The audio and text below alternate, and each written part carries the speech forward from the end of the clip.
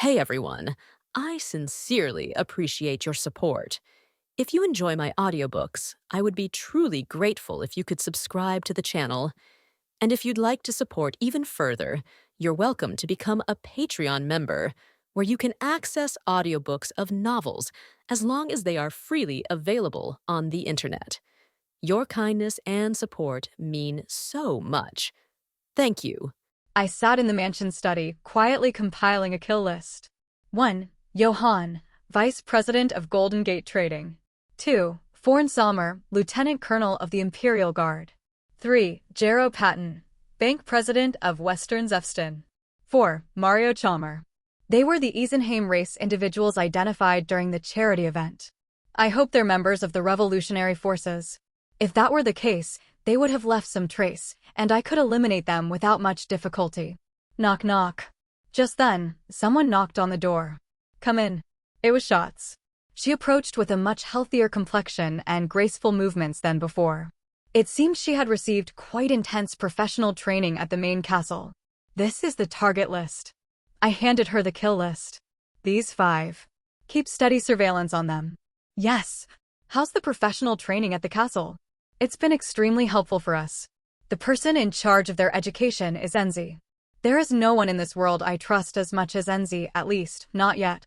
Then, go enjoy yourself today. I'm fine. It's not for you. It's for your team. I wrote out a check and handed it to her. You're the leader of a team now. You need to learn how to take care of your subordinates. Yes. Thank you. A faint smile flickered at the corner of Schatz's mouth. How's the branch office in Jinan coming along? It's nearly complete. It'll be operating officially starting next week. Soon, a branch office would be running in Jinan. It means a space established with separate night authority, or to put it simply, a forward base. Schatz.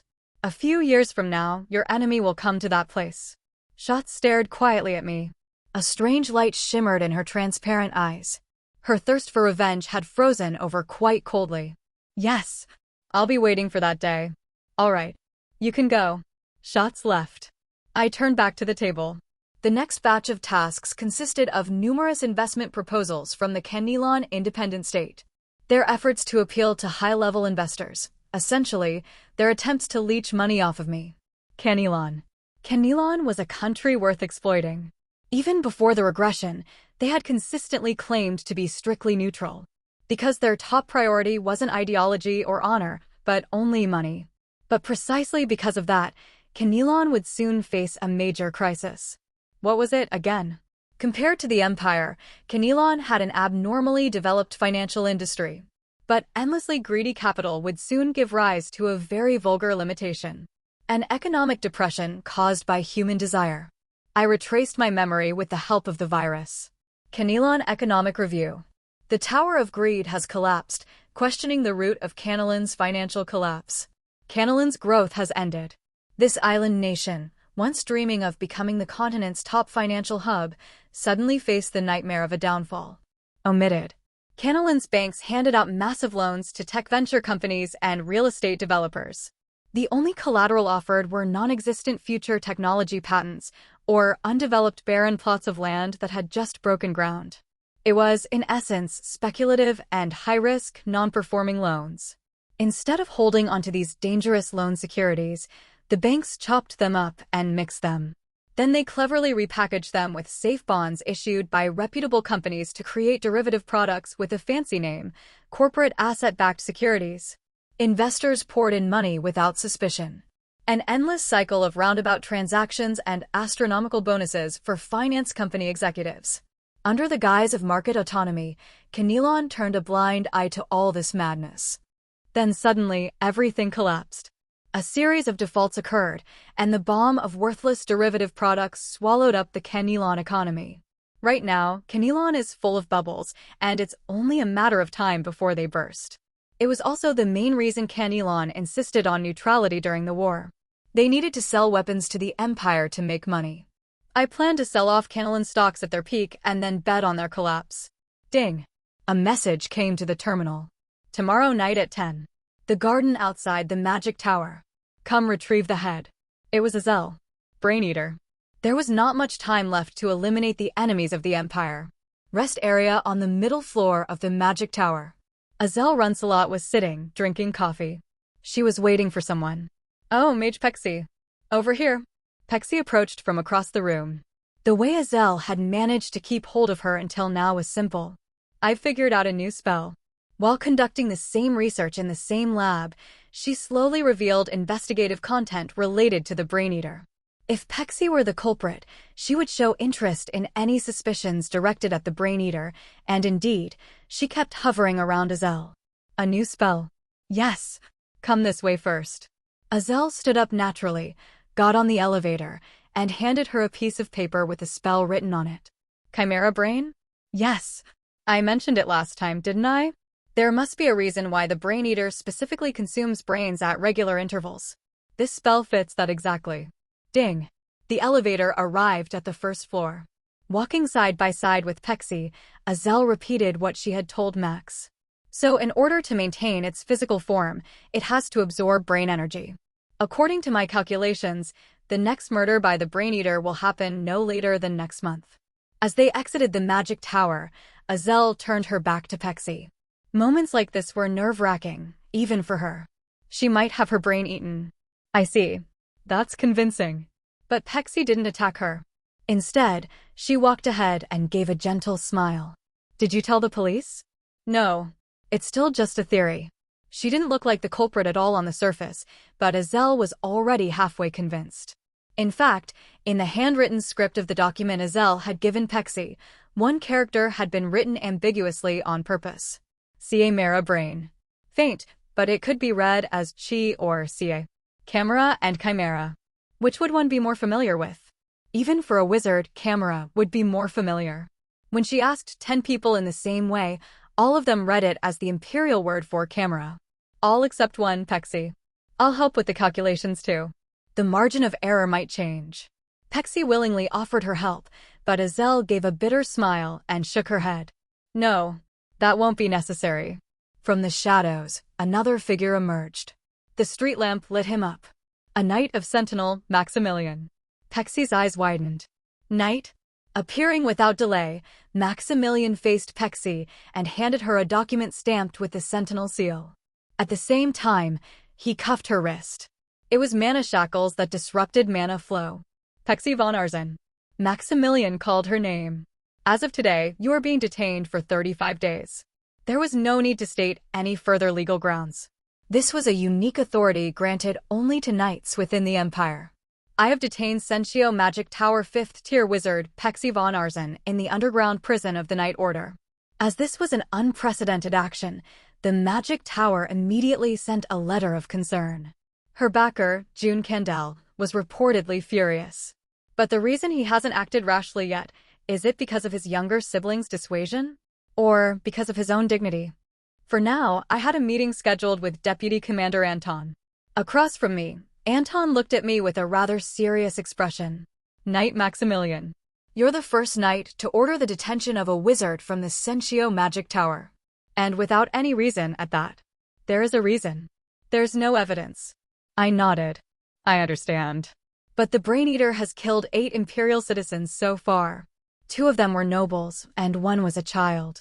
To prevent further victims, I had no choice but to take this approach. Because there's no evidence? Yes. Precisely because there's no evidence, I chose to use the knight's authority to obtain evidence. By detaining her, you can get evidence? Are you saying you'll fabricate it openly? Anton's face rarely showed anger. That's not what I mean. I handed Anton the magic circle and formulas for Chimera Brain. Pexi von Arzen is not Pexi von Arzen. Within the next 35 days, she will completely transform into someone else. Transform? Yes. She is a criminal who consumed the brain of the original Pexi von Arzen through this forbidden magic. Anton looked at me quietly. Can I take it, then, that you do not intend to fabricate evidence? As a noble of the Empire, I have never even considered doing something so disgraceful. Of course, I had considered it. A faint sigh escaped from Anton. The Magic Tower is a very powerful institution. Even we cannot treat them carelessly. Nor should we. And in this case, the person involved is a 5th tier wizard already slated for promotion to 6th tier. That's fine. And why is that? Because I am an Ebenholz. Anton's eyes widened as if in disbelief. He studied my face for a moment, then asked, "Is this also for the Empire?" Facing him, I smiled. "Deputy Commander. The Brain Eater is an Isenheim who, if not stopped now, will rise into the Empire's upper echelons. My beliefs and principles operate only for the Empire. Therefore, when the chance comes, I must strike and kill." Crash. Porcelain shattered. It was the rare white porcelain that June Candel had won in an auction for a hefty sum. He screamed and destroyed everything in reach. Mana surged from the furious wizard's body. "Don't be too angry." June paused at the calm voice. He snapped his head around and glared at his younger sibling. "How can I not be angry? That bastard Maximilian." "There's no reason to be angry. At least not for us." "What?" "You dash. Did you actually intend to marry that woman?" June Candel clenched his teeth. His sibling tilted their heads slightly. "Did you really? Were you seriously thinking of marrying a mere borderland noble wizard?" June's lips were sealed shut. The sibling asked softly again. "And are you so certain?" They seem pretty sure on their side. "Certain about what?" "Certain that she's innocent. Didn't you ever notice anything strange about her while staying by her side?" Images flashed through June's mind. Coughing up blood now and then, pressing her temples claiming headaches, secretly slipping away to vomit, those fragile, delicate appearances. She said it was a chronic illness. Precisely because of that illness, she can't be locked up. Pexi is not a matter of marriage. She's the Magic Tower's, no, the Candel family's asset dash. Control yourself. As June scrambled for reasons to rush to her, his younger sibling stopped him. If it's an illness that'll kill her in 35 days, then she's not an asset in the first place. How can you even say that? It's an entirely rational assessment. June continued to fume. His breathing had grown far too heavy. If this resistance continued, he would explode soon. What is father doing? This is practically a declaration of war from the Ebenholts. Before that, are you even able to tell father you plan to marry a worthless woman like Pexi? You dash. June let out a furious scream. His sibling sighed inwardly. If you truly want to take action, then don't go yourself. Then added quietly, use the media, brother. The media? Yes. This is an unprecedented case for the Magic Tower. You can absolutely borrow the tower's power and wield the press as a weapon. The Sentio Magic Tower is an institution with immense pride. They never tolerate any damage to their honor. Especially not when the opposing party is the Sentinel Knight Order. Yes, that's it. Exactly that. June Candel dashed off as if something had suddenly clicked. Sonic Candel gave a bitter smile as she watched his retreating figure. From our side, using the media is a completely valid and effective counter. The problem is how the other side will respond afterward. If the opponent gets spooked by media pressure and chooses to remain silent or quietly wait, then he's an amateur. But if he's not, he won't back down. Rather, he will likely escalate this situation even further to show the entire world the clarity of his conviction. Maximilian Ebenholts. Just what kind of person is he? Sonic quietly sat on the sofa and closed her eyes. She fell into contemplation, trying to sense the mindset of a man she had never once met in person. Why had he suddenly detained Pexi? What did he see in her? From where and how did he gain the certainty strong enough to stake his knight career on? Sentinel Knight orders overreach. The Knight Order declares war on the Magic Tower. Shock. Heir of Ebenholts forcibly detains a wizard. Knight of the Sentinel, Maximilian, had detained a wizard from the Sentio Magic Tower. While countless sensational headlines flooded the Empire's media outlets, only the Gemian Daily maintained silence. They too had received a substantial sponsorship offer from the Candel family, but editor-in-chief Celine refrained from making any hasty moves. What the hell is going on? It's been a while since we had an event like this. Enjoy it, enjoy.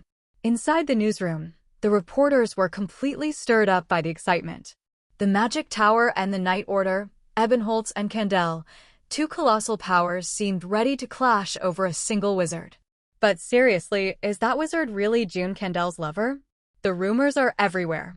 Some even say Maximilian made a move on her and got rejected, so now he's pulling this out of spite. Come on, that's hilarious. Editor-in-chief Celine looked over at Alphonse's desk in the corner. Even in the midst of all the noise, he was quietly and diligently writing something by himself. What are you doing? Writing an article. I told you, we're not getting involved in this. I'm not interested in it anyway. Nobles tearing each other apart and whatnot. Let them make their mess and rot in it. Celine glanced at Alphonse's article. Once again, it was about a factory worker injured in an accident, with the company refusing to pay compensation, one of those kinds of reports. All right, keep doing what you're doing. In a way, it was better that he stayed consistent. Just then, bang, the newsroom door burst open and a reporter came running in, gasping for breath. Editor-in-Chief. A message just arrived from Knight Maximilian's side. The message was, he would publicly announce his full stance regarding the detention of Pexi von Arzen through Jemian Daily. In other words, it was Maximilian's very own battle to the death. June Candel used the media. He didn't frame the matter as a person-to-person issue, but tied it to the pride of the Magic Tower as an institution. Thanks to that, the incident grew quite large, becoming a common topic of chatter even among ordinary citizens at pubs. I didn't stay still either. I delivered my official position in writing through the Jemian Daily. This decision was an essential procedure to root out a heinous criminal who threatens the peace of the empire. If my judgment was wrong, I will take full responsibility with my honor as a knight on the line. Even though I expressed my position like that, high-ranking knights from the top of the Knight Order, including Audria, came to pressure me. If I am wrong, I will resign from the Knight Order. With that one sentence, stating I'd stake my neck on it, I pushed them all back. I returned to focus on my work. I cleared up the backlog of active mana residue tasks and nearly completed the Empire Points manual explaining the aerial night assault. Knock knock. Amid that, the knock of the administrative officer. Sir Knight, you have a visitor. I nodded. The person he brought in was Azel. Have a seat. She sat down and looked around the room. The sofa will probably appear starting next year. Oh, really? I thought all knights worked out of fancy offices. I let out a brief laugh and put down my pen. Anyway, you came at just the right time. I had something I wanted to ask. You're sure suicide isn't possible, right? The Isenheim race is a people who willingly abandon individuals for the sake of their species. If Pexi were to somehow commit suicide inside the prison. Yeah, in theory, the moment she attempts self-harm, the brain's energy defense mechanism would activate and trigger forced transformation. Pexi's brain is already practically a chimera. Even if she wants to die, she can't die freely. The problem is poisoning. Poisoning? There's a poison that coagulates blood and mana simultaneously. The side effect of chimera brain occurs when the internal mana thrashes about uncontrollably, but if this poison is used, the mana itself stagnates, and she might just die quietly. Be prepared. Just in case. Okay, I'll keep it in mind, just in case. Azel looked at me silently for a moment and asked, Max, are you okay? There's a ton of stuff about you in the papers. Honestly, I want to ask if you're okay. She was currently in the position of being an informant from the Magic Tower. The most important witness who reported a fellow wizard and the sole basis of all my judgments. It actually worked out well. Thanks to this, I might become a star wizard right away. Does getting your name in the media make you a star? Uncovering the truth behind forbidden chaos magic, analyzing the grimoire, identifying the suspect, and playing a key role in exposing a hidden threat inside the Magic Tower? That's way better than a few boring papers. I might even be promoted straight to 6th tier. I looked at Azel. Her hair, tinged with a light gray, shimmered. It vaguely resembled ash, looking so fragile it seemed like it would crumble if touched. What are you trying to do by raising your status like that? I have ambitions of my own. There's a lot I want to do. Runcelot is a great family. A lineage of noble magic family. However, the path Azel wants to take ultimately leads to revolution. She always thinks about that. Max, what about you? Azel asked me. To me, it felt like a question about the Empire. The Empire was too rotten to sustain its system, but I had to become its sharpest sword. I had decided to do so to prevent its collapse. You and I were inevitably going to walk different paths. I have ambition too. Revolution desires to go against heaven. But even that is only possible if the world exists. Probably much bigger than yours, Azel. Therefore, I wish for continuation. Azel looked at me quietly, then stood up. As she turned, she tossed out a remark. Cool. You've changed a lot from before. It was quite a pleasant thing to hear. Chiron's secret office set up in the capital. Chiron is conducting training and analysis with young knights under his command. By discussing various current issues in society, he intends to instill political awareness in the young ones. Next topic. This is the most important incident these days. Chiron, seated at the head seat, set down the newspaper articles and spoke. Question: why did Maximilian detain a wizard from Sentio using a knight's authority? A knight had detained a fifth-tier wizard. Considering the delicate relationship between the Magic Tower and the Knight Order, it was an act with excessive risk. Everyone, speak freely. Even nonsense is fine. Say it out loud. He probably knew she was June Candel's lover. Or, maybe he really didn't know. Subordinate Knight Raywin uttered an obvious piece of bullshit. Chiron's brow furrowed. That's too shallow. Think a bit more deeply. To keep June Candel in check? 1 step no, 2 steps further. At present, Maximilian had no reason to check June. Their families were rivals, so bad relations were natural, but they each operated in different fields and areas. Then what if he already had solid evidence, a smoking gun, that the wizard was a brain-eater? In that case, it would be easier to simply turn her over to trial. This authority to detain, most knights may use it once every 10 years, or never at all in their entire careers. Chiron himself had only used it once in 13 years. That alone showed the immense political burden it carried. The knights fell silent, and Chiron swallowed a sigh. These were the elites of the empire. Weapons beyond human, the sword of the empire, and yet in matters like these, they were still hopeless. Think deeper. From Maximilian's perspective, it was inevitable. These chicks in their early 20s had grown up coddled.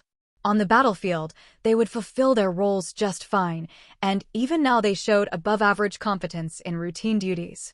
But politics required a completely different kind of talent. Did Maximilian really think that far? Some of them, just because he was a few years older, doubtfully questioned Maximilian. Chiron found it absurd. Don't underestimate your opponent. Respect them and keep thinking. But this incident had confirmed it for Chiron. Maximilian was a deeply political man. Politics isn't anything grand. It's about seeing through your opponent's true intentions while hiding your own and gaining what you can. I'm telling you to look at this incident on a larger scale. Still, there was no response, and Chiron eventually offered a hint. Take a good look. He placed a photo of Deputy Commander Anton on the desk. With the term of the current Knight Commander nearing its end, Anton was the most likely candidate for succession. The young knights returned to contemplation. You could practically hear their brains turning. Then finally, one of them raised a hand. It's because of Deputy Commander Anton. Raynal McQueen. Maximilian Sr. by a year at Empire Point. Exactly for what? To deliver political damage to Deputy Commander Anton? Chiron grinned. He nodded with satisfaction and clapped once. Clap. Exactly. You only get it after a hint. This was the conclusion Chiron had reached with his strategists after much deliberation, Maximilian's true intent. I'll explain in more detail. Listen closely. Maximilian had detained a wizard of the Magic Tower. The reason didn't matter. Even if the rumors were true and she really was a brain-eater, the Magic Tower's pride had already taken a massive blow. However, that anger would not focus solely on Maximilian as an individual. The Magic Tower wasn't that kind of institution. They couldn't take out their frustration on only the Ebenholz family. Therefore, the spark would inevitably spread to a central figure in the Knight Order. The selection of the Knight Commander wasn't decided solely within the Knight Order. It was entirely the authority of the royal family, meaning the Magic Tower could voice their opinions to the Imperial House. For that reason, the Magic Tower would definitely attempt to check Anton. Indeed. If a knight causes such an incident, they'll blame the higher-ups who failed to stop it. Did he really have such an intention behind it? The young knights now wore expressions of genuine admiration. One corner of Chiron's mouth twisted. Do you know how many times Anton's faction tried to visit Maximilian just last night? Anton's lot must be in agony by now. Thanks to Maximilian, their relationship with the Magic Tower was on the verge of collapse. But no one can override Maximilian's exercise of authority this time. Because he is an Ebenholz. This was politics possible only because he was an Ebenholz. Maximilian was exercising the power of his family with great efficiency. What if the relationship with the Candel family falls apart? This idiotic question came from Zion, Maximilian's senior by 1 year. It's just one woman anyway. Do you think the heirs of great houses are as emotional as you lot? How many times must I tell you to show some respect to your opponents? Yes. Every action Maximilian takes has basis and deep implication. It's the Ebenholtz way of education. This is why I always talk about one's birth. Politics is an innate talent. Chiron, at least in his own assessment, was the one who understood Max's true intention the quickest, and he had already arranged a meeting with the Tower Master. Now, next. The list of candidates for the next Knight Commander. He pointed to the meeting room's blackboard. There was a list of next-generation candidates in case Anton fell out. Adria, Chiron, Yusuf. Shouldn't we consider Knight Julian as well? Raynal asked a foolish question, but it was understandable. Julian had recently received great praise from the Imperial House for the operation that beheaded Duncan. Julian is fine. But Chiron had long ceased to worry about Julian. Julian had even squandered the enormous reward granted by the Imperial House this time. He had spent it all on orphanages in the lower districts. However, the Imperial House tracks how their rewards are spent, and they don't like knights who embrace the lowest of society too much. At the very least, they don't want to promote them to key positions. Julian is the only friend a man with any ambition in this field can truly have. Someone reliable and worthy of respect. Too knightly to ever rise to the top. That was why Chiron liked Julian. Tick-tock. Time passed. The crazed media frenzy had slowly faded, and I stood looking at the one locked in the underground prison of the Sentinel. Pexi, bound in mana armor restraints, sat on the cold stone floor, gazing at me. She looked gaunt, yet in a way, still graceful. The very appearance that explained why June Candel had fallen for her. In other words, once the outer shell is peeled off, June will abandon her too. Why, are you doing this to me? Pexi asked in a frail voice. Because you are not a citizen of the Empire. Do you see me as a subspecies? I turned a page in my book and replied indifferently. If you weren't a subspecies, you wouldn't even have dared to use that kind of magic. Pexi gave a powerless smile. I didn't use such chaos magic. Then, just wait in peace. I checked the date on my terminal. Only 23 days remain. I have a chronic illness. At this rate, I will die here. Pexi coughed. Blood dripped between her teeth with a splatter. That's precisely why I imprisoned you. Why? Because you are an enemy of the Empire. Pexi leaned against the iron bars and looked at me. Your conviction is strange. Is it that so-called intuition knights are raised with? The intent behind her question was vague. This woman was trying to extract some kind of information from me. So I had to conceal my ability to. Poor person. Pexi looked at me with sorrow-filled eyes and gave a faint smile. In the end, this is what the Isenheim race must rely on. Appeals to pity. Their greatest weapon is not some dimensional devourer they summoned before the regression. It's the fact that they appear in the exact same form as us. You must think you're part of a special ruling class in this empire. Because you're an Ebenholtz heir. A special being with free will. Pexi stubbornly continued her bullshit. But you're not. Even you are nothing more than a slave of the Emperor within this massive empire. Replaceable at any time, disposable at any moment, just a single, insignificant part. I closed my book. Yes, I volunteer to be such a part. For a knight is, by nature, the sword of the Empire. I leaned in and looked at Pexi through the iron bars. In my eyes, wide open and fully exposed, I held the image of the Isenheim I wanted to tear apart and kill. So, listen carefully. I will find and kill subspecies like you. Not just you but all your kin. I will find them and exterminate them from this continent by any means necessary. Pexi's expression faltered. For what purpose? Her eyes glistened with moisture. It was such utter, fucking pathetic emotional manipulation. The problem was that this kind of performance often worked on the revolutionary forces. For what, exactly? Pexi repeated in breathless gasps. I smiled faintly. I was always prepared for questions like that. For the Empire. And nothing else. A knight is the sword of the Empire. It is an authority rightfully bestowed by the Emperor. Therefore, a knight observes the Empire. But they, too, are subject to unseen supervision, surveillance, and checks by the imperial family, and much of the conversation and decision-making within the Knight Order is recorded. In fact, even the term recording is rather laughable. This entire empire, by nature, belongs to the Emperor. Your Majesty. A record from the underground prison. In the dark of night, the sanctum where the emperor resided.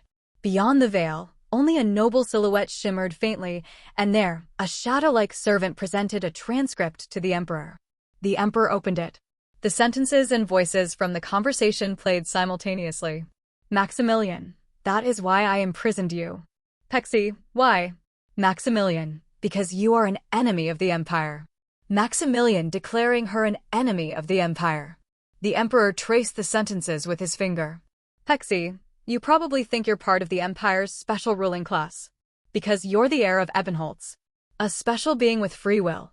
But within this massive empire, even you are nothing more than a slave to the emperor. Words that were, at once, obvious yet blasphemous and insolent. Pexi, replaceable at any time, interchangeable at any moment, just a single part. Maximilian, yes. I volunteer to be such a part. For a knight is, by nature, the sword of the empire. The emperor's time was precious. And yet he was spending that valuable time on this meager transcript. Maximilian, so listen carefully. I will find and kill subspecies like you. Not just you but all your kin. I will find them and exterminate them from this continent by any means necessary. Pexi, for what purpose? For what purpose?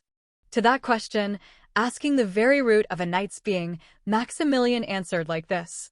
Maximilian, for the empire. And nothing else. The silhouette of the emperor nodded quietly, as if to say it was more than worth it. Truly, he is the son of Sebastian.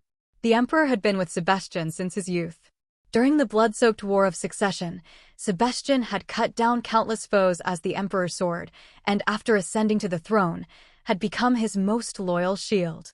You have grown into an excellent imperial citizen. Just like his father, he had grown to be exceptional. The emperor set the transcript down with satisfaction, and the servant withdrew, bowing low. Tick-tock, tick-tock. Time passed, 2 weeks into detainment. Without my knowledge, a prison letter written by Pexi had been taken out. How I found out was because June threw a fucking fit over the phone. He poured out every ounce of sarcasm a noble could muster, and I calmly listened. It meant someone inside the Night Order had helped her, but that kind of petty sympathy wasn't something I could control. It wasn't like I could stay at the Night Order around the clock. Tick-tock, tick-tock. While waiting for the deadline, I sold off some shares in Canelon. At the same time, I steadily saved money without unnecessary expenses. Dieter established a new corporation in Canelon to facilitate smooth investment. There was still quite some time left before the bubble would burst, but it was necessary to prepare in advance. Sir Knight, someone claiming to be the family physician from the Candel family has come to see you. At the administrative officer's words, I looked up from the documents. Let him in. Yes. Soon, a middle-aged man entered the office.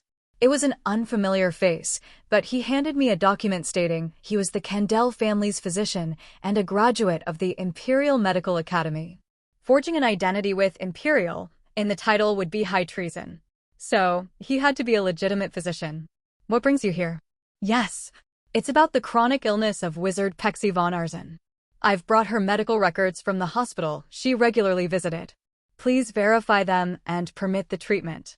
He set down a medical bag at his feet. According to the medical records, wizard Pexi suffers from a rare congenital disorder in which her mana circuits are unstable. If she doesn't receive periodic doses of mana stabilizers, she may suffer seizures. Medical bag. If she remains in confinement like now, it could be extremely dangerous. Medical bag. I quietly stared at that neatly rectangular bag and then shook my head. I will decline.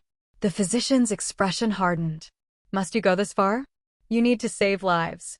If something happens to Wizard Pexi, the magic tower won't take it lightly either. I stared directly at the physician. More than anything else, his medical bag was bothering me. It was because of what Azel had said. There's a poison that coagulates both blood and mana. The side effect of the chimera brain occurs as uncontrollable mana turbulence in the body, but if this poison is used, the mana itself stagnates. Is this doctor really someone sent by June Candel? Or maybe? I should ask you that question instead. Must you go this far, doctor? Excuse me? What exactly are you trying to say? The doctor furrowed his brow. I took out the longsword I had stored beneath the chair and placed it on the desk. Thud. The hunk of metal, tempered with mana, landed heavily. The old longsword of Ebenholz of unknown origin looked quite destructive in appearance alone. The doctor said nothing, trying to maintain his composure.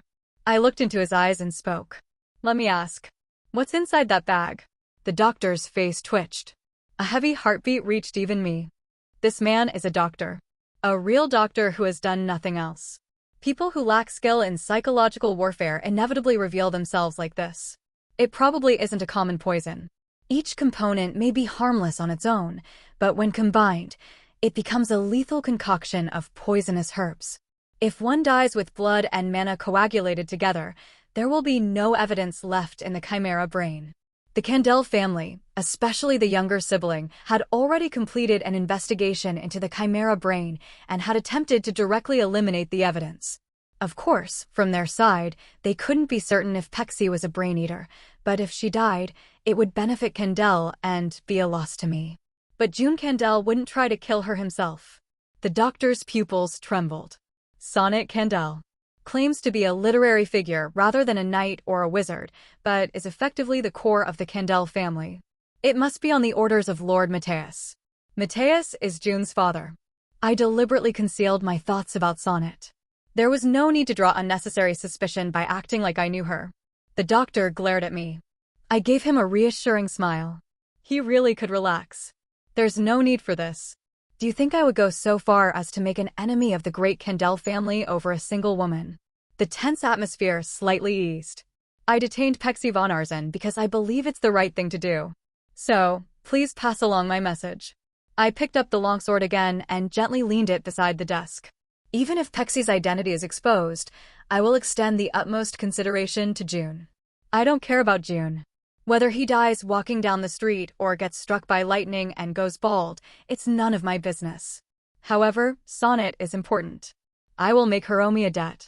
She is someone who remembers favors and grudges precisely. She returns what she receives and pays back what she suffers. That is both her talent and her limitation. This is a promise in the name of Ebenholz, Kandel's main estate. The family physician Dominic bowed his head. I'm sorry. It's all right. Sonnet waved her hand. Dominic, after all, is not a knight, nor is he a specially trained agent. He is Kandel's actual family doctor, allowed access to the Knight Order. I was worried, but I'm glad you came back alive. However, you even brought the bag back. Sonnet pointed at the physician's medical bag. Maximilian could have confiscated that bag and kept it as evidence, but he didn't bother. He let the man go peacefully, along with a certain promise. He said it was out of respect for the Kandel family. Sonnet quietly drew in a breath. June is an emotional and outward-facing person. He is very outgoing and enjoys socializing. Accordingly, he is handsome and well-built. That's why Sonnet had hidden behind her brother, collecting information, and used it to build influence in the Imperial Guard, the Intelligence Bureau, the Underground City, and various other sectors.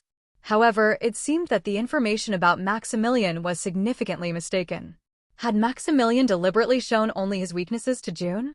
Or was June simply unwilling to acknowledge him because of his own pride? Yes, let's give up on Pexi now. But will Lord June really let that go? It's fine. Just say we treated her secretly. He'll believe it. But in return, Sonnet continued. Ask Knight Maximilian for observation the day before.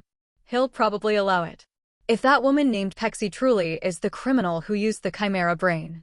My brother is a frustrating person, but he's more cold-hearted than one might think. He's very sensitive too, given his strong aesthetic sense. So, he would never be able to endure the sight of her body melting and mutating. Tick-tock, tick-tock. 3 weeks into detainment, I had removed all the clocks from the mansion. These days, I was sick of anything that made ticking sounds. It's been a while. Lorenzo came back up again from Southern Hermes. Yes, the kitten is complete. I just made a few tweaks to Armin's blueprint. He handed over Armin's pickaxe invention. Shaped somewhat like a flanged mace, the item, codenamed Kitten, was a new mana stone mining tool. First, it wraps protruding mana stones in a protective chain to extend their lifespan, and weave engraved mana circuits into the handle, reducing the overall cost to less than half. I picked up the kitten with one hand. Indeed, Lorenzo wasn't perfect either. Scholars sometimes focused too much on the function of a product. It's good, but I think the handle needs to be more ergonomic, so that miners can swing it more easily with less effort. Ergonomics became a key theme after the new cabinet came into power. They promoted, almost propagandistically, that as work became easier, the environment improved, and rest was provided, efficiency increased significantly. And in practice, it was true. That makes sense. I'll revise that part. What's the production cost? It's about $40,000 per unit, roughly 10 times that of a regular pickaxe. However, it raises the mana stone extraction purity by an average of 20%.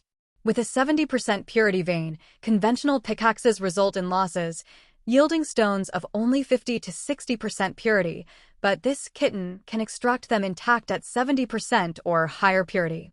The efficiency more than made up for the cost. Also, I've been thinking more about the aura sphere. If we engrave an appropriate carving into a high-purity mana stone, it seems we can amplify its effects. You mean mana carving? Yes. We create a path in advance within a high-purity mana stone that amplifies the aura sphere. Essentially, a mana stone exclusively for aura sphere. According to my calculations, a cube-shaped carving is the most stable and efficient. I nodded. Very well. What's the process? First, we need to recruit a carver and establish a dedicated workshop. The initial investment would be, well, around $5 million. Lorenzo hesitated as he mentioned the large sum.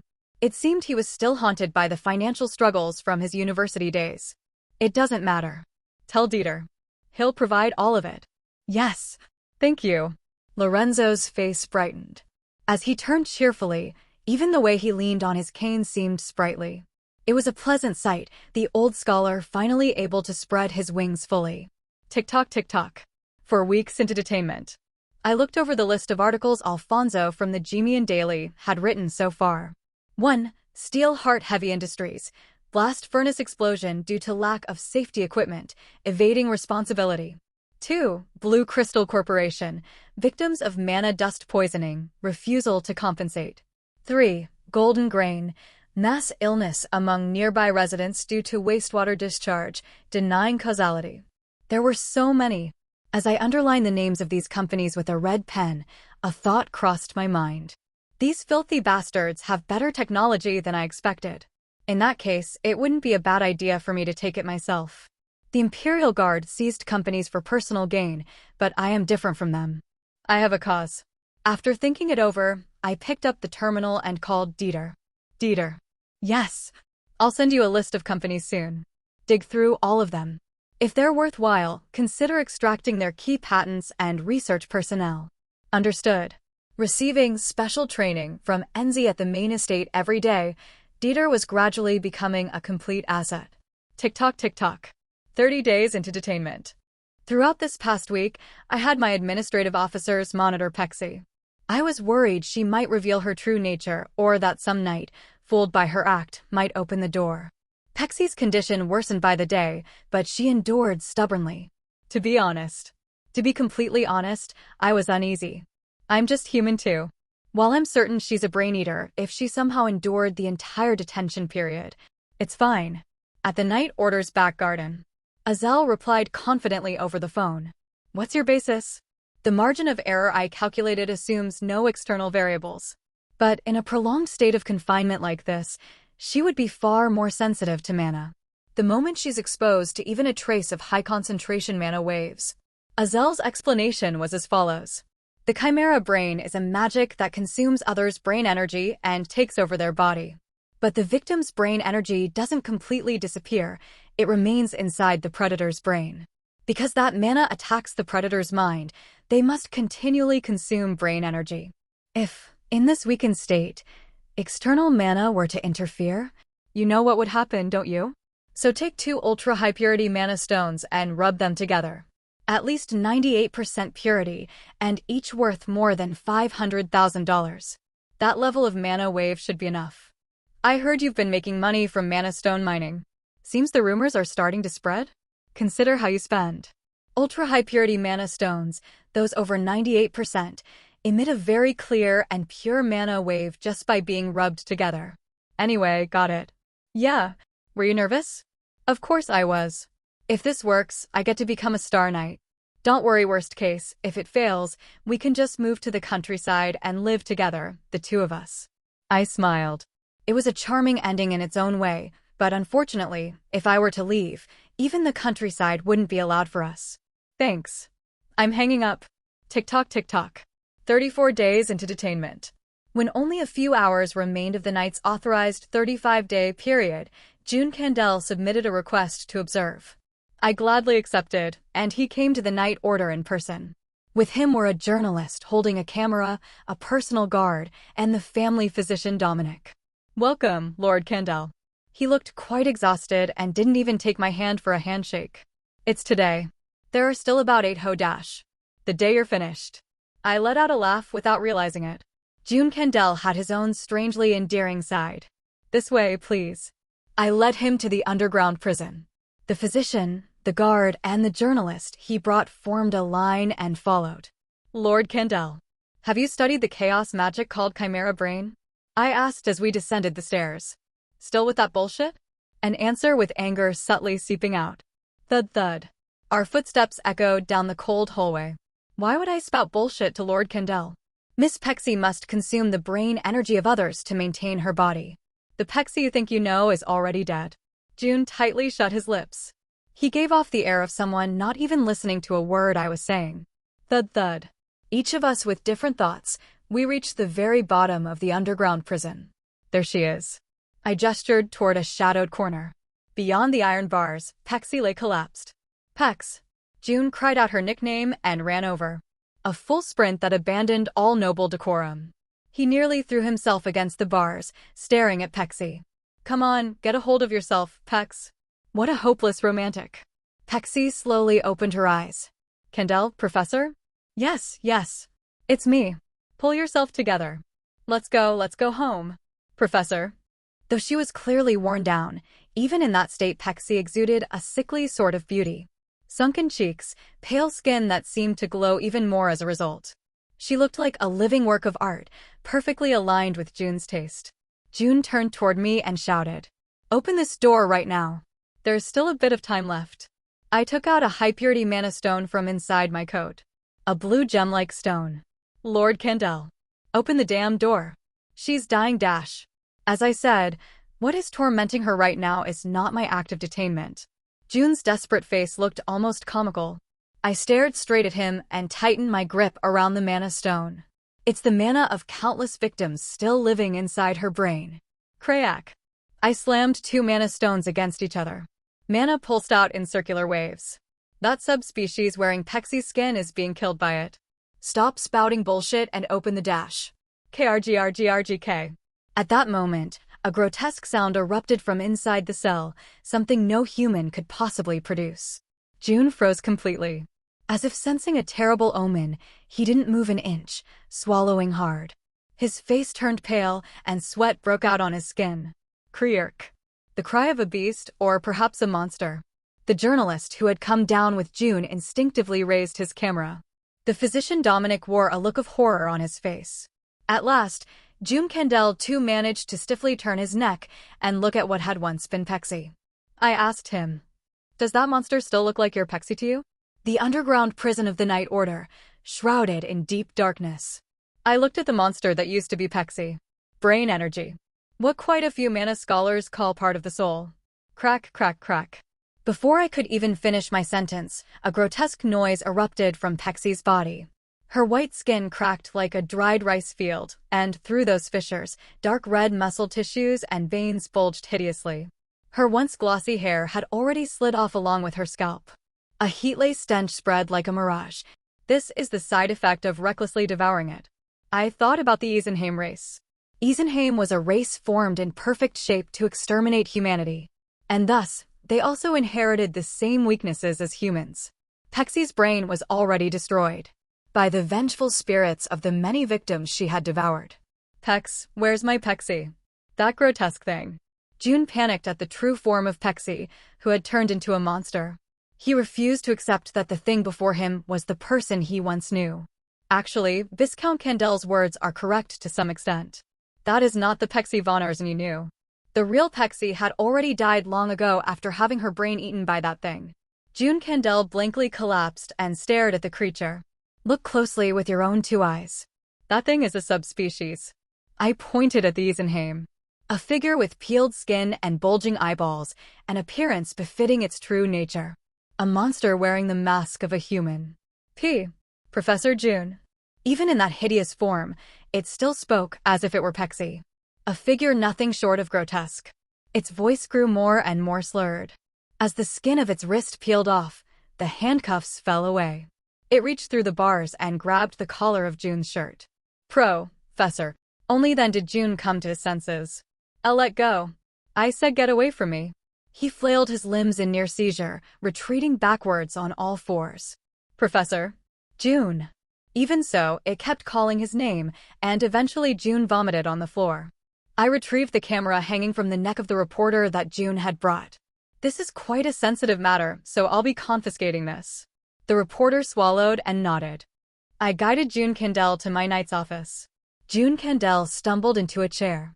He still seemed trapped in the shock of what he had seen. Lord Candel. I called him. He lifted his head.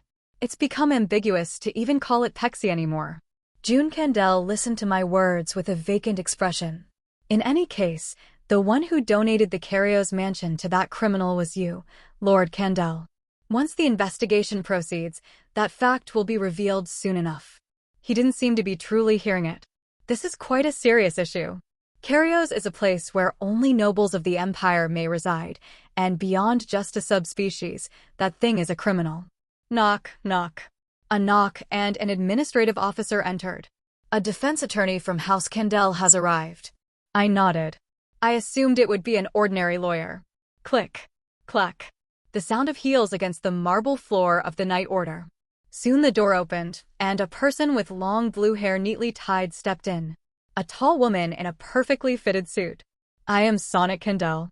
She introduced herself and sat next to June. June stared at her blankly. I assume I may attend in the capacity of my brother's legal representative? Yes, of course. I handed Sonnet the relevant documents. Lord June Candel donated the Carios mansion to Pexi. He was also the one who strongly recommended her as a fifth-tier wizard. If an investigation proceeds, that issue could escalate significantly. Sonnet was diligently reading the documents, but there was no real need for it. In a case like this, I won't hold such responsibility against him. Sonnet lifted her head. I gestured to June Candel. Lord Candel, are you listening? Speak to me. My brother seems quite distressed at the moment. Distressed. June Candel leaned forward sharply, as if angered. Yes. I'd much prefer to speak directly with Lord Candel myself. Now, here is the proposal I intend to make. I handed him the documents. June Candel was a pure victim, deceived by Pexi, and had no intention whatsoever to obstruct the investigation or shelter her. Of course, Lord Candel did actively try to hinder my investigation and used the press to pressure the Night Order, but I'll overlook that. June looked at me with his lips tightly sealed. The rest of the history can be altered suitably. Public opinion will filter it accordingly. Candel and Ebenholz are great houses. If both sides agree on something, most will take it as truth. This is the utmost consideration I can offer you. Just as Lord Candel once extended consideration to me with a single porcelain vase during the Rodriguez case. June swallowed. Then, glancing down for a moment, he shut his eyes tightly. Blood was stained on his collar. That filthy thing got on me. It makes me sick, Sonnet. Yes, I'll take care of the rest. June Candel rose unsteadily to his feet. I also stood and saw him off to the door. Please take a good rest today. We can discuss the details after you've recovered. Maximilian. At the door, June turned to look at me. He placed his hand on his forehead as if trying to force himself to say something he clearly didn't want to say. It seemed like he was struggling with it for a long time. What is it? He really was someone who knew how to get on one's nerves until the very end. I offer my sincere apology for the harshness of my words and behavior. June muttered those words like a sigh and extended his hand. Yes, I understand. I took his hand. Ebenholz and Candel still have no reason to point swords at each other. Our true enemy lies outside, and in a few years, war will break out. All blades must be pointed in that direction. After sending June off, I returned to my seat. Sonnet looked into the details of the documents and asked, "May I begin coordinating the specifics now?" Let's do that. This brain-eater incident is nothing more than a minor case. However, the more people are entangled in an incident, the more I find myself in a position to extend favors. First, the Carrios mansion and the relationship between my brother and Pexi will probably be the main focus. Sonnet and Ciela von Candel. The head of House Candel, a major player in the structure of the underground city, and a wizard with a very special talent. It's fine. The story can be shaped as needed. To someone like her, I will willingly extend my favor. Chiron, Knight of the Sentinels, had been in a very good mood lately. Circumstantial evidence had been secured proving Pexi was a brain-eater, and the Sentio Magic Tower was gravely disappointed in Anton. No doubt, the previous meeting had worked very effectively. While Anton remained seated like a cripple, Chiron had made the effort to personally act and soothe the tower's mood. Sir Knight, we've arrived. And today, a second meeting with the Tower Master Nikolaus had been scheduled. This time, the tower itself had arranged it. He had a strong feeling that a good conversation would take place. Aurea. Location: Aurea, the most difficult restaurant to reserve in the Empire. Stand by. Yes, understood.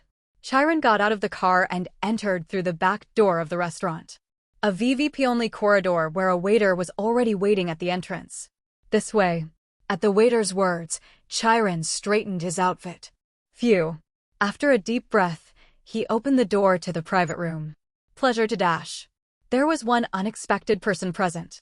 Knight Maximilian was sitting together with Sentio's Tower Master Nikolaus. I had received a message from the Sentio Magic Tower. It was a request for a meeting from the Tower Master, wishing to discuss the matter in depth. Aurea. A private room in one of the most exclusive, high-end restaurants in the Empire. There, the Tower Master of Sentio, Nikolaus, sat dressed in his robe. Pleasure to see you, Knight Maximilian. Is this our first time since the Ebenholz Garden? It seemed we had met once before. Well, a lot of people pass through the main Ebenholz estate. Yes, I believe so. It's good to see you. Haha. Please have a seat. The tower's legal representative was seated beside him. Nikolaus glanced at his wristwatch. Let's save the detailed talk for a bit later. There's still one more guest expected. Yes. Tick-tick. I drank some water. Tick-tick. The sound of the ticking second hand spreading from his wrist was slightly irritating. Knock-knock. Just then, the door to the private room opened with a knock. Pleasure to see you. Standing outside was an unexpected guest, Chiron. Maximilian. Chiron also seemed clearly flustered, as if he hadn't been informed of my presence in advance. Come in, Sir Chiron. Yes. He hesitated, then sat next to me. Nikolaus looked back and forth between Chiron and me with a smile. As it happens, Sir Chiron helped mediate in this matter. He said that you, Maximilian, hold no personal grudge against the Magic Tower, correct? No matter how I thought about it, that was not something I had said to Chiron. I quietly turned to look at Chiron. Cold sweat was forming on his forehead. Nikolaus raised an eyebrow. If we just endure a little in this incident, it can be resolved smoothly without causing major damage to the Sentio Magic Tower. I had a rough idea of what was going on. Chiron had tried, in his own way, to gain benefit from this situation, but unfortunately for him, Tower Master Nikolaus was a man well-versed in this sort of political maneuvering. Sir Chiron, you did deliver that message to us, didn't you? Chiron forced a bitter smile. Haha.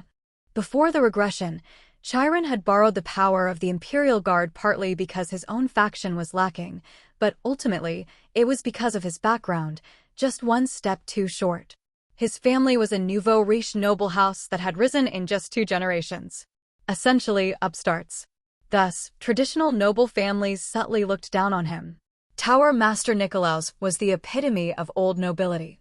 From the moment Chiron came to him seeking mediation, Nikolaus never had any intention of respecting him. He was probably even offended at the audacity of someone trying to use him so lightly. Why such a reaction? I was very familiar with this kind of trash politics. Politics not aimed at achieving gains, but at stripping someone of dignity and taking pleasure in seeing them crushed, a farce more than politics. Could it be that your stance differs from what Sir Chiron told us? Nikolaus asked, as if genuinely surprised. Chiron avoided my gaze, bit his lip, and silence filled the room. Tick, tick. The silence was irritating. More precisely, the ticking sound from the watches on Nikolaus and Chiron's wrists was irritating. Sigh. I let out a breath. A thin smile twisted at the edge of the Tower Master's mouth. However, if your opinion differs from Chiron's dash, no, it is the same as mine. The moment I said those words, Nikolaus's expression stiffened, and Chiron flinched as he turned to look at me. He was clearly trying not to look surprised. I am grateful to Sir Chiron. At a time when I could not act carelessly myself. I met Chiron's gaze briefly, then continued. He personally visited you, Tower Master, and opened the way for dialogue on my behalf. With my mouth, I offered him a favor. But in my mind, I was thinking, I'm 21 years old. When the war breaks out, I'll be in my late 20s at the latest. No matter what I do, I won't be able to become Knight Commander at such a young age. But the Sentinel Knight Order must belong to me. Anton is unfit to be commander. He is too gentle, too soft to survive in this hellish world. Thanks to Sir Chiron. In other words, I need a puppet. I'll have to observe further, but Chiron might not be a bad option. At the very least, being my puppet would serve him better than being the puppet of the Imperial Guard, like before the regression. To think I'd be meeting the Tower Master in a place like this. I'm grateful. Ha ha ha. Chiron couldn't hold back his laughter in the end. Max, why so formal? I just did what I had to do, that's all. Haha. Nikolaus also forced a smile. In any case, it was a good outcome. I had no intention of turning the Sentio Magic Tower into an enemy either. Tower Master. Pexi's identity is currently in our custody, but to secure definitive evidence, we need the tower's assistance. That creature was still imprisoned in the underground prison of the Night Order, in that grotesque form. Of course, we could request help from another tower like Novice, but I'd rather not. This is a case that requires verification from the Empire's top magic tower. Nikolaus glanced over at the legal representative. Receiving a look from them, he smiled and nodded. Very well. I'll provide full access to the tower's facilities and mages. I never imagined such a horrific creature would exist within our own ranks. Also, we're almost done reaching an agreement with Lord June Candel. Oh? Is that so? Already? Yes. You may hear the details directly from the professor. There will be no harm to the Sentio Magic Tower. At that moment, Chiron suddenly rose from his seat. One moment. Please wait just a bit. He stepped out briefly and returned carrying an exceptionally fine bottle of liquor. Snow Perique 50. A famed spirit said to be brewed by mixing mana into water melted from the eternal snow of the northern mountain range. Rare enough to surprise even the Tower Master himself. Oh my, Sir Chiron, bringing such a precious drink. Haha, I had it saved for a day like this. Chiron seemed to be in very good spirits. Pop. He uncorked the Snow Perique and poured the pure white spirit into the glasses of the Tower Master, myself, and even the legal representative. It's meant to be drunk on a day like today. What's the use of just looking at it on a shelf? Bold words. Truly knightly, very knightly. I quietly watched them, smiling and chatting away about this and that. Politics is about not making enemies easily. It is about offering strategic favor. It is also about flexibly accepting and using the consequences of one's actions, things even I cannot foresee. In a world on the brink of collapse, being forced to play politics might seem frustrating. But it is precisely because of such times that politics is necessary. Politics, no, only politics can gather the Empire's blades into one point. In that regard, I am at a great advantage. Compared to Chiron's many superficial efforts, running around in all directions, a single word I speak or a single gesture I make carries tens, hundreds of times more weight. Come, shall we toast, Max? Suddenly, Chiron raised his glass toward me. Yes. I raised mine as well. Clink. The glasses shook with a clear sound. Outside the restaurant, after the unofficial meeting ended, we saw off the Tower Master, Nikolaus. I had a good time today. Yes. With a flushed face, Nikolaus got into the car and left, leaving just Chiron and me behind. Ahem. Max. Thank you. Chiron awkwardly opened the conversation first. No. I was also able to handle things smoothly thanks to you reading my intentions quickly, Sir Chiron. Haha. Then you also think Deputy Commander Anton is? Yes. That shouldn't be allowed to happen. Chiron lowered his head and chuckled. Anton is not someone fit to be the Knight Commander. He's too upright and steadfast at the very least, not someone who can handle the demands of this era. By the way, Sir Chiron. I looked at Chiron. More precisely at the watch on his wrist. May I ask you one favor? A favor? Chiron asked again, seemingly suddenly tense. Perhaps it was because I was a little drunk, but I just couldn't bear it anymore. What kind of favor?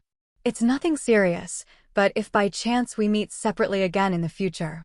The wristwatch. I would like to ask you not to wear your watch. The tick, tick, tick of the watch's movement is too irritating. I don't know the reason. If I had to guess, perhaps it's because the watch cannot follow absolute time, and it keeps creating discrepancies with some sense of time inherent in my head. All right. Understood.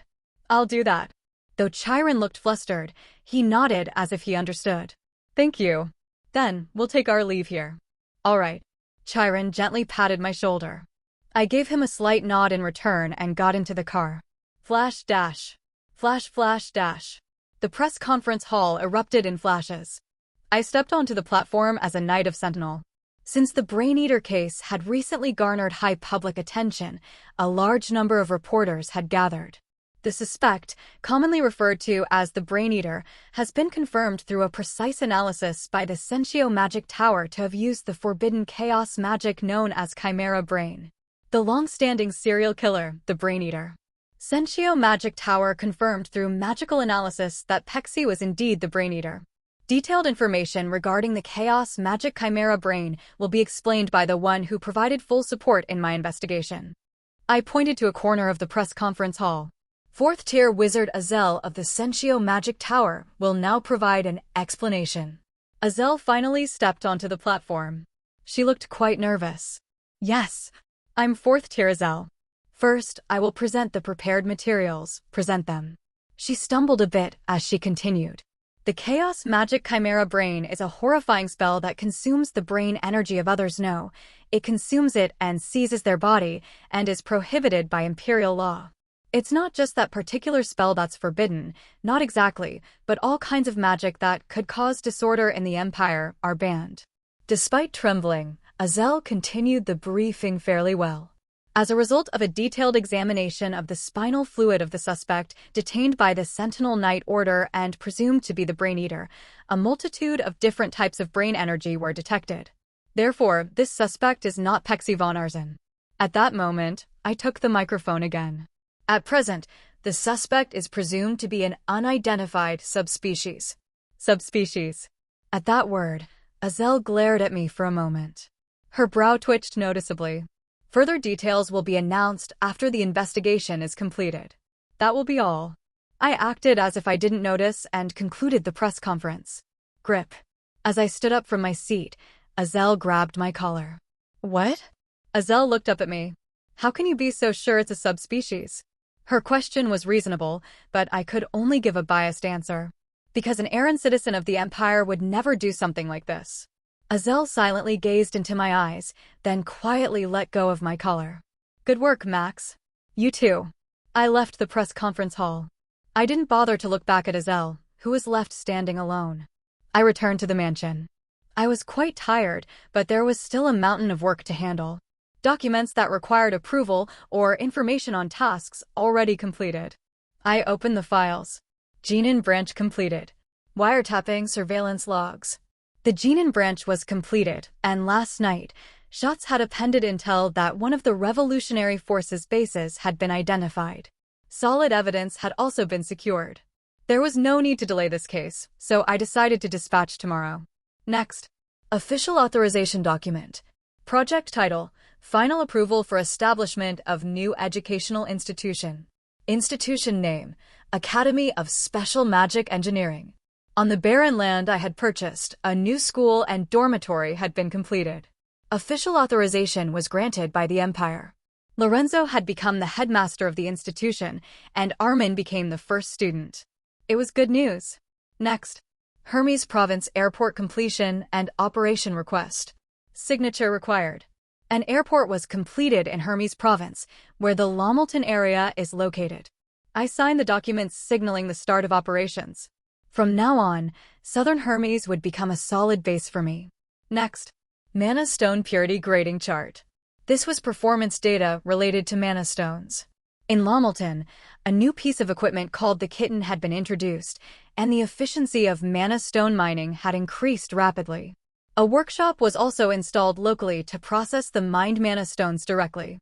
It was a space not only for the mana carving that Lorenzo had spoken of, but also for ultra-precise processing work to raise high-purity mana stones to their maximum purity.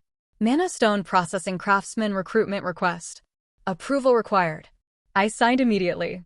Processing mana stones to the highest purity requires skilled artisans. Naturally occurring mana stones rarely exceed 96% purity. However, training artisans requires massive costs and inevitable failures. Breaking a precious 96% pure mana stone and reducing it to a 70% grade, this kind of blunder must be repeated dozens, even hundreds of times before a true artisan who can produce 98%, 99% purity is born. I would not spare the cost. Next was an audit document on the corrupt company Golden Grain. Secretary Dieter Schmidt, Golden Grain Audit Proposal. Golden Grain. A company that possesses a patented process for repeatedly distilling and fermenting top-grade grain harvested from the Empire's eastern granary region using mana liquid. Through this process, the grain transforms into a special mana substance, which is sold as an expensive elixir. The kind of elixir of youth that nobles can't get enough of. However, they neglected their obligation to treat mana wastewater and discharged it illegally into nearby sewers. As a result, a nearby village was polluted, and countless residents began suffering from unknown diseases and deformities. Below that was a proposal written directly by Dieter. Proposal: Golden Grain Acquisition Project.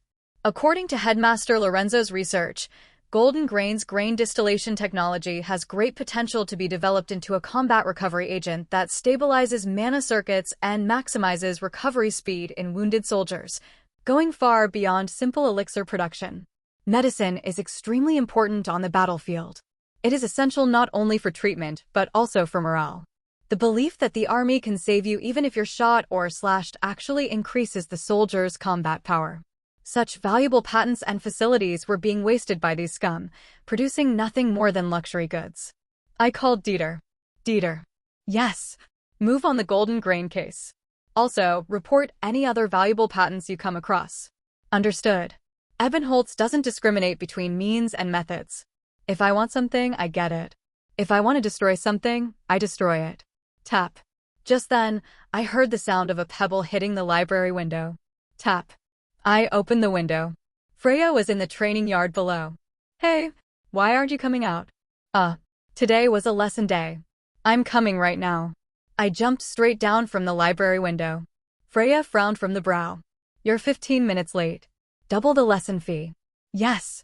Just because you've got money doesn't mean you can slack off. When did I ever? Just swing the sword already. I picked up the longsword. No preparatory movements were necessary. I simply swung the blade in silence. Now, my sword no longer made any unnecessary noise. Also, Ebenholz's sword draw. Tap. Had become so familiar that I could cover dozens of meters in a single step powered by mana. If I added my sense of time to that, perhaps even against Freya, it would be quite threatening. Oh ho. You've honed it well. Try it on me too. Freya raised her sword. Yes. I poured mana into my sword. A silver trajectory spread. It surged toward Freya. No, it flowed into her. Silent sword technique deployed at full power. Freya parried it with minimal movement. She looked composed, but a deep smile had formed at the corner of her lips.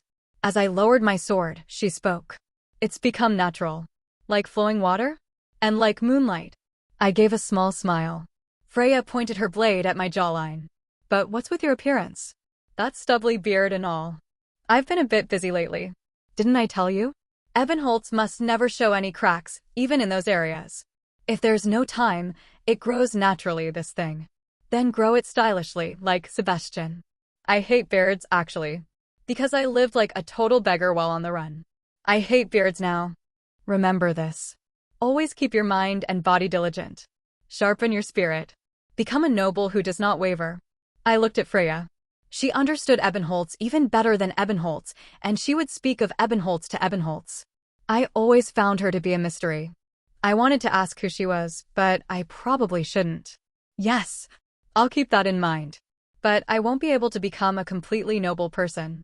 Why not? Suddenly, moonlight descended and lit the training yard. Tonight was a full moon. At some point, it had become a full moon. Time was flowing that quickly. Because I have to kill many people. I was already prepared. Soon, once my foundation is complete and that time finally comes, I will not hesitate to wield my heart. If that is your conviction. Freya said to me. Then if you hold that conviction upright and never give up, that itself is noble. Golden Grain, a company that owned the golden granary fields of Emmental in the Eastern Empire. The company's chairman, Chamber von Wagner, let out a hollow laugh as he looked at the documents handed to him by the man sitting across from him. Huh, what is this? The bespectacled man replied in a stiff voice. It's a takeover offer, Chairman Wagner. I'm asking what this is. Did you accidentally forgot to add about 6 extra zeros? No company in this empire is worth $5 billion. The amount written on the check was merely $50,000. Chamber glared at him, his face twisted with irritation. Which sewer rat bastard are you supposed to be? Before that, please take a look at this as well. The man placed another bundle of documents on the table. A chemical analysis report of the wastewater illegally discharged from Golden Grain's factory. Evidence that the drinking water the nearby village had been consuming all this time was contaminated with mana waste. In exchange, we will cover the compensation for this criminal act, as well as the full restoration costs for the village. Chamber's face hardened. Hey, do you even know who I am? You are Chairman Chamber of Golden Grain. That's right. Eastern Emmental is my territory. No one here dares say a word to me. Our family, has been feeding this city for 3 generations. You got that? Do you even know how much tax I pay, you moron? At that, the man nodded. I see. I am Dieter Schmidt. Well, aren't you something? Just a mere commoner dash. Secretary to Knight Maximilian Ebenholz. At that moment, Chamber flinched. It felt like he had just heard a name that absolutely couldn't be right. What? Who? If you accept the offer now, all charges including Golden Grain's criminal activities, as well as your own tax evasion, embezzlement, and bribery, will be willingly overlooked. No, who? What are you saying right now, Dash? Dieter pulled out a new document from inside his coat and handed it over. Correction order. A correction order from the Sentinel Knight Order, issued by Maximilian. The signature of Ebenholz was unmistakably scribbled across it. Chambers swallowed hard. A cold sweat formed on his forehead before he even realized it. Was it forged? No. What lunatic con artist would impersonate Ebenholz just to acquire a company? If you reject this offer. Dieter stared at Chamber, his tone dry and calm. You'll likely see the knight's face in person. Chamber's breathing became shallow. With trembling hands, he picked up the acquisition proposal. He licked his dry lips and stole a glance at Dieter. Dieter calmly rose from his seat. You have 3 days. Please make your decision by then. Keep in mind, this is the knight's one and only final favor. Step. Step. As the secretary walked away, Chairman Chamber clutched his chest, overwhelmed by hyperventilation. 2 days later, Veritas acquired the facilities and patents of Golden Grain. Proper compensation was paid to the residents of the village, and Lorenzo and Armin began developing equipment to treat mana wastewater. Once the wastewater treatment system was completed, Golden Grain would be redesigned into a pharmaceutical factory for future warfare. Somewhere in the Jinan Autonomous Region. I stood in the back alley of a building designated as a hideout for revolutionary ideology. Enter. At that moment, Schatz and the investigators entered. It was not like before, with rumbling and loud crashing. Based on the structure identified in advance, they moved meticulously from all directions, leaving no room for escape. Soon, with the dull sound of clubs striking, screams burst out. After some time, the subversives were dragged out of the building. Transport them. I led them not to the Knight Order, but to the branch office. The collected evidence included multiple banned books, letters exchanged with the revolutionary forces, protest plans written in code, and so on. There were a total of 13 people detained, but not a single one of them was from the Isenheim race. This meant interrogation was necessary. They are probably guys who desperately want to be used by the revolutionary forces. We call them youth members. I nodded at investigator Zendo's words. In situations like this, what do you usually do? I asked while fiddling with my leather gloves. They only looked at me without saying anything. Tell me honestly. Well, interrogation. Zendo opened his mouth while studying my expression. Interrogation. To link them further, we torture them. No matter how much we threaten them with words, they never speak. They're stubborn bastards. I fell into thought for a moment. If torture is necessary, then it must be done. Torture itself is actually an inefficient interrogation method. This was proven to some extent in the post-Empire collapse book, The Art of Interrogation. However, technical interrogation requires time, so if torture is necessary, then torture is done. These fervent youths might know about the Eisenheim race. However, I cannot trust the investigators' methods. The 13 people caught today were all in their late teens to early 20s. Their discussions of revolution were limited to protest plans. Literally youth tainted by revolutionary ideology, meaning they did not hold key positions. A new manual for interrogation is needed. A manual. Sir? Yes. Your methods are too extreme. Their lives must not be put at risk, yet the method should still have effect. Suddenly, a suitable person came to mind. A vicious criminal who had loved torture. Someone who was pardoned later solely for his torture skills, joined the military, and was eventually assassinated by the revolutionary forces. A madman. I left the branch office and got into the car. Run an identity check on Emilia Cohen and go there. He is probably imprisoned. Yes. The administrative officer checked the identity through the night vehicle's terminal and set the destination. We will head to Tehran prison. Never in my life did I imagine I would have to create a torture manual, but it could not be helped. These youth members could not even imagine what kind of existence the Eisenheim they are desperately trying to protect actually is. Emilia Cohen. I met him. Long curly hair. Eyes as large as his face. From appearance alone, something about him felt eerie as he stared blankly at me. Sir Knight, what brings you to me? I asked him about torture and his eyes sparkled like stars.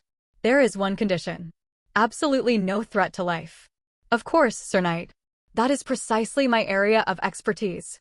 And no severe aftereffects are allowed. His expression darkened slightly. There is no such thing as torture that considers the victim.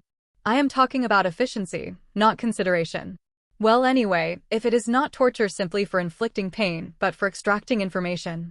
He pulled his chair closer and sat right up against the table. First, the torturer must never hold personal feelings. If resentment mixes in, the strength cannot be controlled properly, and it could end up threatening the subject's life. Also, depending on the person, the torture method must be chosen completely differently. He licked his lips and continued. Weak friends who cannot endure pain will confess on their own once touched. Many amateurs are truly stupid, performing things like water torture or blindly shocking the subject with electricity. That is a bizarre and ignorant act done by those who know nothing about human psychology. His large eyelids glistened with madness. Torture that pushes the subject to the extreme is extremely inefficient. Their mind becomes hazy, their consciousness becomes cloudy, and they cannot even understand what kind of torture they are undergoing. Information extracted by force is inaccurate. If it allows them to escape this reality even for a moment, they will lie or say anything. Their mind can break and they may die. So, the conclusion. If you want to extract information most efficiently without threatening their life, you only need these two things. Cohen leaned forward and whispered like a snake. The first is drugs. I have a formula that only I know for now. It is a drug that amplifies the sensory organs themselves dozens of times and keeps the mind clear and awake. The dosage must be controlled with extreme precision. A perfect golden ratio is required. After administering it, you remove the fingernails and toenails. Just removing one will bring immediate effect. There is no need to remove more than two. Because he briefly showed an ecstatic expression. Just speak. I am sorry. The fingernails or toenails, after being pulled out, hurt far more afterward. Sprinkle salt on the wound. Then the expression will be. You will feel the pain vividly. Due to the drug's awakening effect, the mind will not become cloudy and shock will not set in. If the subject is a tough one who can endure pain well, then you must begin testing their patience. Do not let them sleep for days. That is enough. I handed him an empty notebook and a pen. Write all of it here. Write what? the knowledge of torture, including the ingredients and formula of the drug you just mentioned. Cohen suddenly asked back with a blunt expression. Is there perhaps any compensation? My brow furrowed. You want to negotiate now? No, it is not that. But still, this is my intellectual property. I will put a generous amount into your prison allowance. He did not look very interested. I frowned and Cohen twitched. It was very bothersome, but even this negotiation required a method suited to the person. When the time comes to carry out the sentence of a death row prisoner, I will let you pull the lever once with your own hands. Is that enough? Cohen's eyes, nose, and mouth widened. His curly hair puffed up as if struck by static. Then he quickly grabbed the notebook and pen. You must keep your promise, absolutely. Laughing like a madman, he began writing down his knowledge. The branch office in Jinan. Zendo received the manual. Holding a book crafted as neatly as a proper textbook under his arm, he returned to the interrogation room. A youth member was tied to the chair. If possible, he wanted to smash the boy's skull, but such crude venting was no longer permitted. Zendo first picked up the drug placed on the tray. Exactly 2.39 milligrams of transparent liquid in a syringe. To prevent using too much or too little, it had been prepared in a fixed specification from the start. Zendo removed the mask from the revolutionary member. A terrified young man flinched and opened his eyes. In accordance with Article 3, Clause 13 of the Special Measures Act for Imperial Security, the investigative agency may use limited physical force for the purpose of acquiring information when evidence has been obtained from a subversive individual. In other words, all force used on you from this moment on is legal. This declaration of imperial law was written in the very first section of the manual, procedures that must be followed. You now have to speak just 2 names. Without lies. Then this legal interrogation will end. Do you think I will? Youth members were always like this. Young and full of hot blood, sometimes making him want to beat them to death, but now that was no longer allowed. The most important thing is procedure. All personal emotions must be excluded. Because now the entire investigative agency is under Ebenholt's control. You pig bastard. Do you like being raised like livestock? Tisk. Zendo first blindfolded him. After injecting the prepared drug, he pulled out one of his fingernails with pliers. Ugh. The guy tied to the chair suddenly arched his back and convulsed. He twisted his whole body without even being able to scream. Zendo flipped to the next page of the manual. After removing the fingernail, leave the subject alone for a moment. Wait until the pain settles. If he seems somewhat calmed, slap his cheek to bring him back to his senses. Hey, you only need to give 2 names. No lies. Grrhhh. If he cannot even hold himself upright, then he is still caught in the pain. In that case, give it a bit more time. Zendo checked the time on the terminal. There are no clocks in the branch office and investigators are absolutely prohibited from wearing wristwatches. A command that borders on Maximilian's eccentricity. Grrhhh. Just then, the youth member let out a rough breath. Zendo asked him, Are you back with us? I'll repeat. Just 2 names. Fuck off. Zendo's eyebrow twitched. No matter how crazily this bastard acts, he must stick to the prescribed procedure. No action that exceeds the process can be committed. The next step in the manual, find salt. Half doubting, Zendo picked up the jar of salt and poured it almost entirely onto the bloody finger from which the nail had been removed. Aya. Zendo was startled. The guy thrashed like a freshly caught fish. Yuwa, ayahak. Ayawa. What the hell is this? He was dumbfounded. All he did was pull out a single fingernail and sprinkle salt on it. Compared to the tortures he had done up until now, this was, how should he put it, the most gentle method. It was more dramatic and effective than any torture he had used before.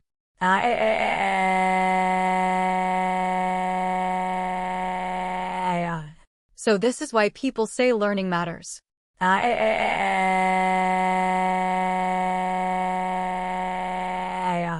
He's going to lose his voice. Ha ha ha. Grrhhh. Listening to the youth member's groans, Zendo opened the report form. According to the manual, every step of the process must be recorded without a single lie. Violating this would mean reporting false information to Maximilian himself. Purge. There's no need to think deeply about what purge means to Ebenholz. He would likely be hunted down no matter where on the continent he tried to run. Zendo reviewed what he had just done and filled out the report with maximum accuracy. The effect was undeniable. For the younger ones, there was no need to go as far as pulling multiple fingernails. Most of them gave up 2 names within 1 or 2 extractions, and thanks to the Knight Order's identity verification function, the truthfulness of the confessions could be quickly confirmed. "Are you sure about this, Sir Knight?" In the corridor of the branch office, Schatz asked me. "What about?" "About letting them go just for giving 2 names." The question itself felt slightly loaded. I might just be reading into it, but it also felt like he was testing my intentions. Before the regression, Schatz had been with the Revolutionary Forces. Not everyone in the Revolutionary Forces deserves death. Frankly, they can barely be called members. They were just infatuated with the ideology. The younger they are, the more they think they're special, which makes them easy to brainwash by those who exploit such emotions. Daniel had been an extremely radical terrorist, and the other 2 were from the Eisenheim race. Compared to them, these youth members were in entirely different positions. More importantly, they are not subspecies. The people of Jinan are treated as racially close to imperial citizens. Of course, that's a political and social distinction, but I have no desire to discriminate against them. My enemy is only the Eisenheim. What if they're released and rejoin the revolutionary forces? Then they'll be caught again. Their identities are already confirmed. Besides, within the revolutionary forces, they've likely lost trust and will be discarded anyway. The ideology of revolution had spread like a spider's web throughout the empire, but much of it amounted to no more than student activism. Those who could truly be called revolutionary forces never revealed themselves easily. The revolutionary forces are deeply entrenched. Torture is merely a means to uncover the core, not a punishment. Outside the window, I looked at the young men being transported from the branch office. They too, after being caught and released over and over, will eventually come to understand what this revolution is really for. Of course, they wouldn't be released right away. I intended to give them at least 3 months in detention to reflect. That was the extent of the manual I had in mind. However, this sort of leniency applies only to those kinds of individuals. Though the true core of the revolutionary forces likely wouldn't be operating from somewhere like Jinan, it was certainly one of their key bases. Among the more radical independence faction members, there are likely subspecies mixed in. Once they're captured, I fully intend to kill them. Yes, I'll keep that in mind. I looked at Schatz. Jet black hair and eyes even darker and deeper. Her expression betrayed no emotion. She seemed completely unshaken. It was probably thanks to the training she received from the main house of Ebenholz. But I still couldn't be certain of Schatz's loyalty. All I had done was drag her out of prison, and her status still remained that of a conditionally pardoned individual. She had become mine without any say in the matter. Precisely because of that, I needed to make an effort. This woman whose inner thoughts were unreadable, the monster who would one day grow powerful enough to confront Sebastian, somehow, I had to win her over. Make her loyal to me alone, without being swayed by things like revolution. Schatz. Yes, Sir Knight. Is there anything you've been wanting lately? Schatz tilted her head blankly. You've been working hard, so I thought of giving you a bonus. What? Never mind. It's nothing. Yes. Like a bag or something. Huh. No. I just meant you've done well. Thank you. It seemed, after all, this was going to be a lot harder than I thought. Empire Point, the computer room Maximilian Hall built with the sponsorship of Knight Maximilian. Today we learned how to access the internal server called the intranet. The instructor was wrapping up the 90-minute class. It was the newly launched Information Processing course that began this semester. You'll be using computers frequently from now on, so practice typing speed, document writing, and browsing methods every day. Submit all the documents you wrote today. Elite Cadet Hannah carefully moved her mouse and clicked the send button for the document she had meticulously written. Click. Transfer complete. Did it go through? Probably did. It was a machine she was seeing for the first time, so it was difficult. Keyboard, mouse, monitor, everything was unfamiliar to Hannah, who came from a rural area in the south. Well then, good work today. Keep it up for the next class as well. The lecture ended. The next training was also newly organized this semester, aerial assault. Seriously, we're actually doing this. So annoying. Exactly, what do they expect from us? Jumping out of the sky? Are they crazy or what? The noble cadets grumbled as they moved. Hannah honestly found it absurd. Rumors were already widespread that those guys had rented a transport aircraft and were doing trial runs on their own. Sigh. Is this going to cost money again? They say not this time. And even if it does, so what? We'll earn it back once we become knights. You say that because you don't know my family's situation. Commoner cadets also gathered in small groups and moved together. But Hannah was alone. No one talked to her. She had been ostracized ever since the Jacob incident. Well, it didn't bother her. In fact, she liked it. That must be it. Before she knew it, they arrived at the training ground. A large transport aircraft was parked on the runway, and parachutes were lined up on the long table in front of it. The elite cadets stood in formation there, as everyone was murmuring while staring at the transport aircraft. Quiet. With a loud shout, an instructor wearing a goggle helmet for descent stepped out of the transport aircraft. All attention was drawn to him. Welcome. I'm the instructor who will supervise your first descent today. The man, seemingly from the airborne unit, was wearing a major's uniform. In descent training, the most important things are control and discipline, because the place you jump into will soon be a battlefield.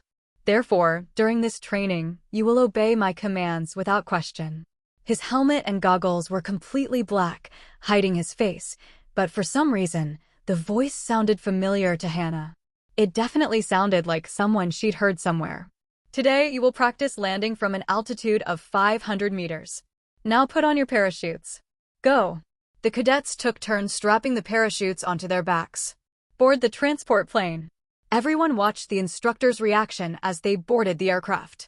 Don't dawdle. The instructor shoved the ones who were slacking inside. He's pretty rough. Hannah couldn't help but worry.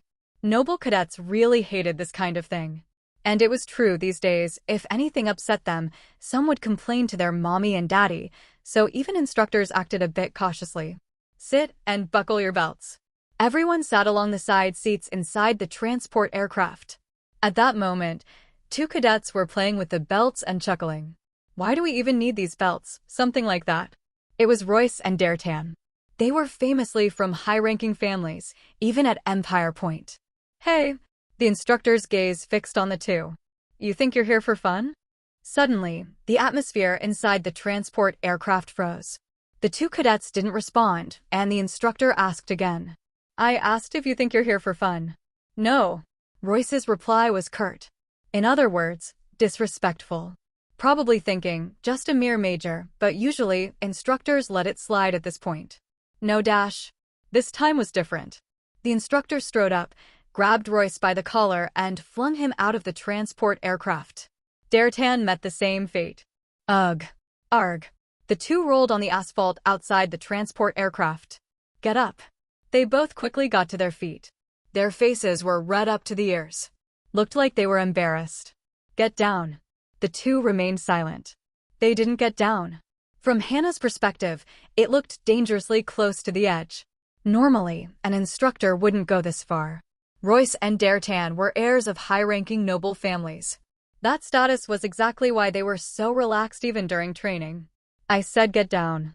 Are you morons who don't understand language? Even so, this instructor was quite rigid. Truly a soldier with no flexibility. At that moment, Instructor, what is your name?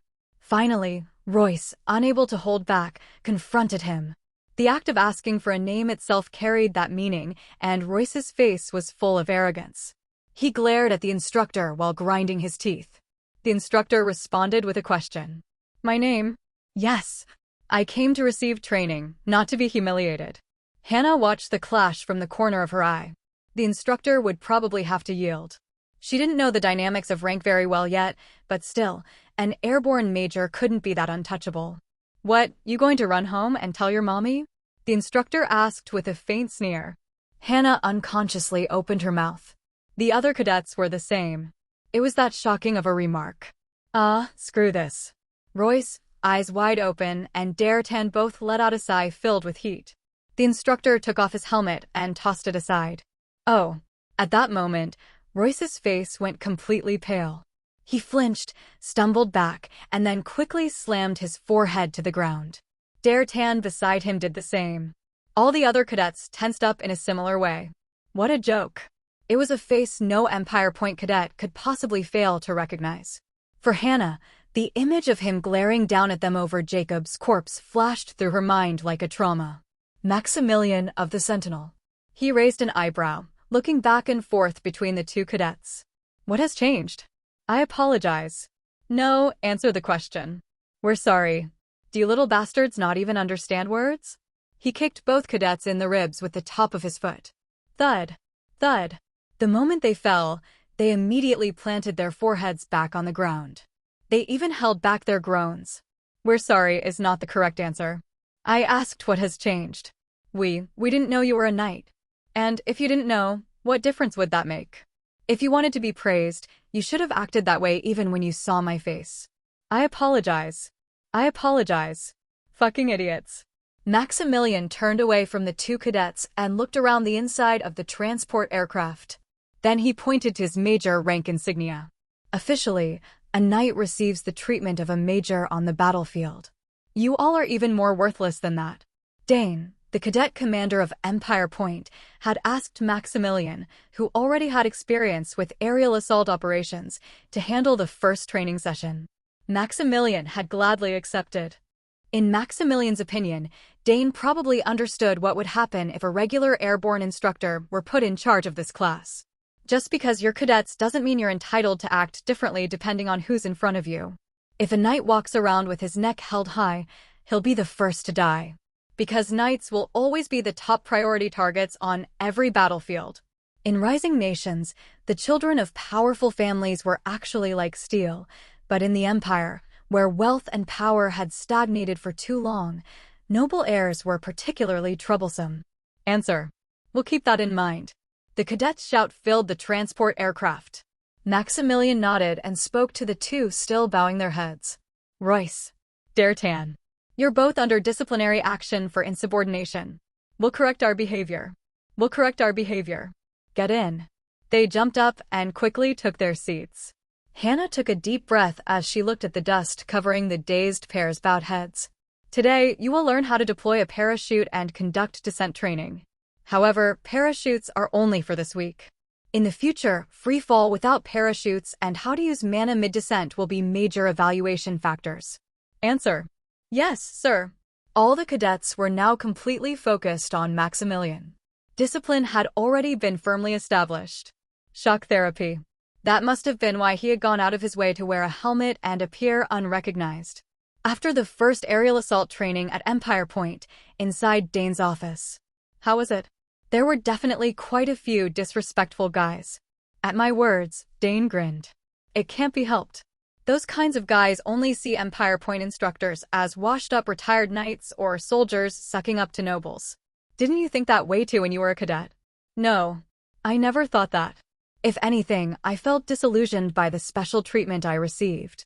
Being in Ebenholz, I did receive quite a bit of preferential treatment. Like during the Mana Mud training, where the instructor guided only me to a different area and I easily got full marks, those kinds of cases. Of course, truthfully, I didn't feel disillusioned at all. I was actually really grateful to that instructor. But from what I heard from my father, the word father still didn't sit right in my mouth. Sebastian just didn't feel like a fatherly figure to me. He said he was disciplined quite a lot. Though I can't imagine him being beaten. Same here, but that was nearly 40 years ago. Back then, war was part of daily life, so I'm sure he was beaten too. Then, commander of the cadets, I believe it's time we return to those days. Dane's expression turned serious for a moment. This wasn't about reminiscing on the past or suggesting we simply toughen up the training. I was speaking of the wartime that was not far off. I heard that you've also been getting quite a bit of flack from cadets' parents lately. Dane frowned as if disgusted. They get updates through their terminals instantly. If it looks like their kids' grades are dropping, they contact us immediately. Revise Empire Point school rules entirely. Bring it back to 40 years ago, when there were no terminals. Dane's eyes scanned me up and down. I doubt that's possible. From now on, the biggest sponsor of Empire Point is Ebenholz. Announce that it's the will of Ebenholz. Since it's the start of a new semester, now's the perfect time.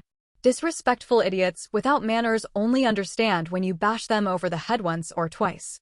The name Ebenholz is, in simple terms, a mana nuclear umbrella. No noble would dare make a fuss. Dane nodded, barely holding back a smile. All right. Starting this semester, I'll revise the school regulations under Ebenholz sponsorship. Yes, let's do that. Also, take this.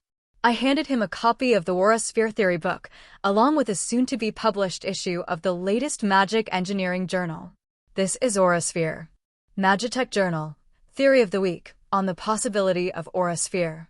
It'll be officially released soon, but most knights won't be able to get their hands on it for a while. A shortage is expected, not just because of the knights. Anyone with a deep interest in mana, and the revolutionary forces as well, would try to get their hands on it by any means. That's why I plan to implement very strict procedures and security at the purchasing stage and keep the supply tightly controlled. Of course, it'll eventually leak, but the goal is to delay that moment as much as possible. Is that so? Yes. The list price for one copy is $50,000, but if demand heats up, it may soar to twice that or more. Did you say 50,000? Is there mana security on it or something? There is. Mana security, a magical protection system that activates the pages only when mana is infused into the book. Once mana is infused, the book remembers it, meaning only one person can use each copy. It's usually used for high-level magic books. I consider my Aura Sphere to be a strategic resource. I believe this technique book is certainly worth that much. After Maximilian left, Dane read the completed theory book intently for quite a while. He really did a fine job. He muttered quietly as he took off his rimless glasses. Thinking over the theory, it was not something that could be devised in a short amount of time. Judging by the number and complexity of the mana formulas in the technique, clearly, it required deep contemplation over a long period and countless trials and errors. What people call real grind work. Dane chuckled to himself, thinking of Maximilian. Was he thinking all this up instead of training? The cautious remarks instructors shared about Maximilian were mostly along the lines of, for some reason, he doesn't seem focused in class. He doesn't appear to train hard, nor put effort into anything. Today, Dane heard something from Maximilian that resembled an answer. I never thought that way. If anything, I felt a sense of disillusionment with the preferential treatment I received. Compared to Empire Point during Sebastian's time, the current one is just a place where people play house while looking for a shortcut to success. Had Maximilian perhaps lost his motivation because of such trends? Dane suddenly put on a serious expression and summoned all faculty and instructors. From today, Empire Point's academic regulations would be fully revised. The main estate of the great Kendall family. Sonnet Kendall had been sitting in the study all night, reading a single theory book. Night Technique, Aura Sphere. Author, Maximilian Albrecht von Ebenholz. It was the official release version of Aura Sphere, which had passed the inspection of the Central Mana Graduate Institute. As the Kendall family held great influence in the fields of magic and magical studies, obtaining this had not been difficult. Spherical Aura. A technique where aura is assembled through mana formulas and implanted into a mana stone, which is then discharged to form a sphere-shaped defensive barrier. It was the work of a young knight from the Ebenholz family. This aura sphere had a perfectly established logic, and the flow of circuits was clean and efficient. However, the difficulty was quite high. The entry barrier was extremely steep. Not only due to the expensive price of the theory book, but because high-purity mana stones were essential. A wizard is a practitioner who studies magic, while a knight is an expert in manipulating mana itself, they say. Sonnet Kendall acknowledged Maximilian's achievement. This man had certainly invented a highly practical, combat-focused technique. It was worth preserving. Check in. She placed Maximilian's technique book into her library. You've created a fine technique, Knight Maximilian. This wasn't just simple storage. The knowledge permitted entry into her library had passed through extremely strict criteria. Taking a step back, Sonnet looked at the bookshelf and nodded. It even works as interior decor. As expected of the Ebenholz family, its aesthetic wasn't bad. A very luxurious hardcover edition. Without a change in expression, she picked up a high-purity mana stone from the desk. FZZZZT. She activated her mana and formed the aura sphere. Wying. The sphere-shaped aura spread out around her body. For Sonnet, one attempt was enough. She had already stored it in her library. The feel of it is even smoother than the theory suggests. She left behind a one-line review of satisfaction. Magitech Journal, new release. Aura Sphere proposes a new paradigm in night techniques. Aura Sphere has been officially published. Magical scholars praised it as a new application of defensive aura, but the Knights of the Empire remained indifferent. From the start, they were a group inherently conservative toward change. However, a few showed interest upon learning that the author was Maximilian. Some mistook it for a highborn's act of pretending to be something and sought to criticize him. Others were simply curious. And Chiron, a knight of the Sentinels, wanted to find a point of connection with Maximilian. $40,000. But the price was far more expensive than expected. Even the identity verification process was unnecessarily strict. 40,000? Yes. Chiron suppressed a sigh. Perhaps this is where a person's character shows. The delusion that every technique he conceives is lofty, special, and extraordinary. But it couldn't be helped. Ebenholz had every reason to be that way, and inevitably so. Chiron instead chose to exploit that gap. Even if this aura sphere or whatever it is fails, if I study it and offer praise, even if empty, that too is politics. It could allow me to grow closer to Ebenholz. Is there a discount for knights? 40,000 is after a 20% discount. TCH. Chiron bought the technique book and returned to his estate. He sat in his study and opened the book, only to find it even had mana security locks. What the? It was absurd, but he first injected mana and lifted the security. To fully utilize this technique, a mana stone with a purity of 96% or higher is essential. From the first page, it required a high-purity mana stone. A 96% one would roughly cost between 200,000 to 300,000, meaning the technique itself already costs at least 240,000. Chiron let out a hollow laugh and turned the page. 1. Introduction. Mana is both a powerful gift to humanity and a difficult tool to wield. Knights of the Empire, through prolonged training and study, use aura that envelopes the body, which has made them the masters of the battlefield. However, on the battlefield of the future, which we will inevitably face, an overwhelming firepower will arrive, something that today's aura alone cannot withstand. Omitted. Chiron was a knight with an intense desire for self-improvement. He devoted all his spare time to self-development, be it politics, training, reading, or anything else. Among those, he excelled particularly in the handling of mana, in other words, in technique. It was, in fact, a trait of nouveau riche families. Because their swordsmanship, built over generations, lacked depth, they had no choice but to compensate with mana, which was widely available information. Such knights were called technique-type knights. In any case, Chiron was a rare expert in technique, even among knights. At first, he read without much thought, but before long, he found himself focused. Chiron delved into the mana formula of aura sphere. Its excellence pierced through the subtle principles of mana, and though it didn't quite shake laws and origins, it was not at that level. At first glance, it looked like a convoluted and difficult mess of circuits, but it was, in fact, a technique imbued with refined logic. Countless mana formulas were combined neatly and elegantly. It was like a piece of art carved with a stylus. Thud. Chiron suddenly closed the book. Though he still had a long way to go before finishing, he went straight outside. He got in the car and drove through the now evening streets until he arrived at a mana technique shop. What? Sold out. Yes, but they were already all sold out. Who bought them? Huh? The knights purchased them all. When's the restock date? We've been told it's undecided for now. What does that mean? Chiron raised his voice without realizing it. I was told that the original author, the knight himself, personally controls the supply. If it was Maximilian's will, then there was nothing to say. Contact me here immediately when restock arrives. Yes. Chiron left his terminal number and returned to the estate. He sat in his chair and quietly stared at the technique book. Aurasphere. He could feel the clear utility of the theory contained within. Not only would it be powerful on the battlefield, but it would also offer a great advantage in one-on-one combat. Chiron sensed a new trend. the sphere aura would definitely become a trend.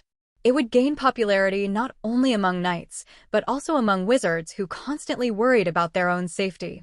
And so, the next morning, Chiron arrived in front of Maximilian's office. He leaned briefly against the wall, thinking about what to say. Max. No, calling him Max right away would trigger rejection. Maximilian. No, would it be alright if I called you Max? Phrase it like that to soften it. I read the theory book Aura Sphere you released. I'm reading and learning from it as well. It's excellent. Would Maximilian appreciate the compliment? However, there's one problem. If he were to ask, what kind of problem? It's already sold out. I'm sure other knights in the order would also want to learn it. If possible, could I purchase a few more copies? Chiron was not alone. He was the leader of a faction. Because he was aware of the shortcomings of his own background, he had all the more reason to look after those under his command. Good. With a nod, he finally opened the door to Maximilian's office. Max. It was completely empty. Ah, right. Maximilian's office had recently been moved to the 3rd floor. It was a kind of promotion. Huh. Chiron let out a dry chuckle. Look at me. He seemed to have gotten nervous for no reason to be nervous. No matter how much of an Ebenholz he is, Maximilian is a 21-year-old knight. There's no need to treat him as such a superior. There's a 13-year difference in knight seniority alone. Haha. He forced a casual laugh and climbed the stairs again. After the Brain Eater incident, my office was upgraded. At the entrance, there was an admin area where 2 administrative officers worked, and down the inner hallway was my private office. It was smaller than the offices of senior knights, but it still had that knight's office look and feel. I quite liked it. You mean Aura Sphere. Chiron was the first guest in my new office. It was because of the newly released Aura Sphere this week. I heard the bookstore only received 10 copies. Yes, I intentionally limited the supply to that amount. The plan was to spread it by word of mouth and adjust the supply based on demand. Well, it was a technique well worth that. Thank you. But that said, there's a problem. I smiled faintly. Chiron was someone quick to understand in many ways. Do you perhaps need a few more copies of the technique book? Would that be possible? Tell me first. Chiron paused, as if mentally counting the people under his command. He probably had quite a few mouths to feed. Even if it were just 15 people, that would be $600,000.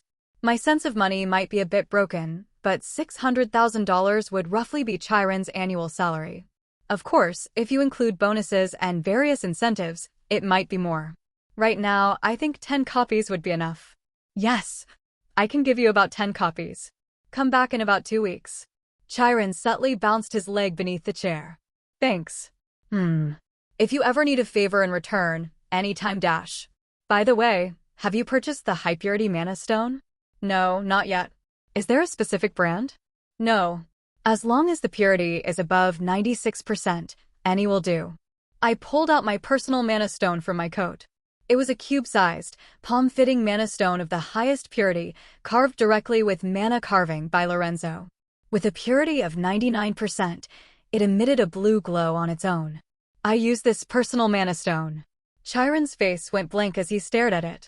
This is a Mana Stone? Yes. It's inscribed with Mana Carving to amplify Aura Sphere. Highest purity, top-tier quality. It's beautiful. How much would something like this cost? Well, something of this caliber would probably be around $4 to $5 million. Per million. Yes. It's an ultra-rare item, with only 2 or 3 produced per year at most. Even the tier just below, the premium grade, would cost at least $2 million. Chiron gazed at my Mana Stone cube with glimmering eyes.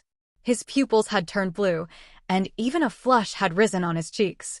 Then I'll have my administrator deliver the 10 copies within 2 weeks. I retrieved the cube. Chiron looked regretful. If you have questions about Mana Stones, feel free to contact me later. I run a workshop, actually. If the effectiveness of Aura Sphere is proven, then even premium Mana Stones would sell easily at $1 to $2 million apiece. Noble knights have plenty of money, after all.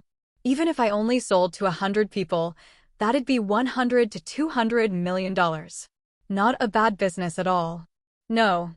Rather than an inquiry, I'd like to make a purchase reservation right now. Chiron pulled out a checkbook from his inner pocket and scribbled down $2 million. for premium grade. Truly, he was a man with a generous hand. Just as I expected, not even 2 weeks passed before reactions to Aura Sphere began pouring in. The theory book had long since become a scarce commodity, and now word was spreading that knights across the Empire were actively searching for it. Max escort mission. Julian came by to deliver a new assignment. Escorting wasn't exactly my specialty. It's that season already. That's right. There's a certain noble event in the Empire, famous, yet utterly pointless. Nicknamed, Crossing the Forest. It's a royal-sponsored event that involves traversing the Urshan Forest, which the founding ancestor of the imperial bloodline supposedly crossed on foot during the Empire's establishment. In truth, it's a test of loyalty for nobles. Past emperors used to have nobles they disliked assassinated in that forest. These days, though, the event has been greatly watered down. Assassinations no longer happen, and it's more like a marathon aimed at fostering camaraderie among imperial nobles. You'll probably meet your escort target in the forest. Yes, understood. Honestly, it's frustrating for me. Even as the nation teeters on decline, they can't bring themselves to abandon such traditions. This was why they were heading toward ruin. Well, see you then. Sir Julian. I pulled out a copy of the theory book Aura Sphere from my drawer. A gift. I had already prepared one for Julian. His eyes widened. Aura Sphere. So the rumors of scarcity were true. I thought you weren't interested. People around me won't stop talking about it. Julian accepted it with a slight chuckle. I'll read it well. Yes. I look forward to a good review. Of course. Julian left the office. I took a moment to think about the upcoming event. Crossing the Forest. According to my memories before the regression, nothing special happened during this year's event. But the future has already been thoroughly twisted by my actions. I might already be a target for assassination by the revolutionary forces. From now on, people even stronger than Duncan will steadily rise to challenge the Empire. The powerful hate control by nature, and they genuinely despise the Empire. I've made preparations, of course. I took out a special syringe from the inner pocket of my knight uniform. An acute elixir that explosively activates the mana within the body, enhancing mana, muscle strength, reflexes, and overall physical capabilities far beyond their limits. It's commonly referred to as a stim pack, but this one is a special injectable drug, much more highly concentrated and custom-refined to suit me specifically. Lorenzo recommends at least a 6-month interval between uses. It's crafted from the highest purity raw materials and leaves no permanent aftereffects. However, it does require a minimum of 2 months of intense rehabilitation due to the recoil. The price of a single syringe, a staggering $1 million. But when it comes to staying alive, that's a bargain. Urshan Forest. A vast primeval forest that divides the center of the Empire from the coast. The mana there is so dense and deep that not only forest monsters, but all sorts of disturbances occur frequently. The sheer amount of public authority poured into this event alone is astronomical. In other words, it's pure waste. Sir Maximilian? Before the event, someone called out to me. The moment I saw that face, I froze. It was June Kendall. No way. Could it be? At my wary question, June gave a sly smile. Congratulations on becoming the Kendall family's escort knight? Fucking son of a bitch. For a moment, I almost grabbed him by the collar, but I held myself back. There's no way June Kendall would bother running in a marathon. He'd probably strut around for a day, then get bored and go home. He shrugged. Well, I'm not going myself. Neither of us wants to hang around in a place like this for too long, right? From behind him, someone else walked forward. It was Sonic Kendall. Nice to meet you, Sir Maximilian. Yes, nice to meet you. I glanced around. The Sentinel's knights were stifling their laughter as they looked at me. I get it. Kendall is a great house. She's not someone a regular knight could handle easily. As a first-year knight, I was basically given the worst possible assignment disguised as a regular one. Welcome, noble aristocrats of the Empire gathered here today. Soon, the age-old tradition of the Empire shall begin. The glorious journey our founding ancestor made across the Urshan Forest. The nobles exchanged words with their escort knights, smiling with elegance. Sonic Kendall remained quiet, and June was yawning. This year, the winner will receive a special award directly from His Majesty the Emperor, so we ask that everyone gives their best effort. The Imperial Guard fired a signal flare into the sky. Fireworks and magical colors bloomed across the sky. Soon after, the nobles began dashing into the forest from their respective starting points. Let's go together at least halfway. It would look bad to leave right away. Yes. June and Sonnet ran into the forest, and I followed after them, for now. I watched June Candel and Sonnet running. The two ran without a word for 4 hours. June, unexpectedly, had good stamina. It seemed he had trained quite diligently as his movements were steady. Shall we take a break? As the sun set, June pointed to a cave in the forest. Sure. We went inside. As soon as Sonnet found a spot, she laid out her sleeping bag and lay down, and June sat leaning against the cave wall. I lit a campfire. Whoosh! The burning fire illuminated the inside. I looked back and forth between June and Sonnet and recalled the Candel family before regression. But I didn't remember the details. During the process of ruin and downfall, I had been too busy running away. I don't know June's end. But there was one thing I remembered clearly. Sonnet Candel was executed by hanging and died. Maximilian. Suddenly, June called my name. Yes. How did you, Pexy? He mumbled, then exhaled like a sigh. No, it was the culprit? It still seemed to torment him. It was surprisingly simple. Once I assumed the Brain Eater was a wizard who used Chimera Brain, it became easier. 3 years ago, when the Brain Eater first appeared, that subspecies also came to the capital. It couldn't have been just that bastard, right? This bastard had started talking down to me at some point, but I didn't mind. On paper, he was 9 years older than me anyway. But the only noble with no ties was her. Even if they had no mother, they had a father. Even if no father, there was a mother. Even without parents, many nobles had siblings. Makes sense. That fucking bastard would have come up after killing Pexy and all her family. What a waste of a pretty face. June bit his lip gently. Apparently, it wasn't pain he felt. This guy still regretted Pexy's looks. Sigh. I silently watched June mess up his own hair. Lord Candel. What's with the formal tone? What does Candel want? The Candel family, a great household, had been patrons of the Magic Tower and magical studies, controlled finance and commerce, and determined the direction of arts and culture. Why did such a family suddenly come to nest in the Imperial Guard? To my question, June replied with a smile like a sigh. Ask my father. His words felt strangely familiar, and then he threw the same question at me. What does Ebenholz want? I used to dislike June quite a lot. At Empire Point, he gave me a sense of rivalry I hadn't even felt from other nobles my age. I think I'm finally starting to understand why. Ask my father. People hate those like themselves. Because the most pathetic parts they want to discard are reflected like a mirror. I looked at June. June looked at me in the same way. When our eyes met, we both frowned slightly and looked away. What a shitty face. June probably thought the same. I still don't get it. How can someone's name be June? In that sense, Sebastian Ebenholz is a bit better than Matthias Candel. Just then, June stood up. Well then, I'll leave my sister to you. You're leaving already? I've run enough. With a shrug of his shoulders, he walked out of the cave. He trudged away with the guards who had approached at some point. I looked at Sonnet. She was lying down asleep. Probably pretending, but I also closed my eyes with my sword resting on my shoulder. Even escorts need rest. We kept running for 2 more days. At night, we slept at suitable campsites, and during the day, we ran. Occasionally, monsters appeared, but we dealt with them without difficulty. Sonnet didn't say a single word to me the entire time. I didn't bother to speak to her either. There was no reason to. After all, we were children of competing great families, so-called enemies. As we kept running, we suddenly came upon the Milk Lake. A deep lake, white as milk. There was also a crystal cave and ornamental trees made of gold leaf. Decorations pre-arranged by the organizers. A scene of waste and extravagance. There are a lot of events. Each time something like that appeared, Sonnet would stop briefly to observe it carefully. Was it because they were beautiful or pathetic? I couldn't read her expression. She ran through the forest again. I followed behind her. Let's rest here for today.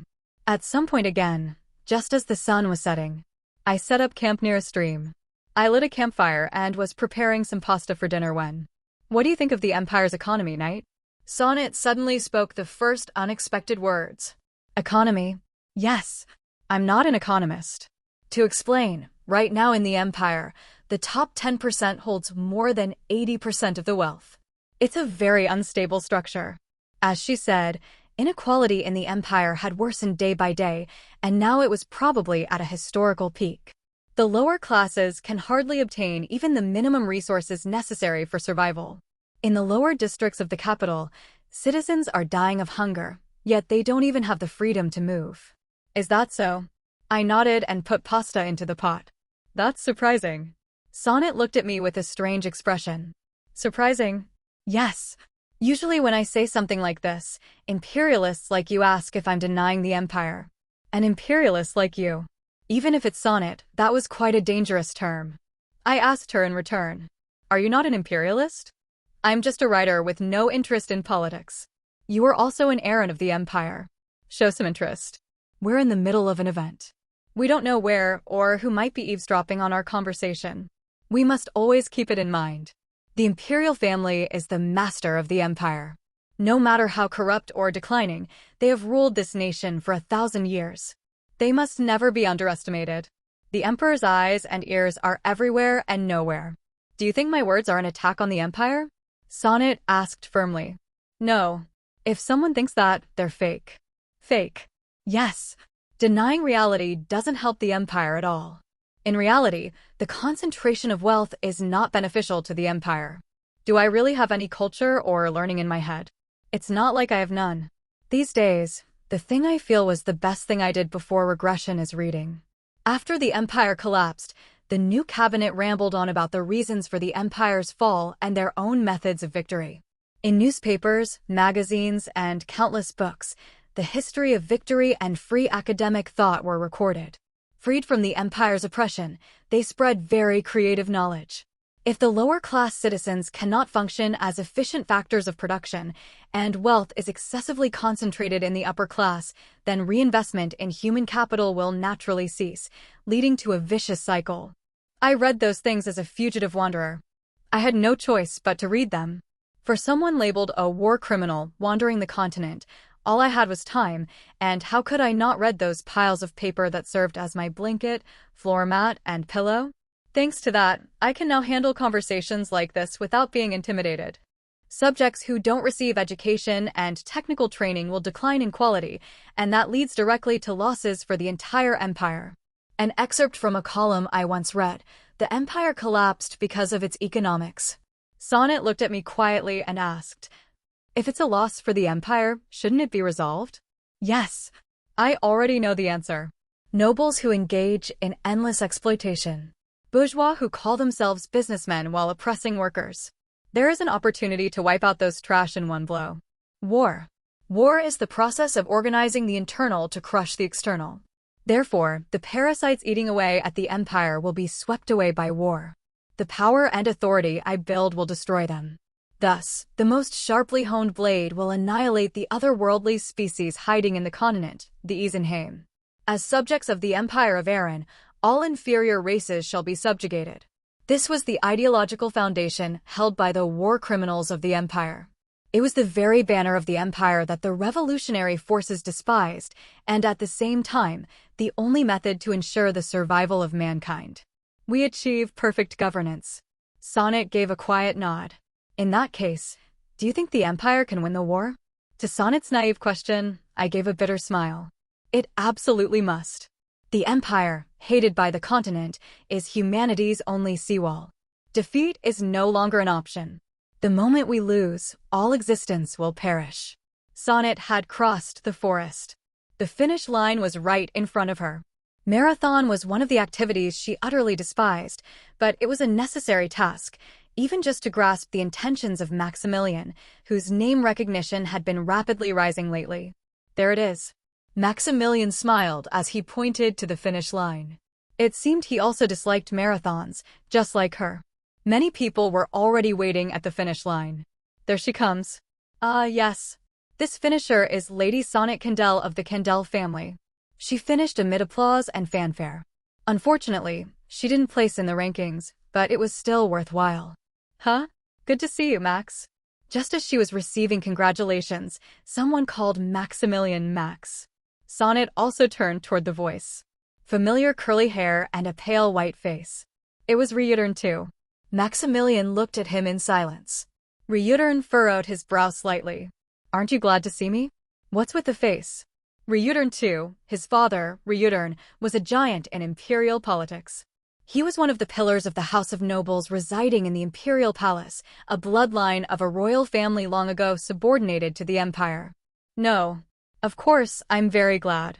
No matter how high his status, even someone from the Ebenholz family must show respect to a person of the imperial household.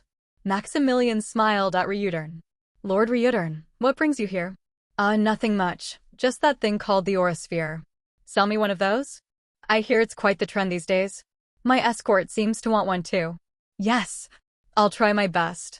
People from the palace often deliberately provoked scions of great houses, and those scions often took the bait, June in particular, but Maximilian was surprisingly good at hiding his true feelings.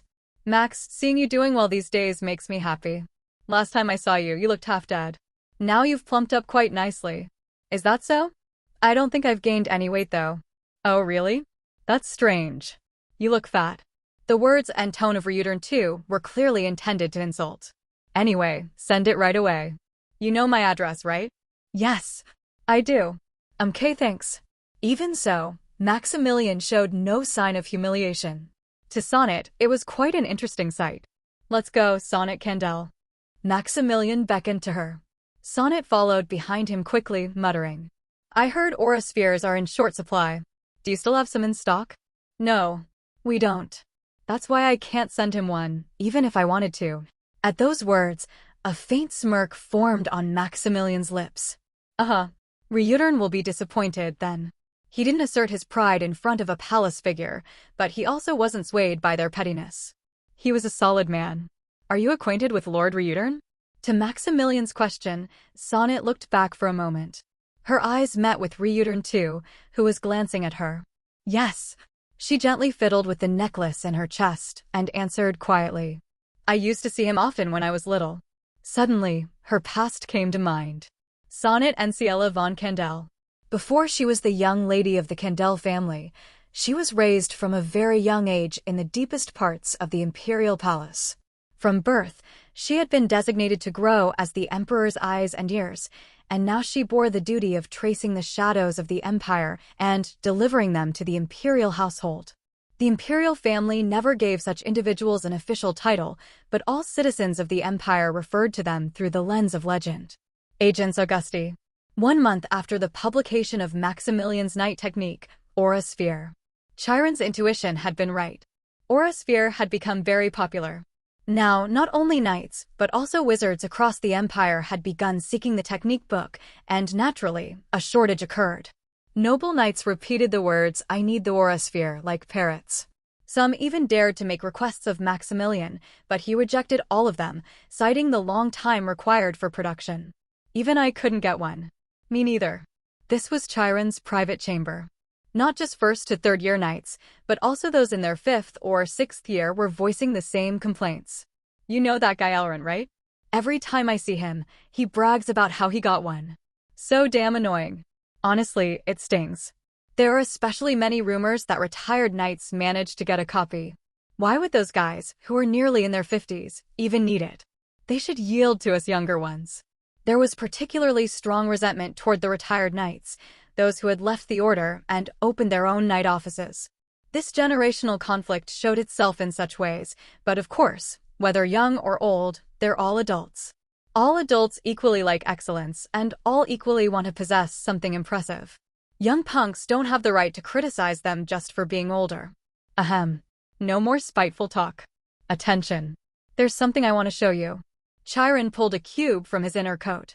It was a mana stone cube he had received from Maximilian just last night. The knight's eyes widened. Watch carefully. He fixed it to his chest and activated the Aurasphere. Why yang? Though the intensity was still incomplete, the translucent spherical form was clearly visible. The knights looked on with envious expressions. This is the reason I called you here. To show us the Aurasphere? The young ones, including Raynal, pursed their lips with a sullen tone. If he let them off with just this, his reputation would surely plunge. Ha ha. Chiron laughed and snapped his fingers. Attendants entered and placed luxurious boxes in front of each knight. As they looked around in confusion, Chiron's expression turned solemn. I know too. Among Sentinel's prominent noble families, I may appear unorthodox. Orthodoxy is something built up over a very long time. No individual can overcome time. However, I want to say this. That's why it's sacred. Because it's new, it can become a force unlike anything before. He gestured toward the boxes. Go on, check them. One by one, the knights opened their boxes. In an instant, their eyes widened. Inside each box was a premium hardcover that shimmered with a silver hue or a sphere.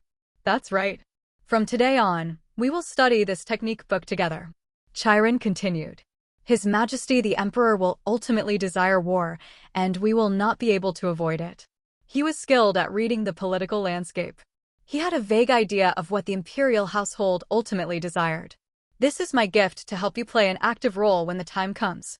At the very least, it should put you several months ahead. No, Sir Knight. How could you part with something so valuable? Are we really allowed to receive this? Chiron's subordinates all wore expressions of deep emotion. Don't feel burdened. It's simply my will. Sir Knight.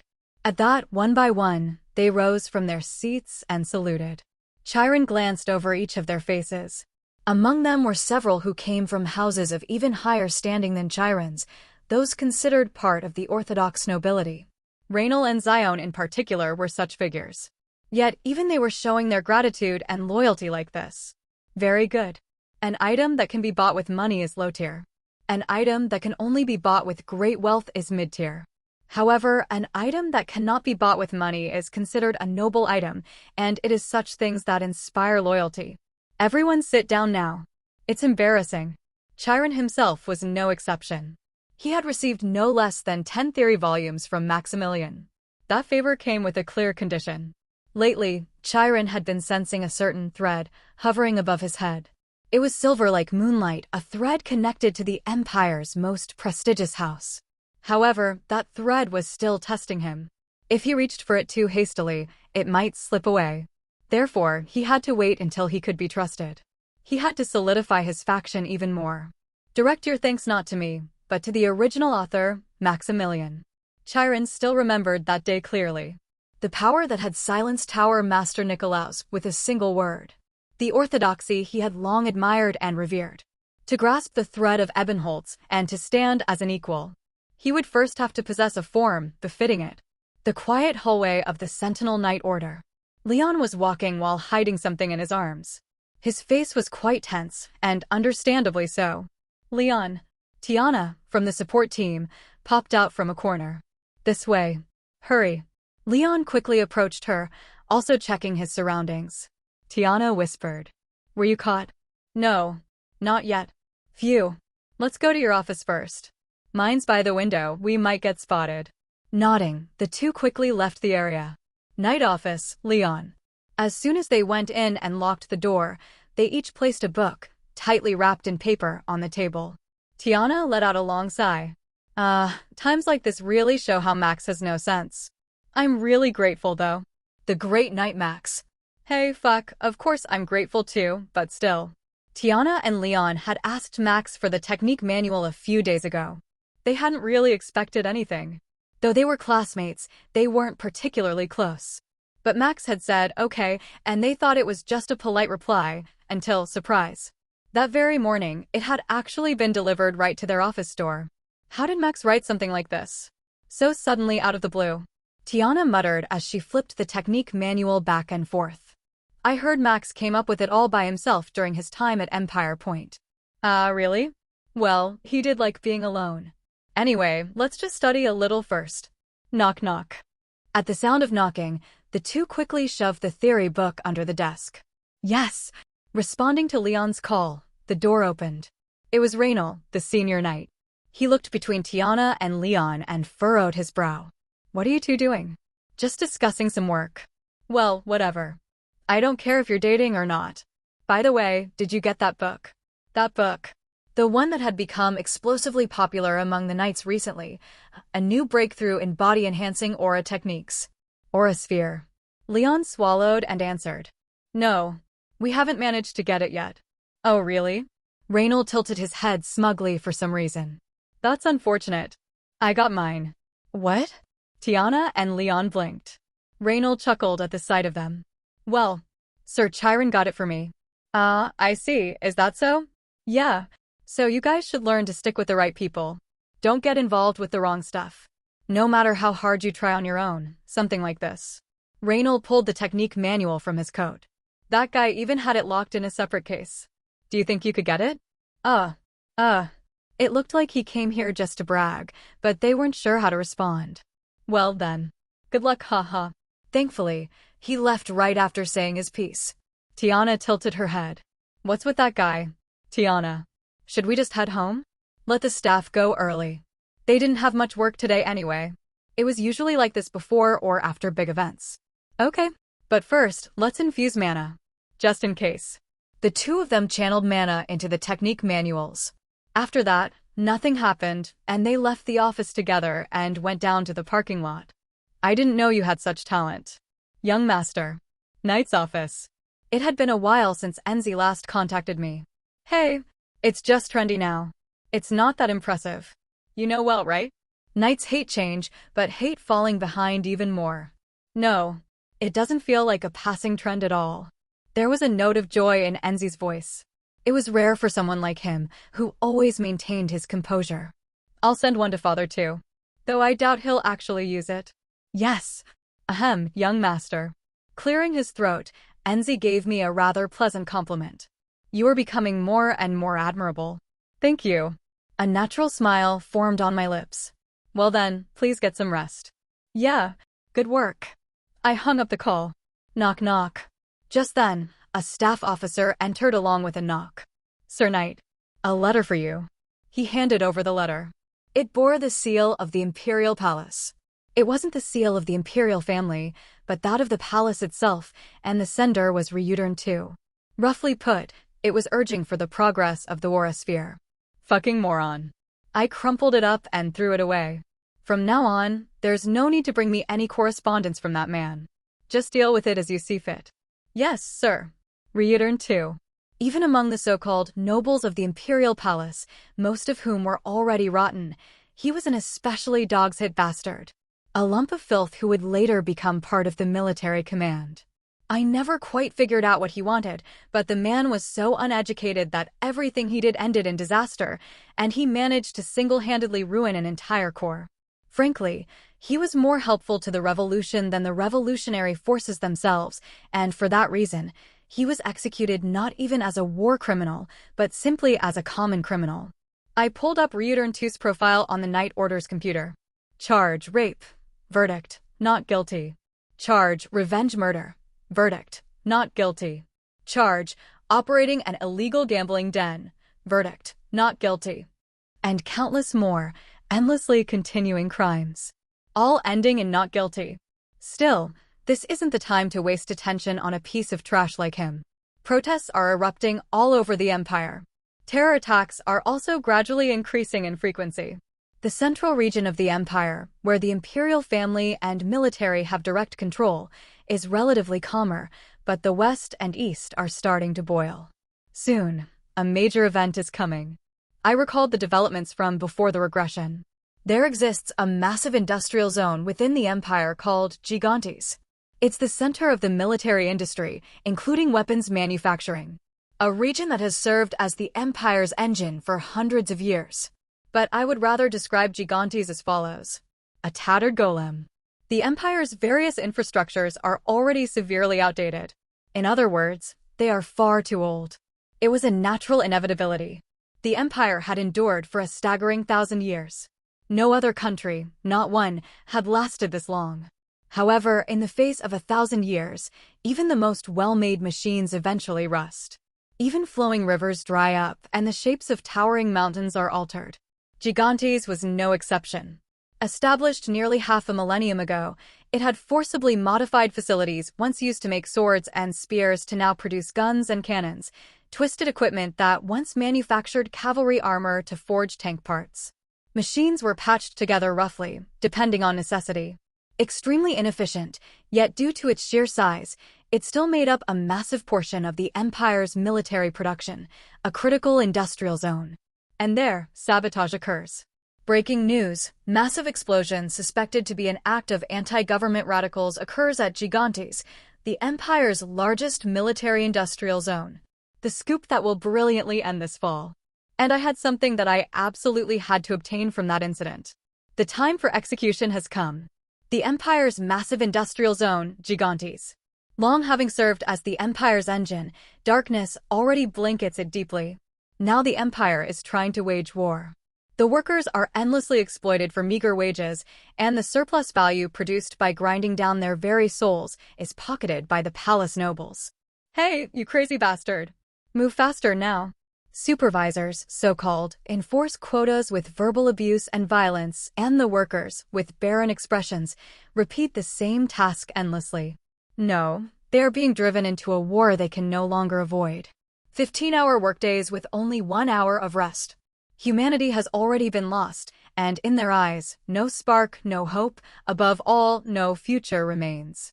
The Empire is a terminally ill patient. At the same time, it is the cancer of the continent. Facilities once used to craft spears and bows are now violently crushed into spitting out bullets and shells. Furnaces once used to forge armor are modified to stamp out plating. The epitome of inefficiency, yet the massive scale and merciless consumption of countless workers fill the gaps, a truly empire-like industrial zone. Gigantes is the chimera they created. We will destroy that monster, and even if it is destroyed, the Empire will be forced to continue the war. In a dim underground burrow lit by flickering candlelight, revolutionary comrades were decoding a ciphered directive sent from above. Because otherwise, they cannot resolve their internal problems. Thus, their war will inevitably lead to utter ruin. A man wearing a tiger mask placed down the now-deciphered cipher. And this is a classified document from Moonbear. Moonbear, our comrade who has infiltrated the highest ranks of the Empire. He passes on various classified information from within the Empire to the revolutionary forces. We don't know who he is, we shouldn't want to know, and we must not know. Read it. The woman wearing a rabbit mask received the document. The Empire is collapsing. Severe wealth inequality. The imperial palace's monopolization. Discontent among soldiers ignored by nobles. The rage of citizens reaching a critical point. The emperor's arbitrary will. A continuous decline in tax revenue. And rampant corruption. If all this internal pressure isn't redirected outward, the Empire will explode from within. Just looking at the numbers, war is inevitable. Right. That's why this operation is more important than anything. The comrade in the tiger mask pointed to the operations board placed in the darkness. Their primary target was the single central axis of Gigantes. We will strike at the one power source that moves all of Gigantes' industry. The sole power source driving Gigantes was a massive mana stone vein buried deep within the ground. A raw heart that supplied immense mana capable of operating countless machines. Gigantes itself had been built as an industrial zone centered around that point. We will destroy that core.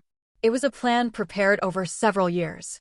Numerous revolutionary members had already infiltrated Gigantes, and even among the middle managers and supervisors, comrades had embedded themselves. Execute.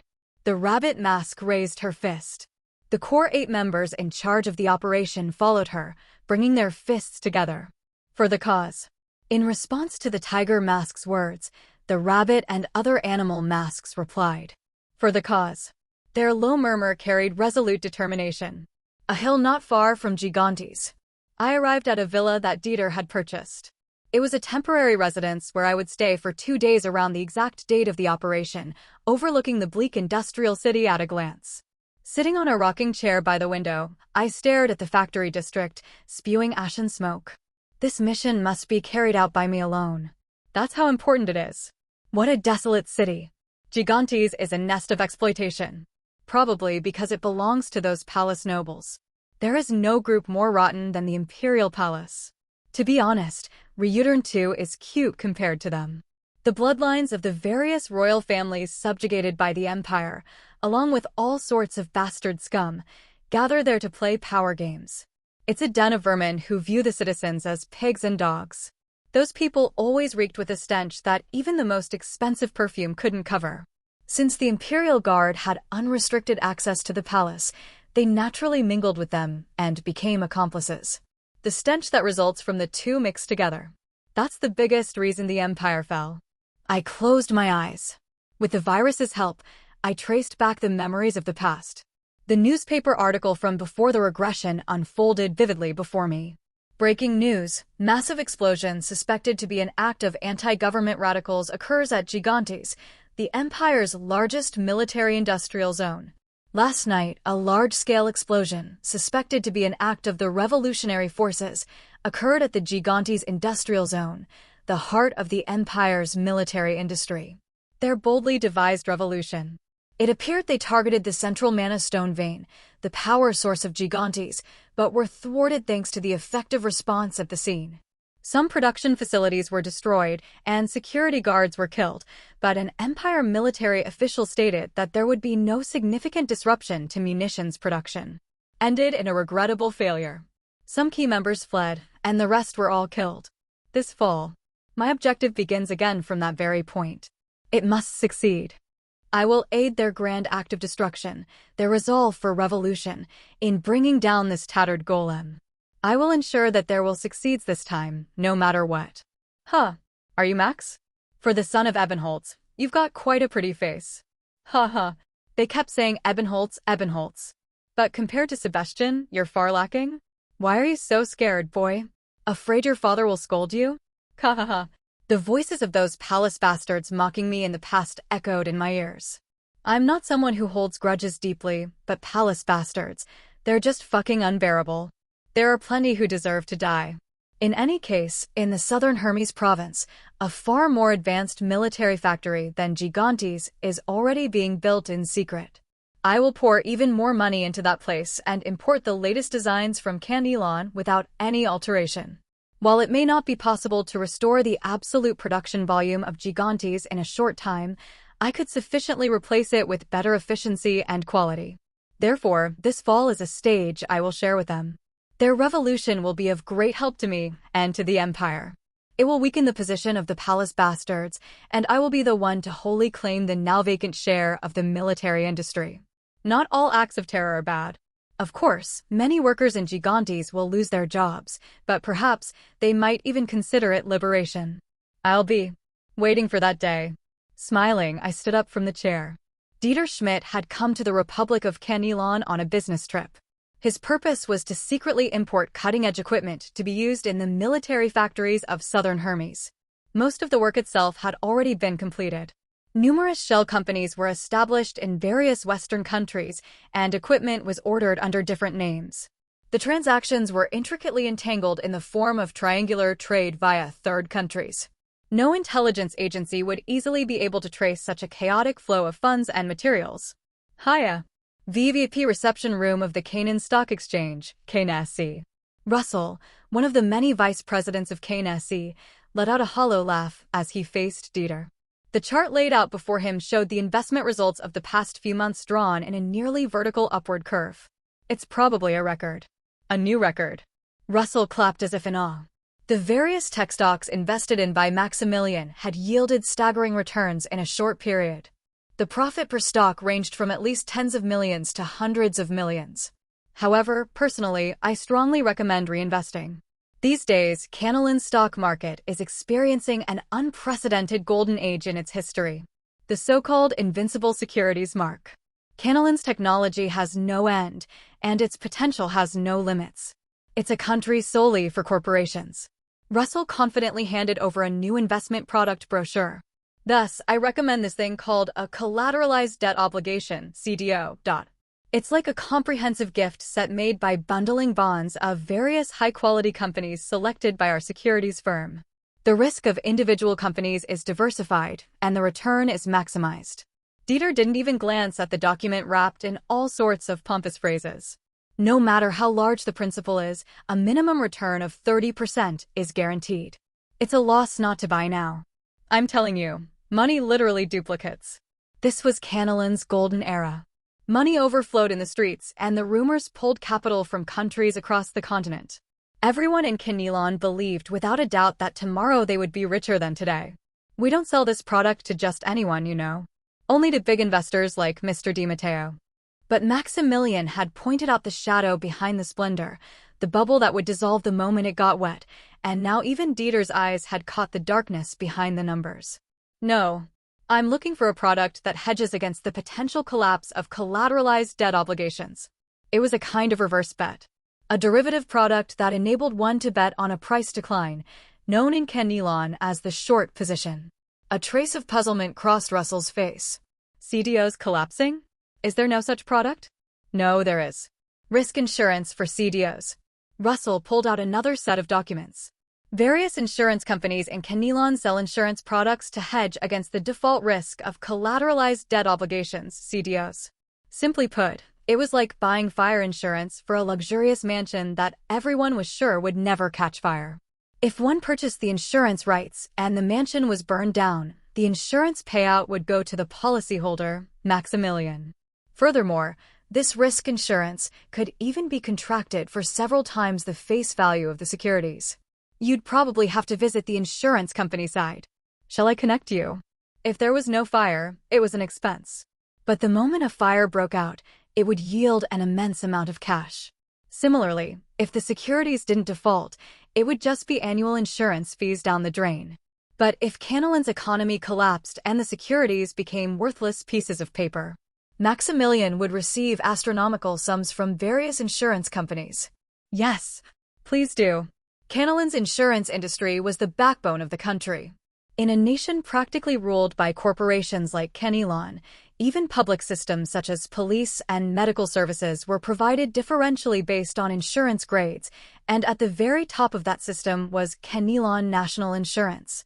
In other words, once one held the leash of insurance, they could exert considerable control over the country of Canelon. I mean, if you really want it, we can set it up. But seriously, why would you want something like that? I'm telling you, Canelon is on the right track. Russell wore an expression of utter incomprehension. Dieter gave a brief answer. It's the president's will. The gentleman who visited before? Personally, I really wouldn't recommend it. I get what he's thinking, but many people who held such suspicions, people like your group, have already left this life. Very, very, very many. There were some who had similar thoughts. Maybe a truckload of them. Doomsayers who overestimated the risk of CDOs. They're really all dead. Some even jumped in front of trains. However, if one fails to catch the most crucial timing, it will only be the end of their own life. It's fine. Maximilian predicted that Canelon's crisis would come in the spring of next year, and from Dieter's standpoint as the one managing the finances, it was an investment made from surplus profit anyway. Even if it failed, it would only eat into the profits and the principal. Though the scale was quite large, it was a risk well worth taking. How much volume are you looking for? All the cash we have. As much as possible. Russell let out a hollow laugh. Yes, the insurance companies will be pleased. In any case, the contract period must be honored, and if there is no default, you will have burned through your entire fortune within 3 years just in fees. Are you all right with that? Dieter nodded. Russell immediately put on the face of a securities broker and made a call somewhere. Almost all insurance companies called back within 5 seconds, shouting over one another that they'd be right over. Haha, they say they'll be here in 3 minutes. Even offering to create products that don't exist. From Russell's perspective, this guy was a sucker who only thought he was smart. A moron who believed, I made hundreds of millions in under a year, so I'm a genius and the whole world will go just the way I think. In short, it was a one-way ticket to send a sucker bastard straight to hell. Still, it was thanks to idiots like this that the market stayed afloat. As for this brokerage commission, well, I'll only take half this time. He'd made a sweet cut in fees thanks to this, so he figured he'd at least show this much courtesy to a one-time client. A peaceful afternoon. Office of the Sentinel Night Order. We'll probably be able to collect quite a few contracts by next spring. Dieter brought good news from Canelon. Good work. Also, the insurance companies asked if we'd be willing to buy more if they design new related products. Of course. Go for it. Canelon's insurance companies were even trying to create non-existent insurance products to sell to us. They had gone completely blind from the immediate results right in front of them. Is that really all right with you? Of course. Just trust me. I've been reading a lot of academic journals lately. On my office desk, the academic journals were neatly arranged. I was both putting into practice Freya's lesson to always keep both body and mind in order and, based on my experience before regression, reading as much as possible under the belief that reading is the best hobby. On top of that, I wasn't just studying economics, but also Professor Arnault's magic studies, Professor Emulin's history, and even various languages of the Eastern Union. Canelon will collapse by next spring, no matter how long they drag it out. The technological failure of a keystone company. The moment a company's advancement fails in a corporate nation, trust and investment will collapse like dominoes, and the entire country of Canelon will be groveling at our feet. Return safely. Yes, sir. Knock knock. Just then, an administrative officer entered. Sir Knight. With a somewhat serious expression, he handed over a sealed letter. A letter from the agency directly under the Imperial Palace's Intelligence Bureau. I silently accepted it. The agency commonly referred to as the organization is the Empire's intelligence organization located beneath the Imperial Palace. The investigations, operations, and minor interrogations by informants are conducted externally, but the interrogations of important witnesses or nobles are always held at this headquarters. While the entrance is technically separate from the palace, it is deliberately positioned to fully exploit the pressure of the Imperial Palace's presence. They had requested my attendance. Sir Maximilian, this way please. Was it to interrogate me? Or for something else? However, as an Ebenholz, I have no need to feel intimidated. I must never allow myself to be. The agency had the nature of a hyena. The weaker one appears, the more eagerly it bites. It won't take long. The imperial butler bowed to me and opened the door. It was a place marked with the nameplate reception room. I stepped inside. The interior was a neat office, with 2 investigators seated across a desk. Though their appearances were ordinary, the fact that they were here to receive someone like me, an Ebenholz, meant their standing was quite high. In military terms, they were probably at least colonel level. Ah, it's a pleasure to meet you, Knight Maximilian. One of the investigators gestured toward an empty chair. Please have a seat. I sat down quietly.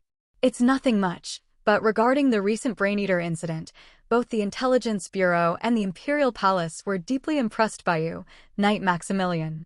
As was customary, it began with words of respect. Thus, as a department chief of the agency, I have a favor to ask.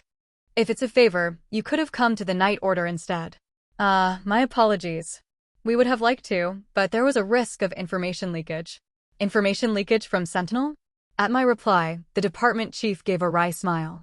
Almost all affairs of the Empire are reported to the Night Order. Especially the Sentinel Knights have clearance to view nearly all documents within the Empire. Naturally, we're compelled to be cautious. You're saying there's a spy among the Knights?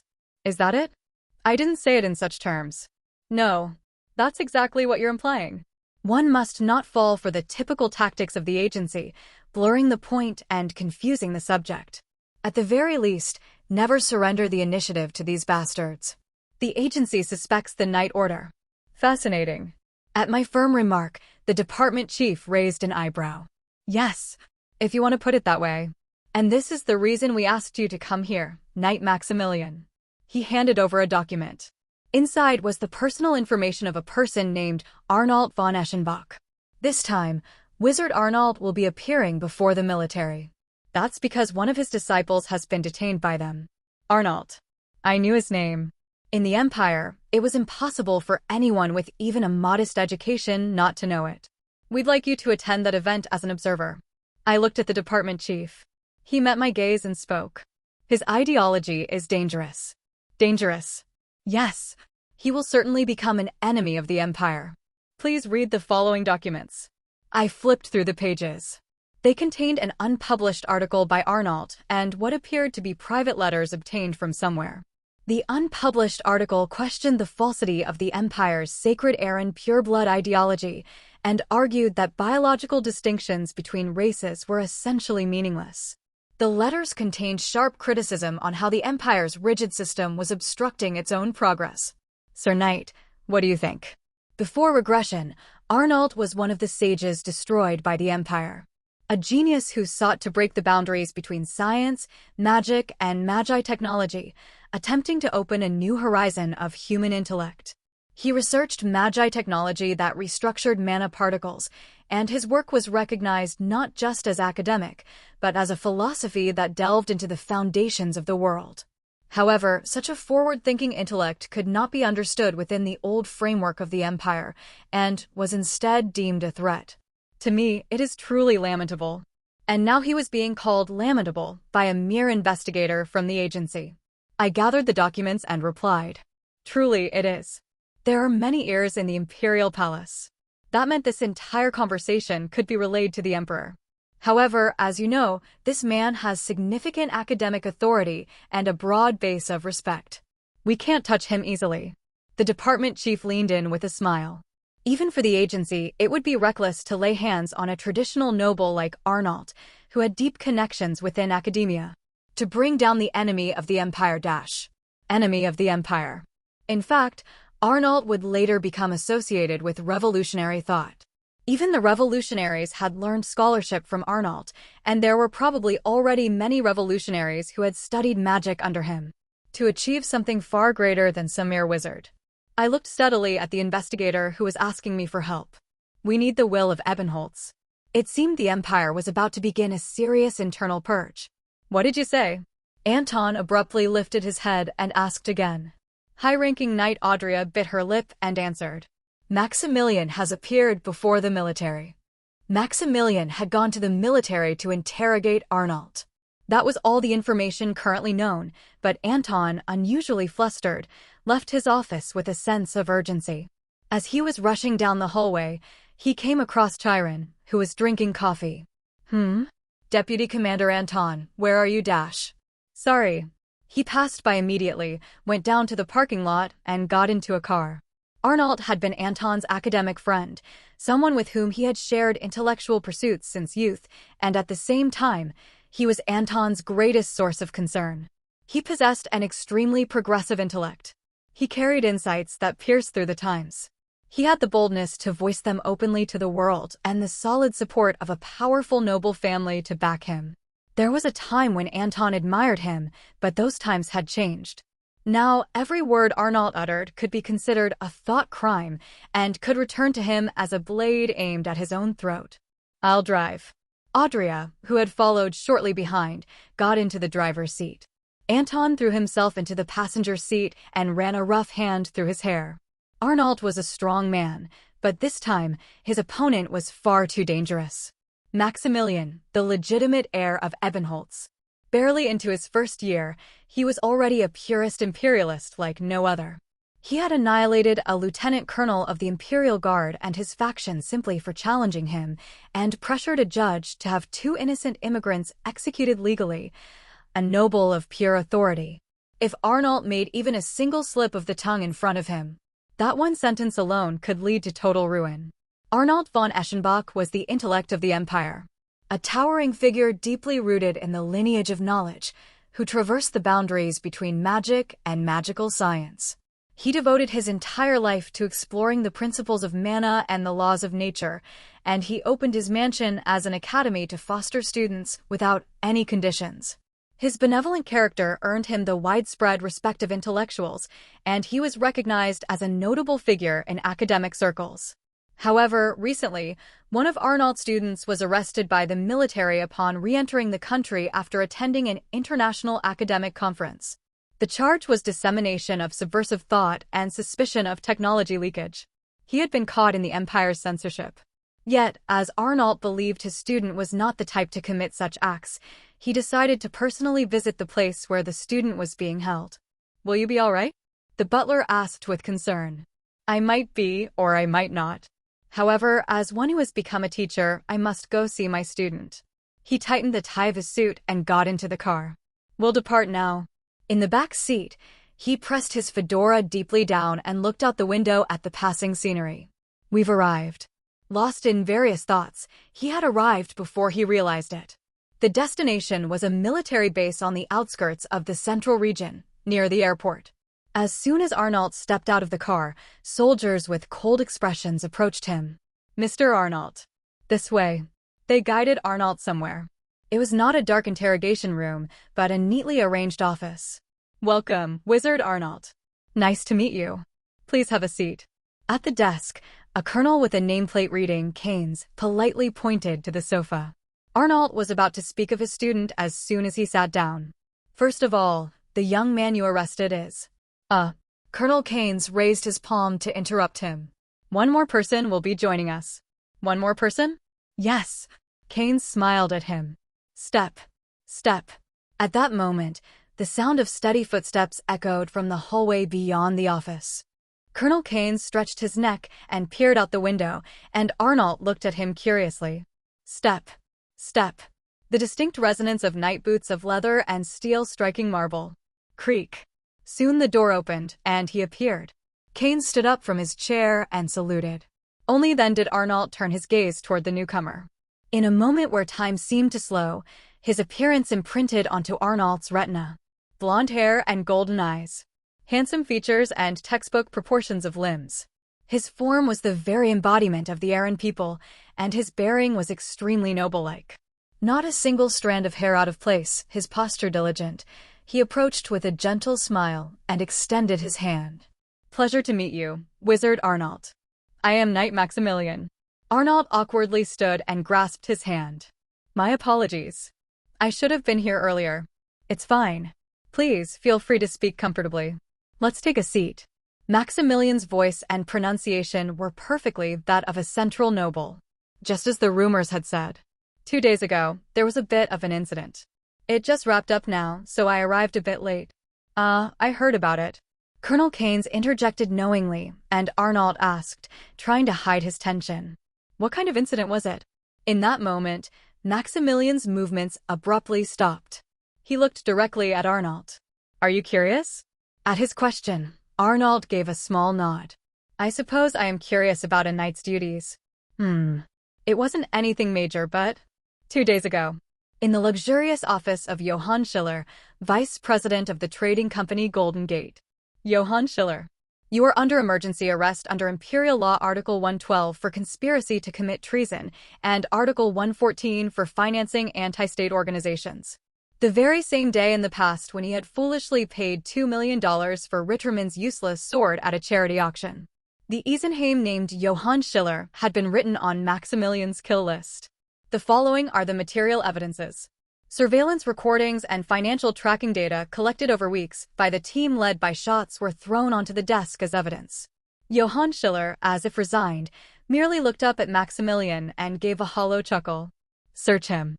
At Maximilian's signal, the investigators moved in perfect coordination and began searching the office. This is illegal. You don't even have a warrant. The company's lawyer shouted loudly. For a moment, the investigators turned their attention to him. Zendo let out a scoff as if he found it absurd. Illegal? Can you see this evidence right in front of your eyes? Evidence obtained through illegal means is invalid. No. At that moment, Maximilian slowly walked toward him. The lawyer flinched and stepped back. His once confident blue eyes trembled slightly. It seems you don't understand. Maximilian placed a hand on his shoulder. Staring into his fear-stricken pupils, he whispered quietly. The law is not decided by people like you. It is decided by the Empire.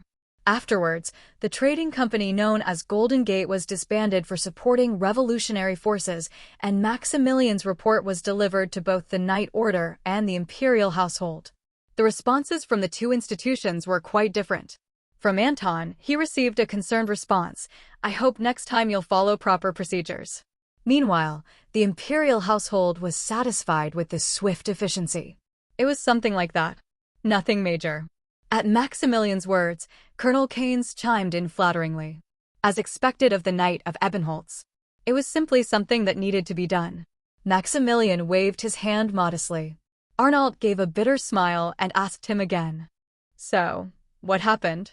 To that man named Johann. Well, Maximilian raised his eyebrows for a moment, as if recalling that supposedly unimportant day. He persistently refused to confess to the very end, but since the evidence was solid, Maximilian's gaze sharpened.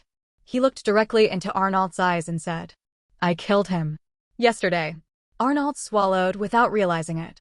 His face felt stiff. From across, Maximilian muttered quietly.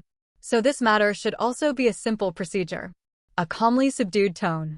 If Wizard Arnold's student has no connection whatsoever with the revolutionary forces, and it's all just a misunderstanding, then of course he'll be released. Maximilian signaled to Colonel Keynes. Yes. First, these are the letters we obtained. The bundle of letters he handed over were exchanges between Arnold's student and scholars from the East. Most of them contained ordinary academic discussions. However, among them were sentences criticizing the Empire's strict censorship for hindering the progress of academia and suggestions to discuss certain magical and magical science technologies together. That was considered a technology leak. Colonel Keynes asked Arnold, "Do scholars commonly exchange letters like this?" "It depends on the person, but we usually don't draw boundaries in scholarship. A researcher's background is secondary. In order to advance one's research, to learn something new. However, we never leak the Empire's secrets. That magic theory is simply ordinary." Then, Maximilian looked at him calmly. "Do you also have such pen pals, Wizard Arnold?" "Not so consistent as to be called pen pals." "So you do." Maximilian's gaze tilted briefly. His eyes swept over Arnold's half-white hair, glasses, and wristwatch in turn. "Let me ask, have you ever received such a proposal for discussion as well?" In the suffocating atmosphere, Arnold hesitated. However, hiding the truth from this night might not be the wisest decision. "There were such times, but I never had any reason to accept. I already have many students with whom I can discuss such matters." Maximilian glanced at Colonel Keynes. Reading the signal, the colonel stopped the recording device. "Wizard." Then Maximilian stood up first. "Shall we continue this conversation outside?" Colonel Keynes pulled his hat down and suppressed a grin, while Arnold rose stiffly from his seat. As the sun dipped low, scattering crimson afterglow across the sky, Anton arrived at the military base where Maximilian had been dispatched. Screech dash. The vehicle screeched to a halt near the main gate. Anton and Audrey threw open the car doors. The moment the two of them were about to run toward the military base. Boom. The iron gate at the entrance opened heavily, and two figures emerged from within. Arnold and his student. Arnold was the first to spot Anton. Anton? Anton also looked at Arnold's face. Though he looked weary, he appeared completely fine. Huh. Anton and Audrey froze on the spot, as if struck by lightning. They just blinked blankly. Anton swallowed dryly and barely managed to ask, "What happened?" "What do you mean what happened?" Arnold pointed at his student, Enselin, with a jerk of his chin. "This brat made a mess, so I cleaned it up." "Cleaned it up? How could it be cleaned up?" Anton still didn't understand the situation and asked again. "By any chance, did Knight Maximilian come here?" He did. And yet, the military had released Arnold's student. For Anton and Audrey, it was an inexplicable outcome. Haha. Arnold gave a faint smile, as if he had read the doubt on their faces. Just hours ago, the memory was still vivid in his mind. Arnold walked with Maximilian along a quiet path inside the military base. Amid well-maintained landscaping, he gazed at the back of the young knight walking ahead of him. An upright back and unshaken steps. A figure like a sculpture of the ideal errand person the Empire promoted.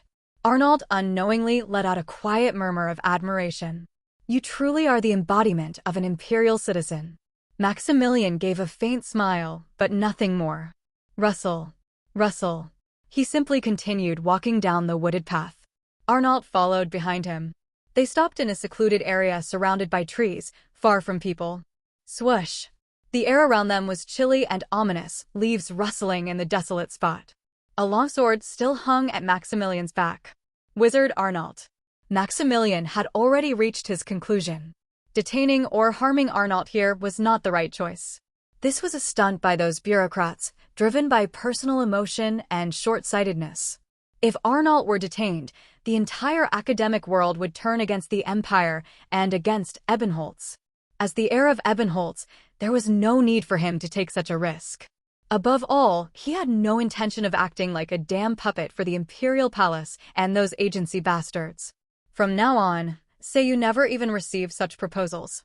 Never exchange letters again. If any letters come from the East, don't even read them, burn them. A clear line had to be drawn. The will of the imperial palace is not the will of the emperor. Likewise, the will of the agencies is not the emperor's will. The palace sycophants who leech off the emperor must, one day, be wiped out like vermin. Raising your pride or insisting on the truth is nothing but reckless defiance. Arnault, on the other hand, was someone useful to the empire. He was not a revolutionary, but an outstanding wizard and a perceptive scholar of magical science. Also, I ask that you stop speaking about subspecies from now on. The imperial palace no longer has the patience to tolerate your remarks. Arnault's face turned puzzled, and Maximilian placed a hand on his shoulder. What do you think of the subspecies, Wizard Arnault? There are differences, but not to the extent that they deserve discrimination. There were, indeed, differences between races. But they were as natural and unremarkable as differences in skin color. They are the characteristics that make the world more colorful. Maximilian gave a bitter smile. You are wrong. Subspecies are an inferior race that must be strictly controlled by the Empire. Do you understand, wizard? What are you? You are a pure-blood Aran noble. You are far more useful to the Empire than dozens, hundreds, maybe even thousands of lower-class people. Arnault silently gazed at the young knight. There were many parts of his claim he wished to correct, but now is not the time. Even if you deny it yourself, the world will judge it that way. Your life is in no way the same as theirs. The nonsense that every life is equally valuable is simply wrong. From the beginning, this knight may have been the kind of person who could not be reasoned with. Arnault shook his head. But be quiet. Maximilian cut him off coldly. With that single sentence, Arnault was rendered speechless. Silence settled into the forest. Suddenly, Maximilian looked up at the sky and let out a faint sigh. Arnault quietly followed his gaze. The world is changing rapidly. Academia will be polluted by ideology, and knowledge will become a weapon that kills humans. Maximilian lowered his head again and met Arnault's eyes squarely. I won't deny it. I am one of those imperialists. There was no emotion in Maximilian's desert-colored golden eyes, precisely why they felt as sharp as blades. So, I ask you, don't make me cut you down. There was no lie in his words. It was sincere advice from the young knight. Arnault nodded in response, and Maximilian soon led him somewhere. Follow me. Together, they moved to the military prison. Past cold iron doors and corridors, they stood in front of the cell where the student was being held. Through the iron bars, a man in a disheveled state could be seen. Encelin. Maximilian gestured to the guard. Release him. The guard looked momentarily confused, but soon brought the key and opened the door. Clack. The iron bars opened. Clack. The chains binding the student's body were unfastened. While we complete the paperwork, please wait outside. Arnault turned without a word, then called out to him again. Knight Maximilian. Maximilian turned to face him. Was it Anton's request, by any chance? Anton's request. Maximilian repeated the word softly, then smiled. It was a twisted smile, almost like a sneer. No. In fact, I dislike that man. In times of peace, a sage with the virtues all people desire. In times of chaos, an old man clinging to ideals like clouds in the sky. However, my personal feelings and his capabilities are separate matters, so I respect him. A fallen noble who rose to become the deputy knight commander of Sentinel purely on merit. A man born in the wrong era. I see. Arnault quietly nodded as he looked at Maximilian. Inside Anton's car, Arnault was on his way home with Anton. What did you think of Maximilian? From the driver's seat, Anton suddenly asked about Maximilian. Arnault fell into thought for a moment. Today, through the words Maximilian had spoken to him, he was able to grasp a part of the hymn. You are a pure-blood Aran noble. You are far more useful to the Empire than dozens, hundreds, perhaps even thousands of lower-class people. Even if you deny it, the world will judge it that way. Your life is in no way the same as theirs. Pure-blood Aran. The distinction between the low and the high. He was someone who followed the Empire's ideals completely, yet not someone blinded by them. In my view, a noble who has awakened. Maximilian had said something rarely heard from imperial nobles. Academia will be polluted by ideology, and knowledge will become a weapon that kills humans. He diagnosed the Empire's reality accurately. Yet he did not withhold his respect for Arnault. Every word and gesture carried dignity. I ask you, don't make me cut you down. Evaluating such a man was not easy. He was far too multi-layered to be understood from a single meeting. But if there was one thing Arnold was certain of, even while issuing a threat of death, even while expressing open hatred towards subspecies, he never lacked the dignity of a human being. He is a noble imperialist. Such a noble would never be common in this empire. I watched Arnold leave with Anton inside the military building. Will you be all right? Colonel Keynes asked. To let him go so easily like that. I turned my gaze to Colonel Keynes. He couldn't even look me straight in the eye. The disciple's letter was too weak to serve as evidence. If I had used it to suppress Arnault, it would have only damaged my own authority. Perhaps the agency under the Imperial Palace wanted that outcome. If the successor of Ebenholz followed the will of the palace completely, then the authority of the palace would naturally rise, while the external dignity of Ebenholz would diminish. But I had no intention of playing along with their petty politics. The will of the palace is not the will of the emperor. From the beginning, those bastards only pretend to serve the imperial family while pursuing their own interests. They are nothing more than sycophants. But the agency. Colonel Keynes. Despite it all, Keynes still wore a concerned expression, and I cut him off. Does the agency seem superior to me? Keynes's face turned pale. He straightened his posture and shook his head. No, it does not. Good. Then that's all. Truth be told, I was irritated. From the very moment a mere department chief of some agency dared to summon me around. From the day I faced that impudent face, stiff-necked and staring with wide eyes. I had no intention of cooperating obediently with those bastards. This wasn't merely an issue of noble pride. How far must I rise? And at what point should I stop? I don't yet know the answer to that, but one thing is certain. Every one of my actions builds my power. To reign as a strong one, I must show a figure worthy of it. I must never tolerate the sight of some filthy beggar trying to climb over me. The next day, a guest came to my mansion. He was the department chief from the agency directly under the Imperial Palace. He showed up without an appointment, bowing his head as he entered. I led him to the drawing room. A servant placed teacups on our table. What is it? You must already know. His tone was disrespectful. About Arnault. Yes, that's right. There was no choice. The physical evidence was too weak. The department chief quietly stared at his teacup. Now that I think about it, I don't even know this man's name. You've betrayed the expectations of the imperial family. Those words made me laugh. Not the imperial family. The imperial palace, you mean. The department chief's brow twitched subtly. May I ask why? It's simple. I looked at the department chief as I held up my teacup. Arnold is a noble who benefits the empire. I continued, looking straight into his eyes. And you're a mere petty commoner. The department chief's fingertips trembled. This man was a commoner. There were traces left of it. No matter how much one tries to hide their origin, no matter how much they try to paint over themselves to the point of self-deception, there are things that don't change. Things that can never change. His manners and behavior are plausible, but the way he speaks, his intonation is the key. It's because what was given from birth is different. The way of speaking shaped over a dozen years since birth.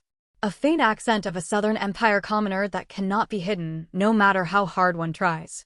I sensed it instinctively. Was it an inferiority complex? The department chief glared at me. Did you think that by making a noble of the Empire kneel, you'd feel some kind of thrill?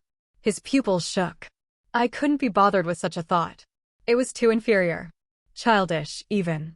I mocked his pathetic intentions and set down my teacup. Tap. A sharp sound split the stillness of the drawing room. You are mistaken. You're the one who's mistaken. I leaned forward. Think carefully. Just because you're in the Imperial Palace doesn't make you royalty. His Majesty dash. His Majesty. I cut off what he was about to say. Indeed. Now that I think about it, it was laughable. The Imperial Palace must have sent such vermin because they knew I had fallen out of Sebastian's favor. Would he trust me, Sebastian's son? In the end, he is my father. Even if he never once intends to offer me help throughout my life, even if he never acknowledges me until the day he dies. Sebastian is a man whose mere existence establishes my authority. Blood ties are not something you can sever, even if you want to. Or would he trust a vermin that crawled up from a mere pit of maggots? I glared at the department chief and asked, You. He trembled with humiliation, and I quietly drank my tea. It tasted quite good. Listen carefully. I extended my finger, pointing it at the department chief's head. You say Arnault's ideology is dangerous. If dangerous ideology is the issue, to me, a lowlife like you who challenges nobility is just as dangerous. This commoner's inferiority complex is a crime in itself. I don't particularly like the Empire's class system, but for now, it is one of my greatest weapons. There's no reason not to use it. Clenching his teeth, the department chief eventually stood and gave a short bow. Yes, I apologize. He turned and left the mansion, but it was a foolish choice. That was not the proper way to apologize. You should have knelt. You should have pressed your head to the floor. You should have shown something beyond that. If you weren't prepared to do so, you should never have come here in the first place. I'll have to cut him down. He's overestimating his own value. But a department chief of a direct agency can be easily replaced. He's not even a gear in the machine, just a bolt or nut, a mere component. People like him only weaken the Empire's strength. And so, someone far more rational and precise should hold that position. At the Sentinel Night Order, aerial assault training is held twice a week. Initially, it was just a few knights participating out of curiosity or for fun, but the number steadily grew, and now 1/3 of the Order's members enjoy at least one drop every week. Try spreading your mana. Before starting the drop, I called Tiana and Leon to the training yard for a private lesson. It's a rectangular, enclosed space within the Order's facilities. Tiana asked, "Mana?" "Yeah, don't think about anything. Just let it flow naturally." Though both of them looked puzzled, they began to emit their mana outside their bodies. SSSSSS. Like shimmering heat haze in a blue glow, mana particles spread evenly from their bodies. Both had a dispersive tendency. You two are quite similar. Are you crazy? Max, that was pretty rude just now. Tiana and Leon both glared at me. Anyway, your mana has dispersive properties. I told them. This trait can give you a special advantage during aerial drops. If you spread your mana particles widely and maximize the area of contact, it becomes possible to glide silently, change direction midair, or even decelerate rapidly. It's the complete opposite of how I fight, where I step on mana and concentrate all force at a single point to strike downward with full power. These two are better suited for infiltration-style drops into enemy territory rather than direct ground impact. So, practice emitting your mana while in the air. Emit it. Yeah. If you want your mana to influence your descent speed. I glanced around the training yard and thought for a moment. Thump. The virus activated first. Its instinctive calculation delivered the results straight into my head. You need to be able to fill this space in under 3 seconds. I don't know the exact volume of this training room. But for mana to generate meaningful lift and drag in the air, that is, to interact with air molecules and form a minimum density, a mana emission rate capable of filling this space in 3 seconds is required. That's the intuition. If you can do that, dash. Now, we need a proper term. Establishing terminology for a concept goes beyond simply making it easier to refer to. A clear term imprints a complex concept into a single image and gives the learner a strong sense of purpose. It greatly increases efficiency. You'll be able to use mana wings. Mana wings. It's a technique where you emit mana from your body to generate and control the airflow around you. Also, terminology must sound as impressive as possible to inspire the learner's motivation. Everything looks better when it's well packaged. That's what was written in the advanced manual distributed by the new cabinet. Oh ho, mana wings. So I just need to fill this space with mana. Wings of mana. Strong interest appeared on Tiana and Leon's faces. Beneath their self-awareness as knights and their intentionally mature attitudes, the fluttering image of 21-year-olds peeked through. Okay, then I'll go first. Just as Tiana eagerly rolled up her sleeves. Ding! A call alert rang from the terminal. It was Chiron. Hold on.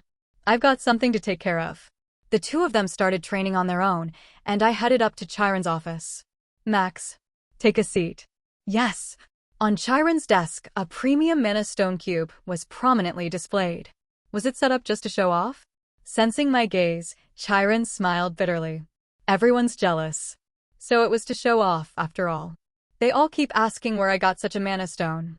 I see. Hermes' workshop had brought in some of the best artisans in the Empire, and their apprentices were steadily honing their skills. Skill, in the end, was tied to money. With an unlimited supply of top-grade mana stones, they were growing rapidly. Sir Chiron. Perhaps Dash. The workshop is still in its early stages, so it can only produce about 9 to 10 premium-grade mana stones per year, but now inventory is slowly piling up for sale. Would you be interested in receiving premium-grade reservation tickets? Premium-grade reservation tickets? Yes. I just thought of it on the spot. It's a ticket to reserve a premium mana stone cube. I'll give you 5. You can distribute them to whoever you see fit. Chiron hesitated for a moment, but soon showed an intrigued expression. Would it be all right for me to accept that? Of course. I smiled. Free promotion, free customer acquisition. These days, Chiron is proving helpful in more ways than one. Then I'll gladly accept. Yes. By the way, what did you call me for? With a confident smile, Chiron handed me a thick envelope. My agent in the underground city obtained information about the black market. Chiron didn't skimp when it came to his ambitions. He was one of the few knights who spent beyond the budget allocated to the order, using his own money to build a personal network of intelligence and contacts. The location is basement level 9 of the underground city. It's a place where all sorts of people gather. But there's a particular item on that black market causing concern. According to my agent, a terrorist group may be targeting it. I figured it might be better for you to handle it, rather than me. This mission is tied to the black market, and I have money. Chiron brought me a mission that suited me perfectly.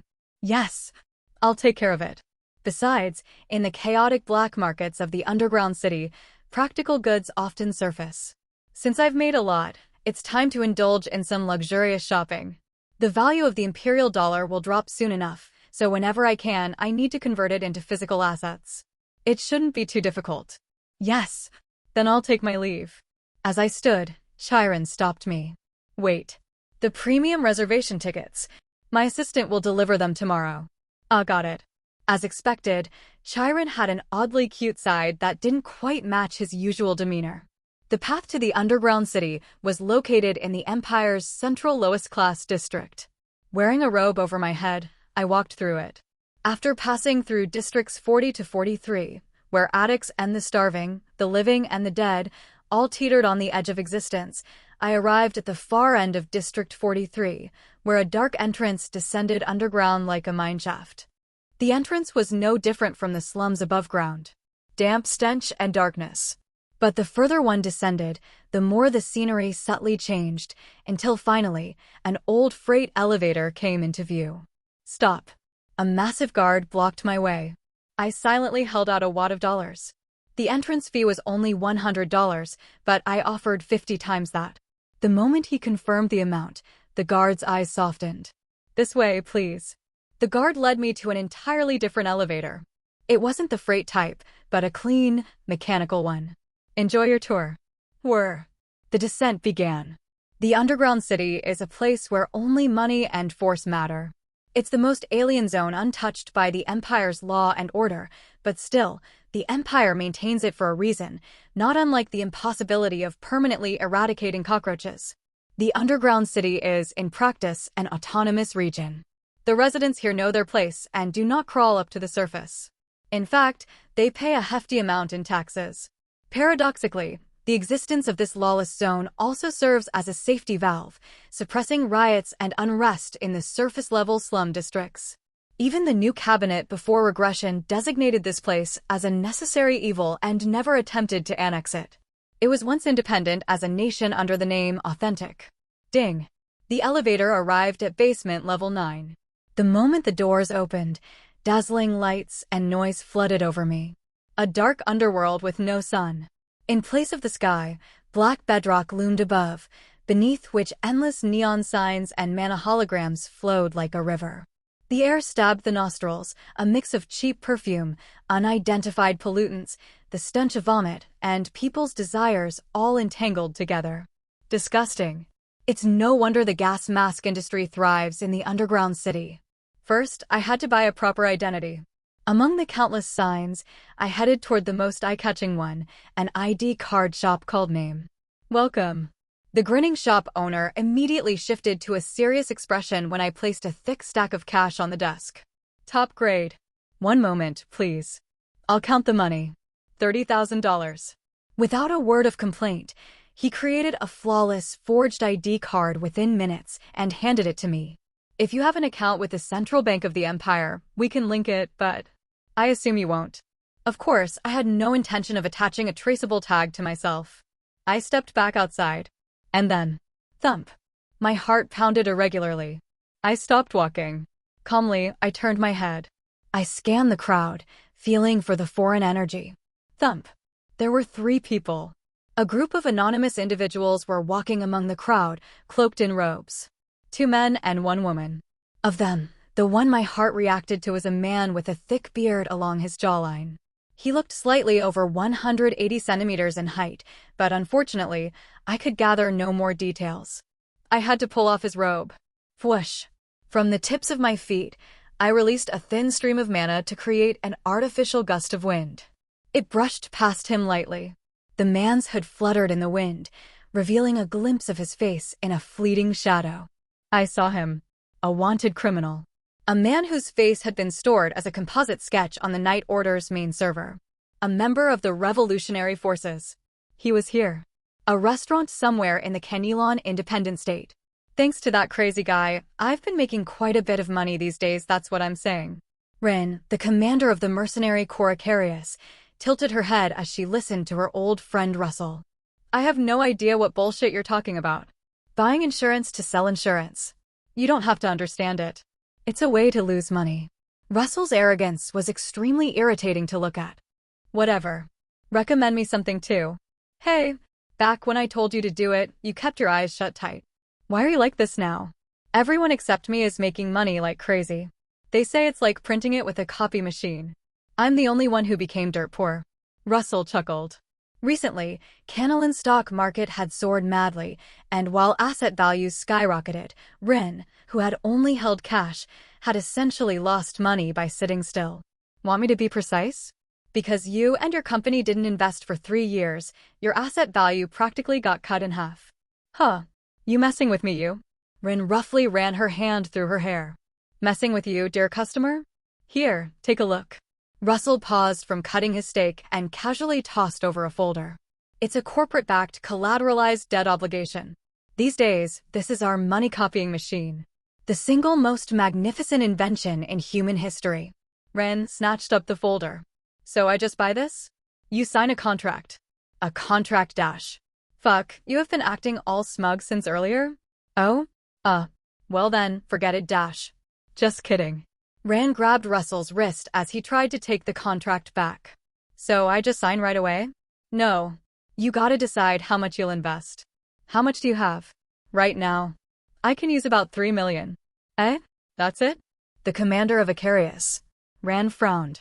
First of all, his face already looked sleazy, and with that smug attitude and snide remarks, he was a real fucking asshole. I get paid a salary from the company too. Then use the company's money. Are you crazy? Russell shook his head in disbelief. Chewing on his thick steak, he spoke. You still don't get the concept of risk return? Using company money is a risk? Hey, how many times do I have to tell you? Corporations can invest too. In 1 year, you'll get a 30% return. Wouldn't it be great to use that surplus profit to build some buildings and stuff? With just a 1-year contract, you can earn a safe 30% profit, safer than putting money in the bank. 30%? 30%. Ren's face showed clear interest. Yeah, but it's gotta be a decent amount. Not just from Canilon, money's pouring in from the western and eastern regions, even from the Empire. 30%. So, how much can you invest? At Russell's question, Ren swallowed hard and replied. 30 million. 30 million? Great.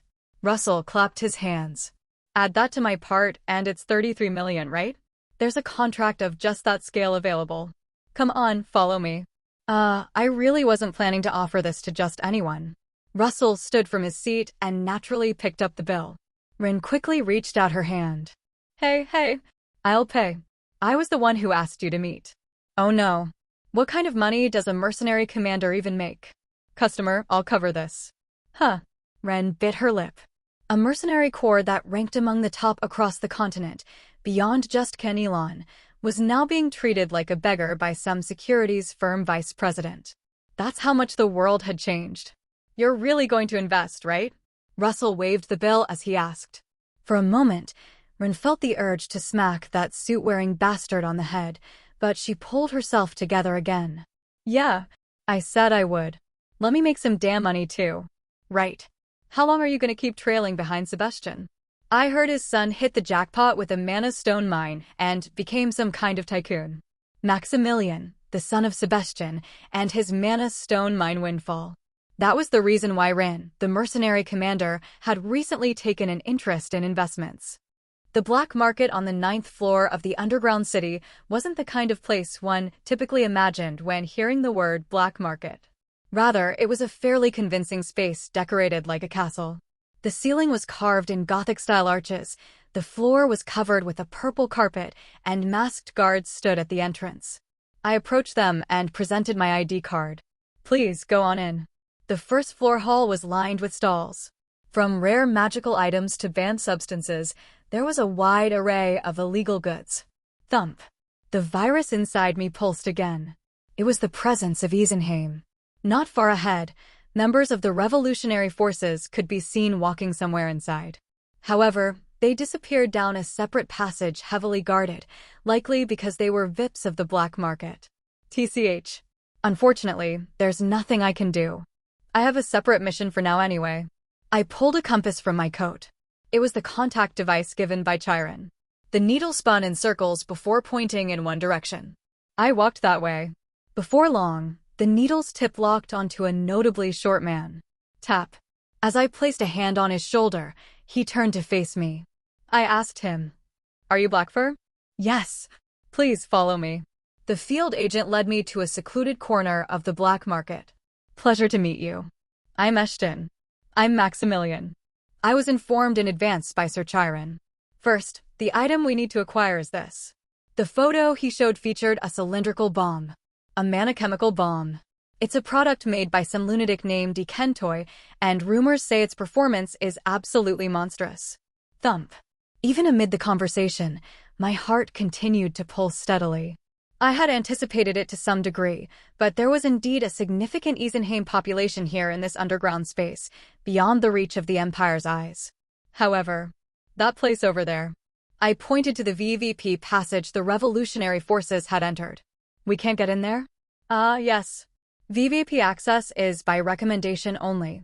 You need connections. That's unfortunate. How much is this bomb priced at? Roughly about $1 million. Ikentoi has his own special booth, so please follow me. I followed him. We climbed the stairs and reached a corner on the 3rd floor with a sign that read Life and Death of Ikentoi.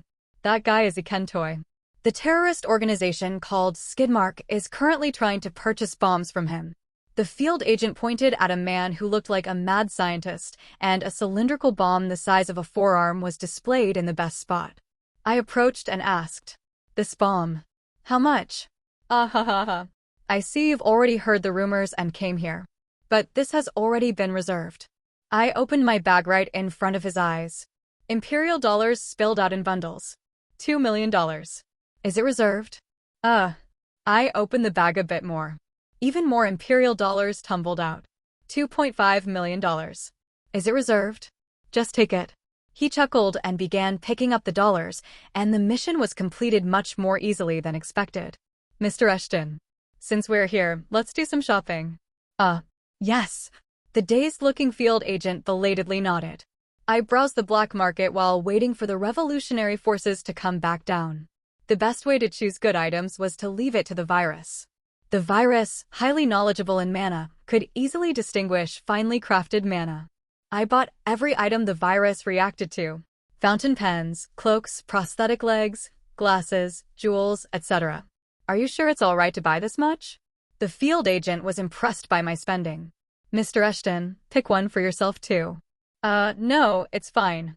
Refusing a favor is not good manners either." "Okay." Just as the field agent was about to pick a small magical tool as a token of gratitude. KWAAAAAAA.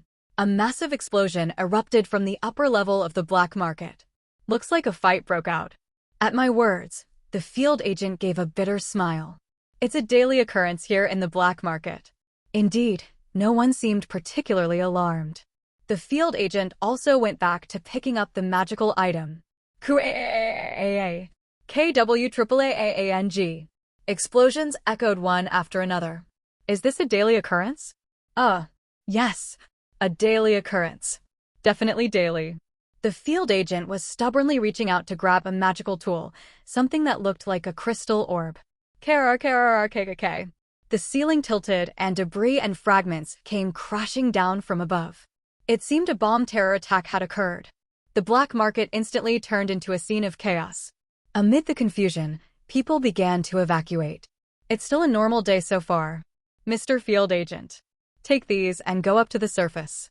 No, it's normal. It's just a normal day. I'll give you one of the items I bought. Yes. I handed the goods over to the field agent. Thump. Taking advantage of the confusion caused by the explosion, he emerged from the VVP passage. A core-level executive of the Revolutionary Forces and a wanted criminal, Eisenheim. Thump. I pushed against the flow of the scattering crowd and pursued him. The man quickly exited the black market and leapt down into a dark passageway. Thump. I jumped after him in the same manner. Using my heartbeat as a GPS, I tracked him down. Thump. At last, the virus pointed to a spot in front of a sewer. Sticky, unidentified sludge was oozing down the edges, and rats squirmed and squeaked underfoot. I pressed on my gas mask and entered. It was pitch black with not a single trace of light, but I moved forward through the darkness, guided only by the beating of my heart. Thump. A sudden thought crossed my mind. This was a remote place, beyond the reach of the Empire's gaze and power. Could I, alone and unassisted, truly defeat the enemy? Thump. No, even that kind of fear is a luxury. Don't falter, Maximilian. You're the one who cut down Duncan. You have no nightmares now. You must not fear battle. On the contrary, you must move forward enjoying it. If you believe in yourself, you will surely win. Thump. I took a deep breath and felt inside my coat. I still had an insurance, a super stimpack. Thump. As I turned the corner following the increasingly vivid heartbeat, I saw the silhouette of the man in the distance. Step. The moment I took a step forward. Are you an ally? At his question, I gripped my longsword. Yes, I am an ally. Suddenly, a third voice came from behind. The hairs on the back of my neck stood up. I flinched and turned around. It was Sonnet Candel, whom I hadn't even sensed approaching. She looked at me and nodded expressionlessly. Nice to see you, Knight. You walk quietly. Though all my attention had been focused on the man, Sonnet's movement had been in perfect concealment. Did I? Sonnet approached the man casually. I was briefly confused. Was Sonnet a member of the Revolutionary Forces? No, that couldn't be. She had clearly died by execution. Let me introduce you. Sonnet gestured toward the man. An internal intelligence agent of the Revolutionary Forces, Mr. Arstal. I tilted my head at her introduction. My body moved reflexively on its own. Eisenheim was Sonnet's internal agent? Again, I stared blankly at the man named Arstal. Have a seat. Sonnet waved her hand in the air. Mana rose up, and an elegant table and 3 chairs formed, an odd match for the sewer's stench. I walked over and sat down. Was this meeting orchestrated from the beginning? No, it's a coincidence. If we must place blame, it would be on your intuition, Knight Maximilian. Sonnet continued speaking as she pulled out a thermos and teacups. We passed the information to the field agent under Sir Chiron's command, and Sir Chiron assigned you the mission. Originally, the task was meant to end with retrieving the bomb. Her gaze swept over me. But your keen eye is impressive, Sir Maximilian. Do you remember every wanted criminal? Yes, I remember most of them. All the wanted criminal sketches distributed by the Night Order were stored in my mind. Even more so because of the virus. How did you know I would pursue him? You lifted his robe with the wind. I let out an involuntary, hollow laugh. Sonnet was, as always, Sonnet. The true core of the Candels, on a completely different level from June. She continued. So rather than letting an unnecessary fight break out, I thought it better to make an introduction. I stared at her for a moment, then asked again. What exactly are you? I'm the eldest daughter of the Candel family. I hold a lawyer's license and a medical license, have published 3 essay collections, and I run a business here in the underground city. Then as now, she was a major player in the underground city. Though I still didn't know exactly in what sense. Is this black market your business? Yes, but the shares are divided. My stake is fairly low. Was that bombing just now orchestrated too? It makes for a perfect excuse to meet in secret. Sonnet spoke all this without the slightest change in her expression. She gestured with her eyes to the seat beside her. This Mr. Arstel is also part of my business. I turned to look at Isenheim. Pleased to meet you. I'm Arstel. Codename Gideon. I'm in love with Lady Candel. Sonnet let out a brief sigh, and for me, it was revolting. And Isenheim pretending to be human. Fucking son of a bitch. I wanted to cut him down right this instant, but first I needed to understand this situation. Ahem. Just joking. First, I want to say it was I who provided the intel that the terror group was trying to purchase the bomb. I stared at him and asked, why go out of your way to cooperate with the Empire? I'm tired of this life. Exhausted. Dedicating my life to a world that hasn't changed in over 10 years. It's all so meaningless. Arstel sighed and brushed back his hair. I want to retire. A new face. A new identity. I'd like to live as a billionaire. This bastard's good at acting. His expressions were stitched together like delicate embroidery. If he weren't Isenheim, would I have been fooled too? And, since the meeting's already been arranged, I have a request. Clink. Sonnet poured tea into a teacup. Of me? I'm merely a lady of the Candel family. I don't have many inheritances coming my way. Even if I run a few businesses, I can't provide Mr. Arstel with a proper identity or make him a billionaire. Well, she did say this was business, which meant she was a kind of broker. I looked at Arstel. In return, what can you offer? Accurate intel on the whereabouts of one of the Revolutionary Command, codename Red Flower. Arstel smiled and raised a finger. And one more thing. As I glared at his smug face and listened to his unnecessarily poetic, twisting voice, I thought, do you know that the fire of revolution has infiltrated the Sentinel Night Order as well? As a regressor, I already knew all of this. Red Flower's whereabouts, the existence of a Sentinel Knight harboring revolutionary ideals, everything. Which means his intel holds no value. And if it holds no value, is there a need to keep alive a bastard who is clearly a double agent? If it were an Isenheim I could exploit, I might have kept him alive. But should I really bear the opportunity cost of being manipulated around by him and Sonnet? My thoughts were organized in an instant. I gripped the sword at my back. Tick. Time slowed. A silent draw of the sword.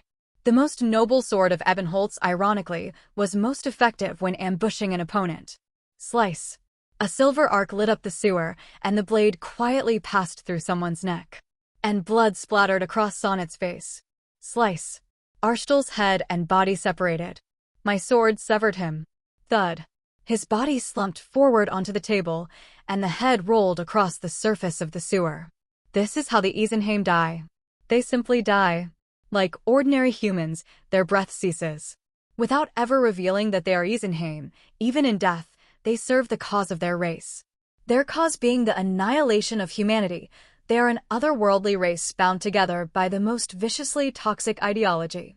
You've killed him, Sonnet said. There was no change in her expression. She wasn't even slightly flustered by something of this level.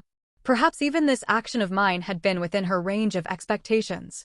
Her reaction stirred an unconscious fear in me, because I am not a real one like her. Even as a regressor, I have never explored the deepest darkness of the Empire. I have never experienced crushing my enemy through fierce political warfare. My power is merely borrowed from the future, a place that may no longer exist. On the surface and inside, I am still not a true Ebenholz. I am still nothing but an immature noble brat who cannot even fully trust myself.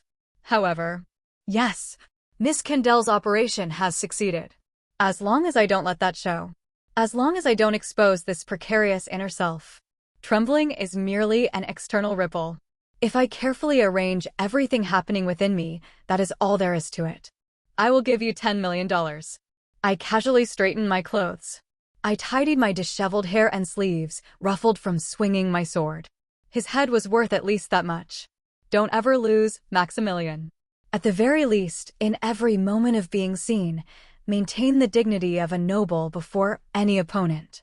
The value of the information might have been 10 times that. Then I'll offset it by calculating the possibility that he was a double agent. Even if he was a double agent, the information is usable. Spies offer truth to earn trust. I looked at Sonnet. No matter how much I try to read her, her expression is unreadable. If I cannot understand her, I must not try to. If she is someone unpredictable, then I, too, must become someone unpredictable. Everything I do must be ambiguous, and all my intentions must remain unknowable. Today, I received quite a valuable lesson from Sonnet. Fear comes from the unknown. The fear born of uncertainty is the greatest of all. Such truths hold no value. Sonnet said no more. Was she acknowledging me, or merely letting it pass? Or perhaps she now considered me one of those types who cannot be persuaded. I will deliver the 10 million through a more suitable method. If her desired ledger receives that level of net profit, that should suffice. Do you have anything else to say? Sonnet shook her head. No, that's fine. Our Kendall family also received a great favor from you during the Brain Eater incident. She stood up and firmly stuffed Arstel's head into the bag she had brought with her. Take it. Then she trudged off, back into the other side of the sewer. To the very end, without revealing even a hint of emotion. I watched her back for a moment, then turned my gaze to Arstel's corpse. Squirm. The virus stirred. I reached out to his body. Squirm, squirm. It absorbed the Eisenheim mana that remained in the corpse. A dark crimson energy crawled up my arm. Done. When its absorption was finished, I slung the bag containing Arstel's head over my shoulder.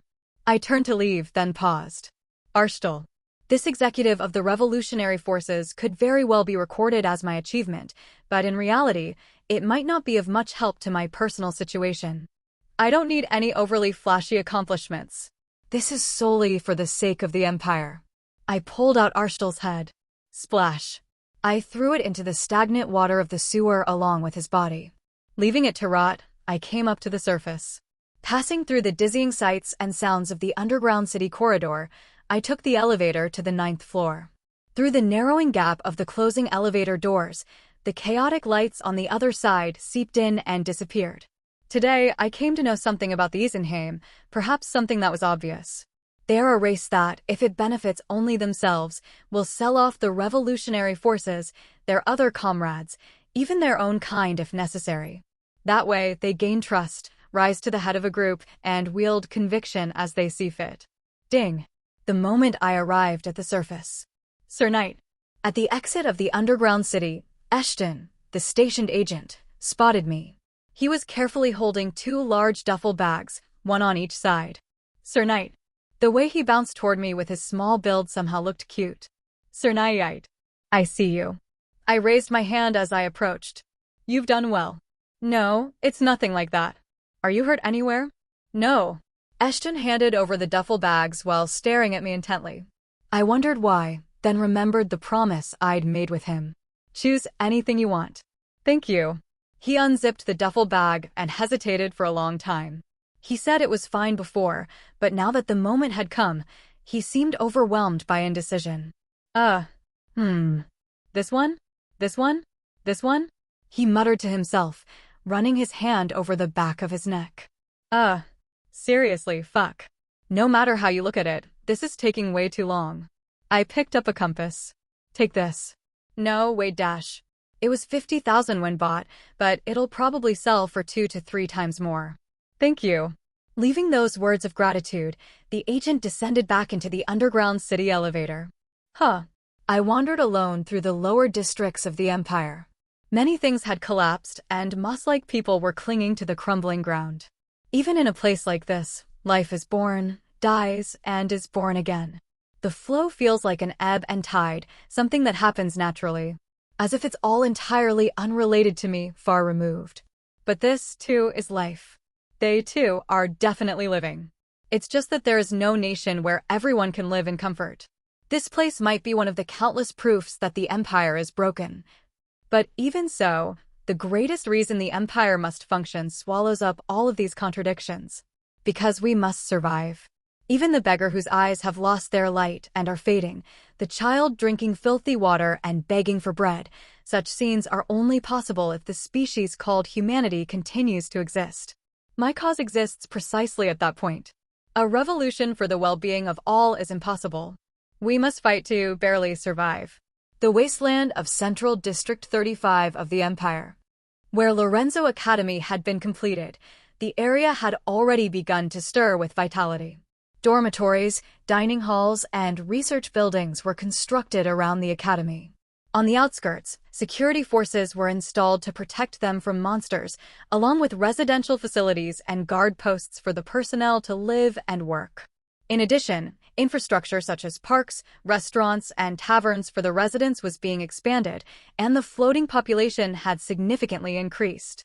It was gradually beginning to take on the form of a city. There are more students than I expected. Today, I visited the academy's headmaster's office. Lorenzo gave a wry smile that was somewhere between pride and embarrassment. Yes, I planned for about 100 students, but word got out and talented individuals are coming from all over. I had seen them on the way here as well. There were kids as young as Armand, teenagers in their mid to late teens, and even adults chasing their dream of invention. They study practical things. For example, how to treat the mana wastewater from golden grain, which we acquired. Equipment to convert that facility into a pharmaceutical factory.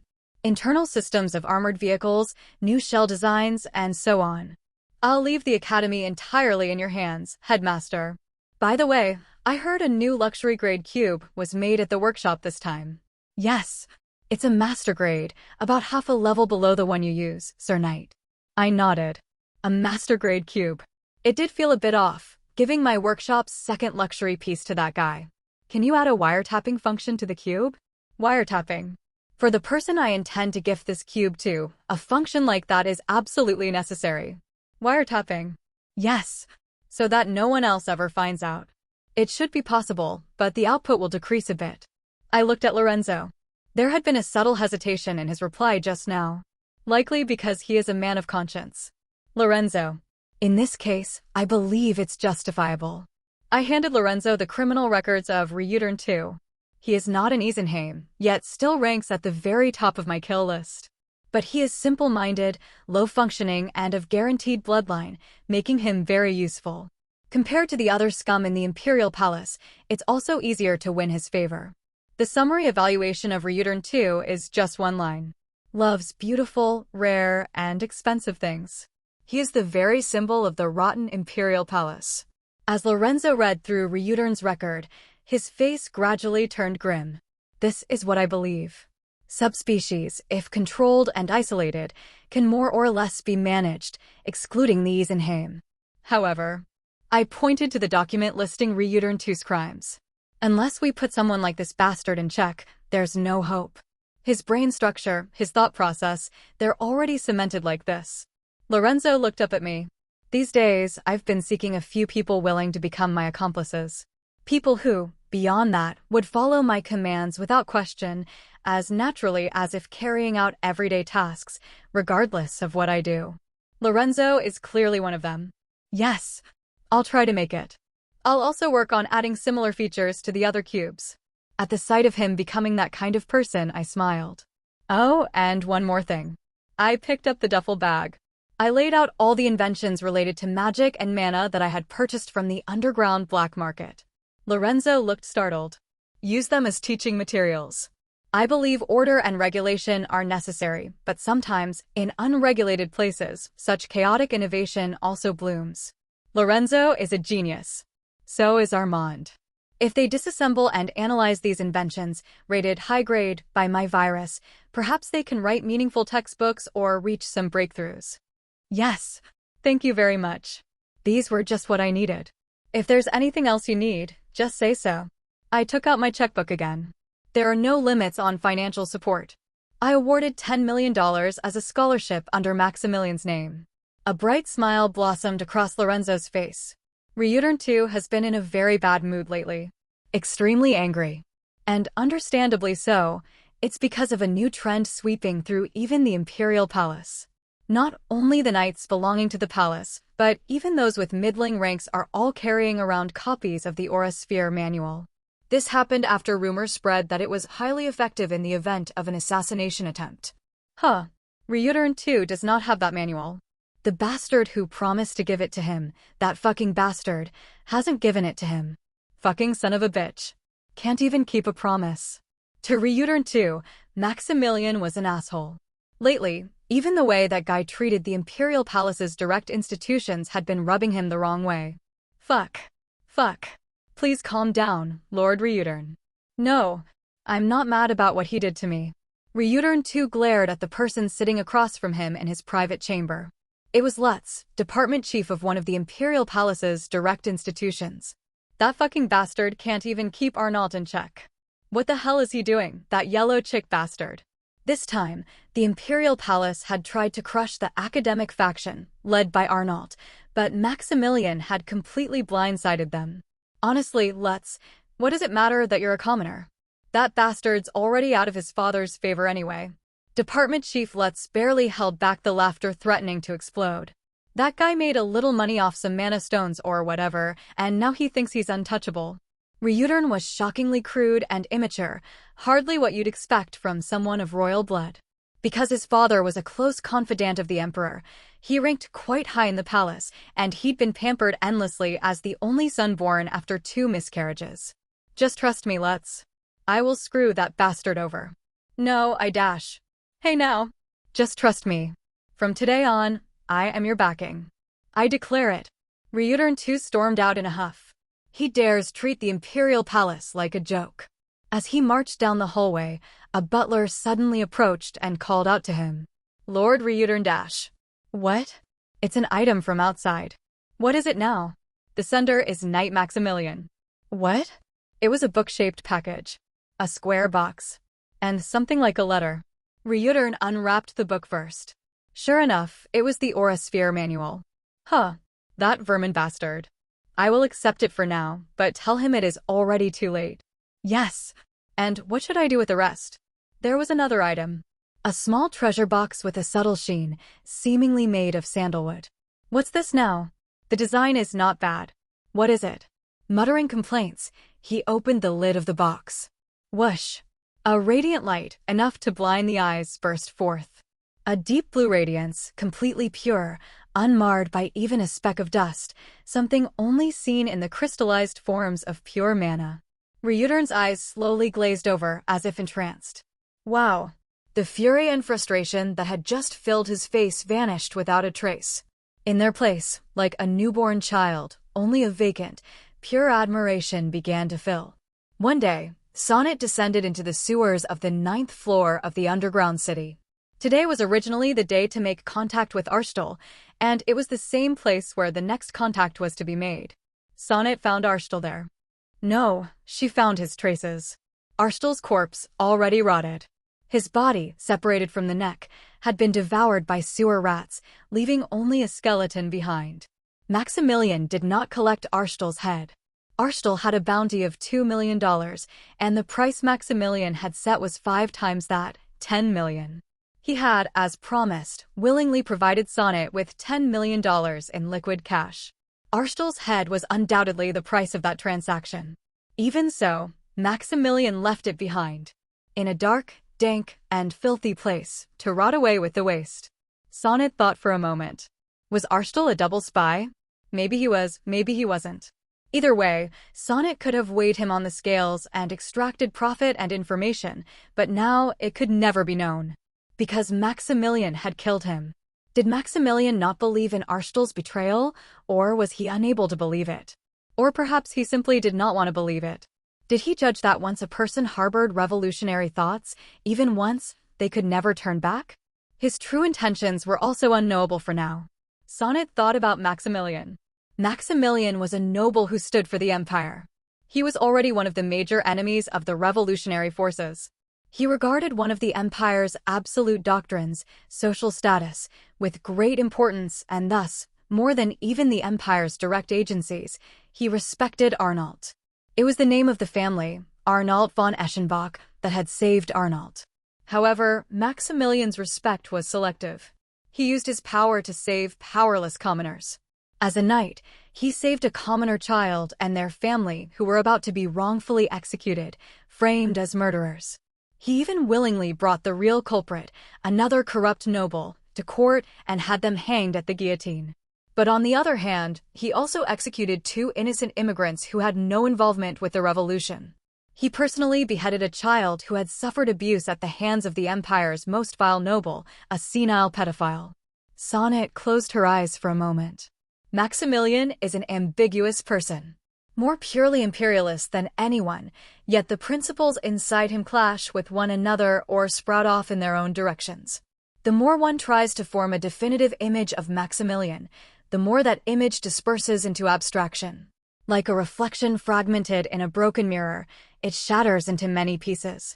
That is why he is the unknowable, a type of human still difficult for even Sonnet to grasp. Sebastian, on the other hand, was easier to understand. All his principles converged around the core of family and emperor. In any case, thanks to Maximilian not publicizing Arstel's head and leaving it here in the sewers to rot, Sonnet's business did not collapse. She was able to continue her brokerage operation, where trust is the most vital asset. It was, in its own way, good news for Sonnet. The military is still being looked down upon. Here, the military refers to the regular army, excluding the Imperial Guard and the Guard Corps. Even Sebastian, the supreme commander of the Empire's military, ultimately came from a knight background. He is the commander of the Imperial Guard for the Emperor, and more than anyone, he is a man who pursues ironclad principles. Therefore, nobles look down on the regular army. They see it as a tax-consuming beast, a gathering of uneducated fools, and even their disdainful gazes are stinging. This widespread contempt for the military leads to several vicious cycles. The worst is the drop in their morale. A soldier who believes that their death is not a sacrifice for the nation, but merely a statistical figure on some noble general's report in front of a fireplace, will never give their all. Next is the very threshold of the Imperial Army. A disrespected group does not undergo strict screening when accepting new blood. No, there is not even the capacity to do so. Branded as a place where uneducated fools gather, officers pay no attention to the background or origin of new recruits. They are only desperate to fill headcounts. Because of that, even now, within the Imperial Army, there are likely active agents of the revolutionary forces or spies from the Eastern Union and several Western nations. However, the regular army and infantry are important. No matter how many tanks appear, how many knights fly through the sky, or how much firepower wizards unleash on the battlefield, in the end, occupation and control fall to the infantry. Those who can use mana are few compared to the general population. Moreover, the number of individuals who can exert power beyond bullets and artillery shells with mere human strength is even smaller. Therefore, I will slowly bring the regular army into the fold. I will cautiously embrace them. Of course, the problem ultimately lies in illicit enrichment. In a group that is looked down upon, people who behave in despicable ways tend to pop up like mushrooms after the rain. I don't know the reason. Not sure which came first, the contempt or the corruption. Among the regular army, corrupt individuals abound, regardless of whether they are field-grade officers or generals. My money will eventually be scattered across the military as well, but before that, those scum must be dealt with. Loyalty. TL note, I read the review on NU mentioning this. If anyone has any better ideas, I'm all ears as to how you would translate it. Using sir doesn't make or invoke the distinction that the person is saluting, to me at least, so feel free to comment on what you would suggest. While Dieter was tracking such flows of corruption, I met Major Kaihan for the first time in a while. It was at the fishing spot in District 35 I had personally arranged through someone. This is the first face-to-face meeting since then. Yes, that's correct. Kaihan was taught by Jens. But teachings are just teachings. Major Han needs military achievements, and I cannot hand him the achievements themselves. I handed a map to Major Han. This is your new post. He picked it up. The location was Western Border Region, the Burton Zone, where the 7th Imperial Guard Battalion is stationed. The position was Deputy Battalion Commander. Questions appeared on his face. This place is. For a member of the Imperial Guard, this is probably the most undesirable posting. The Imperial Guard has not yet undergone rapid expansion. Though the size of the division is gradually increasing even now, its scale is still overwhelmingly small compared to the regular army, and its influence remains concentrated in the center. Thus, the Western Border Region is considered a backwater post for the Imperial Guard members. You will also feel surrounded by regular army divisions. Regular army battalions under full divisions line the area around the 7th Imperial Guard Battalion. Let me ask you, what's the reason I'm sending you there? I can't reveal everything. Kaihan is still in a position of being tested. Though he certainly possesses a fine character, his abilities must match it. You're sending me there because... After a moment of thought, Kaihan nodded and spoke. To cooperate with the regular army? Correct. I smiled. What made you think that? This Burton zone is a hotspot of conflict between the Imperial Guard and the regular army. It's because the Imperial Guard pushed into an area originally held by the regular army. In fact, the Imperial Guard members stationed there openly look down on the regular army. Typically, those who are pushed into backwater posts tend to have more inferiority complexes. But the real problem is the battalion commander, Makio. That's right. Here's what I think. A mere lieutenant colonel of the Imperial Guard has no right to look down on the regular army. The regular army can very well become part of our power base. The Imperial Guard and regular army share the same rank structure, only in form. Their command systems, uniform styles, and everything else differ. But that doesn't mean they can't get along. Besides, with someone like him, I don't even know who he thinks he's in a position to look down on. I handed over documents to Kaihan, records full of Makio's embezzlement, breach of duty, laundering, and countless other scandals. How to cleverly make use of these, this is up to you. It's about time Major Han got promoted, isn't it? If Kaihan can bring down Makio with his own capabilities, then naturally, Lieutenant Colonel Han will take his place. Since it's a post that no Imperial Guard member wants anyway, they'd try to keep him there even if it meant promoting him. But there is another reason this region is important. Across the western border, in the Kingdom of Zerfa, a civil war is expected to break out soon. It is the course of history. A conflict between the monarchist faction seeking to preserve the throne and the Republican faction trying to overthrow it. The Empire will, of course, support the monarchists, and Major Han must participate in the war and achieve merit there. Yes, acknowledged. I handed him a bag. Operational expenses. Money. In the end, what matters is money. The majority of Imperial citizens work not out of belief, but simply to earn money. It's a cold place, so you'll need to spend a lot. Western Burton is a harsh mountainous region where bone-chilling winds blew. In such a place, maintaining the morale of soldiers doesn't require much. Warm winter clothing, hearty meals, a stiff drink, and occasional bonuses were enough, but the Empire's disdain for the regular army turned all of that into luxuries. So all you have to do is the opposite. Mending conflict was this easy when you had a little extra money. Yes, loyalty. Major Kaihan understood that weight. He gave me a sharp salute and walked off with the stride of a soldier. Thud dash. Thud dash. The heavy sound of metal being struck rang out endlessly in the Gigante's workshop. As one worker, his eyelids fluttering, collapsed from exhaustion, a boot flew at him accompanied by curses. Thud dash. Thud dash. Even that beating was drowned out by the roar of machines, as revolutionaries disguised as workers moved stealthily. From beneath toolboxes, they handed off improvised explosives and detonators to one another. Thud dash. Thud dash. Small bombs began to be planted on the furnace control units, the power cores of aging conveyor belts, and the machines that forged weapons. One by a silent worker carrying iron, another by a supervisor pretending to watch over the laborers, and another by a security guard posted at the entrance. All comrades, infiltrated here with the same purpose in their hearts. Thud dash. Thud dash. The operation was meticulous. The execution day, the Empire's holiday, Citizens' Day, the only day when the workers rest. That day, simultaneous explosions would collapse the outer structure of Gigantes. But destroying the facilities alone wouldn't be enough. They could always be rebuilt. Using the collapsed exterior as a shell, they had to infiltrate Gigantes' heart, its underground core, and plant the main explosive on the central mana stone vein to destroy it from the root. Thud. Thud. In the underground temporary command center, a comrade wearing a rabbit mask checked incoming signals from each zone with suffocating tension. Gradually, all points were nearing full setup. It looks like we'll be ready by the execution day. These are the current guard shifts for then. There were many guards. Since Gigantes halts operations only on Citizens' Day, the security was tighter than usual. Fortunately, there were no night-class forces, and if they wanted to avoid harming the workers, That day was the only realistic option for execution. There will be guardsmen and Imperial Guard soldiers, but our forces are enough to handle them. 8 executive members of the revolutionary forces. In addition, dozens of workers who sympathized with the revolution and comrades already embedded deeply. The day of execution was close. For the cause.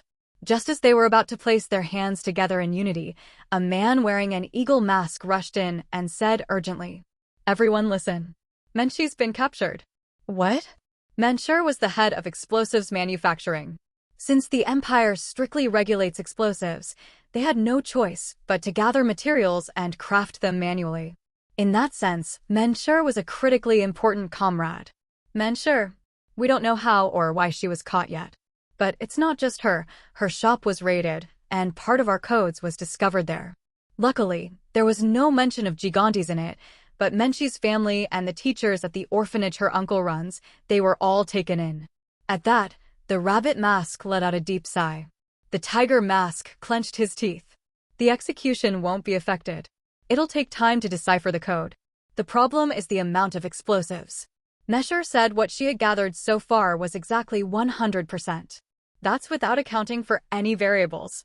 In other words, that amount was calculated to be just enough to blow up Gigantes' mana stone vein. However, in practice, they had planned to gather at least 30% more to account for uncertainties and margin of error. The tiger mask nodded. We'll find the remaining explosives one way or another. As for Menshir, there's nothing we can do. There's nothing to be done. The meaning of execution is that it will be carried out even if we die. That we willingly dedicate our lives to it. For a better world. For a better future. For the cause. Despite the loss of one member, they all raised their hands and pressed their wrists together. Thud. The secret police bureau in the Imperial Center, an unnamed underground torture chamber. A dull sound of a club striking flesh echoed. Ah, this bitch. Still not talking. Hey, what the hell does this mean? The investigator grabbed Menshir by the hair, shaking the undeciphered code in her face. Menshi's entire body was already covered in bruises. Her split lips tasted of bitter blood, and dizziness blurred her vision until she could see nothing. This bitch is really stubborn. Do we have to kill your family in front of you to make you talk? No matter how much they beat her or crushed her, she would not open her mouth. Investigator. But, this here. At that moment, another investigator appeared, carrying a bundle of papers. We looked through all the suppliers for this bitch's store, right? And there was something a little off in the inventory logs. What stood out? It's kind of vague, but a little suspicious. You could use this stuff to make explosives and all. In that instant, Menshi's heart dropped. Explosives? Like homemade bombs? Well, yeah, probably. How the hell would you know? I majored in chemistry too. Mana chemistry. You know? Just as they were looking over the ledger, chasing leads. Crash. The door to the interrogation room burst open loudly. What? Someone came rushing in from beyond. Investigator. You need to take this call immediately. Shit, you scared me? What is it? Jay, just hurry. No. TCH. Damn it. The investigator irritably picked up the phone. Yeah, this is Hans. I'm really busy, Rai, yes? Transfer? Everyone? All of them? We're the ones who made this arrest. Just as he was about to argue, a voice came from the other end of the line that froze his entire face. Yes. Understood. We'll transfer them right away. Yes. Yes. No, of course not. He shouted loudly and hung up, then pointed at Menshir. Hey, hood that bitch and the rest and prep them for transfer. Right now. The world was veiled in darkness once again. Rough hands dragged her body. Through fading consciousness came only the sound of footsteps echoing in a cold hallway. The sound of a heavy iron door opening and closing. The sound of the vehicle she was loaded into moving somewhere. In the entire process, she saw nothing, heard nothing. How much time had passed like that? Remove the hood. At some point, a stranger's voice spoke. As the hood was lifted, a faint light pierced her eyelids. She slowly opened her eyes. It was a different place from before, clean, yet chilling. Beyond the scent of sterility, a man in uniform stood. Menshir struggled to bring her blurry vision into focus. The first thing that came into view as her eyes slowly adjusted was blonde hair. Within it, Golden eyes glimmered like a desert, staring at her. Every facial feature was individually recognizable, yet despite that, it was a handsome face. But once she fully recognized the complete form, Mentor gasped. It was a person she could not fail to recognize. Maxi, Million? At that, a faint smile formed on the man's lips. Nice to meet you. So you know my name. As a knight, I had the authority to access the intelligence of the Central Secret Police Bureau. Of course, it was not possible for matters that were extremely confidential, that is, not even documented, but the information regarding this particular report was relatively easy to obtain. The report itself was as follows. A wanted criminal was allegedly seen at the shop operated by the subject. Unexplained loud noises often occurred late at night, and above all, suspicion was heightened because the subject is a member of the Yakin race. The name is Yukiya Tarek. It was a development similar to that before my regression. The outcome of the Gigantes terror incident was so famous that it had been featured in special reports, so the names involved in it remained vividly in my memory. A Yakin. The Yakins, descendants of ancient Vistin, are a subspecies that faces severe discrimination on the continent.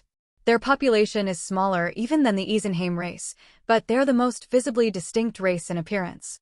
Their sharply slanted eyes, high-bridged noses, and beast-like facial features appear alien even when compared to any ethnicity within the empire. To make matters worse, this Yakin named Yukiya has white hair and red eyes. However, before my regression, the bald Edmund had clearly said this. With the help of the Yakin race, we held out to some extent at the beginning. They had the strength to resist the dimensional devourers. Therefore, the Yakins had to become my allies, and I had transferred Yukiya and her family, who had been detained by the Central Secret Police Bureau, to my jurisdiction in the Jinan substation. Do you know why you were brought here? I picked up the ciphertext found in her shop. A faint mana wave unique to the Isenheim race lingered on it. It was evidence that an Isenheim was among the terrorists of the Gigantes incident, or at least among those who had ordered it. She did not answer. The one word she had spoken, my name, in her foreign-sounding pronunciation, had been the last. I paid it no mind and handed over another stack of documents. Yukiya Tarek. I looked into you. The report cards from when she had attended the academy. Almost every section showed near-perfect scores. You were very talented. Even so, the reason Yukiya Tarek had been expelled from university was purely due to her origin and race. A Yakin who immigrated to the Empire. With someone like you demonstrating elite-level ability, there must have been envy and jealousy. In the Empire, there exists a recently emerging Aaron myth. At the beginning of time, the Aarons were the noblest bloodline, and below them, various Westerners and Easterners were stacked like a pyramid.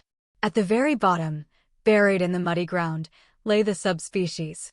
It is a truly pathetic and worthless delusion, yet the faltering Empire clings to it as its doctrine. From now on, I'll ask a few questions. You may answer them or not. I picked up the questionnaire. It was a manual handed to those suspected of being dissidents. Do you harbor any dissatisfaction with the Empire? As I looked at the silent Yakin, I thought about the Yakin race. They were the hope of humanity in a doomed future. Do you possess books banned by the Empire? I did not know exactly what aspect of them constituted hope, but I had to consider more deeply the meaning of necessary for humanity. It meant, conversely, that they were not necessary for the Isenheim. And the Isenheim are a people who consider even the revolutionary forces as expendables in pursuit of their own cause. Have you ever joined an unlawful organization that threatens the peace of the Empire? Therefore, the theory that Yukiya, a high-ranking member of the revolutionary forces, had carelessly prepared her operations so sloppily that even a neighbor noticed, it was far less convincing than the hypothesis that she had been betrayed by the Isenheim. Do you, regarding the Empire? She did not answer a single one of my questions, and I set down the questionnaire. All answers were marked as no. In the Empire, the right to remain silent is not truly a right.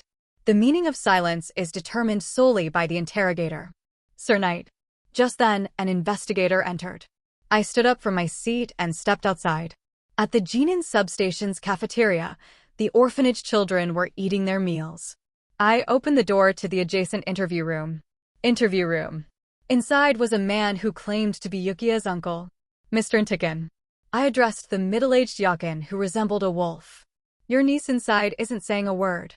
She's probably not fluent in the imperial language. She's been wandering all over the continent with her father, you see. Intikin offered an explanation with a nervous tone. I looked over the documents laid on the interview room table. They detailed the financial flow and all expenditures of the tiny orphanage he ran. There was not a trace of revolution to be found. It is clean. It was a remark of admiration. I've never seen someone run something as modest as an orphanage so cleanly, like you do. Sometimes there are people like this. People who leave nothing for themselves and only give to others. Intikin was one of those kinds. And yet you were suspected just because you're a Yakin. After the fall of the Empire, I once read a book titled The Art of Interrogation. The author, while pointing out the inefficiency of torture, described the most ultimate interrogation, and that was to become an ally. Yes, everyone looks at us and says we have the faces of traitors and rebels. I don't think that way. Arans and Yakins can be friends even within the Empire.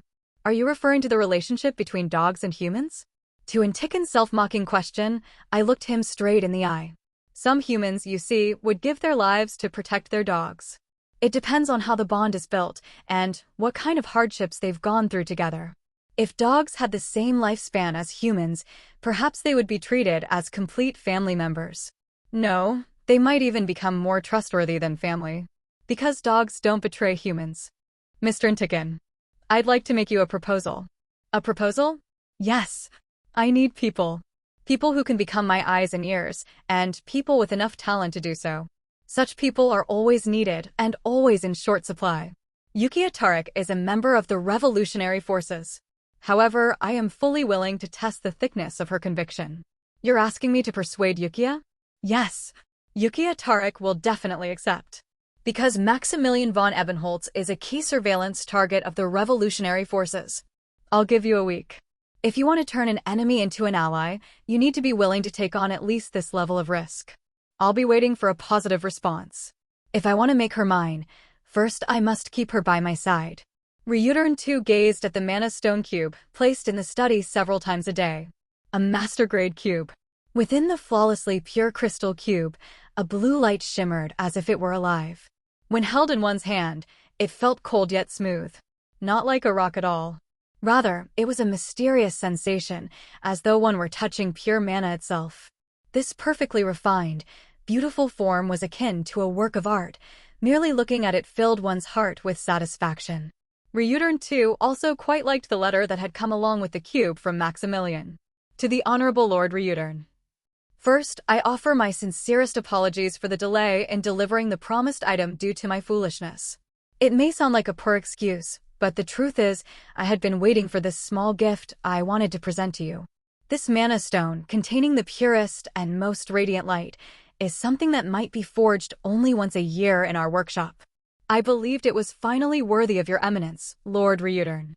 Imagining this humble item held in your hands, I can't tell you how eagerly I awaited its completion as soon as possible. In fact, he had read the letter once and thrown it away, but anyway, he gave him the cube. Whenever Ryudaran walked through the Imperial Palace, he proudly displayed the cube like a necklace. What is that jewel, Lord Ryudaran? I've never seen such a radiant jewel before. Where did you acquire it? Jewel? That's a mana stone, not a jewel. How much would it cost to obtain something like that? At the noble's admiration in the Imperial Palace, Ryudaran too let out a hearty laugh and said, You can't really put a price on it. At most 1 or 2 are produced per year. I do not know what Max was thinking when he gave this to me either. He enjoyed that kind of reaction. What's more, the aura sphere manifested through this rare mana stone would serve as the perfect shield against any possible assassination attempts. However, there was one problem. Lord Ryudaran. Currently, Maximilian has unauthorized ly taken the Yakin arrested by the secret police bureau fuck. It was Lutz. Ever since the Arnold incident, the department chief of his directly affiliated agency had been fixated on Maximilian. Tell me later. I didn't think an incident occurring right now could be postponed. Then don't tell me at all. It's not even important. Yes, I understand. Lutz mumbled his lips and left, and Ryudaran watched his retreating figure with narrowed eyes. Look at that. So rude, isn't he? And, Lutz, yes, I understand. Ryudaran too, look at that. So rude, isn't he? All of those words were wiretapped and delivered to Maximilian. In some ways, Reutern too was an easy man. He has no complex ideology or grand cause. His emotions, possessions, and pride are all that matter to him. He has absolutely no interest in public crises, such as bombing terrorism that could shake the empire or the agitation of the revolutionary forces. He reacts far more sensitively to personal discomforts. He is that emotional and that simple. Just the tiniest spark, like tossing an ember onto dry leaves, and he would explode. For a man who already treats commoners like pigs and dogs, taking a life wouldn't even register as a problem. Maximilian quietly contemplated the form of the spark he would throw at Reutern II. The day of Empire Point's aerial drop training. As an instructor observer, I looked around at the cadets inside the transport aircraft. The atmosphere had definitely changed. Thanks to the recent changes in academy regulations, the cadets' discipline had been tightened considerably. In exchange, the air itself had become dull and heavy, but thinking of it as the tension right before entering the battlefield, it wasn't a bad thing. Prepare. At my signal, the rear ramp opened. Qua. The atmosphere rushed in like a crashing wave. Drop. The transport's altitude was 3,000 m. From a place higher than the clouds, the cadets hurled their bodies into the void. 1, 2, 3, 4, 5, dozens of elites instantly shrank to mere dots. Even under the crushing pressure of gravity, they stabilized their posture, deployed mana as they had been taught, and began descending in their own unique styles. I observed them from above. Come to think of it, in a knight's descent, there's a clear difference according to talent. Some cadets rely on parachutes or wingsuits and simply fall in line with gravity. Others go beyond descent, almost fly. By regulating the density of mana emitted from their bodies, they maneuver freely like aircraft. This is a realm not attainable through pure training alone, but entirely dependent on the nature and sensitivity of one's mana, a matter of talent. Impressive. Right now, the cadet who was showing a knight-level descent quality, despite still being a cadet, was named Hannah Uzar. She had been the peer of Jacob, whom I had killed. After the drop training, inside the cadet commander's office at Empire Point. In my opinion, this drop capability will become a major distinguishing factor for knights in the future. Tap. Cadet Commander Dane put down his teacup. I continued. Descent is, in fact, mana control in midair. Cadets whose descent capabilities fall significantly short likely won't become knights. Dane glanced out the window at the transport aircraft that had just lifted off. These days at Empire Point, the transport aircraft takes off and lands 6 times a day. If it were in the past, I would have been skeptical of what you're saying. Dane nodded. But now I agree. More than the descent itself, the ability to control mana in the air is becoming the true measure of a cadet's real skill. Compared to the ground, the air presents far more variables. Being able to manipulate mana precisely even under the extreme conditions of air resistance and gravity pressing down on the body is proof of exceptional control, mana density, and courage. What can be faked on the ground as mana control is laid bare in the sky as one's true ability. It's a virtuous cycle. The skills developed in the air carry over to the ground as well. In fact, some cadets say that 5 minutes in the air helps their mana training more than 5 days on the ground. It might be a slight exaggeration, but it meant that it was genuinely beneficial. That's why even though we're running the transport aircraft every day, every hour, it's still not enough. As he spoke, Dane glanced at me, clearly hinting. It seemed like he wanted another one. I nodded willingly. In fact, new sponsorship will go next month. Ho ho ho, well. I wasn't expecting that, ahem. Thank you. Come to think of it, perhaps the sky really is the most fitting stage for a knight. Dane smiled. Next to his desk, there were things like a sleeping bag and a tent. Looks like you're preparing for a vacation. Citizens' Day is just 2 days away. I'd like to spend at least 1 day buried in the mountains with Loki. Citizens' Day. It's a day when all labor and government work cease. For reference, Loki is the dog raised by the cadet commander. There was also a photo frame on his desk with a picture of him and the dog. I suddenly became curious. Commander Dane, what does this Loki mean to you? Dane made an odd face, then touched the tip of his nose as he answered. Well, for me, my son and daughter are all independent now, so this guy's basically like a new child I'm raising. I see. The Yakins, too, resemble dogs as a race. The Aaron theory of pet species. It might sound like sophistry, but someday, I'll need at least one reason to protect them. Well then, I left Empire Point and got into my car. For the first time in a while, I took the wheel myself, without an aide. Driving alone, I arrived at the place. A forest of chimneys spewing gray smoke, an industrial zone where mechanical noise vibrated through the air. It was a villa perched on a hill overlooking all of Gigantes. I entered and placed a book I had brought on the table. Illusion Techniques, Color Transformation. A technique book. Illusion techniques are considered the most difficult category among all types of techniques, but not for my virus. I placed my hand over my collarbone and looked into the mirror. Thump. The virus's intuition was transmitted to me.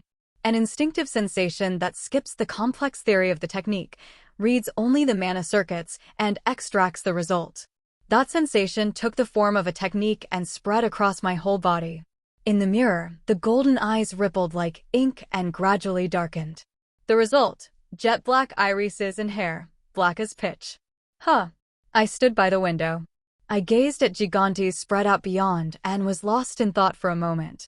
From this point on, even I no longer know the detailed developments that will unfold inside Gigantes.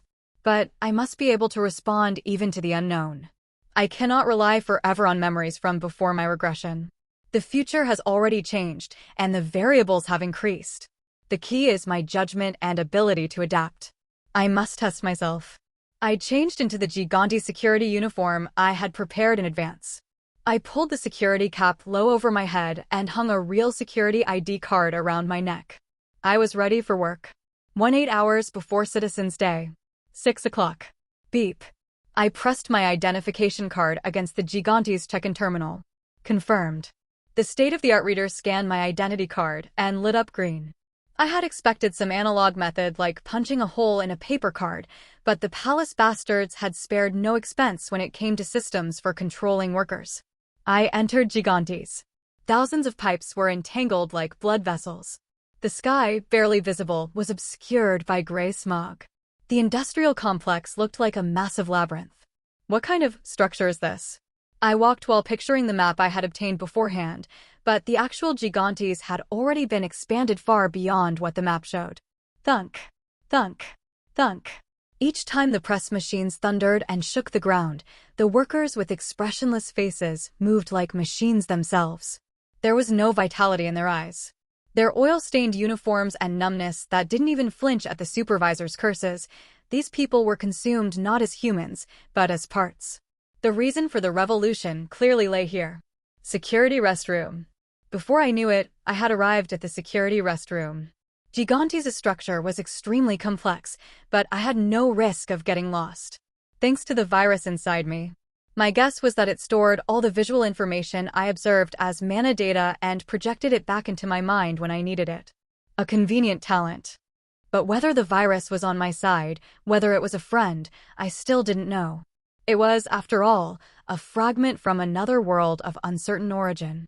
As I entered the security break room, I was at a loss for words for a moment. It was a space too embarrassing to call a break room. Just a few dented metal lockers and one long bench with peeling paint. The phrase in a frame hanging in the middle of the moldy wall stabbed my retina. Your sweat for His Majesty the Emperor creates the Empire's steel. Huh. A sigh, like a hollow laugh, escaped me. What a fucking hellhole I've ended up in. Me, you, all of us. I looked up at the ceiling of the security restroom. Before my regression, the exact details of how this terrorist attack had failed were never revealed. The internal situation of Gigantes had been thoroughly classified, and only the identities of the revolutionary members who were captured and executed had been made public. Therefore, I had to hide myself for a while and pick the right moment and place to intervene in their operation, as a thorough observer and assistant. There's nothing around here. There was no suitable hiding place. There were two conditions for a hideout. One, it had to be as close as possible to the heart of Gigantes, the power source. Two, it must never be discovered. I left the security restroom and walked down the hallway. Then a thought suddenly came to me. You. I spoke quietly while placing my hand on my collarbone. One of the properties of a mana core is emission. If the virus shot out fine waves of mana like a radar, Couldn't I detect empty spaces not visible to the eye through the echoes? Transmit the data. It seemed this thing would be more efficient at finding a hideout than I was. SSSSSSS. Mana spread beneath my feet. Beyond the concrete walls, between the gaps of the pipes, the structures and geometries of those spaces were drawn three-dimensionally in my mind. Hey, who are you? At the sudden shout, I flinched and opened my eyes. The twisted face of a pig-like supervisor was right in front of me. I nearly punched that mug on reflex. I'm security. I've never seen your face before? Show me your ID. I held out the card. The supervisor scanned it with the reader. Beep. It was a valid ID. You're security, you bastard. Why are you loitering around here? I received specific orders. To patrol this area. TCH fuck, then do it properly. You had your damn eyes closed. I'll let it slide since tomorrow's a holiday. The supervisor touched my cap, spat on the ground, and walked away. I memorized that bastard's face. I closed my eyes again. As before, mana spread beneath my feet, tracing the spaces in the darkness. 2 hours before Citizens' Day. 12 p.m. A tranquil consultation room at noon. Orphanage director Intikin looked at his niece Yukiya sitting across from him. Don't worry about the shop. Tomorrow's a holiday. Yukiya panted as she looked around the interior of the consultation room. However, no matter how hard she searched, there was no clock to be seen. What time is it now? Have you heard of Citizens' Day? You know what it is. Yukiya gave a short reply. No. What time is it now? Take a look at this. Intikin pointed to the documents spread out on the table. Her gaze briefly lingered on them. Report cards and certificates she had received during her time at the academy.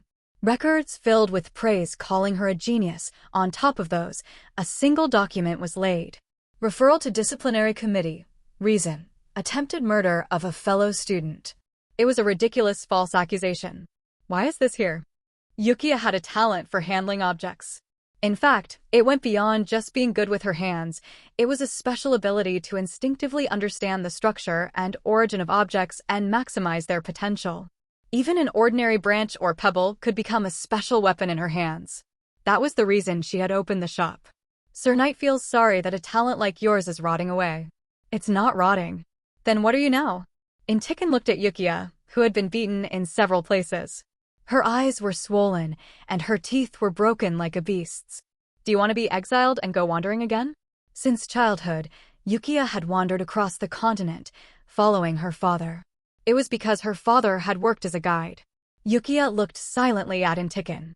He sighed and brushed back his hair. Knight Maximilian wants to keep you by his side. Suddenly, Yukiya's red pupils wavered. By his side? Yes. Yukiya sensed the weight hidden in those words belatedly.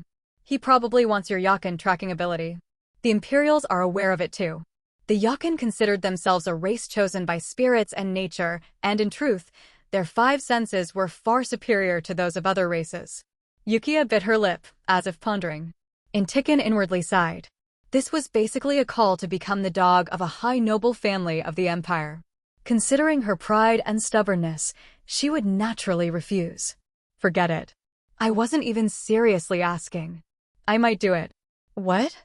Yukiya looked at her uncle and gave a small nod. I might do it. Her answer was not surrender. The longing for revolution, the fury over her father's death, were still burning deep and blue within her heart. The place her hatred aimed for was the deepest part of the Empire. The Imperial Palace. Pass the message along. If it meant staying near a knight named Maximilian, then maybe she could reach that heart. That was her calculation. 6 hours before Citizens' Day. 1800 hours. I discovered an empty space hidden underground, between the pipes and outer wall of Gigantes. I didn't know how it had come to be, but it looked like a hideout built long ago by workers. There was a wooden box someone had brought there, and in the corner, a sleeping bag, so rotten it looked ready to crumble, was crumpled up. On the wall, there were faint remnants of graffiti left behind by the workers of the old Gigantes. I brushed my fingers across them. My back's about to snap. Still, endure it. Your kids are waiting for you at home. You crazy bastard. If we get caught doing this here, we're all fired, you know? Fuck. I lost all $30 I won yesterday. Damn, my stomach hurts. Anyone want to take my shift on the weekend? I'll give you a pack of smokes. Rough and crude handwriting. mixed with cursing, but it carried a strange liveliness and scent of life no longer found in today's gigantes. A smile naturally formed.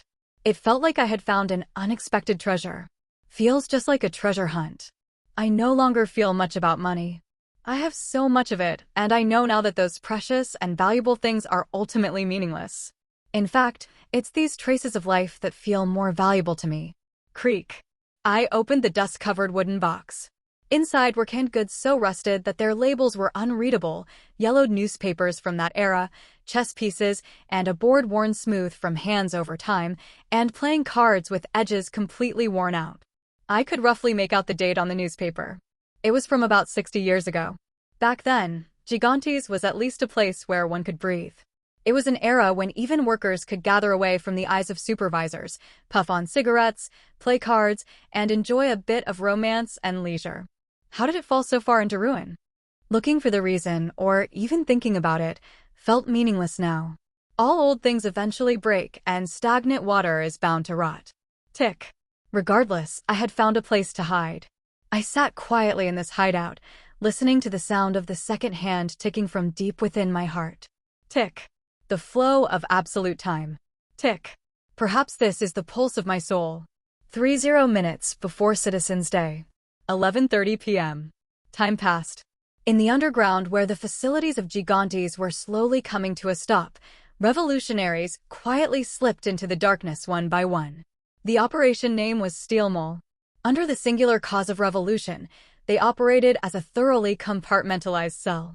Even if this operation were to fail, the roots of the revolutionary forces would remain unshaken. Installation complete. Explosives had been placed at every designated point. The leader, wearing a tiger mask, pointed at the blueprints as he reviewed the plan. Not a single worker must get caught in it. The operation was already laid out. First, when the bombs attached to the outer facilities detonated, Gigantes' external structures would collapse inward. The steel debris would become obstacles themselves, limiting the routes into Gigantes. The revolutionary group would then build barricades at those points and hold their ground, delaying the advance of the Imperial Army. Mines and bombs had also been planted along the main roads leading to Gigantes, allowing them to buy time before reinforcements could arrive from the outside. During that golden time they would secure, the revolutionaries would destroy the mana stone vein in the underground heart of Gigantes once and for all. Get ready. At that moment, ding ding ding ding. A chime echoed, announcing the end of the workday in Gigantes. Ding ding ding ding. It was the bell of revolution.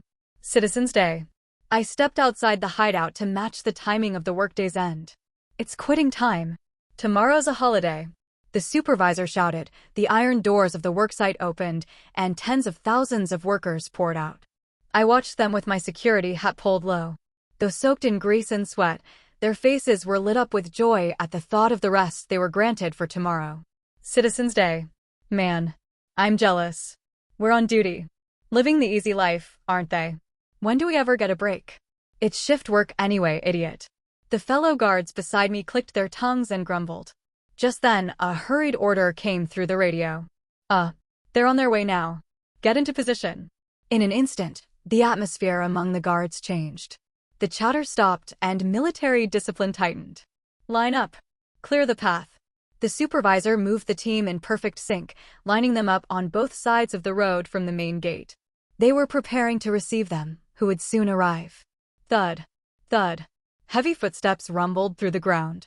The guards swallowed hard and sweated with tension. Thud. Thud.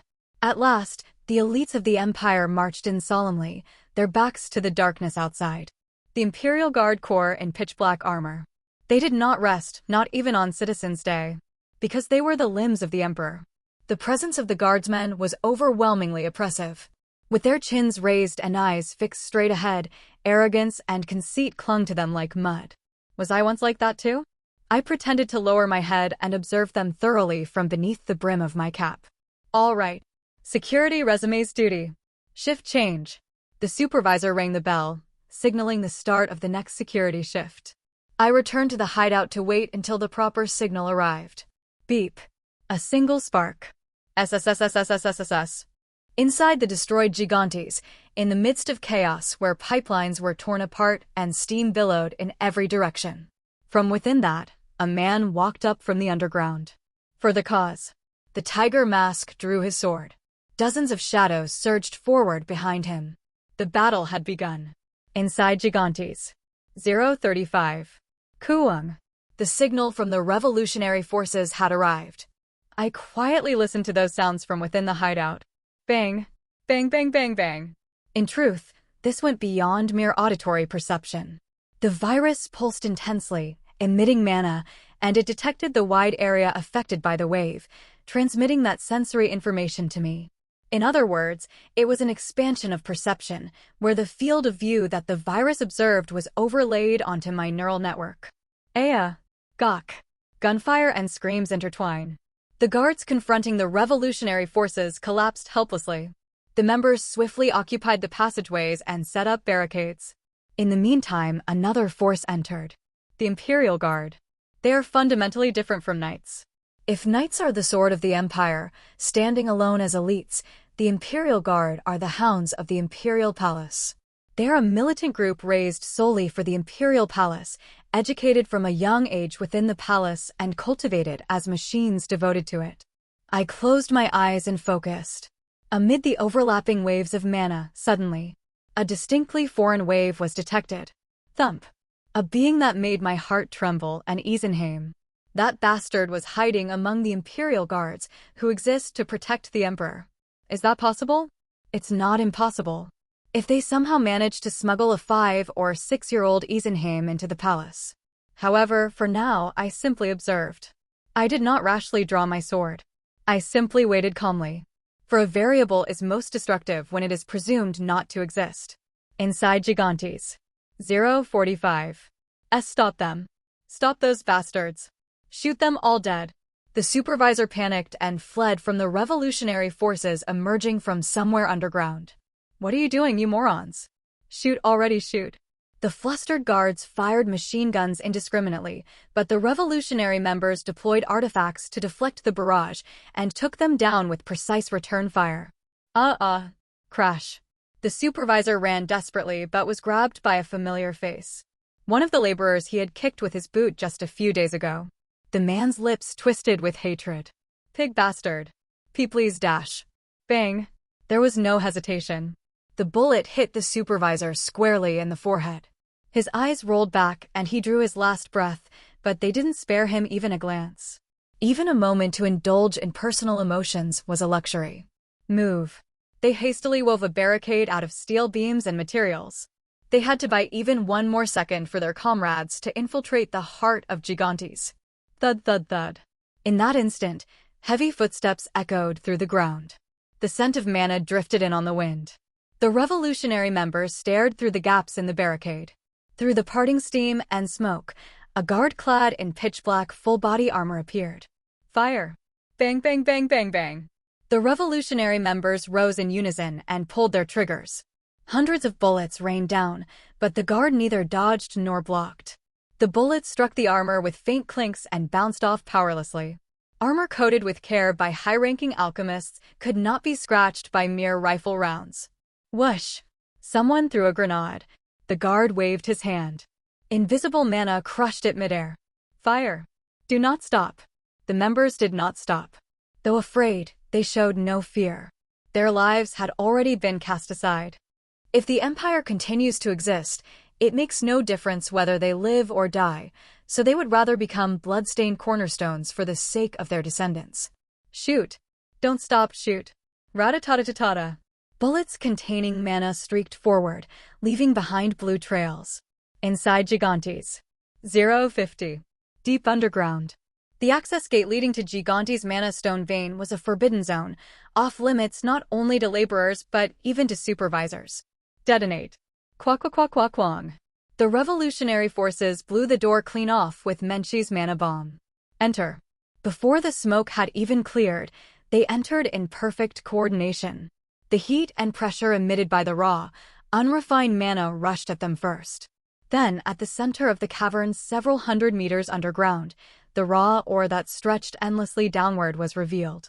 the heart of Gigantes, flashing with alternating red and blue light like a living organism. Around the mana stone vein, a complex network of pipelines and cooling devices wrapped tightly, and between them, a spiral staircase stretched on without end. The demolition team proceed downward, attaching at each designated point. At the command of the Tiger Mask, the members dispersed. To destroy the mana stone vein, uniform pressure had to be applied at precise points. There were hundreds of calculated targets. They slipped down the depths of the spiral staircase. All combat units regroup into formation. The Tiger Mask gave another command. Elite agents, including Rabbit Mask and Eagle Mask, responded immediately. They checked their gear and warmed up their mana. Let's go. Ready. Eventually, the Imperial Guard would arrive. Without killing them, the mission could not succeed. Only 12 had been confirmed so far, so from this point on, it would be guerrilla warfare. Move out. The elites dispersed across the various branches of Gigantes. Inside Gigantes. 055. Thunk. A guard slammed his gauntlet down onto the pavement. Pazchizchik. The hard asphalt split like paper. The fragments flew out and tore the barricade apart, and the revolutionary members' bodies exploded without even a scream. As the guard raised his fist again. Kadadadak. A sharp metallic sound came from above. It was Rabbit Mask, riding a hoverboard. The steel she launched coiled around the guard's arm and neck. The Imperial Guard mockingly released mana throughout his entire body. Kawa. He intended to melt the wire with the heat of mana, but Rabbit did not panic. Rather, she instantly caught the frequency of the mana wave he emitted and sent mana through the wire at the exact opposite phase. Interference cancellation. A basic principle of mana theory, but one of the most difficult techniques to execute in real combat. Thanks to it, the wire did not burn. While the guard's mana dispersed, neutralized in midair, the steel cord tightened even more firmly around the armor. In that brief moment of confusion, Tiger Mask closed in. The thin blade he held flashed like lightning. It sliced precisely between the helmet's slit and the neck guard. Clang. The helmet rolled away. Upon seeing the exposed face, Rabbit Mask hesitated briefly. He was young. Barely past adolescence, perhaps in his late teens at best. The eyes of a boy looking at her filled with fear. Slice. Tiger's sword cut him down. Do not hesitate. Rabbit nodded quietly. 11. 12 Imperial Guards remained. There was no time for sentiment. They moved toward the second target. Kawa. This time it was a guard wielding a great sword. The over 2-meter-tall figure swung the massive blade, and with each strike, entire walls of the narrow passageway were torn apart. The mana contained in the sword burst like shockwaves, crushing the space itself. Quack duck. Tiger tried to meet the sword head-on, but was repelled the moment it made contact, overwhelmed by its immense weight. Sheik. Rabbit Mask swiftly launched a wire toward the guard's ankle. The giant didn't budge. Instead, he grabbed the wire and pulled Rabbit toward him. Cherik.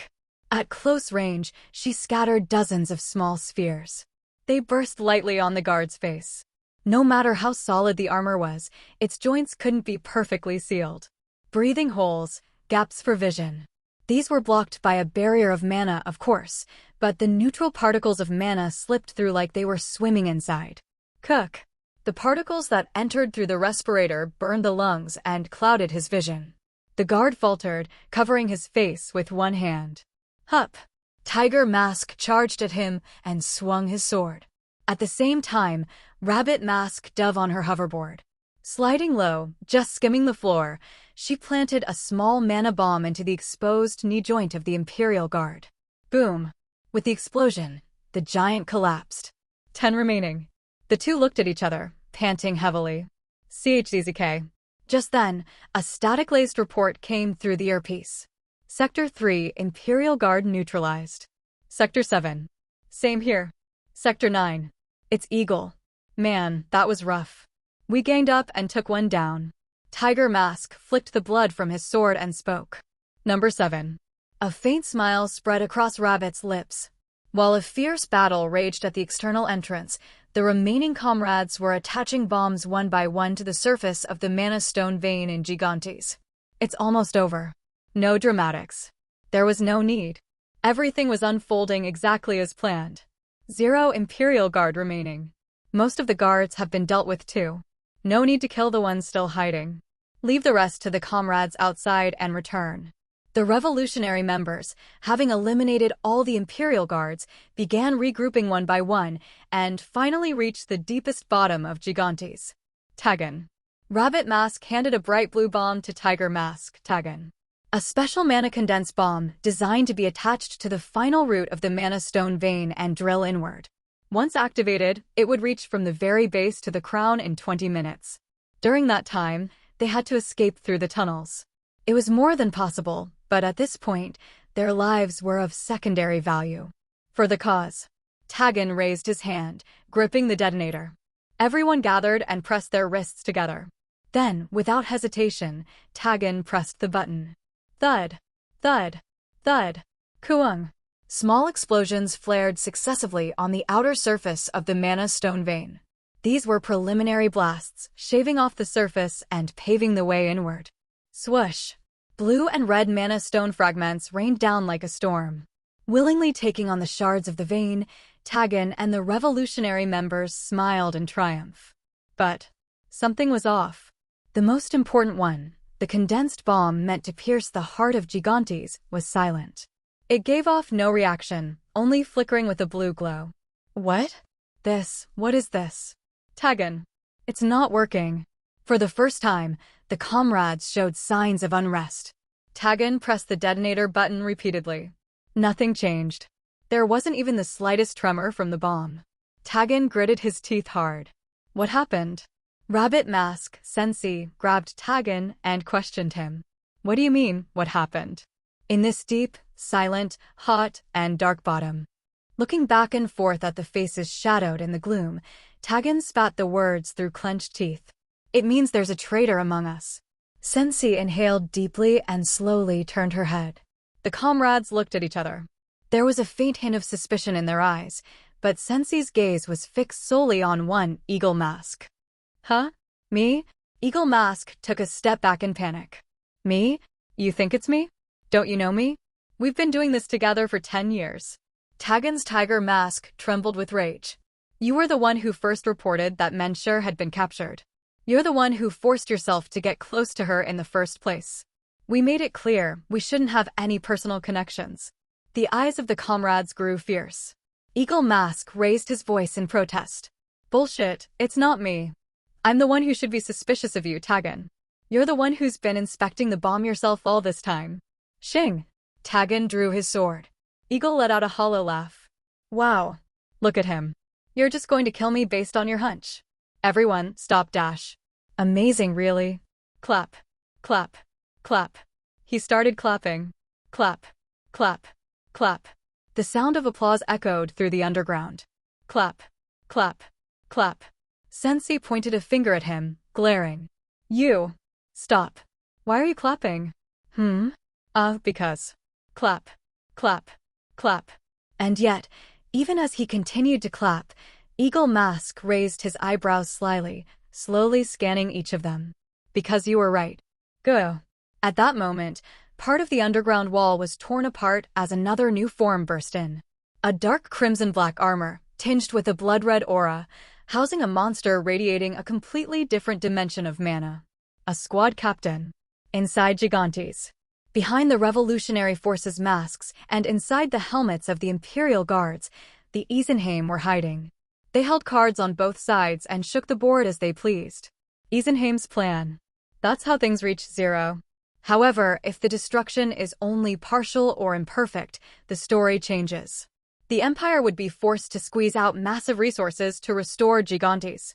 For an empire already drying up, reconstruction costs would be a fatal hemorrhage, and countless thieves would steal that money in transit. Of course, perhaps the revolutionary forces also understood that. But what they wanted was not efficiency, but a symbol. Symbols are as important as ideology. The liberation of forever destroying Gigantes, a nest of imperial exploitation. The solidarity of knowing that a group exists for the sake of the workers. They staked their lives on the message their success would send to the citizenry. But the Isenheim betrayed their pure aspirations, twisted them at will, and even tried to fabricate a false hero in the form of the Imperial Guards who protected Gigantes from terror. Truly fucking bastard sons of bitches. I walked through the now silent interior of Gigantes. I stepped through the underground blast door, which had been completely torn apart, and looked down into the depths on the far side. This underground pit was a full 400 meters deep, virtually an open drop. But as my retinas tinged blue, the scene down below was reflected clearly. I could see the revolutionary forces clashing with the Imperial Guards. Fuck you, it's because of you. You asshole. Arg. Because of you, traitor fuck like you walk. Their enraged shouts, betrayed at the most crucial moment, echoed like ghosts. How savage. I waited until the chaos below reached a relative lull. As the noise subsided, I slung the bomb I had prepared over my shoulder. With this inadequate brain of mine, I had prepared for every situation as best as I could. One of those, in case something goes wrong with the bomb, had hit the mark. The bomb I purchased from Ikentoi in the underground black market had enough power to obliterate the mana stone vein. If the job succeeds, I might owe Chiron a meal. I placed my foot on the topmost ledge. A 400 vertical drop. This too could be an aerial assault. No, it was definitely an aerial assault. The essence of aerial assault was not space. If I thought about it, the biggest difference between Imperial Guards loaded up with such heavy armor and a knight like me might just be the fact that I descend from the sky. Tuck. I lightly stepped off. The squad captain moved as if leaving after images. It was a speed hard to track with the naked eye. The difference in sheer power was overwhelming. The rabbit mask's hoverboard was split in two with a mere wave of the hand, and the tiger mask was flung away and slammed into the wall after failing to withstand a few exchanges. TSK. That must have rattled the bones quite a bit. Eagle smirked grimly as he checked the condition of his former comrades. You filthy traitorous bastard. The rabbit mask sensei spat. In that moment, the squad captain twisted his body toward her. Eagle raised a hand to stop him. It's understandable that you'd think that way, but no, Sensei. This isn't betrayal. It's betrayal out of necessity. A choice out of inevitability. Fuck off. I'm serious. Eagle looked up at the mana stone vein of Gigantes that hummed behind him. A crimson light cast a strange shadow across his mask. In the end, our goal is the same. You seem to believe that Gigantes must be destroyed to achieve that goal, but that's not true. That's actually a mistaken belief. He began walking slowly toward the collapsed Tagan. We've been preparing for the cause much longer than you. Tagan raised his upper body with a trembling arm and breathed heavily. Yes, from a place far deeper and more damp than where you've come from. So don't worry. What you desire will surely be achieved. In one way or another. Eagle placed a hand on the shoulder of the squad captain standing beside him. The armor, constantly charged with high-density mana, was hot, but he didn't mind. This guy will become a hero of the Empire who thwarted a terror attack. And the Empire will continue to have its lifeblood sucked dry by the cancer that is Gigantes. It's the perfect scenario. Tagan raised his sword and let out a hollow laugh. So that was your plan from the beginning? Yeah. Tagan, unfortunately, this was your doing. You rejected my methods. Tagan shook his head. A revolution needs the support of the people. And a revolution must embrace the people. We needed to give them the strength to rise up. We needed to convey our purpose, and Gigantes, as a symbol of the Empire's exploitation, had to be destroyed. You talk too much. A dull voice echoed from within the squad captain's helmet. I'll just kill him. Yeah, let's kill him. He's not listening. Eagle nodded. The squad captain began gathering mana into his armor to strike, right at that moment. A soundless flash of light descended from above. Tap. My toes left the ledge. In the instant gravity seized my body, I gained complete freedom. A 400-meter vertical shaft. I descended into a place where darkness and heat intertwine. Wind howls loud enough to tear my eardrums, but my consciousness sank into calm as if within a vacuum. Focusing all of myself on a single point. I released mana. The world slowed in stillness. Silvery white mana particles gathered around my body, soon forming a transparent barrier beneath my feet. I stepped on it while gripping my sword. There was no explosive sound. Even that moment was silent. Because Ebenholz is as quiet as moonlight. FIFA Festi. In midair, I added another burst of mana propulsion. My speed had already surpassed physical limits. Click. In frozen time, the targets were locked. The bottom of Gigantes. From the two men, confident in success and carelessly off guard. The squad captain seemed to sense a primal danger and lifted his head, but it was already too late. A silver flash struck down vertically. The elegantly arriving blade sliced through both the squad captain's helmet and neck. His mana armor was cleanly cut through. Sensing the chill, the eagle mask beside him turned his gaze. My sword didn't stop. Continuing the flow, I raised my long sword, and the eagle's neck was severed from his body as well. Thud. Two heads hit the floor with a nearly simultaneous dull thud. A heavy silence pressed down in the underground chamber. The Revolutionary Forces members stared at me blankly. I examined their faces. Few people remained alive, but most were hopeless cases. No need to finish them off. Sending them off with Gigantes would suffice. Who? Just as the relatively unscathed rabbit mask was asking who I was. Thump. My heart responded.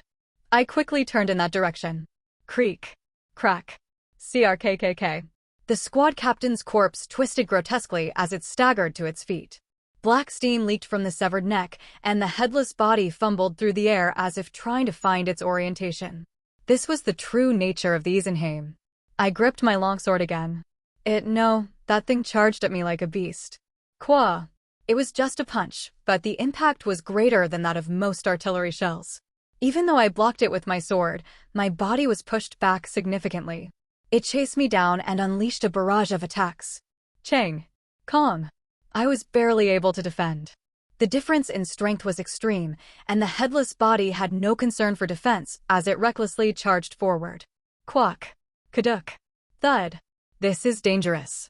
If I keep being pushed back and reach the wall, I'll die. A single misstep in breathing, and my entire body would be crushed. Just as that warning seared through my mind. Shrek. The rabbit mask launched a wire. Its body shook ever so slightly. Immediately after, the tiger mask charged low and sliced at the back of its knees. If it were a living being, that strike would have rendered one leg useless. But the thing casually swung its arm and flung both of them away. In that brief opening, I caught my breath. I also realized how to counter it. It is not alive. It is not a creature. The black steam pouring out of the severed area is proof. It's nothing more than a machine forcibly operating a corpse using the mana pooled inside its body as fuel. In other words, once its mana is depleted, it will stop. Which means there's no need to clash with it head-on. I shifted my stance. I filled my lungs with clear energy. I calmed my entire being. Who? Ebenholz mana breathing. I suppressed my boiling fighting spirit and formed cold reason at the tip of my sword. I stood still and drew an invisible line on the ground. I recalled Freya's words. The sword of Ebenholz was originally a noble sword. It does not entangle and roll about crudely. It simply and elegantly repels those beneath it who trespass into its domain. Kuh. The headless monster charged again. The black gauntlet dove toward my solar plexus, but I didn't retreat. I merely stirred my sword like a flowing stream. Swoosh. It was not a clash of strength against strength. I carried the thing's force on the blade's surface, very slightly twisted the trajectory to let it flow off, then swung the long sword widely again to push it away. The thing tried to force its way in crudely, but the single line of sword extended overlapped into two lines. The two lines sprouted again into four lines. Silver trajectories bloomed like flower buds. There was no path to penetrate. Slice. My blade brushed through various parts of its body. Slice. No need to cut deeply. I only need to make openings for the mana to escape. Slice. Still, it charged like a monster, but it couldn't step a single foot within my line. Like moonlight reflected on a lake, my sword quietly deflected its violence. Swoosh. Slash. Swish. Every time my blade cut it, mana hissed out with a SSSH sound. Thigh, flank, wrist, as the shallow wounds accumulated, its movements noticeably dulled. Creak. Soon, a grotesque frictional noise leaked from its torso, which had no vocal cords. Like a doll with a broken spring, its fist hesitated in the air.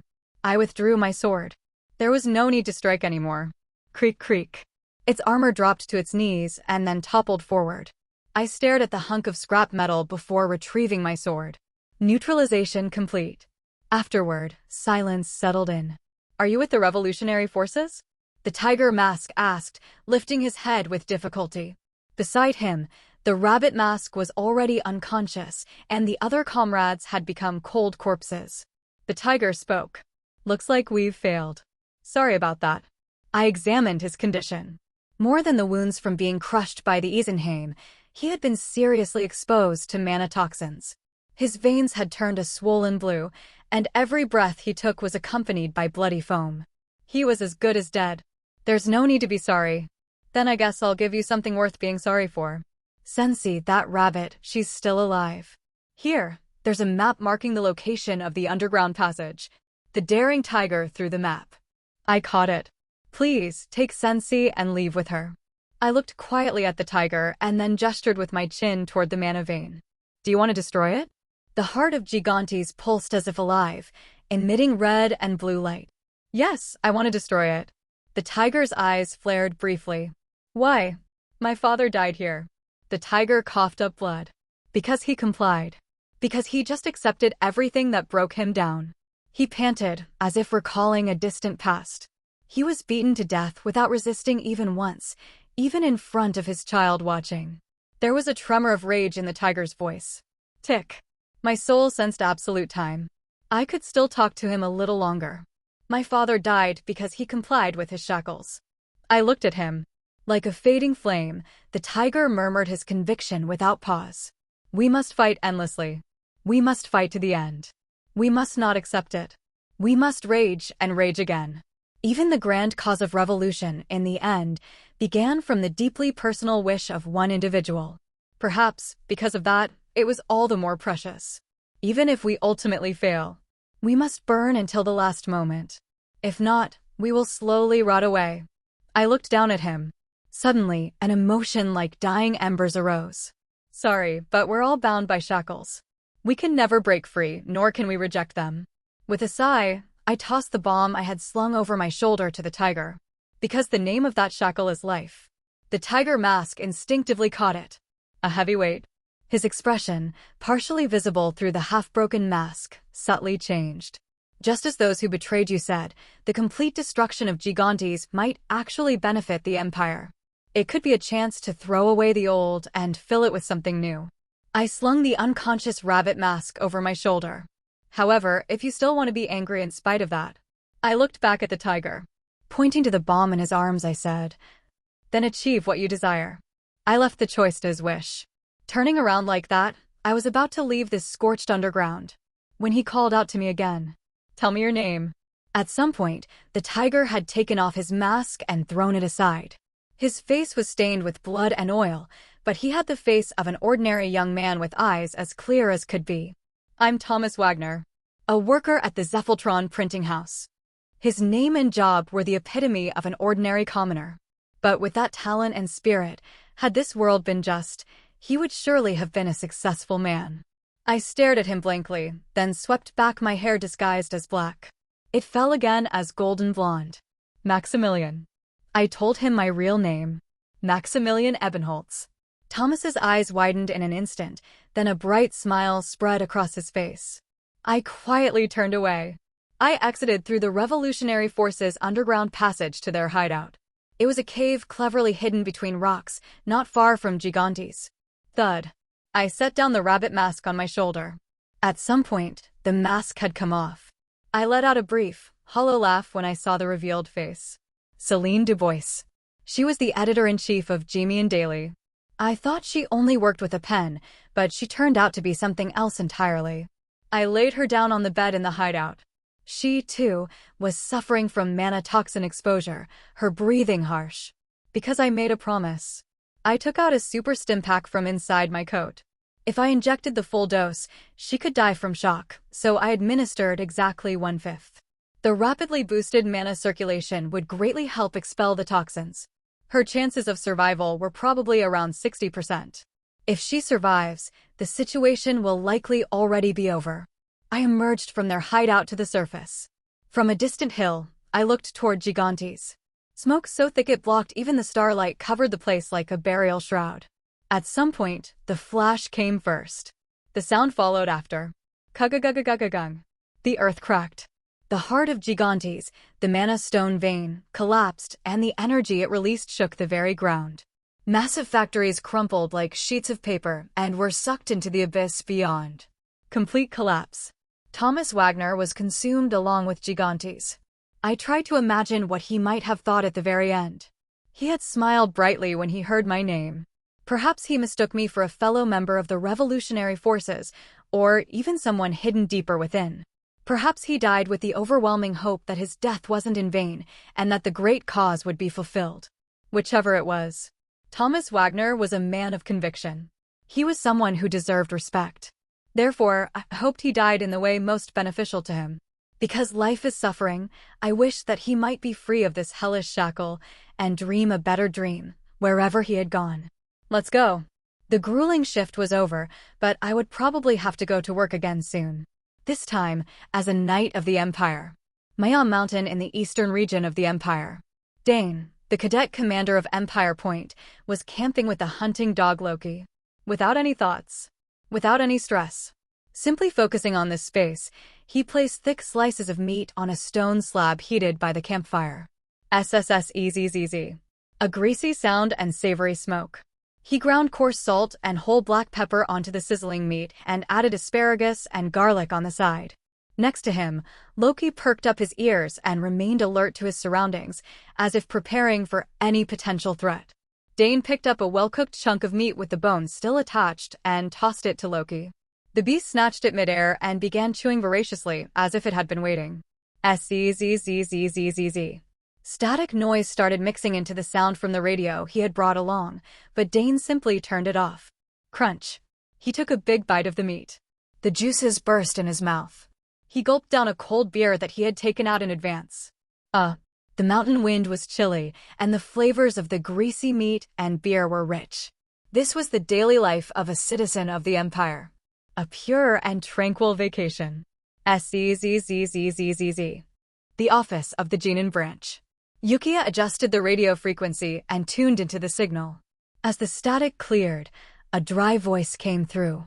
Around 2 a.m. today, a massive explosion occurred in Gigantes, the Empire's largest military-industrial complex. The collapse of the central mana stone vein has destroyed the industrial facilities, and more than 90% of the surface equipment has also been lost. The imperial household has identified this as the act of a rebellious group opposed to the Empire. Yukiya leaned back in her chair. She blankly stared out the window. The sun had already risen, but the chilly autumn wind seemed to shroud its light. She quietly bowed her head. There was no sadness, no joy. Just a heavy weight pressed against her chest like a boulder. This destruction had been achieved through the sacrifice of comrades. The success of the resolution was surely soaked in their crimson blood. I merely survived by luck. Yukiya Tarek. In that moment, shots approached. It's the contract. Yukiya quietly gazed at the contract handed to her by the Genin branch chief. Gigantes had been completely destroyed. The ground had caved in, creating a massive crater, and the twisted steel frames had turned into grotesque monstrosities. The police and related personnel on site looked at the mangled equipment and let out hollow laughter. We're fucked. What about my money? What's going to happen to my money now? Some noble knights, those who had personal connections to the imperial palace and had invested their private fortunes in Gigantes, were in a daze. Hey, I said don't take pictures. Do you want to end up in the imperial prison? Reporters who had rushed to the scene were firing their camera flashes. Alphonse of the Gemian Daily darted around, capturing images of the landscape of Gigantes with his camera. Phew. Julian also gazed at the devastated industrial complex with a grim face. Though Gigantes had many problems, it was a place that had existed long before he, his mother and father, his grandmother and grandfather were born, and that fact stirred mixed emotions. Tap. Someone lightly kicked a piece of steel frame debris. Julian turned to look. No, the person had already come to stand beside him. Maximilian. I heard the underground mana stone vein has been completely destroyed. At Julian's words, he nodded. Yes, I heard. You are. My money. My money. A sudden wail burst out nearby. It was a fat noble from the imperial palace, adorned with all sorts of jewels. Next to him, a haggard-looking official was dragged over and bowed his head. The noble swung his cane and screamed. This happened because of poor control. You left an opening for those rats to sneak in. You should have monitored everything more tightly. It's your fault. I'm sorry. You're getting the death penalty. Death. I'll make sure of it myself. With his brow slightly furrowed, Julian turned to Maximilian. What do you think? Maximilian had an unreadable expression. He simply looked at the hysterical noble from the imperial palace and replied indifferently. It'll be settled in court. Actually, I had invested in Gigantes as well. I see. That's unfortunate. Yes. It's a pity. I think I invested around 20 or 30 million. What? Julian's eyes widened, but by then, Maximilian was already calmly walking off somewhere. Step. Step. He advanced through the gaps in the collapsed wreckage. The virus beneath his collarbone emitted faint mana waves and guided him. Step. Step. How far had he gone? He discovered an entrance buried in the ashes. A tunnel left behind by past workers. It had somehow been miraculously preserved. He picked up a half-charred wooden box. The exterior had been slightly burned, but the contents, records from the past, were intact. This one's worth about $10 million. Maximilian smiled faintly and tucked it under his arm. The Empire, Sentio Magic Tower. Our family must have taken a hit too. Azel stepped out of the lab, waving the morning paper in her hand. The Runcelot family also held some shares in Gigantes. It wasn't a huge stake, but still, it mattered. Her gaze lingered on the lower section of the front page of the newspaper. Gigantes tragedy. Special trial imminent to determine responsibility. This afternoon, the Imperial Central Court summoned multiple security managers and operational staff to determine accountability for the security failure in the Gigantes explosion terror incident. Investors from the Imperial Palace are demanding strong punishment, calling it a man-made disaster caused by lax security, and thus, heavy sentences for the operational staff appear inevitable. It's your fault, you bastards. Azel pouted her lips. Anyone in the know already understood how rotten Gigantes was. Budget embezzlement, inhumane treatment, upper management's indifference. And now, they were cutting off the tails and shifting the blame. It was all so revolting. Just disgusting. If I have time, I should drop by too. She crumpled the newspaper roughly and shoved it into her bag as she walked down the corridor of the magic tower. Suddenly, she encountered someone a bit uncomfortable. The other person was a neatly dressed woman in a suit. She gave a slight bow. Hello, 4th-tier wizard Azel. It was Sonic Kendall. Hello. Are you here to see Professor June? Yes. Sonnet answered calmly. It's regarding the Gigantes incident. Our family has some matters to discuss with my brother. I see. Azel awkwardly scratched her cheek. The recent Brain Eater incident made things feel unnecessarily uncomfortable. Also, I'm now 5th tier. I recently passed the promotion review. You rose thanks to us, didn't you? Congratulations. Sonnet's tone was polite, but somehow the words felt strange. Her uniquely flawless presence overwhelmed Azel. Well then, I'll be going. Yes. Take care. Click. Click. As she watched Sonnet walk away, Azel tilted her head. Thanks to us. I mean, technically she's not wrong, but the way she said it was weird. Due to the Gigantes terror incident, security across all Imperial facilities had become tight, and the trial was convened with unusual speed. It was not so much about actual accountability for security failure, but rather about publicly hanging someone to calm the rage over financial losses. Empire's central courthouse. Quite a number of investors had gathered here.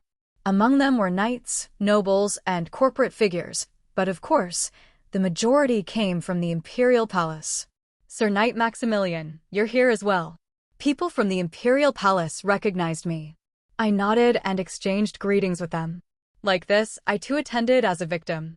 It was thanks to having made a sizable investment in Gigantes in advance, as a means to preemptively avoid any potential suspicion. It was a very cheap price to pay for an alibi.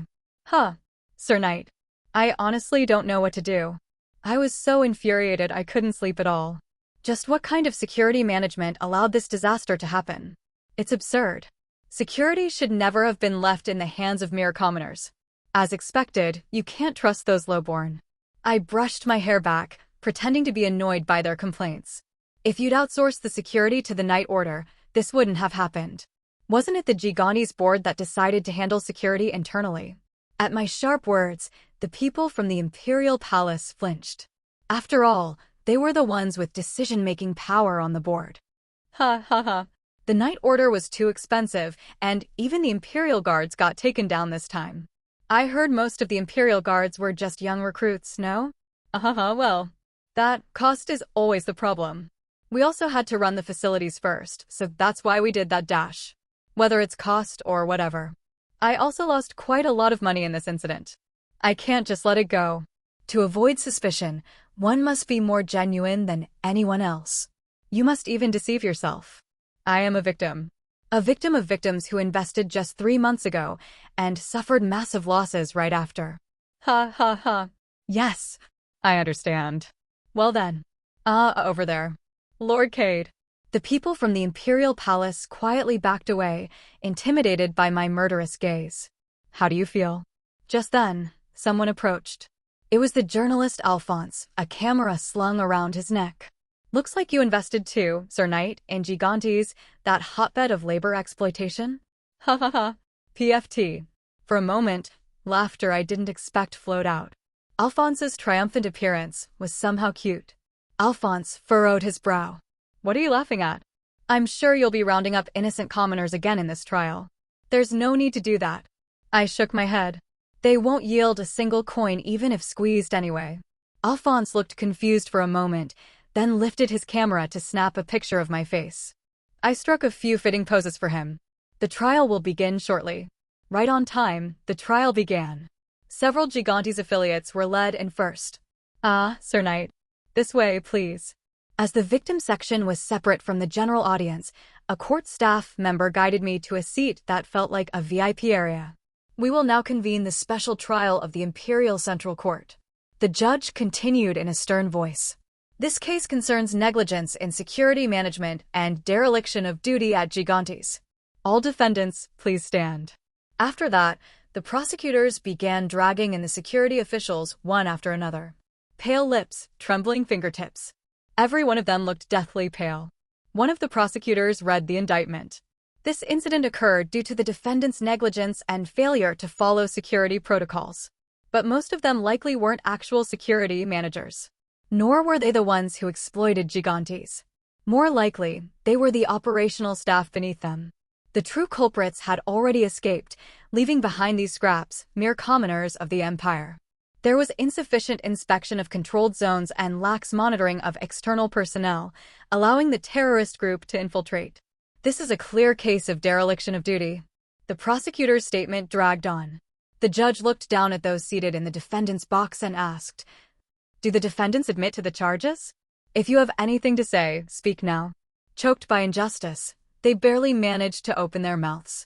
The budget allocated to us was severely lacking, so we couldn't increase staff.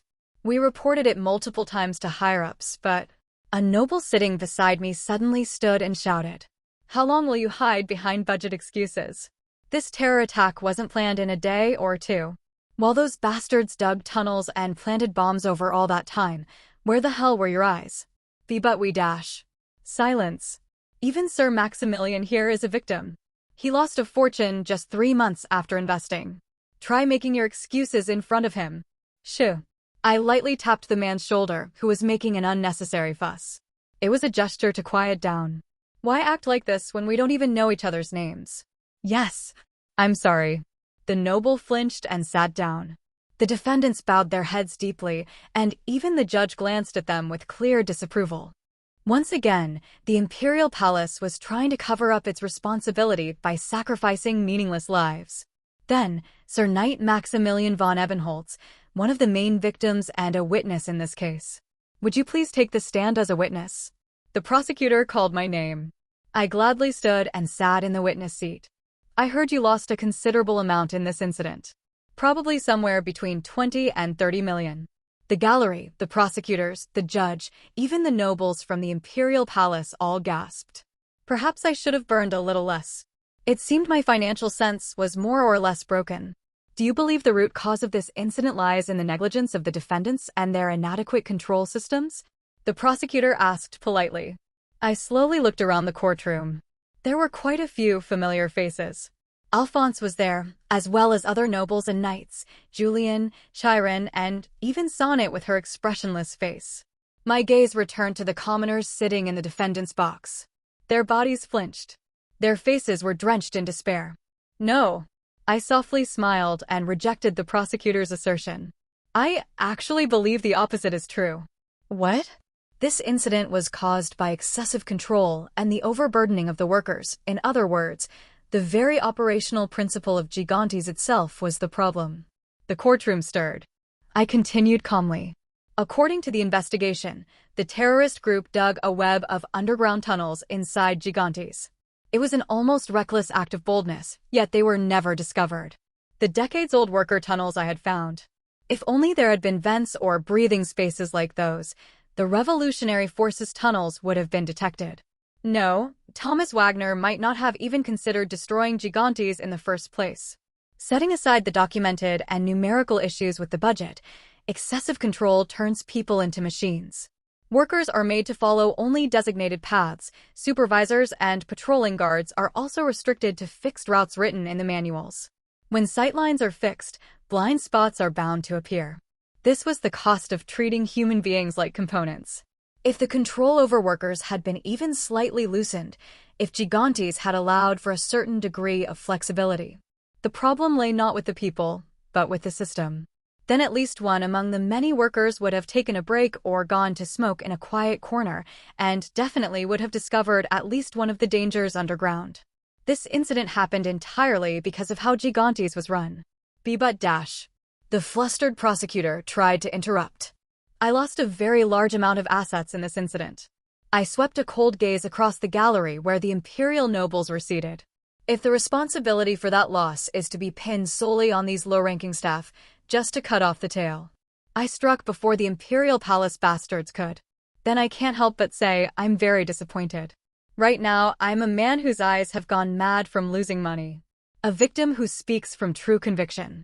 And from that standpoint, these were the words I could reasonably say. The trial orchestrated by those scum in the imperial palace went awry from the very beginning. Flustered, the prosecutor merely mumbled through a summary of the Gigantes terror incident, and the judge banged the gavel, announcing that a new trial date would be scheduled later.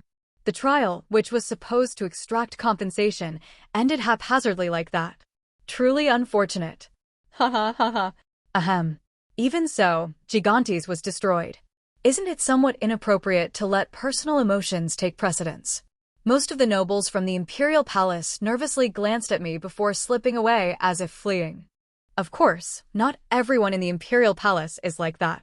It's just that the proportion is significantly high, and those nobles who are either rational or exceptional would not have coveted the blind fortune that was the Gigantes in the first place.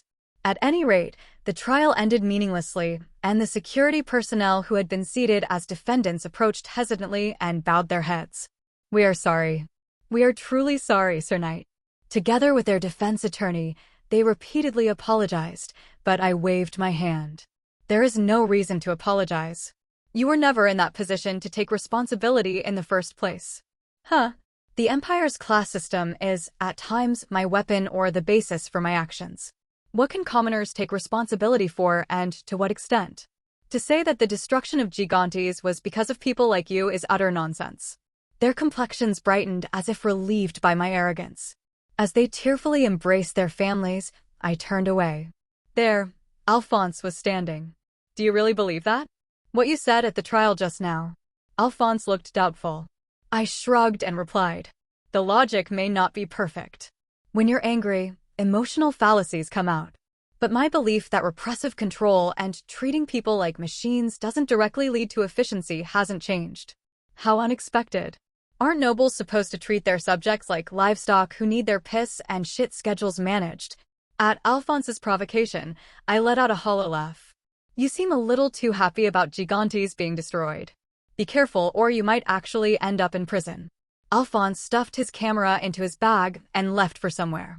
He really had guts. As I walked through the courthouse lobby, I spotted a welcome face. Edmund. Colonel Edmund Bruendal. He turned to look at me and raised a hand with a stern expression. He certainly had a distinctive weightiness when it came to official duty. Max, I heard you suffered significant losses because of Gigantes, too. What's lost won't come back, so let's not talk about it. More importantly, what's your situation? Everything's on high alert. Starting from the border zones. Just then, a man quietly approached Edmund's side. Edmund gestured toward him, looking a bit uneasy. Let me introduce you. This is Major Getz. He's with the staff. Loyalty. It's an honor to meet you, Sir Knight. Getz. A familiar name and a familiar face. Eyes bulging as if they'd pop out, an emaciated frame, and curly hair overly groomed making him look unbalanced. He's a noble-born officer who would later rise to a high-ranking position, but he ends his life as a particularly nasty war criminal. I've heard so much about you from the eastern border, Sir Maximilian. Yes, please speak comfortably to me. Hearing about your military achievements from afar, I cannot tell you how moved I was. Getz spewed sentence after sentence without pause. Dressed up on the outside, but hollow on the inside. In other words, pure flattery. I've dealt with this type for so long that I'm sick of it now. I asked Edmund. Is there any word from the military or the imperial family? Same situation, emergency status. No matter how problematic Gigantes was, it was still responsible for a large portion of the Empire's military supply. In that case, I need to prepare too. Soon, my factory will be the one to fill the void left by Gigantes. However, Edmund gave a faint smile and lightly placed a hand on my shoulder. What you said in court earlier was right on the mark. In this case, the people responsible are elsewhere. His plain compliment didn't feel bad. Excuse me, Sir Knight. Major Getz, who had been watching for the right moment, cut in from the side. If it's not too presumptuous, could I get your terminal number? My insight is shallow and lacking, so I'd like to seek your advice on various matters going forward. A greedy gleam in his eyes. People who are obsessed with rising through the ranks are exhausting. Especially those who are desperate to grab onto connection. I'll give you the number for my administrative officer. My schedule is tight, so it's hard to take calls directly. Yes. Understood. Even that is an honor. Getz bowed deeply, trying hard to hide his disappointment. Edmund raised his eyebrows. Well then. You seem busy, so go on. Yeah, take care. I turned away from Edmund. Suddenly, I found myself wondering about his true feelings regarding Gigantes. Edmund was likely a comrade of the revolutionary forces. One of the core leaders, even deeper than Thomas Wagner. Edmund Bruendal. A man who grew up like a brother alongside me since childhood, in the main castle of Ebenholz. Must he someday become my enemy? Must I someday cut him down with my own hands? Is that the only way? For now, no one can say. Cooing. In the Night Order's administrative office. A heavy stack of papers landed on my desk. They were documents brought in by Dieter. There are this many documents? Yes. These papers explain the advantages of our factory and prove that we can cover much of the gap left by Gigantes. Dieter calmly continued his explanation. There's a plot of land we previously purchased in southern Hermes, and we've also imported state-of-the-art precision machinery from the Kennelan Independent State for the Mana Stone refining business. These facilities were originally designed to process unstable mana stones, so their durability and precision exceed military standards. With slight adjustments to the process, we can immediately start producing shells, firearm components, and even tanks. The justification was perfect. In preparation for this incident, we had even pre-purchased numerous raw material mines, including iron ore. Do I need to go to the palace right now? Yes. The timing seems just right. I left the office with Dieter. We went down to the parking lot and got into the car that was waiting. In the passenger seat, the Yakin race Yukia bowed her head. Aware of how Yakins were treated, she had covered her facial features with sunglasses and a suit. Aren't you going to introduce yourself?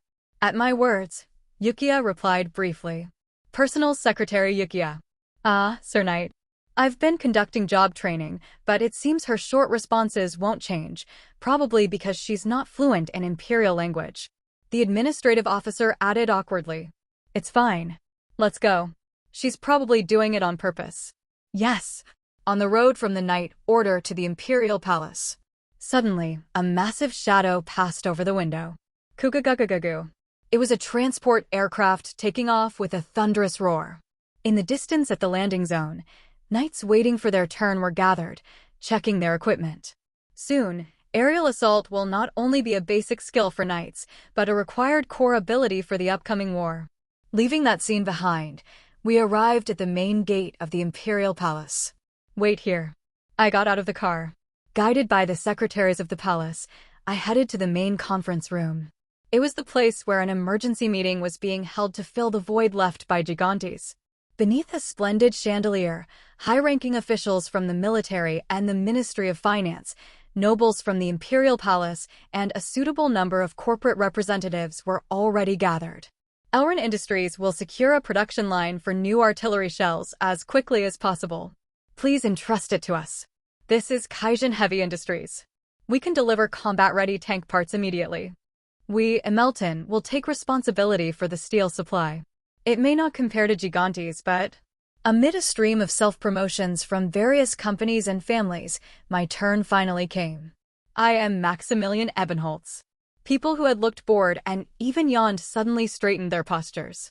This is the weight carried by the name Ebenholz. I have a factory in the southern Hermes province region. I laid the proposal out before them. The latest equipment imported from Canelon, a stable supply chain of raw materials, and immediate production capability. This factory will be equipped with Canelon's latest automated facilities. Since the machines were originally designed for mana stone refining, their durability and precision exceed military standards. The nobles of the Imperial Palace noticeably nodded in agreement. Though smaller in scale compared to Gigantes, the factory will be far more efficient. What required 100 workers in Gigantes, we can achieve with just 10. I guarantee that level of efficiency. It was probably because they felt at least some degree of guilt over the losses I suffered from the Gigantes investment. However, Sir Maximilian. Still, not everyone here was easy to deal with. Oscar Steiner, the official in charge of operations at the Ministry of Finance, adjusted his glasses and sharply pointed out. You say the facility was built for mana stone refining, but doesn't that mean you require tax support for the conversion? I have no intention of begging the palace bastards for subsidies. If I ask for funding, they'll use it as an excuse to interfere with shares and everything else. That much is obvious. I will cover everything with my personal assets. If I lack funds, I'll even use my mana stone mine as collateral to move forward. The room stirred. Oscar, rather surprised, asked again. Then what do you want in return? All I ask for is manpower and consistent contracts. Manpower? Yes. Please select skilled workers from Gigantes and assign them to my factory. No matter how advanced Canelon's automation technology may be, heavy industry like military manufacturing still ultimately relies on people. Well-practiced skills, know-how, intuition. Gigantes may have collapsed, but the artisans who had worked with steel there for decades survived. I needed them, and the palace also needed a way to deal with the sudden mass of unemployed people. That much would be enough compensation for the losses I suffered from Gigantes. I scanned over the faces of the nobles seated around the palace. This is your chance to avoid blame or scrutiny for the Gigantes incident.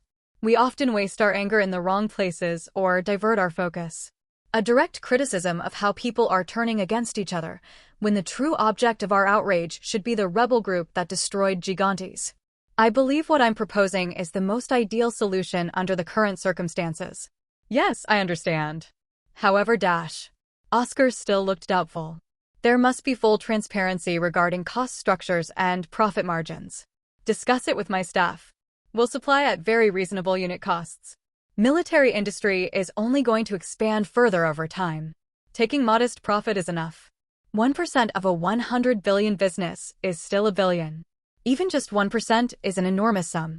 On top of that, weakening the palace's base of power while strengthening the empire's military force, that alone satisfies me. Reasonable pricing. Can we trust that? To Oscar's question, I smiled. Yes, of course. I swear it on my name. Imperial Ministry of Finance Conference Room. In the silence, only the scratching of pens and the rustling of turning pages echoed dryly. The bureaucrats, led by Minister of Finance Oscar, were dissecting the documents submitted by Dieter Schmidt. Eventually, Oscar furrowed his brows. To be honest, he was suspicious of Maximilian's intentions. The destruction of Gigantes could have been seen as an opportunity from the perspective of a great noble house. If he were the type who lusted after tax money, it would have actually been more easier. But the terms presented by his administrator were excessively reasonable. No, they were advantageous to the empire. Secretary Dieter Schmidt. Oscar spoke to Dieter Schmidt, who was attending the meeting. The documents alone are not enough. I'll make my decision after personally inspecting the factory with my own eyes. Dieter nodded. Yes, of course. You're welcome anytime. Oscar fell silent for a moment. He quietly observed Dieter, then finally opened his mouth. Even so, military expenditures are paid with the blood taxes of our citizens. Therefore, we must ensure that a portion of the profits you gain. Just as he was about to probe them further by demanding additional concessions. We are prepared to reinvest over 30% of our net profits into the civilian sector. Dieter beat him to it. 30%. It was a massive figure. Oscar and the other bureaucrats wore expressions of disbelief. What's the reason? Oscar finally removed his glasses and set them down. He stared at Dieter with sharp eyes. You seem to be just as much a numbers man as I am, so let's speak plainly. This isn't the kind of calculation a businessman would make. Military manufacturing is a business of enormous scale. So if the operation continues steadily, it will eventually yield significant profits for us as well. Of course, one can endure present losses for future gains if there's a need to. The empire had to fill the void left by Gigantes. That meant desperation. It meant they could fully become the ones in control. But right now, there's no need for that. So then, why? Dieter organized his pen and answered lightly. It is the president's will. You mean Sir Maximilian's will? Yes, he added calmly. Because he is a loyal subject of the empire. A loyal servant. Loyal servant. A word rarely heard in the stagnant halls of the palace, one more likely to be found embalmed in textbooks. Oscar blinked blankly, then let out a hollow laugh. It seems you were momentarily confused because you've seen too many fakes until now, sir. Dieter swept his gaze across the entire Ministry of Finance. He serves only the empire. Tick, tick. Oscar and the bureaucrats were left speechless, and in that silence, the ticking of the clock echoed louder than anything. Dieter, as if nothing had happened, turned his attention back to the documents. Tick, tick. Through the steady beat of the second hand. Their conversation was delivered to somewhere unseen. The imperial family held intense internal meetings. The nobles of the imperial palace demanded compensation for their losses resulting from the destruction of Gigantes, but all of it was thoroughly denied by imperial decree. Even if complete restoration is impossible. In the deepest sanctum of the imperial family, beyond the layers of red curtains, the silhouette of the emperor seated on the throne spoke. Not a single inch of retreat shall be permitted in the soon-to-arrive Millennium Plan. The voice carried no emotion and was rather low, yet it carried more weight than anything else. Adjusted accordingly, no matter what it takes. At the sharp edge of the imperial decree, the ministers retreated, stepping backward. However, only one man remained standing in place. Supreme Commander of the Imperial Army, Sebastian. Sebastian. The Emperor called his name. Only then did Sebastian bow his head at a slight angle. It seems I shall benefit a little from your son. The Emperor seemed to recall the figures presented by Maximilian. The conditions that would partially fill the void left by Gigantes were astonishingly reasonable. They did not deplete the imperial treasury in the slightest, and even included a promise to return part of the profit to society as relief for the people, soothing public sentiment. Sebastian calmly replied. He may be an unreliable son, but even so, he is still an Ebenholz. At those words, the Emperor's silhouette quivered faintly. A faint smile leaked from beyond the curtain. It was such a precious, fleeting smile. Even amidst the schemes of traitors who seek to tarnish the long-standing history of the empire, it is thanks to loyalists like you that I can finally find reason to smile. You may withdraw. With grace, Sebastian exited the imperial palace. A cold wind brushed against his uniform. Before he knew it, Enzi had approached. Did the mana stone deposits in the mines he purchased really turn out to be that plentiful? To Sebastian's question, Enzi tilted his head as if he didn't know. Well, I'm not sure of the details myself. He was feigning ignorance, fully aware. Sebastian glanced at him momentarily with displeasure. Enzi met his gaze with a gentle smile. Should I not keep the young master's secrets? To Sebastian, Enzi was more than a trusted aide, and to Maximilian, he was more than a butler. Without a word, Sebastian moved toward his office residence. To Enzi's eyes, his back looked, for some reason, a bit lighter than usual. Canelon Independent State. Headquarters of the Icarius Mercenary Corps. Wow. Even this island nation had received news of Gigantes. It took up a considerable portion of the morning paper, but public attention was focused entirely elsewhere. Plus 8.19%. Money was truly being duplicated. Money begetting money, and that money begetting more money. It was a time like that. People were maxing out bank loans to throw everything into stocks, and the profits were flowing straight into high-end champagne, luxury goods, theater and film industries, dyeing the entire city a vivid crimson like a beehive. Madness. I should have started just a bit earlier. Ren smacked her lips. Regretful. If only she had jumped in 2 years or no, just 1 year earlier her assets would have easily doubled by now. At that moment, the deputy commander entered the office. Oh, you're here. The deputy commander had a cheerful face. Commander. Thanks to Gigantes being destroyed, the Empire and neighboring countries are all uneasy. Demand for mercenaries has skyrocketed, and the fees are just ridiculous right now. He handed over the request forms. The amounts were much higher than even just a month ago. Ren nodded with a feeling of bliss. Huh. I'm so glad I immigrated here. Good things really do come all at once.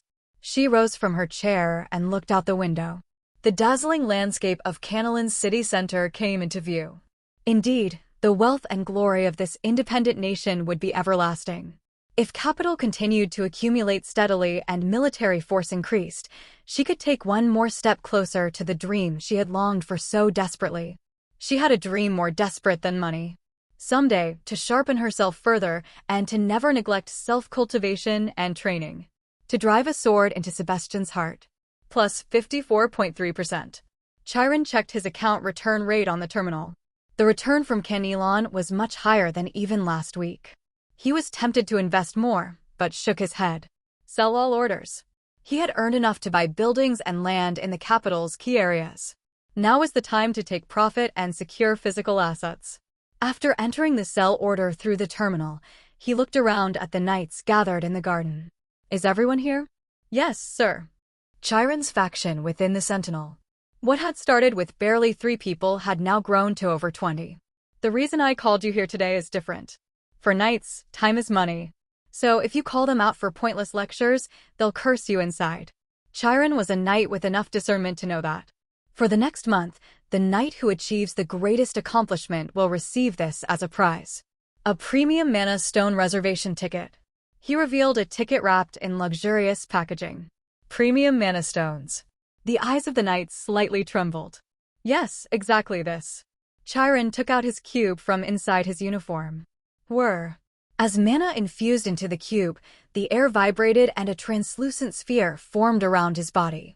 A new knight's shield with versatility and stability on a completely different level from conventional aura, capable of withstanding bullets, tank shells, and even destructive magic. This was the aura sphere. This is the reservation ticket for that. You probably won't get your turn through normal channels even after this year passes. Even the old men in the Imperial Palace have recognized its value, so it's become impossible to obtain. Those Imperial Palace geezers go crazy for anything expensive and rare. Specifically what kind of accomplishment are you referring to? To the hasty question from the young knight Raynal, Chiron smiled kindly. Of course, it's the aura sphere. At the very least, you should be able to deploy the sphere even during descent. According to the market evaluation Chiron briefly conducted, this premium ticket was something money alone couldn't buy. I want you, my people, to grow stronger. Only then will it benefit not just me, but you and all of us. Still, what he desired above all was their growth and the bond between them. Understood? Yes, sir. The young knights responded with faces burning with passion. Southern Hermes Province. After the collapse of Gigantes, the laborers from there began pouring in. I mostly selected those who had established families, because they are less likely to betray. To me, the revolutionary forces are just as dangerous as the Isenheim race. To those armed with ideology, I would also be seen as nothing more than a lackey of the empire who must be overthrown, so I must never let my guard down. Everyone, line up and come in. The laborers had frightened faces. They were probably expecting working conditions as bad as Gigantes, or even worse, fearing that they would be worked even harder to fill the gap left by Gigantes. In fact, many laborers had fled. Line up and come in. Just as they feared, I would work them hard. I would extract extremely ruthless levels of efficiency. 30 people per group. Line up. The gate of the quarantine zone lifted, and the laborers, with tense expressions, entered in a line. I had them spread out widely. Jason Miller. Why, yes. Kyle Hunt. Yes. Roman Pierce. Yes, that's me. Sniff, sniff. I heard the sound of sniffling behind me. It was the personal secretary Yukiya. Thump. At the same time, my heart reacted. Taking one more step forward, I identified the Isenheim who had hidden themselves among the ranks. McKee and Jace. Yes. Check. However, I won't kill them right away. The virus inside me can clearly distinguish the Isenheim, but the fact that I can identify them must be thoroughly concealed. I will dispose of them discreetly, under appropriate circumstances, with the right pretext and justification, leaving no room for suspicion. One son. Why, yes, that's correct. Amazingly, even those Isenheim bastards had children. On paper, they were a perfect family. Is reproduction between Isenheim possible? Or do they summon them from somewhere, or generate them through cloning? That much remains unknown. Let them all in. Next. The quarantine gate opened again, and a staff member brought in a new line. I matched each of their faces and names one by one. Thomas Benn. Yes. Ricky Meehan. Yes. Hans Vaughn. Yes. Thump. The virus reacted to the man named Hans Vaughn. As I checked the list, pretending to be indifferent. Sniff, sniff. The overlapping sound again. It was Yukiya. She sniffed particularly loudly. I ignored it and continued checking the roster, including Hans Vaughn, 13 in total.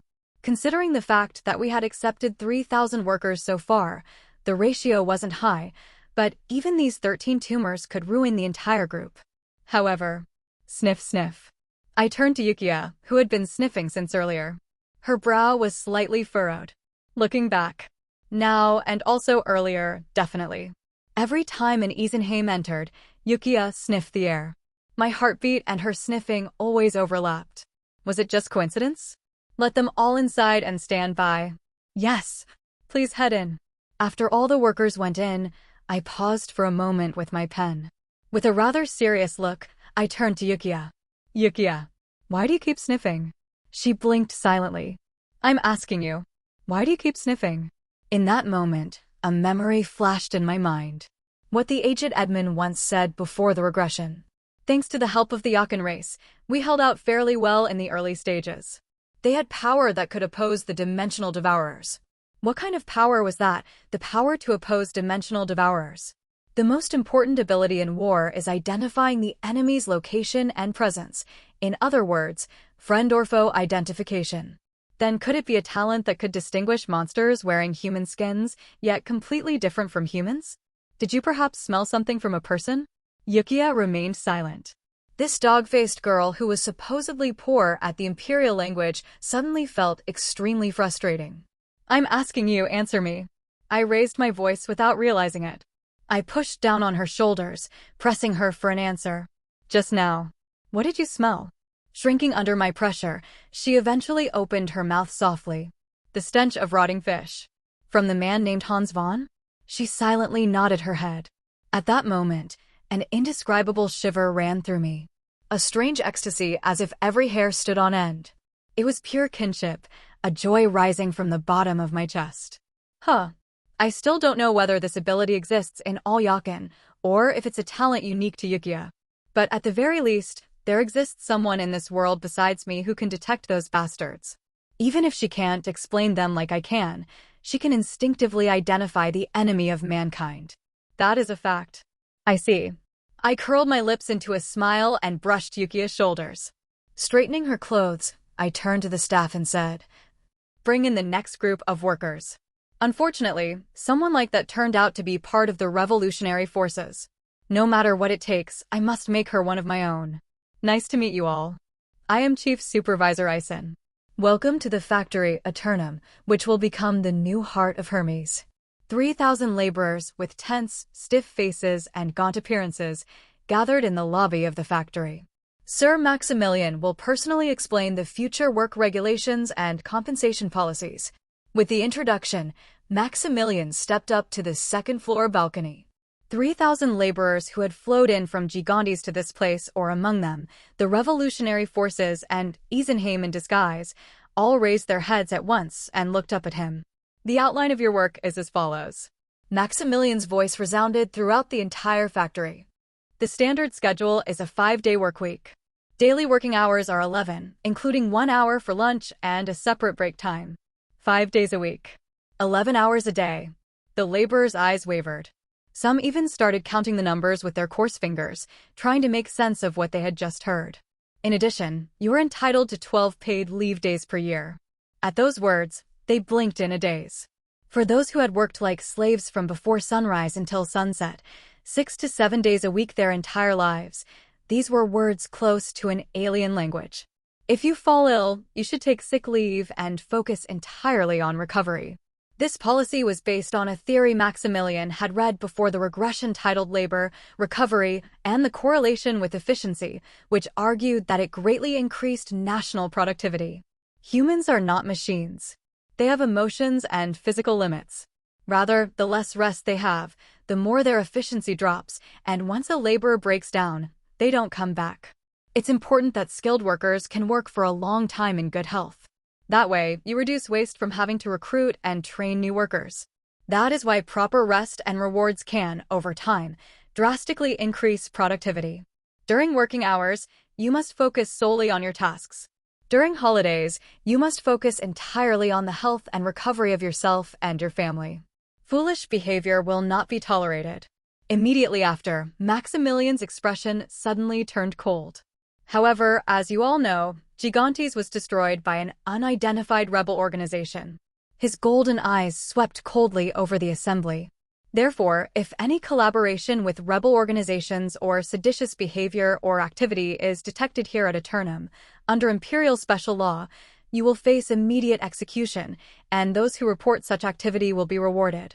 The air inside the factory froze instantly. Rest during work is necessary, yes.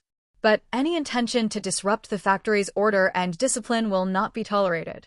To protect your own rights, you must reject and drive out the subversive elements yourselves. This was to weed out the Isenheim that might be hiding among the workers. The Isenheim Maximilian had already marked on his roster would be dealt with gradually under immediate execution. That is all. Begin job training now. As Maximilian stepped back, the supervisors and instructors in charge of technical training came down to the floor. First, we'll begin with machinery operation training. The equipment was brought in from Kenilon, so it will be very different from what you're used to. The training began. The instructors demonstrated first, then it was the laborer's turn. Whying? In the midst of high tension, one laborer made a mistake. Due to improper handling, the machine gave off a warning sound. Flinch. The laborer hunched his shoulders and tightly shut his eyes. If this were Gigantes, a club or whip would have flown at him by now. It's all right. But no beating came. Instead, the supervisor pulled the laborer by the arm. This machine is sensitive, so you can't handle it with force. Like this, gently guide it by following the flow of mana. Then it cuts smoothly. He explained the operation again. It was from the training manual Maximilian had provided in advance. There's no such thing as someone who gets better by being hit. But that doesn't mean there's any need to be overly kind. All that's needed is instruction focused solely on the task. You have been selected as skilled workers. Later, you will also need to train the incoming new workers, so please master it as quickly as possible. Yes. The worker blankly looked back and forth between the supervisor's face and the cutting-edge equipment. Other workers wore similar expressions. Only then did they realize. This is not Gigantes. This place is far more humane. Please be informed. There will be a 10-minute break in 30 minutes. Yes, sir. Before long, a faint sign of life returned to the hardened faces of the workers. Tick. I opened my eyes. Memories of the past surfaced as if they were real. Clink. My wrists felt heavy. Cold shackles dug into my flesh. Beyond me was a rusty iron bar, and within my trembling vision, their faces came into view. Azel Runcelot, a noble of a great family who had given up her nobility. Yet she seemed more noble than anyone else, and I was more ragged than anyone. Max. Azel called my name as if she were sorrowful. Behind her, Edmund looked at me with a complicated gaze. A country where the distinction of status had already vanished. I, who had thrown away the pride of the great Ebenholtz family faster than anyone else. I had run away without knowing why I was running, and I had lived without knowing why I was living. Regarding the treatment of Ebenholtz, complex emotions were entangled on their faces. They discussed the matter with officials of the new cabinet while keeping me locked there. Fearing execution, I couldn't say a word. My heart trembled violently as I was pulled back to reality. There was someone in front of me, sitting cross-legged like me. Freya, is it difficult? She tilted her head slightly. You're wavering. Today's lesson was the beginning of Ebenholt's second movement. I exhaled deeply and lowered my upper body. I calmed my trembling heart. Yes, I couldn't help but be shaken. Freya let out a brief laugh. When mana is circulated deep into the body, sometimes the brain gets confused and is engulfed by strange hallucinations or memories of the past. You must endure it. The second movement of Ebenholtz is ultimately mana assimilation. Perfect assimilation between the body and mana. It is a state in which mana is controlled and coordinated as delicately as the fingertips and toes. The first step of the second movement is the transformation of vision, so you may have seen illusions. First, a portion of the mana spread throughout the body is concentrated on the optic nerve, then further implants sight into the sensory perception of the skin. It erases the very concept of blind spots. The chronic illness of nobility is the back of the head. It has always been that way throughout history. Freya toyed with her dagger for a moment, then flicked it into the air. Over time, nobles, humans, become arrogant. The illusion that they are noble. The arrogance that they are truly chosen by the gods. In the end, in their complacency, they are stabbed and killed from the place they trusted most. She looked at me and tilted her head ever so slightly. Whoosh! The dagger fell precisely on the crown of her head. The blade brushed past her earlobe and stuck into the ground. It was as if she had seen it without looking. No, she had truly seen it. People think mana is wholly theirs, but it's not. It's far more common for the body's characteristics and the properties of mana not to match. That's why you must assimilate mana with yourself. You must dye your mana with Ebenholtz. I closed my eyes. Perhaps Freya's lesson today was exactly what I needed. The mana of the virus is different from mine. The virus operates in its own way, and that clashes with Ebenholtz. To use an analogy, the virus is closer to primal mana. In contrast, Ebenholtz is a more clearly refined, much purer flow. Children of Ebenholtz are steeped in the highest concentration of mana that humans can handle from the moment they're born. They mix natural mana condensed in its purest form with ingredients in a golden ratio and feed it to newborn children. Like the hero in mythology who is dipped in the river of immortality, the bloodline of Ebenholtz also has a body tempered by mana. I regulated my breathing. I overlaid the dormant pure silver mana within my body onto the virus, and then drew it up again to the optic nerve. Whoosh! Suddenly, the world was dyed in white light. The flow of the wind, the movement of the grass bugs, even the context of the leaves trembling behind my back. What I could not be seen was now visible, what I could not hear was now audible. Where am I right now? Freya's voice echoed from all directions. I thrust my wooden sword backward. Whoosh! It was a fleeting sensation of something brushing past. I missed, but almost reached her. Yes. Good. Keep chasing, Maximilian.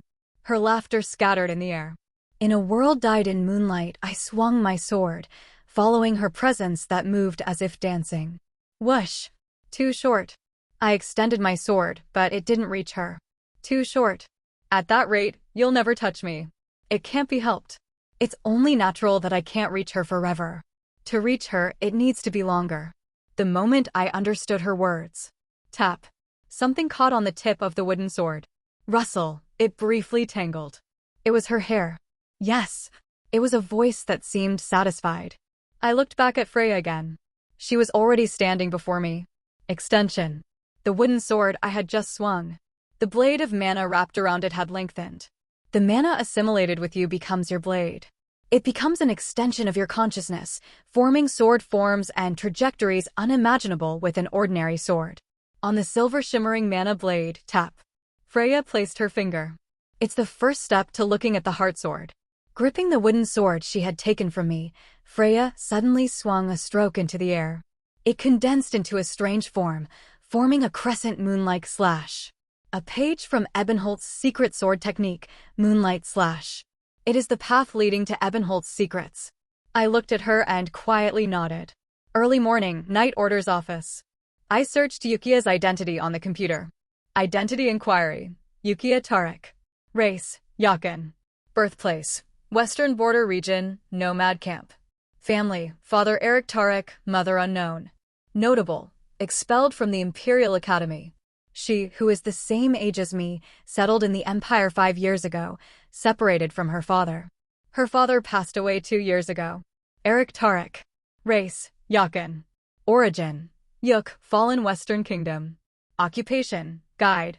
Her father, Eric Tarek, was a guide who roamed the continent. Guide is a special occupation. There are still quite a few undiscovered regions on this continent. From the glaciers of the North Pole to the frozen lands of the South Pole beyond the southern sea of the Empire, and even the Great Canyons infested with monsters in the West. That's why adventure is essentially a coming-of-age ceremony for nobles, and at Empire Point, it's even part of the official curriculum. Naturally, I had also gone on expeditions before, and the one who usually leads at the front of the party is the guide. Yukia's father died while guiding a noble. The case file was sealed as Level 2 confidential, but I accessed it under night privileges. Case summary. During the expedition of the Western Offren Forest, the guide misjudged the route, causing the expedition team to be isolated in a monster nest.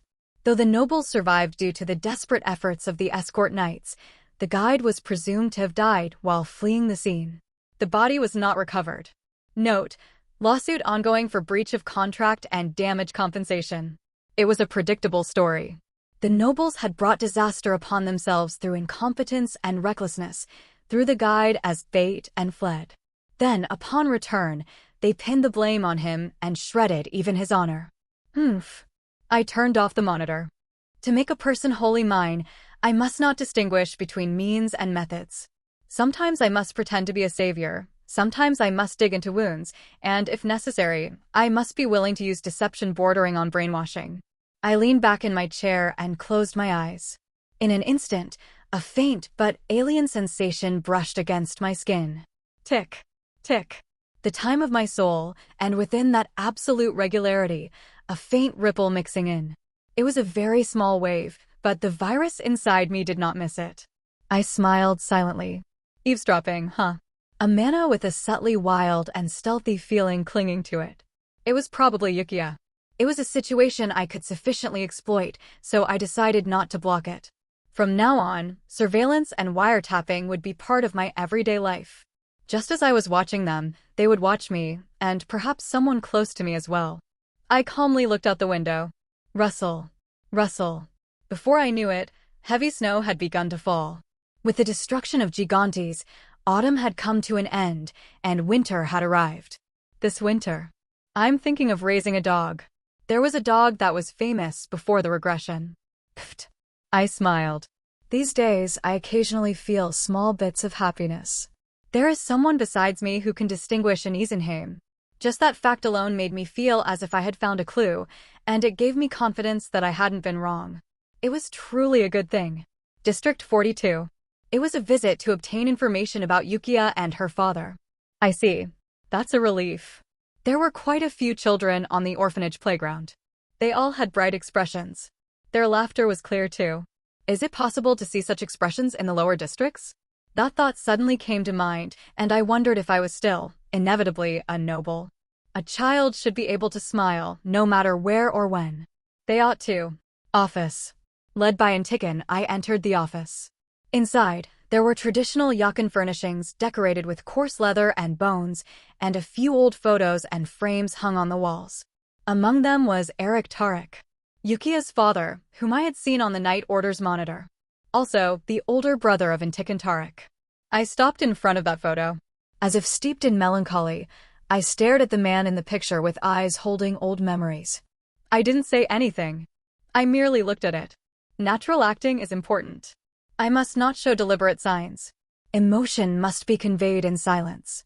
If I stared long enough like this, Intikin would inevitably approach first with curiosity. "Knight, sir, the photo? Why?"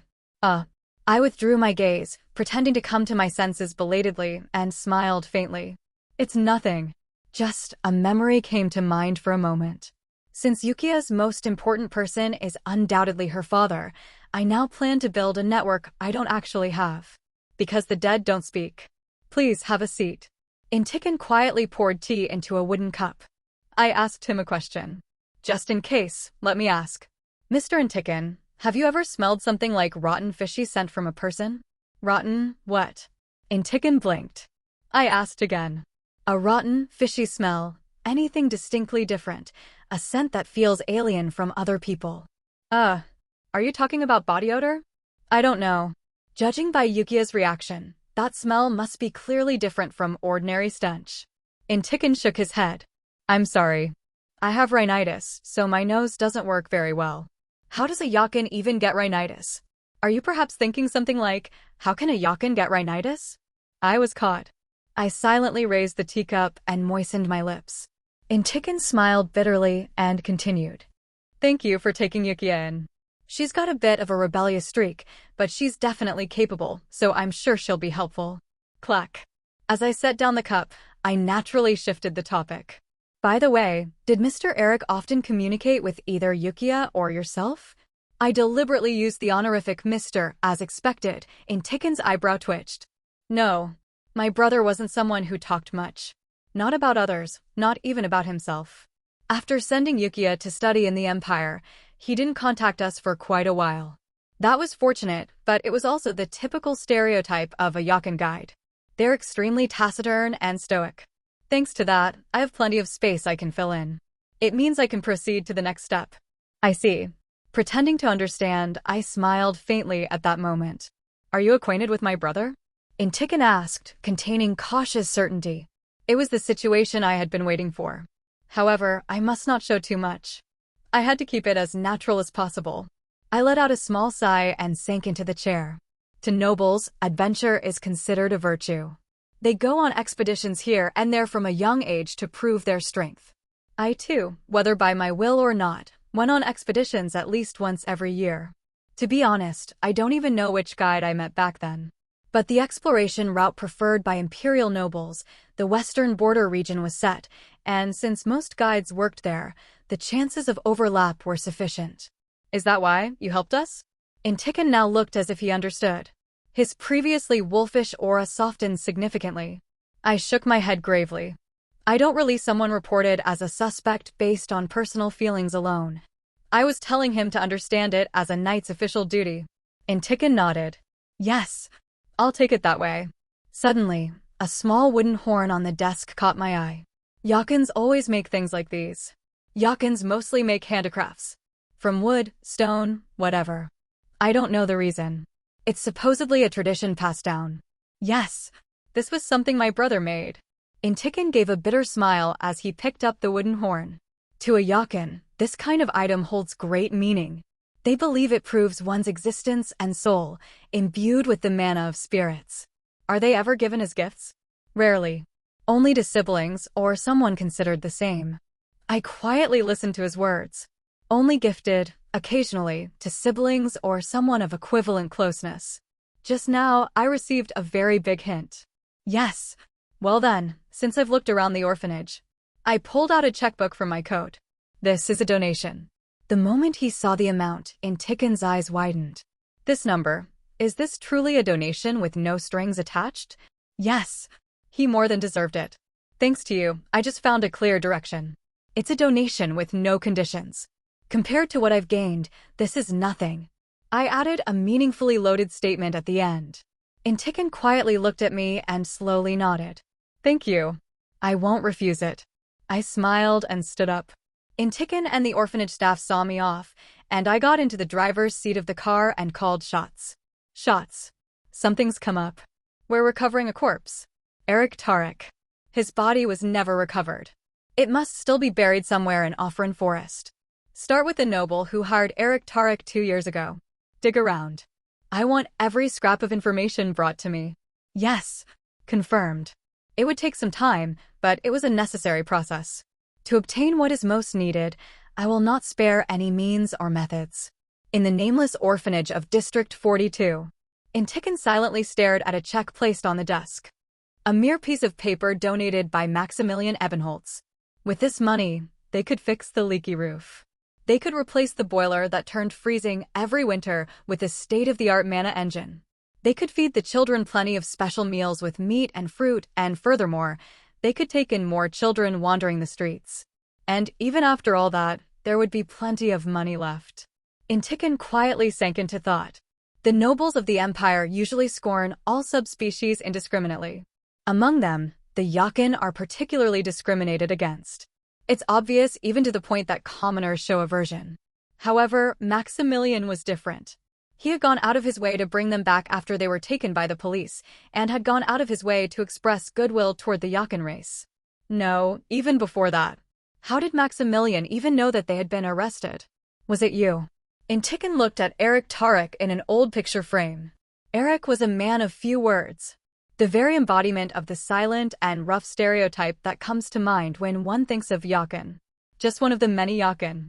He was born in a nomadic tent in the wilderness, grew up feeling the winds of that land, met a wife who was also a shepherd, and wandered for his entire life. To him, borders and the annexation by the Empire meant nothing, and after his wife died, they meant even less. A man of the wild, whose whole life was about forging a path where there was none, someone who never blended into civilized society. If such a man had moved a pure-blood noble of the Empire like Ebenholz, if he had instilled kindness toward the Yakin into such a high-born aristocrat, that would be one hell of a comedy. Intikin muttered a self-deprecating sneer. Eric was a love-hate relationship for him. He loved him as a brother, but always resented his irresponsibility for wandering while ignoring reality and dying away from home. And yet, is it people who ultimately open the hearts of others? Knock knock. A knock broke his thoughts. Yes. An orphanage staff member entered hesitantly. Director. The food supplier's credit is overdue again. Intikin looked up as he put the check into the drawer. There was no longer any worry on his face. It's all right. From now on, you won't have to worry about money. Sorry. The salaries for this month were delayed a bit, weren't they? I apologize. I'll not only pay the overdue wages, but also give out generous bonuses for your hard work. He hadn't originally intended to use this money. Money from a noble, especially when the intention behind it was unclear, could be poison. Intikin himself held an instinctive hostility and suspicion toward the Empire's nobles. But somehow, he felt that maybe Maximilian might be different. In any case, there was nothing Maximilian could gain from him, and more importantly, if there are any children among them who seem to show talent, please make a list. With this money, he could finally do more than just provide material things. Starting today, I plan to give them proper education. Even the children in the orphanage could now dream, and make those dreams come true. It was far more important than something like his pride. In a pitch-black space where vision was completely blocked. In this place, even the distinction between up and down was vague. This was the Veil. A ghost coordinate that didn't exist on any map, crafted by an unknown wizard, and a secret point connecting to the cause. A place where only permitted shadows could set foot. Mesher has been selected as Maximilian's personal secretary. A voice echoed. Comrade Sensi, wearing a rabbit mask. She was not only the sole survivor of the Gigante's destruction operation, but also one of its key executors, and her status in the organization had been elevated by one level. That's good news. A shadow responded. Although it was unknown how long it would last, being able to grasp even part of the movements of Maximilian, the most important surveillance target, was valuable in itself. Is Mentor that woman? The one who kept sniffing around? Yes. I thought she was just an ordinary Yakin, but she's quite capable. He nodded in satisfaction, then suddenly looked at Sensi. Sensi, how's your condition? She remained silent for a long time. Instead of an answer, a faint suppressed groan escaped through her tightly clenched teeth. Maybe it would have been better if I had died that day. The memory of that day was faint, but Sensi had received help from someone unknown. The destruction of Gigantes had been successful thanks to that man. However, Eagle had been a traitor and Tagan, who had been with them for a long time, had died. Because of that, she was deeply wounded both psychologically and physically. Take some time to rest, so you don't draw suspicion. Okay. Staggering, she stood and left the Vale. Left alone, the man, one of the administrators of the Vale, opened a desk drawer. He created a new file labeled Menshur, Yukiya Tarek, and slid it deep into a file cabinet. I investigated the noble who had gone on an expedition with Eric Tarek in the past. By alternating between moderate pressure and persuasion, I obtained an accurate account of that day. As expected, the noble had rejected the route Eric had suggested, and Eric, despite the noble's unreasonable demands, fulfilled his duty as a guide and fell to his death. The Empire had so many fucking bastards like this. I secretly dispatched a search team, but it would take some time. Still, even if his body had perished, it would suffice to recover the artifacts he had possessed during his lifetime. There's a chance. Crafted items imbued with mana are not easily damaged by the passage of time, nor do they decay. Is this the place? In any case. Today, I arrived at a premium auction held on the outskirts of the imperial capital, dealing only in good bloodline animals. Schatz accompanied me as a bodyguard. There are a lot of dogs. And horses, too. Schatz's expression was slightly flushed with excitement. I went straight to the large dog section. Among them, one breed clearly stood out. Aaron Shepherd. As the name, Aaron, daringly borrowed from the Empire, suggests, it's a hexagonal balance breed beloved by the royal family and nobles alike. Supposedly, it didn't lack in any aspect, bravery, loyalty, intelligence, or physical ability. Yip. Woof. Yipe. Inside the fenced area where newborn large dogs were barking solemnly, my gaze locked on one particular pup. A shepherd with odd eyes, one blue, the other golden. Sitting calmly, looking up at the sky. It was the very one that had adorned the front page of the newspaper before my regression. Special feature, meeting the heroic dog with miraculous eyes, Leo. The story of the hero dog Leo, who precisely located State Secretary Melton of the new cabinet under the rubble during the recent terror attack and withstood the collapse using mana, is moving the hearts of the Republic. Not only humans, but even beasts can wield mana. It's rare, but those called spirit beasts instinctively use mana to enhance their bodies or expand their senses. Oh, Sir Knight. At that moment, the owner of the dogs ran up. He brushed back his blonde hair and smiled. You have a good eye. These are top-grade Aaron Shepherds guaranteed by pedigree documentation. All of them have exceptional mana sensitivity, and their intelligence is on par with children. They already understand basic commands. Sit. Stand. Jump. The young dogs immediately understood and followed their master's words. Schatz's eyes widened. Ooh. I pointed to the odd-eyed one. What about that one? Sir Knight. That one is part of the auction. That's bothersome. Just write an appropriate amount yourself. I handed him a blank check. The owner's eyes popped wide open, and Schatz had a face that looked like she wanted to take the other puppies too. Sir Knight. A few more of them would be good to keep as guard dogs at the Genin branch. Then do that. You choose. Thank you. Schatz went right into the pen and began looking over the puppies, and the owner wrote down an appropriate price and returned the check to me. Yes. Let's go with this. I'll get everything ready immediately. Leo. I plan to raise this guy in the Ebenholz way, which means I'll be feeding him elixirs. If he's capable of using mana, then he should be able to fully absorb elixirs too. Huh. Suddenly, I spotted a familiar face. It was Julian. Dressed in casual clothes, he had a bundle of fluff tucked at his side. Sir Julian? Woof. Woof. The white puffball tucked under Julian's arm suddenly barked at me. It wasn't an Aaron Shepherd, or a Daybons, or even a hunting dog. It was a small dog, purely cute and tiny, with no sign of combat ability whatsoever. Julian spoke. Pomeranian. A guard dog with the bloodline of a lion. Excellent sense of smell and wide area detection, perfect for raising at a mansion. Ah, I see. What about you? An Aaron Shepherd. Name's Leo. He's got heterochromatic eyes. I showed him Leo. Woof. Woof. The Pomeranian barked. Did you like dogs? Julian asked, and I nodded with a smile. Doesn't the Empire need hunting dogs too? From now on, I'll start building the logic to protect subspecies like the Yakan, treated like hunting dogs. My power and wealth will be the foundation, and my words and actions will be the justification. I see. Well then, have a good weekend. Yes. You too, Sir Julian. Raise it well. Julian left, stroking his Pomeranian, and before I knew it, Schatz returned with 5 Aaron Shepherds. Her arms were full of squirming puppies. Schatz, are there still people tailing us these days? I glanced at a car parked not far away. Some guys were following even on weekends. Yes, probably from a direct agency. Shall I take care of them? No. Don't provoke them for no reason. I smiled as I petted Leo. Ryudern too wants to see me? Yes. It's probably about money. He was one of Gigantes' shareholders too. I know. Tell him I'll meet him tonight. I have a gift for that bastard I'd love to beat to death. Well, as the old saying goes, give an extra rice cake to the person you hate.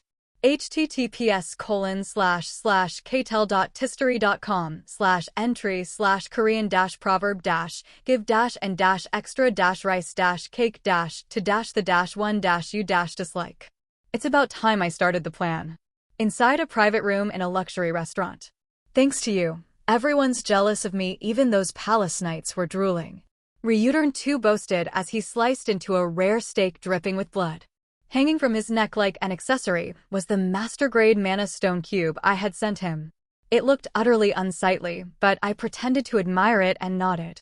It suits you well, doesn't it? But hey, I heard you're filling the vacancy at Gigantes. Yes, it just happened that way. You'll make a lot of money. No, that's right. I heard you lost a lot on that failed investment too. Though it was a face I wanted to kill, acting was necessary. There's no easier pawn to move than this guy. Among the royal palace's idiots, he's the one with the best bloodline. Yes, it was quite a large sum. I've got a lot of expenses myself these days. Keeping up appearances costs a fortune. Ryudern sent me a subtle look. It was a sign he wanted something. You know, I really backed you hard during the Gigantes bit, right? Do you have any idea how much I spent drinking with those bureaucrats? I know. To the bastard babbling bullshit, I smoothly pulled out a document envelope and placed it on the table. So I prepared this. A bearer bond designed just for you, Lord Ryudern. Oh, greedy sparkles appeared in his eyes. I recited exactly what Dieter had explained to me. It's a bond issued by a special-purpose company established in the Kenilon Independent State. On the surface, it looks like a normal bond from a trading company, but it's designed so that funds laundered through several shell companies all converge here. Basically, it meant handing over the entire profit earned from laundering and liquidating dirty money. If you just hold on to this bond, you can exchange it for cash at any bank in Kenilon without any ID verification. In pure cash, this much should come in every year. I held up my fingers. Ryudern's eyes gleamed with greasy greed. Heh. Gulp. The bastard swallowed hard. He set down his utensils and leaned forward. You're giving this to me? I came here from the beginning intending to give it to you, Lord Ryudern. Thanks to you, I also won the military procurement contract. Ryudern's face lit up brightly. Wow, Max. You've really changed. Before, you couldn't even look people in the eye properly, and you stammered when you talked. The first time I met you, I really thought you were an idiot. Ha ha. I forced a bitter smile. This fucking son of a bitch talks like an asshole even when I'm giving him money. To think that same Max has grown this much. I'm proud of you. Is there anything else I can help you with? Nothing at all.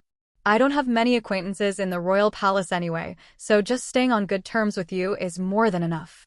I'll listen to this guy. He speaks so nicely too.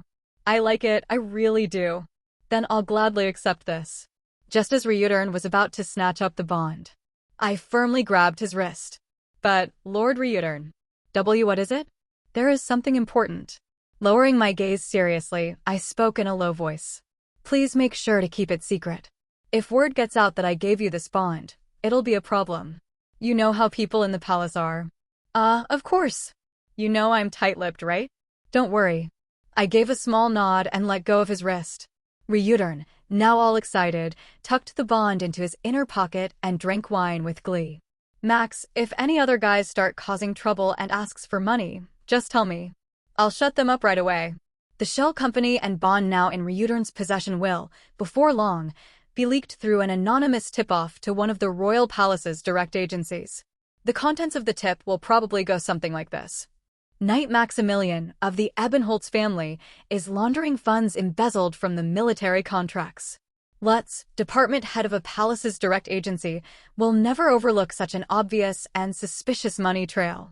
With his eyes fixed on me, he'll tenaciously pursue the source, and at the end of that trail, he'll find Reutern too, not me.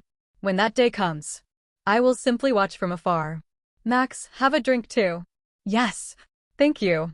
We clinked our wine glasses together with a smile. Clink. To burn away the annoying things, all it takes is a single matchstick. Yukiya sat on the windowsill of her official residence, looking up at the Empire's night sky. A cold wind stirred her clothes, and the moonlight shone on her silver hair. Clatter. Clatter. She fiddled with the small metal parts in her hand. Assembling, disassembling, and reassembling again in a meaningless repetition. A ritual to quell her anxiety. SSSHK. Suddenly, noise flickered in the artifact in her ear. These are the documents for approval. Maximilian's office. It was the voice of the administrative officer. The dry sounds of papers flipping and a fountain pen scratching could be heard. Sir, may I ask you one thing? After a moment, along with the sound of the pen being set down, the administrative officer cautiously spoke. I'm curious why you accepted a Yakin. They can't even communicate well, and considering the Empire's sentiment, wouldn't keeping a subspecies nearby harm your reputation? Well, Maximilian's voice was low. He murmured as if talking to himself. It might be out of sympathy. Sympathy. Yukiya's hand stopped at that moment. She clenched the metal parts tightly, as if to crush them. Fury surged within her. She bit her lip in humiliation. It feels more like a promise, actually. Yukiya's head shook slightly. A promise? With whom, and about what? So you should pay close attention, too. Yakins is certainly a subspecies that will be helpful to the Eren. Yes, understood. Help. A subspecies. Yukiya spat out each word as if chewing on it. She took a shaky breath and picked up her pen. She wrote down today's notes. Every minor action of Maximilian's, the verbal habits he let slip without thinking, even the intervals of his silences. All of it was, to her, information for the future and weapons to aim at his throat. Scratch, scratch. She hated nobles. The ones who drove her father to his death and covered up even that death with deception. She despised them to her core. To her, revolution is simply another name for revenge. And the knight named Maximilian, or rather, the man who stands at the very pinnacle of the noble system, is the most fitting target. I came to the Kenilon Independent State on a short business trip. This is Nurak Street. I was in the bustling city with Dieter. In other words, it was just the two of us men. I wasn't particularly thrilled about it, but as a change of pace, it wasn't bad. After constantly inhaling the suffocating perfume of those noble bastards in the Empire, the stench of money mixed with pleasure and desire felt refreshingly different once in a while. Kenilon has a variety of cultures. Dieter, who seemed to have become an expert on Kenilon, drove the car and guided the area. There are many grand theaters on this street. The number of theaters has tripled in the past year. From classical plays to avant-garde modern theater, all kinds of performance posters covered the buildings. A massive amount of capital is also pouring into the film industry. The street of cinema. Posters of various genres, from romance to war, filled the surroundings. The overflowing liquidity seemed to gather and explode in every direction. This was truly Kenilon's golden age. And Dieter suddenly stopped the car, ran to a street vendor, and bought some kind of dessert. You absolutely have to try this. It was a dessert with ice cream and chocolate in a crispy waffle cone, topped with stick-shaped cookies like chopsticks. I took a bite. It was sweet. So stimulating it made my head spin, but not bad. Not bad. Sir, would you like to take a walk around the street? Let's do that. I got out into the middle of the street. Brilliant lights brightened the night sky like it was midday. People laughed while drinking champagne on restaurant balconies, and music flowed from various parts of the street. For a world nearing its end, it sparkled quite brightly. Dieter, what do you think? I'm convinced all of this will soon collapse. To me, Dieter is still an enigma. He carries out every task flawlessly, yet his mind is as calm as a well. No agitation, inside or out. From the very first meeting, it had been extremely ordinary, and it was still just as ordinary now. He was a man without change. I agree. Unsubstantial money is circulating here. Dieter pushed up his rimless glasses with a finger. Companies in Kenilon borrow money from banks to develop technology, and then use that technology as collateral to borrow money again. As this cycle repeats endlessly, the companies fall into severe moral hazard. Even if no technology is developed, or even if it's an unfeasible one, as long as they label it innovative technology, the loans get approved. If the empire had collapsed due to war, then Kenilon was crumbling under debt. They're inflating a bubble with technologies that have no substance and no intention of ever completing. Even so, stock prices continued to hit new highs every day. That was because blind money was pouring in from the empire and neighboring countries. Accordingly, when Kenilon eventually collapses, the resulting shockwave will crash down on the empire and many other nations. But if this place explodes, the empire will take massive damage as well. That's because the empire's economy runs on promissory notes. You mean Ken Steiner? Yes. The empire's chancellor and an extreme workaholic, Ken Steiner was forcibly propping up the empire's economy through promissory notes issued by ghost banks with no real substance. That is the only reason why, at this very moment, the empire still appears to be functioning. His goal is probably pure exploration and pioneering.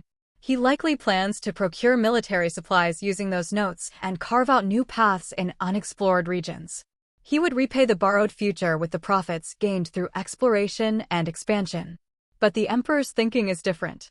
However, His Majesty wants something much safer and more certain than that. Plundering other nations. Completing a conquest that would be remembered as his great legacy. That is why war is inevitable for the empire. Without victory, there is no future. Yes, war will definitely happen. We passed through the bustling downtown area and arrived at a vacant plot of land. For now, it was just overgrown with weeds, an undeveloped site slated for future construction. Before that, we'll build a bank here. It was Dieter's proposal, and my decision. Eventually, the ones I would hold by the leash through risk insurance would be Canilon's insurance companies and banks. When Canilon's economy crashes and its currency turns to worthless scraps of paper, I will file massive insurance claims and take over this country's entire financial system. The motto of the bank is absolute neutrality. When borders collapse and dynasties are overturned in the war sweep, money that has lost its owner and black money seeking survival will pour out. I plan to create a vault from now on that will absorb all those funds. Yes, I will make preparations. I silently watched Dieter as he took notes in his notebook. Dieter. Yes. What do you want? Dieter's salary is far higher than one would expect. But he never spends money. He only buys multiple suits and glasses, lives in the official residence, and indulges in no luxuries. I consider myself to be an extremely hedonistic person. That was what Dieter said. You. Yes. Dieter looked out at the empty lot. His eyes seemed to envision the bank that would soon stand there. I feel ecstasy from numbers.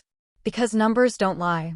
Even if someone manipulates or falsifies them as they please, the truth always comes out. That's because numbers don't exist in isolation. An expression resembling a smile appeared on Dieter's lips. To efficiently stack those numbers, to create a perfect flow, to consume them without waste, the completeness of pure logic, free of value judgments. Those are the kinds of things that bring me pleasure. I let out a hollow laugh.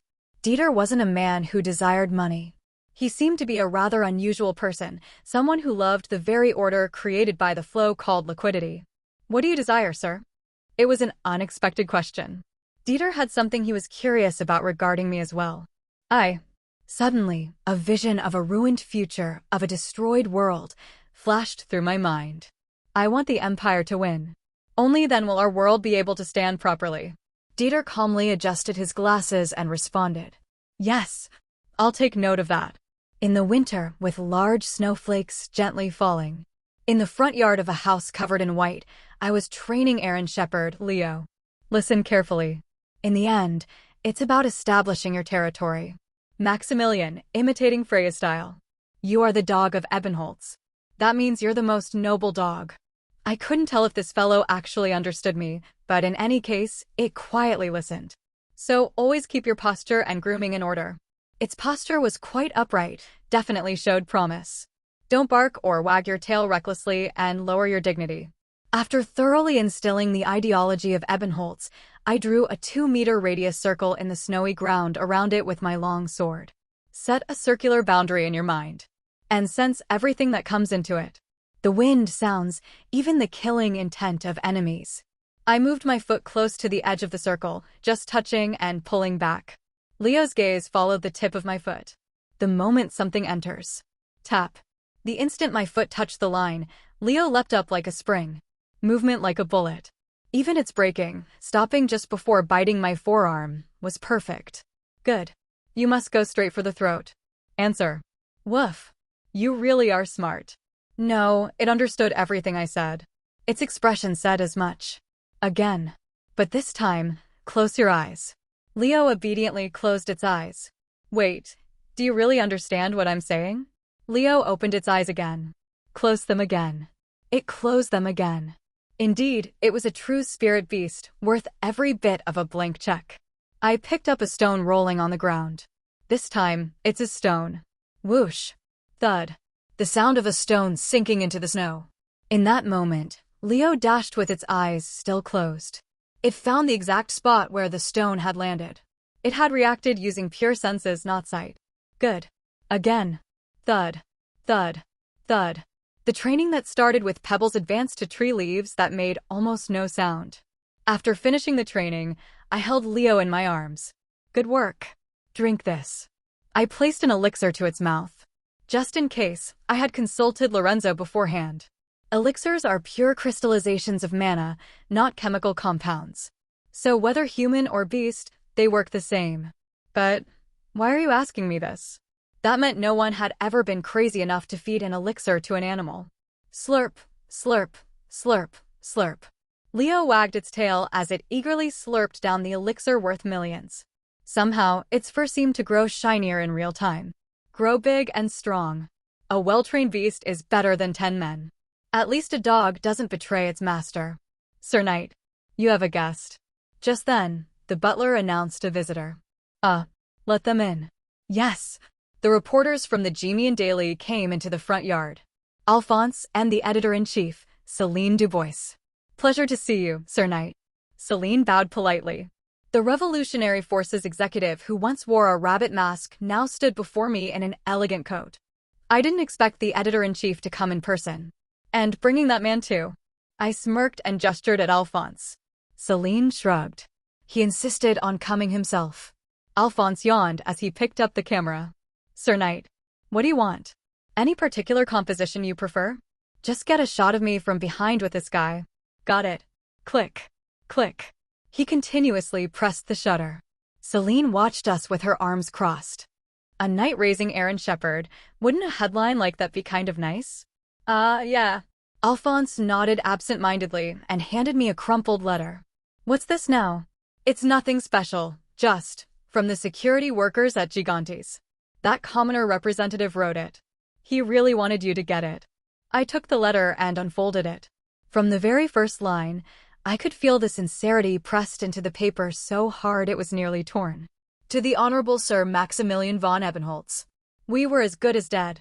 When Gigantes fell, we were trapped in iron cages as offerings.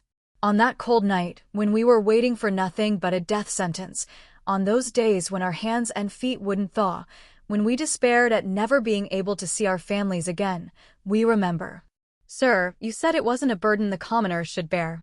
That, to us, was boundless grace. Now I can sit with my 7-year-old child in front of me. As she eats her soup, her eyes wide and bright. Silently, I tucked the letter into my inner pocket. Alphonse looked at me with serious eyes. This time, I'll admit it. You saved those people, Knight. Just like you said, it wasn't something mere commoners could be held accountable for. But I'll be keeping my eyes wide open on the labor conditions at the new factory. Suit yourself. I quietly answered while stroking Leo's head. Use your pen as much as you can while you still can. Once war breaks out, that pen's the first thing that'll snap. Buzz. At that moment, a message came through the terminal. We've successfully identified the body of Eric Tarek. However, recovery may take a bit more time. A smile spread across my lips. Buzz. Another message came immediately after. Direct Agency has started tracking Reuters Corporation. They say good things come all at once. The person I need most and the most annoying bastard both took the bait at the same time. What, good news or something? Alphonse asked with a smirk. Will you stay for a meal? Nah. I mean, it's not really. No. Clap, clap. I clapped my hands, summoning the servants. Have a meal before you go. Céline Dubois. Might as well test her a bit too. My personal chef used to work at Mepinji. You'll be satisfied for sure. Mepinji. A restaurant famous even in the Western Kingdom Artika, a region known for its abundance of gourmet spots. I had hired a chef from there with a huge salary and ordered the highest quality ingredients to be flown in fresh every morning. We never know when we'll die. We might die tomorrow. I pushed Céline and Alphonse into the mansion. At least the 3 meals we get a day should be delicious, right? While struggling desperately to prevent destruction, this level of luxury is necessary for my mental health too. In such a suffocating world, delicious food is one of the best reasons I have to look forward to tomorrow. The Imperial Palace's direct agency oversees both the Intelligence Bureau and the Secret Police Bureau, but it is somewhat different in nature. If the Intelligence Bureau is the hand that detects external enemies, and the Secret Police Bureau is the foot that strikes internal threats, then the direct agency is closer to the head that coordinates and controls both organizations. I see. Let's rosin. As the department head of the Special Inspection Division under the direct agency that tracks down impure elements harmful to the Empire, he had clearly detected a suspicious flow of funds. Clever. Very clever, but let's scan the fund tracking report brought in by his subordinate. Yes, it's the funds diverted from the munitions factory Maximilian established in Hermes. It was a case of embezzlement and laundering. A portion of the funds disbursed under the pretext of factory equipment investment had been split and remitted to shell companies set up in the Western Kingdoms. That money was then laundered into bearer bonds across several countries and flowed into untraceable accounts. It was a meticulous route of embezzling private loans to create slush funds. Keep watching. Don't miss the flow of even a single dollar. Let's suppress a laugh. As expected, Maximilian II was ultimately nothing more than a greedy noble. One of those many nobles who spouted hypocritical talk about serving the Empire, while behind the scenes sucking it dry to fill their own pockets. Will it be okay? He's an Ebenholz. The industrial complex is a national enterprise of the Empire. It was an order given directly by His Majesty. When Maximilian had said, "We don't need tax-funded support," the Emperor had actually been moved and provided a certain amount of funding. The Emperor had been touched by Maximilian's sincerity in claiming he would fill the void left by Gigantes with his personal fortune. However, if all of that were a lie, and if it were revealed that the factory had been used for embezzlement and laundering, keep a steady watch. The crime of betraying the Emperor is grave. Not even the power of Sebastian would be able to cover it up. When the laundered amount builds up sufficiently, a smile crept onto Lutz's lips. We strike. The dining room of my mansion. One by one, Mepinji chef's works of art are laid out on the table. For the appetizer, a tartare topped with caviar and scallops flown in from the northern polar seas. For the main course, a steak of the finest veal tenderloin simmered in red wine, and steamed black abalone soaked in saffron cream sauce. This was my rest day.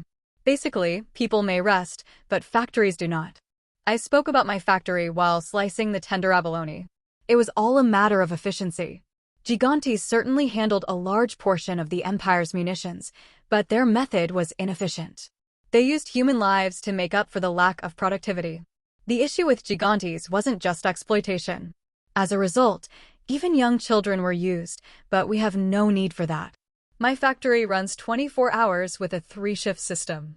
It is governed by an intricate algorithm incomprehensible to me, one that Dieter personally designed. The security and oversight are stricter than anywhere else. Wouldn't that reduce profits because of labor costs? Editor-in-Chief Céline Dubois voiced concern about profits. I simply smiled. It was never a business intended to generate profit. Then what? It's for the Empire. At that moment, just as I brought a piece of abalone to my mouth. Quoi? Suddenly, Alphonse shot up. Guilt. No, more than that, rage is welling up so much I can't keep sitting. This kind of high-class cuisine prepared with the blood and sweat of the lower classes. Fuck. He hadn't touched his food from the start, just fiddled with his fork with a sour face, and now he hurled his napkin and stormed out. Celine and I blankly stared at his retreating figure. In the silence, Celine let out a sigh. I'm sorry. He's a rather peculiar friend. I've recommended psychiatric evaluations multiple times, but he never listens. I raised an eyebrow and shook my head. No, I actually quite like him. What? Reporter Alphonse is at least consistent, isn't he? Far from two-faced. He is the same in front and behind. A person who has established his own firm beliefs, perhaps someone far better than the likes of me. Truly a noble behavior. Celine let out a hollow laugh. Noble? Even throwing out curses at a meal and running off like that. Behavior is ultimately just a shell. At least that's what I think. Editor-in-Chief, you too must have smelled the stench of those countless nobles who are polished only on the surface. No comment. I looked at Celine quietly. Suddenly, a question came to mind. Editor-in-Chief, what kind of scent do I give off? I was assessing. Tiger mask, though I willingly spared your life at the request of Thomas Wagner if you proved to be a harm to me. I'm not particularly good at detecting a person's scent, though I can certainly smell the scent of the incense here. I gave a soft smile. Editor-in-Chief, I heard you took a week of sick leave after the Gigante's destruction incident. Yes, I had a severe case of the flu. My bronchial tubes were damaged, so my voice is still a bit hoarse. Celine responded nonchalantly. Slice, slice. I cut the remaining abalone, gently as though slicing someone's throat. I see. With the dessert as the final course, the meal came to an end. We rose from our seats and shook hands. At that moment, I saw scratches on her hand. Marks still not fully healed, probably from using wire. Well then, Sir Knight. The meal was excellent. In this empire, surely there are skilled investigators who would grow suspicious of Celine for that alone. Editor-in-Chief Celine. I stopped her for a moment as she was about to leave. After the Gigante's terror attack, the rabbit mask had been identified as one of the perpetrators. The weapons and equipment used were fully disclosed. That meant the investigation into her was already quite intense. Until those wounds heal. For that reason, I willingly pointed out her carelessness left on her hand. It would be good to wear gloves. For a moment, Celine's pupils trembled faintly. I added with a smile. So they don't get infected. Yes, thank you. She gave a slight nod and left the mansion. I coldly watched her retreating figure as she hurriedly shoved her hand into her pocket. Winter before the new year. Around this time every year, events are held. It feels as though they go on endlessly. This year, the tone and extravagance remain unchanged, but most people now want to hold them as close to the capital as possible. This is due to the Gigante's terror attack and the overall mood of insecurity in the Empire lately. Of course, for now, it's still a safe zone. According to my memories from before the regression, there's no major upheaval immediately. But that doesn't mean I can let my guard down. Beneath the surface, many things must already be slowly, but surely, beginning to twist. Then, one evening, unexpected guests visited my mansion. Lieutenant General Litterman? Lieutenant General Litterman, headmaster of Empire Point, stood there, and an unfamiliar general standing beside him. Brigadier General Hagen has come as well. You know my name? Well, we did introduce ourselves at Ebenholtz Castle, didn't we? So we had met before. Although, to be honest, I only recognized him after checking the name tag. What brings you both here? Well, Knight Maximilian. Lieutenant General Litterman cleared his throat awkwardly and gave a bitter smile. Let's go inside first. I guided them to the drawing room. As soon as Litterman and Hagen sat down, they wore deeply sullen expressions. It's a bit embarrassing to say, but we were in charge of organizing this year's Imperial Solidarity Banquet. The Solidarity Banquet is, simply put, a dinner gathering for the generals and senior officers of the regular army. It's an event with a tradition of over 100 years, where regular army commanders gather to foster camaraderie and affirm unity. We were suddenly informed that the New Year's banquet for noble entrepreneurs would be taking place at that time instead, even though we had made the reservation far in advance. Litterman's face flushed with shame. I see. This is the current state of the regular army. Nobles and entrepreneurs look down on them. Even when rumors of war begin to spread, no one thinks the regular army will become a central force. They only care about currying favor with the emperor's imperial guard. It is a classic sign of a declining nation, where political officers rise to power and field officers are marginalized. I pretended to fall into brief thought before opening my mouth. You're not seeking revenge, so you must need a venue for the banquet? That's one way to put it. Yes, I'll provide you with an appropriate venue. I own several buildings. Some I built myself. Lately, as quick-witted foreigners and lower-ranked races begin leaving the empire, I've been buying up every property put on the market at cheap prices. Oh, really? Lieutenant General Litterman's face lit up. It was an expression rare for a man well past middle age. Yes, but in return, please leave the actual management of the Solidarity Banquet to me. As you know, I have some expertise when it comes to cuisine and hosting events. I'll prepare a gathering far more beautiful than their parties and perfectly suited to the dignity of soldiers. This is for the future. A good opportunity to plant favor with the regular army. Can I trust this? We don't have much of a budget. Lieutenant General. I stood from my seat and opened the display cabinet in the study. Inside was Litterman's command sword, which I had purchased at a previous charity auction for $2 million. I had considered throwing it away, but kept it just in case something came up. I took it out and respectfully offered it to him. The Battle of Rostalin Hill on the Western Front. I heard that both you, Lieutenant General and Brigadier General Hagen, defended the Empire in that hellish place. Litterman's eyes widened. With trembling hands, he received his old sword. Hagen, too, had the look of someone returning back to his younger days. Just like this, I must make those despised by the Empire feel that they are respected, at least by me, more than anyone else. Because in the end, we must share in all the horrors together. Compared to the glory of that day, things like venue and food expenses are trivial. I'll cover it all. If you have money and don't hesitate to use it, winning someone's favor is easy. Thank you. Really, thank you. Litterman patted the medal on his chest firmly. Yes, please look forward to it. At the very least, soldiers do not forget the gratitude of a single meal when they were at their lowest. That's how the soldiering kind are. Well then, see you on the day.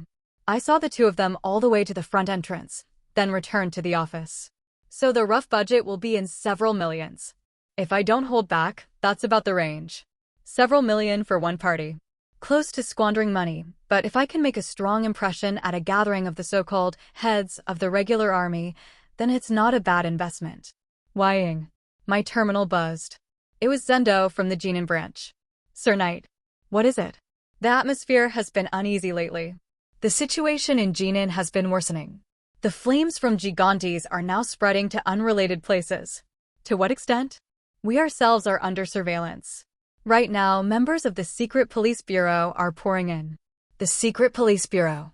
Even more sinister than the Intelligence Bureau, more vicious than the Imperial Guard. Whether they're part of the revolutionary forces or not, they bite down on any element that so much as rubs them the wrong way. Rabid dogs. Just last week, they arrested dozens of Genin citizens without any charges. I don't know if they believe there are revolutionary agents hiding in Genin, or if they're deliberately provoking protests. Probably Isenheim are mixed among them too. Conversely, Isenheim are probably mixed among the protesters filling Genin streets too. Eventually the history called Genin Spring will arrive. And in the middle of that storm, I am still just an individual. Zendo. The Isenheim are everywhere. With faces indistinguishable from humans, blending among them, yet as a race, they share a single, apocalyptic cause. Even if a hierarchy exists between races, that is their greatest weapon. They want to turn the Empire's blade toward everything except the Empire itself. They want to fix the Empire as the axis of evil. The schemes of those bastards are insidious and, above all, fucking despicable. There's no other way to describe it. Genin people can become friends of Aaron people. What I must do as an individual, what I can do, is to somehow straighten that blade. Concentrating all the Empire's hatred and destruction on you. TL note, you here refers to Isenheim. Trust me and wait. Zendo responded with a low groan. Yes, understood. Text embossed in silver on the finest parchment and a premium-grade seal sealing the envelope. Lieutenant General Litterman, along with the generals and field-grade officers of the regular army, received invitations to the Imperial Solidarity Banquet. To you, the shield and spearhead of the Empire, we offer our deepest respect. It is thanks to your devotion that the Empire's present remains unshaken. We humbly request your presence at this gathering to enjoy a rest befitting your honor. Is this the place? The designated location was an old-fashioned stone building situated in the heart of the capital. However, there was no butler at the entrance. No security guards inspecting the invitations. Litterman and the generals, though puzzled, pushed open the heavy door. Creak. Beyond the door was only darkness. A few of the generals hesitated in alarm, while others' faces stiffened. Lieutenant General Litterman. Is this really the right place? No idea. Had they been tricked? Was this another cheap prank by the nobles? As if being ignored by the entrepreneurs wasn't enough, now even a young knight was mocking them? Just as shame and anger were beginning to surge. Tap, tap, tap. With crisp sounds, the darkness lifted. From all sides of the room, soft lighting flicked on one after another like dominoes, illuminating the interior. The scene revealed caused the soldiers to gasp. There were no excessive decorations or vulgar displays of wealth. Instead, silver cutlery, intricately crafted, sparkled on pure white tablecloths as if bathed in moonlight. Portraits depicting the general's past glories were painted on the walls like classical artworks, and restrained classical melodies filled the space. Welcome. At the center stood a butler dressed in the formal uniform of the Ebenholz household. We have been waiting, generals. At his signal, attendants stepped forward in perfect rows. Trained at the main Ebenholz estate, they were the Empire's finest veterans. With precise, unflinching movements, they took the generals' coats and guided them to their seats. Everyone sat down with dazed expressions. Soon after, the waiters brought out the first course. For the appetizer, we have scallop carpaccio harvested from the cold seas of the north. On top is caviar infused with mountain herbs found only in the western highlands of the Empire. With a quiet explanation, the dishes were served. The plating was artistic. The generals, who had recently only tasted barely passable banquet food due to budget constraints, cautiously picked up their forks. And the moment it entered their mouths, up, up. Cries of amazement, devoid of restraint, slipped out here and there. All their eyes widened. The intensity and refinement of the taste far surpassed anything they had imagined. A flavor that melted on the tip of the tongue. A texture that struck the brainstem. It was as if all their past bitterness was washed away. A beautiful feast of beauty. Lieutenant General Litterman. Brigadier General Hagen called Litterman's name with a voice choked with emotion. Several other generals also turned their gaze to him.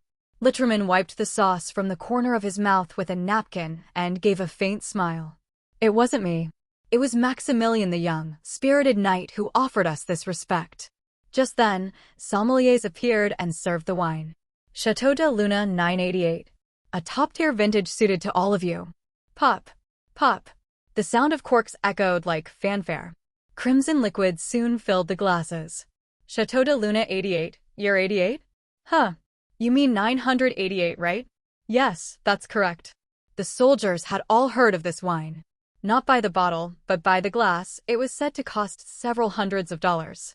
And yet, that precious liquor was being poured generously into the glasses of every one of the over 100 soldiers present. Lieutenant General Litterman, how about a toast? Brigadier General Hagen suggested a toast. The other generals looked to him as well. Litterman rose from his seat and lifted his glass high. To the future of the Empire, to His Majesty's eternal well-being, to the honor of our military. And he slowly swept his gaze across the perfectly prepared setting. A banquet that was not ostentatious, yet refined, imbued even with reverence for soldiers. To Knight Maximilian, who prepared this occasion. To him. The generals, maintaining the dignity befitting their rank, responded in voices deeper and more solemn than ever before. Catch that rat bastard. Late at night, in a back alley of Jinan. Two agents wearing ash-gray jackets were sprinting through the narrow path. They fired pistols as they chased a man. Bang! A bullet grazed his shoulder. The man fell forward, and just as the agents were about to rush up to him, another group appeared and blocked their path. What the fuck? Who the hell are you guys? We are investigators from Jinan. Zendo, an investigator affiliated with the Jinan Central Police Bureau. The brows of the Imperial Secret Police Bureau agents furrowed. What a bunch of shitty bastards. Get lost. We're carrying out official duties. This is Jinan. It's also under the jurisdiction of our Jinan Police Bureau. Hey, you anteater-looking bastard. Don't you know who I am? Do I really have to tell you who I am for you to get it? He can tell just by looking at their damn faces. Imperial Secret Police Bureau agents. Ever since the Gigantes terror incident, they were bastards injected with excessive ideology and authority. If you don't want to die. The moment the agent aimed his pistol at Zendo, the Jinan investigators simultaneously drew their weapons. Among them were even the latest submachine guns. The agents flinched and stepped back. Zendo spoke again. This place is under the jurisdiction of the Jinan Police Bureau. The agent glared at him and let out a hollow laugh. Hey, you. Say your name. I said state your rank and name, you bastards. If you state your name as well, I'll state mine too. The agent snorted. A murderous intent settled at the corner of his twisted mouth. The Jinan vermin have grown bold. See you later. Watch your back at night, yeah. Men filled with unknowable madness and arrogance. TCH. Spitting on the ground, they left the alley. Zendo watched their retreating figures, then turned his gaze away. You there? He looked at the man pretending to be collapsed in the corner of the alley. Get up. Don't you know what curfew is? After the Gigantes terror incident, a nighttime curfew had been imposed on all autonomous regions of the Empire. The man whose shoulder had been grazed by the bullet crawled out, trembling. He was clutching something precious in his arms. I'm sorry. I'm really sorry. Are you Revolutionary Forces member? Or the Independence faction? Zendo approached while gripping his baton. The man's face turned pale. And no, absolutely not. It's just, my child is sick. The fever suddenly rose so badly. The man slightly opened his arms. In his chest were cradled a few red berries, used as fever reducers. I'm sorry. My child is in so much pain. I just couldn't stay still. Zendo was suddenly reminded of the past. His father had been killed by the Independence faction. It was a dog's death, caught up in violence done in the name of a greater cause. This man before his eyes was also some child's father, and had nearly died a dog's death because of bastards running wild under the excuse of a greater cause. If your child is sick, you should give them medicine. Zendo put his baton away again. Lexi, give him some medicine, and take him home. Yes. His subordinate helped the man up. The man's expression brightened. Even as he left, he repeatedly bowed his head toward Zendo. Thank you. Investigator, sir. Zendo silently let out a sigh. Then, feeling the same lingering anger, he clenched his teeth again. All of this. It's because of those damn Revolutionary Forces assholes. They will never know how many people their so-called greater cause kills, and how much suffering it generates. Because they are nothing but morons blinded by ideals who have abandoned reality. Before next year arrived, I began my full-scale operations. First of all, I established the Imperial Soldiers Foundation. It is a non-profit organization that arranges jobs for retired soldiers with nowhere to go after discharge and provides medical expenses and living costs to wounded veterans. It was a move to draw in the hearts of the regular army.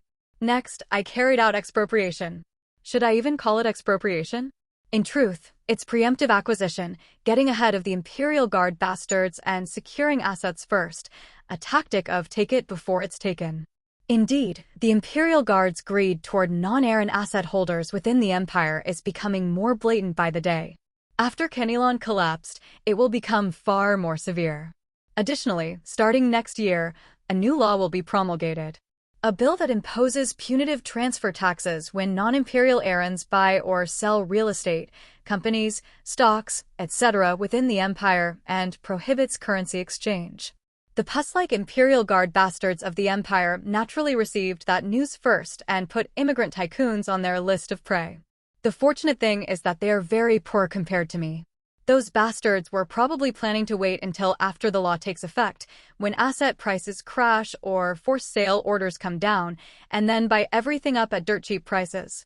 That is why it's the tactic of take it first. Aurum Logistics. A logistics transportation company connecting the eastern and western parts of the Empire. I sought out the representative of that place, which owns dozens of large warehouses and countless trucks across the empire. But, Sir Knight, this is... He broke out in a cold sweat as he took my proposal. These are unacceptable terms. You're telling me to hand over the company I've built with my entire life for just this price. It was understandable. Compared to the appraised value, it was set relatively low. Well, think it over carefully. But he was not an imperial Aaron. Nor was he a citizen of an autonomous region subordinated to the empire. The racial pyramid of the empire is clear. Aarons sit at the apex. Directly below them are Westerners and autonomous region citizens, and at the bottom are minority races including Marin, Easterners, and subspecies. You are not an Aaron. The representative was a Marin, a race that the Imperial Guard would attack first because of their good business acumen. In their eyes, the most drool-worthy meat. The Imperial Guard already has their eye on you. Recently, haven't you seen suspicious people loitering around your factories? The representative's pupils wavered. He seemed to have some idea. I smiled. Before long, new imperial laws will be promulgated. When that happens, it won't be a question of protecting your company, but whether you'll even be able to leave the empire alive. His mouth clamped shut. Looking at him, I asked, "How many family members do you have?" 23. A slightly bewildering number. Wife, children, parents, siblings, and apparently many others. You have far too many weaknesses. Gulp. He swallowed. I lightly placed my finger on the contract. It's a reasonable price. Your family will be able to live comfortably for decades. Even so, for this man who bit his lip and agonized. 20 years. I held up 2 fingers. This contract includes a buyback clause. 20 years. If, after 20 years, you and your family survive and are able to return to the Empire, if this world does not perish, if all of us can survive, I will gladly return the business to you. I meant it sincerely. The other party clearly did not look convinced, but my expropriation is ultimately safekeeping. Before long, the raging torrent called history will sweep over all of us. In that process, it's fine if I am demonized. Rather, that is sufficiently a good thing. Because being robbed by a demon would be far better for you than being devoured by beasts. Understood. I quietly watched him as he signed the contract with trembling hands. The sorrowful face of a man who thinks he is letting go of his entire life. I handed him one more document. This is a gift. A document stamped with the Ebenholz seal on the finest parchment finished with manna stone. On it, I had written a sentence in my own handwriting. I hereby acknowledge that this person is a businessman who has contributed to the prosperity of the empire and will hold appropriate parties accountable should any unjust infringement upon his person occur. At the very bottom, I did not forget the signature of Maximilian Albrecht von Ebenholz. In the future, you will consider today's decision fortunate. Yes. He rose from his seat, unable to even bring himself to say thank you. Mr. Germain. I called his name, and he turned back toward me. Let's meet again in 20 years. This is also my wish. May you and I, and everyone whose property was taken by me, be able to meet again on that day and face one another. Please let it be so. He nodded with effort and left. I remained quietly seated in the now empty CEO office of the company. Knock knock. With the sound of knocking, Dieter came in. You're finished. Yeah. There were still many companies left to absorb. Railways, logistics, transportation, textiles, communications, storage, and on top of that, food. Dieter selects the prime targets, and I plunder them at prices that are as reasonable as possible. After that, the companies are innovated and strengthened with technologies developed at the Lorenzo Academy. A very satisfying virtuous cycle. As always, I'll leave the management to you. Yes. Please leave it to me. Clap clap. Dieter applauded. At that, a group of employees came rushing in. These are employees I directly handpicked through public recruitment. They all gave off an atmosphere similar to Dieter's. Dry, meticulous, and with impressions that they looked strong with numbers. They even felt a bit like clones, which made me flinch slightly. They look like they'll work hard. Everyone, I'll be counting on you. I received their greetings, stepped outside, and got into the car. In the back seat, the errand shepherd, Leo, sat upright, and in the passenger seat was my secretary Yukia, wearing sunglasses. We'll depart now. I stroked Leo's soft fur while picking up the vibrating terminal. It was a call from Schatz. Sir Knight, an incident has occurred in Jinan. My expression hardened coldly as I listened to her words. Asterisk, asterisk, asterisk. Is it that what is meant to happen will inevitably happen? In the end, the spark of that incident occurred in Jinan at a completely unexpected moment.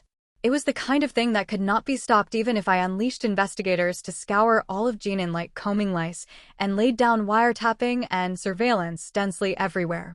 An act closer to an accident than to a plan. For example, something like a high-ranking official of the Jinan Governor General's office shooting and killing a Jinan University student who got into an argument on the street. However, it was instantly concluded as simple self-defense, a dispute, and he received no punishment at all. That became the fuse. The incident spread through Jinan as if fire had been lit. The autonomous region citizens held protests, and during the suppression process, 3 more innocent Jinan University students were additionally killed. Too much happened in an instant, and naturally all of Jinan was in an uproar. Jinan, which was a republic in the past, still hasn't broken that habit of protesting. Sir Knight, communications on the terminal will likely be cut off soon. Schatz's report continued. Mana barriers are being installed across all of Jinan. It seems they intend to block all information from leaving. Of course they would. For a moment, quite a lot of anger surged up. I was disgusted by the moronic officials' idiotic actions and the Isenheim who must have exploited that gap. However, I recalled Freya's words. Be diligent in conduct and in mindset. Always, like a clear mirror. Getting angry doesn't change anything. It is nothing more than the foolishness of revealing my own impatience. I steadied my breathing and sank back into my seat. The Jinan people, played by Isenheim, gathered in plazas to hold assemblies, and the university students carried out protests and street marches. It was extremely dangerous. If left alone, thousands, or in a severe case, tens of thousands might die. Jinan's spring. I must sever the connecting link that will end with that day when blood will rain down. Shots. I wrote a business trip plan to submit to the night order. However, the destination was not Jinan. The place I would head to was the Imperial Army headquarters. It was time to make use of the line I had cultivated with the military up to now. Yes, Sir Knight. What the Isenheim bastards want is an outburst from the Imperial Army. Or they will hope that Isenheim within the Imperial Army fires shots and the situation escalates further.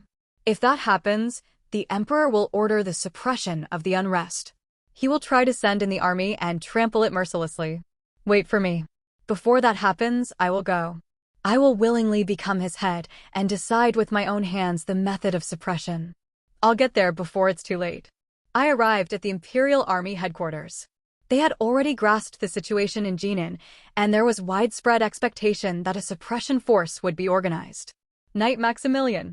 I visited the office of Major General Maut, the very man who had been in charge of suppressing Jinan even before my regression.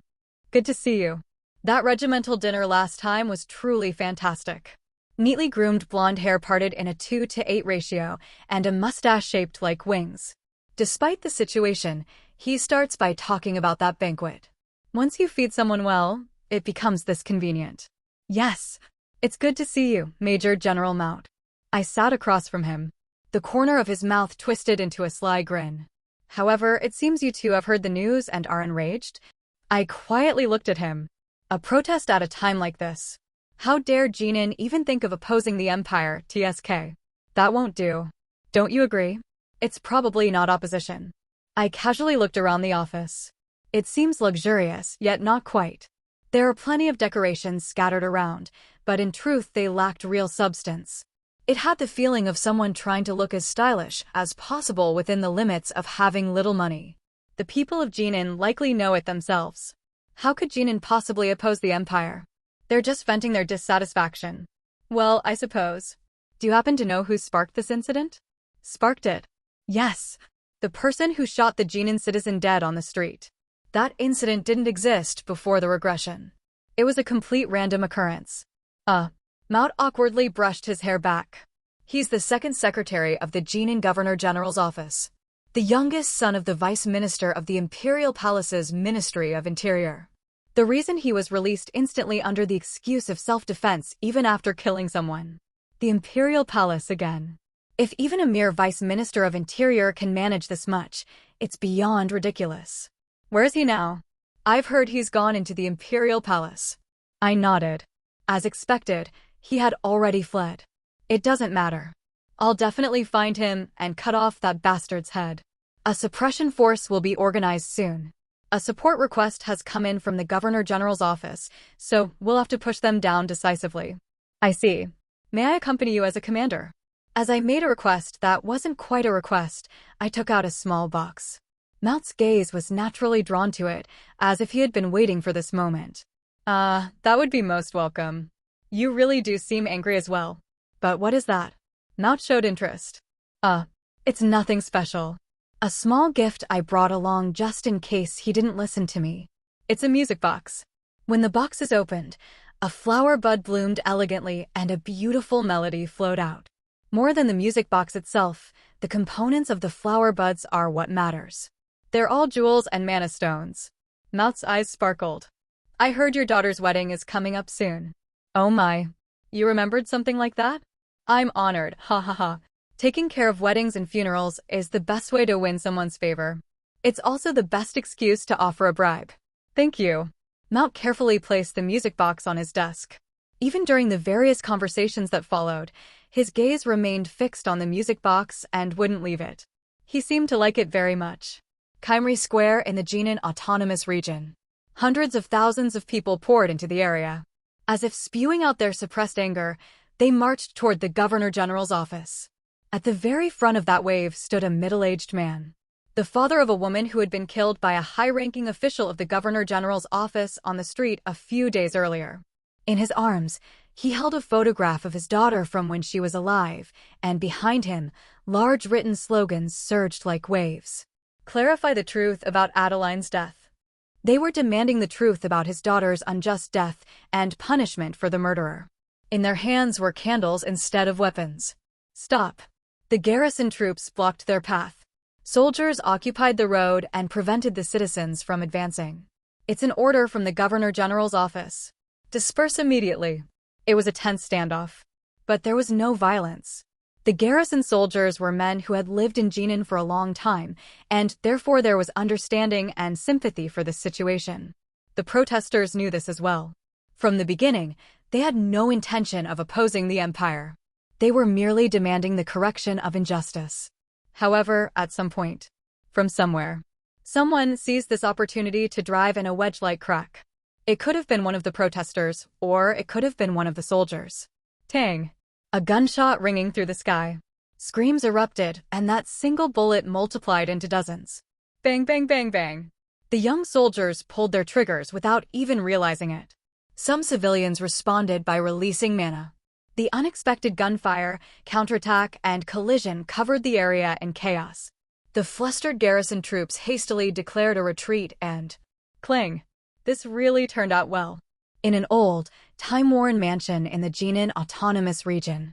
In that place, which had stood tall in the same spot for 400 years, imperialists clinked glasses and held a banquet.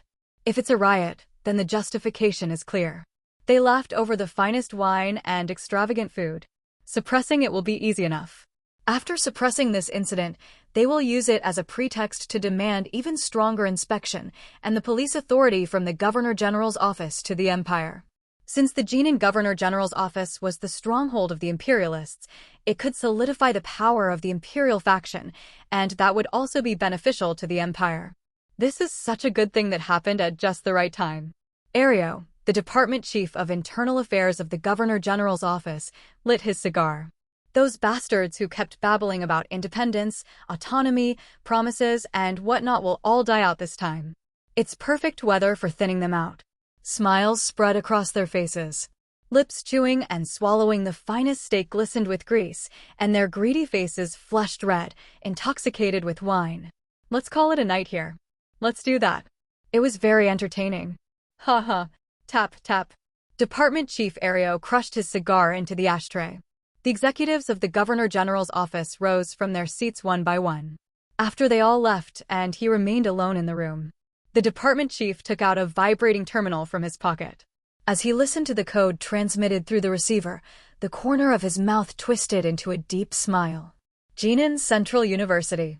That place, which had shared the Republic's history since before the autonomous region, was now the headquarters of the resistance, with many university students and people gathered there. Bonfires blazed up all over the campus, and classrooms had become temporary clinics for the wounded. We have to strike back too. How long are we just going to take it? In the student council room, heavy with shadows, student council executive Qasim shouted as he slammed the desk. His eyes were bloodshot red from days of sleeplessness and rage. Do you know how many people are dying outside right now? Those guys from the secret police bureau or whatever are smashing kids' heads in. Just yesterday, my friend. And what if the Empire flies into a rage? What if the Emperor brings in a suppression force? Are you saying we should all die right now? Student Council President Elias let out a sigh. Who said we're all going to die? That's the only way negotiations even become possible. If we stay still, we'll just die like dogs. A fire was being lit. The spark that began with the unjust death of a woman named Adeline is now gathering together the anger over discriminatory treatment of the Jinan people and the exploitation by the Governor General's office, threatening to blaze out of control. But can they really win this fight? No, before that, can they even survive? Elias looked around the meeting room. All of the executives wore exhausted expressions. Let's make one thing absolutely clear. Elias said firmly. We must not accept help from the revolutionary forces. If we take their hand, we become terrorists. That's exactly what the Empire wants. We have to remain citizens of Jinan to the very end. The other executives seemed to agree with his words. Qasim quietly bit his lip. That was when it happened. Bang! The door flew open as a messenger unit rushed in. President. An urgent report. Terminal communications were completely dead due to the mana barrier, but this was a letter smuggled in from outside through a courier. A suppression force has been organized. It even includes the roster. Their worst fear had come true. Elias took the document. As he read through the names revealed under the lamplight, his face turned pale. The suppression force commander is Major General Maut. And his voice trailed off. Qasim hurriedly asked, "Who is it? Who's coming?" It was a name that no Jinan University student could fail to recognize. The knight who had cut down Sage, a former executive of the Jinan Independence faction, in a single stroke. The owner of the Jinan branch, and at the same time one of the most notorious imperialists on the continent. TL, Sage was killed in Chapter 17. Maximilian Ebenholz. The monster of Ebenholz. He was coming here. The protests in Jinan were growing worse by the day. It was utter chaos. Among the protesters, especially the more violent ones, whether they were even truly protesters was unclear, have injured soldiers of the Governor General's office, and due to the soldiers' ruthless suppression, the number of injured kept surging. The problem was mana. From the moment people capable of wielding mana suddenly appeared, responses and suppression intensified, and pointless skirmishes increased exponentially. It almost feels like guerrilla warfare. Leaving behind the city center that was becoming a chaotic mess, Zendo returned to the Central Police Bureau. The monitors in the Situation Room reflected fires blazing throughout the city.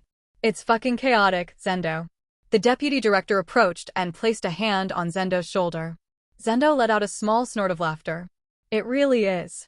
Since Maximilian's order was only to wait, he was just waiting. Bang! At that moment, the main entrance of the police bureau opened as if it would break. Agents in plain clothes rushed in en masse. Reeking of the Empire, the secret police bureau. What is this? Who are you people? Quiet. The police officers stood up in alarm, but were overwhelmed by the pressure and retreated backward. The leader of the secret police bureau presented some documents to everyone. An Imperial Special Security Act has been issued. As of this moment, command authority and all investigative powers of the Jinan Central Police Bureau fall under the jurisdiction of our secret police bureau. It was a unilateral notification. That means from now on, you'll be following our orders as well. From among their group, someone stepped forward. With his hands shoved into his pockets, he swaggered up and stopped right in front of Zendo's nose. So it's you. You were here. It was a familiar face. The bastard he had run into in a back alley, the one who told him to watch his back at night. You anteater-looking bastard. I told you, didn't I? Thought I'd remember your face. The man poked Zendo's shoulder, tap, tap, grinning mockingly. It was an unpleasant taunt. Well, now that it's come to this, Let's try working together properly. You'll have a hard time crawling under me, though. Smack. He struck the back of Zendo's head hard. Zendo clenched his eyes shut and swallowed his anger as dozens of agents streamed in and occupied the Central Police Bureau. Huh. For now, he waited. Because waiting was the order. An order came down from the regular Army Supreme Headquarters, that is, from Sebastian. The Genin suppression operation was finalized. The Imperial Army moved swiftly. All land and water routes leading into the Genin Autonomous Region were thoroughly sealed off. Checkpoints were set up at every major junction, and heavily armed troops were deployed. It's an honor. I'm Operations Officer Major Osman. I'll begin the briefing. The Temporary Operations Situation Room. I sat there in my capacity as a Suppression Force Commander. Originally, Knights are the sword of the Empire. Therefore, in terms of rank hierarchy, they receive the treatment of a major, but in any situation, authority befitting the role can be delegated. The current situation in Genin is extremely unstable and, however, the air in the conference room was strangely warped. Those seated around the table were generals with stars on their shoulders. Brigadier generals and major generals. They were officers who had already achieved quite a bit within the military, yet their gazes were fixed on my face, which bore not a single star. Even as the operations officer delivered the briefing, and even when someone voiced an opinion, they kept glancing over, gauging my reaction. When I furrowed my brow, they changed the subject, and when I nodded, they looked relieved. I understand. To them, suppressing Genin is merely a job, and my name, my connections, are a tangible reward. Knight Maximilian. What do you think? Suppression Force Commander Major General Mount finally asked me. All eyes in the room focused on me. A half-baked suppression will only backfire. To prevent unnecessary clashes, we must completely crush them as a whole. What's the specific method? I thought of the Genin Spring before my regression. Back then, the Imperial Army had entered mainly with infantry. As a result, protesters and soldiers became directly entangled, and eventually the soldiers began firing indiscriminately, turning the scene into a hellscape. After that came a chain of retaliation. As Eisenheim had desired, a massacre erupted in Genin. We will deploy tanks. To prevent that horrific spring from coming, I assert my will. Deploy tanks? Mount asked back in puzzlement. Even before my regression, tanks had been included, but there had been only 3 or 4 at most. Even those were not for intimidation, but reserve forces waiting in the rear. The Empire has always overestimated human power. Right now, violent protests are breaking out in Genin.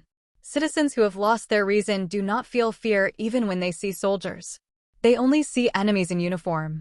It was the wrong approach. Human anger cannot be calmed by humans.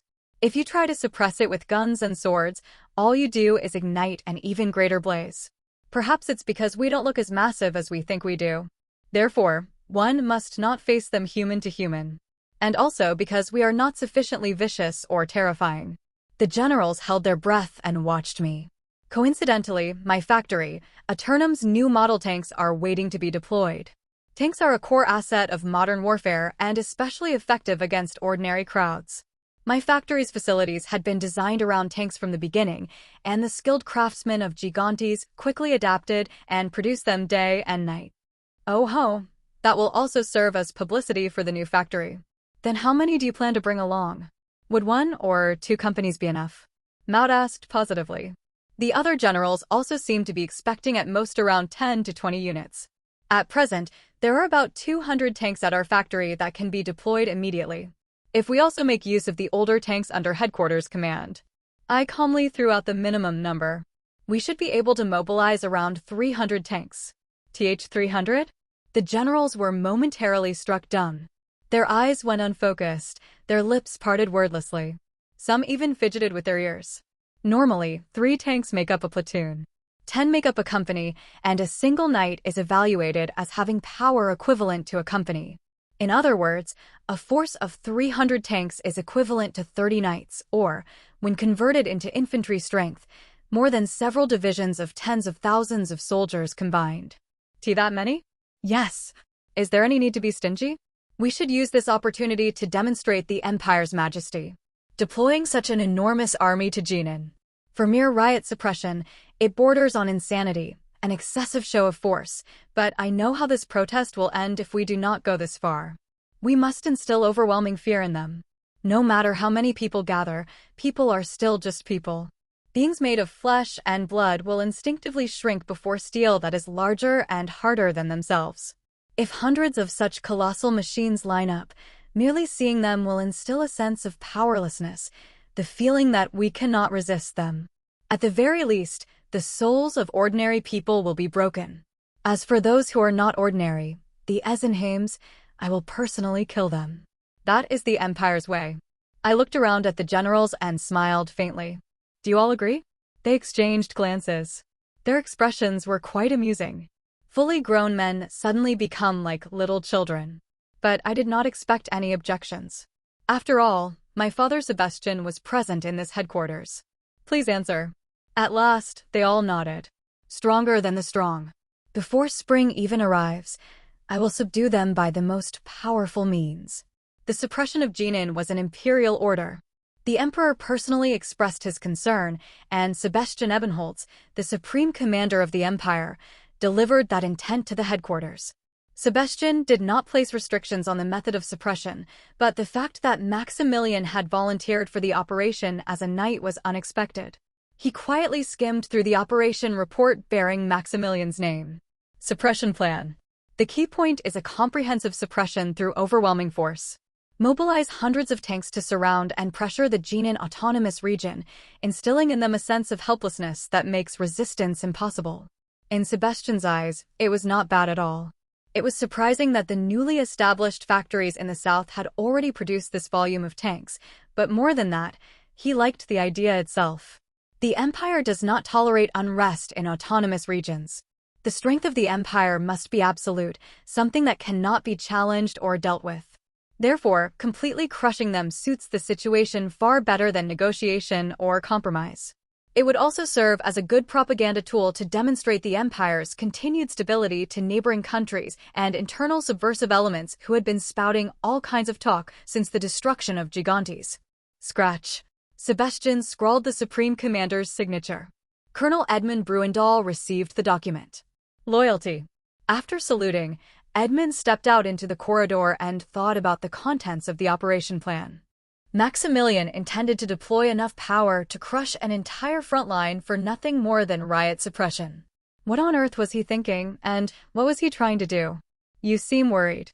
A voice suddenly cut in from the side. It was Major Getz. It's about Genin. Won't there be heavy civilian casualties? Getz deliberately put on a concerned expression. Edmund quietly looked at him, the approval documents tucked under his arm. Knight Maximilian will handle it well. Haha. Yes, I suppose so. Getz laughed awkwardly and backed off. Edmund resumed walking. Getz watched his back for a moment, then quickly scurried after him. Let's go together, Colonel. Getz is fairly good at reading people. More precisely, he prides himself on being quite adept at catching the invisible aura of those whose intentions differ from the Empire's. Thus, he was suspicious of Edmund. More precisely, he harbored an inexplicable sense of unease regarding Edmund's ideology. Hermes Province, in the Southern Empire, a land of especially vast plains and mountain ranges where red clay and green grasslands harmonize. Coup. Via transport ships, the Imperial Mechanized Division forces arrived one after another at Hermes Airport. Before their eyes, 200 new model tanks were lined up in formation. The overall operating system is the same as the older models, but it will be much more intuitive and smooth. If there are any soldiers who can handle mana, please try infusing mana into this mana stone condenser. It will increase mobility speed by over 30%. A designer from Kenilon personally explained the tanks to the tank crews.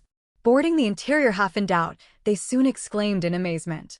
Unlike the old models that were cramped and stifling like a steam room, the interior was comfortable and the control system had been innovatively simplified. The suppression force, having quickly adapted, deployed to the ground in the middle of the night. The vibrations caused by hundreds of tanks shook the land. Meanwhile, I boarded a separate transport ship together with Major General Maut, the commander of the suppression force, and other key commanders. This is a transport ship? Major General Maut's eyes widened. Yes.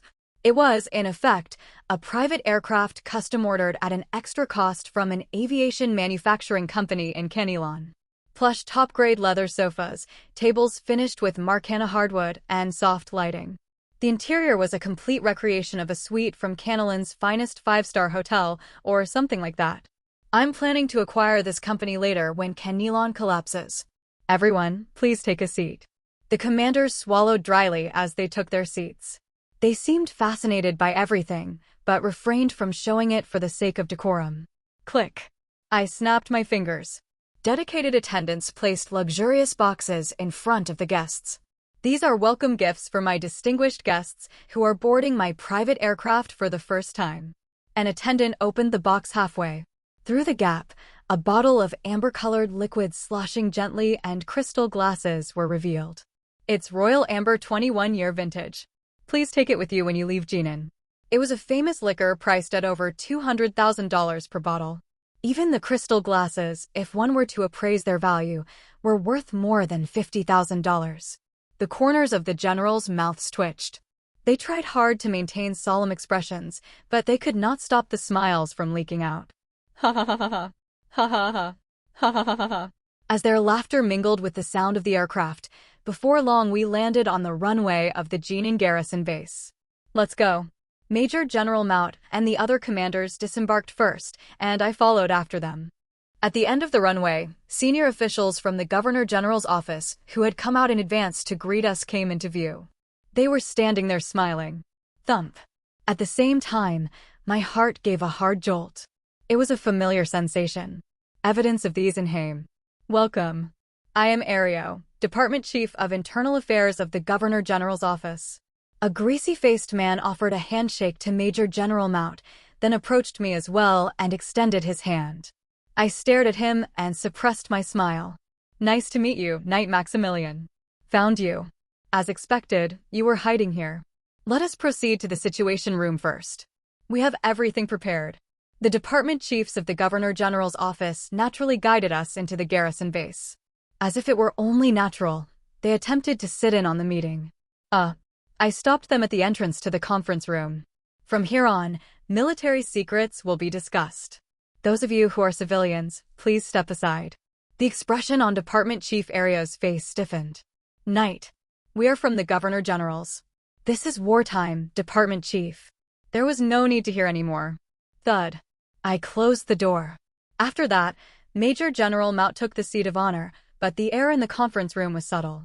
The command structure naturally became tangled. Major General Maut, the commander of the suppression force, was watching my expression. That was only natural. Sebastian, the supreme commander of the Empire, is my father, and the tanks that would soon arrive are all mine, and... The moment I sat down, I remained silent with a blank expression. The generals waited for me without saying a word, and the silence dragged on. Knight Maximilian? Is there some problem? At last, Major General Maut asked cautiously. I neatly adjusted my cuffs and gestured toward the outside with my eyes. They were smiling. Who? There was no need to deliberately flash intensity in my eyes. No need to raise my voice either. Because in situations like this, I already knew the perfect teaching material to lead the other side along. Those people from the Governor General's office. The person who dominated space with just his presence and aroused unknowable fear in me. He never made grand gestures. He never used an unnecessarily forceful tone. He never twisted his expression into something frightening. Rather, he was always consistent, yet imbued every word and action with the weight of a great mountain. That's why he was uncertain, and from that uncertainty bloomed the greatest fear. Despite the fact that this incident broke out due to their unstable control. My father, Sebastian, was like that. Despite the fact that the prestige of the Empire was shaken due to their incompetence. Recalling the image of Sebastian that still remained like trauma within me, I recited quietly. The lower I kept my voice, the more the generals leaned forward to listen to my words. They were smiling. I spat out a single, cold phrase.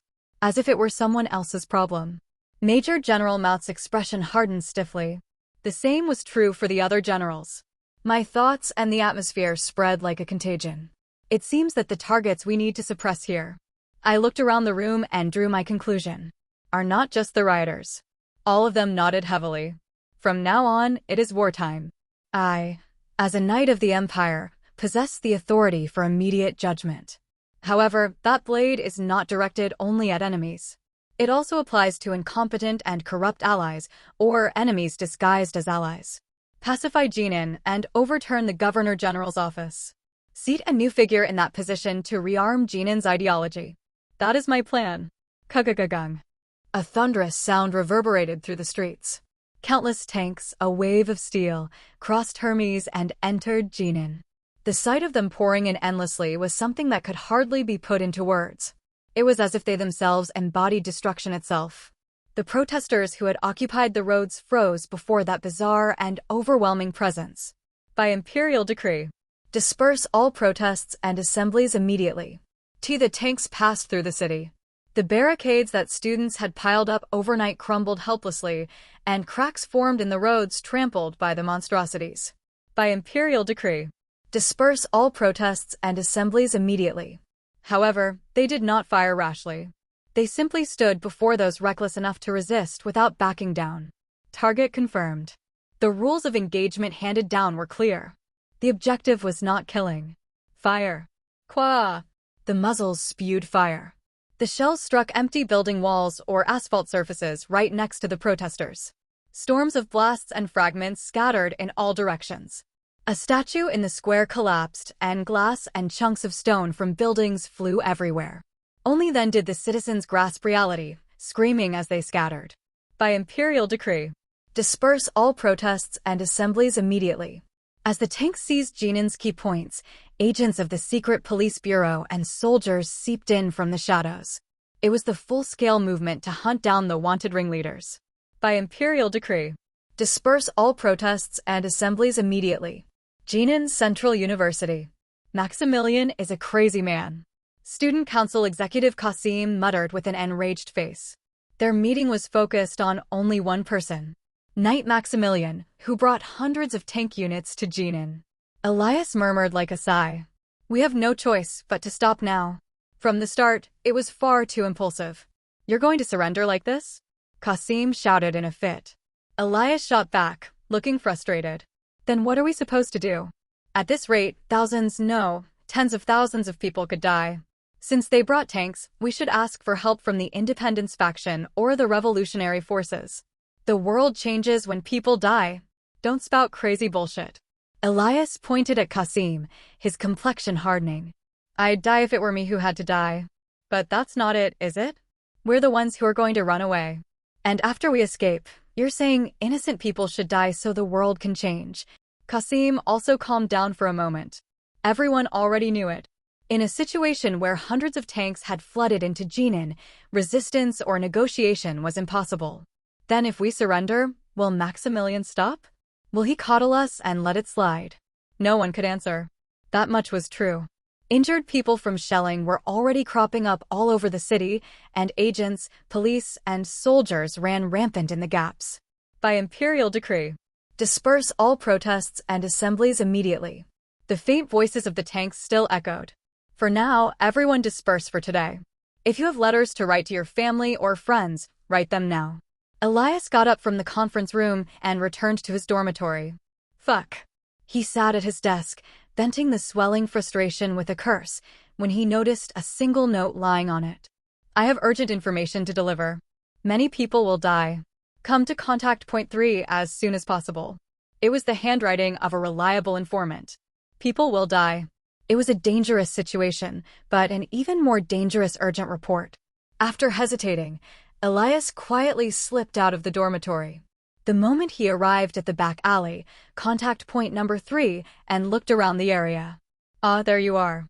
Along with a greasy voice, black shadows pounced on him. Thud. A powerful blow struck the back of his head. His consciousness was cut off.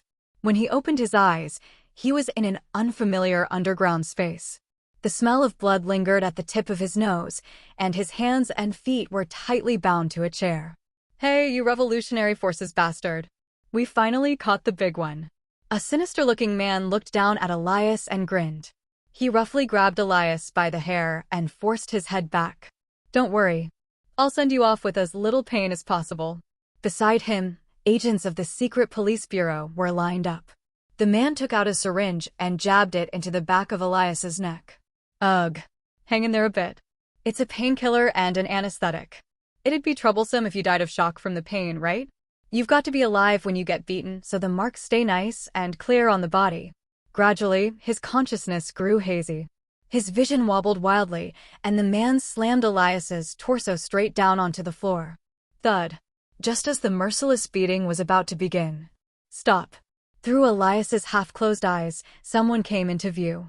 The agent's movements also faltered. Everyone turned to look. You fucking anteater-looking bastard. The agent irritably cracked his neck.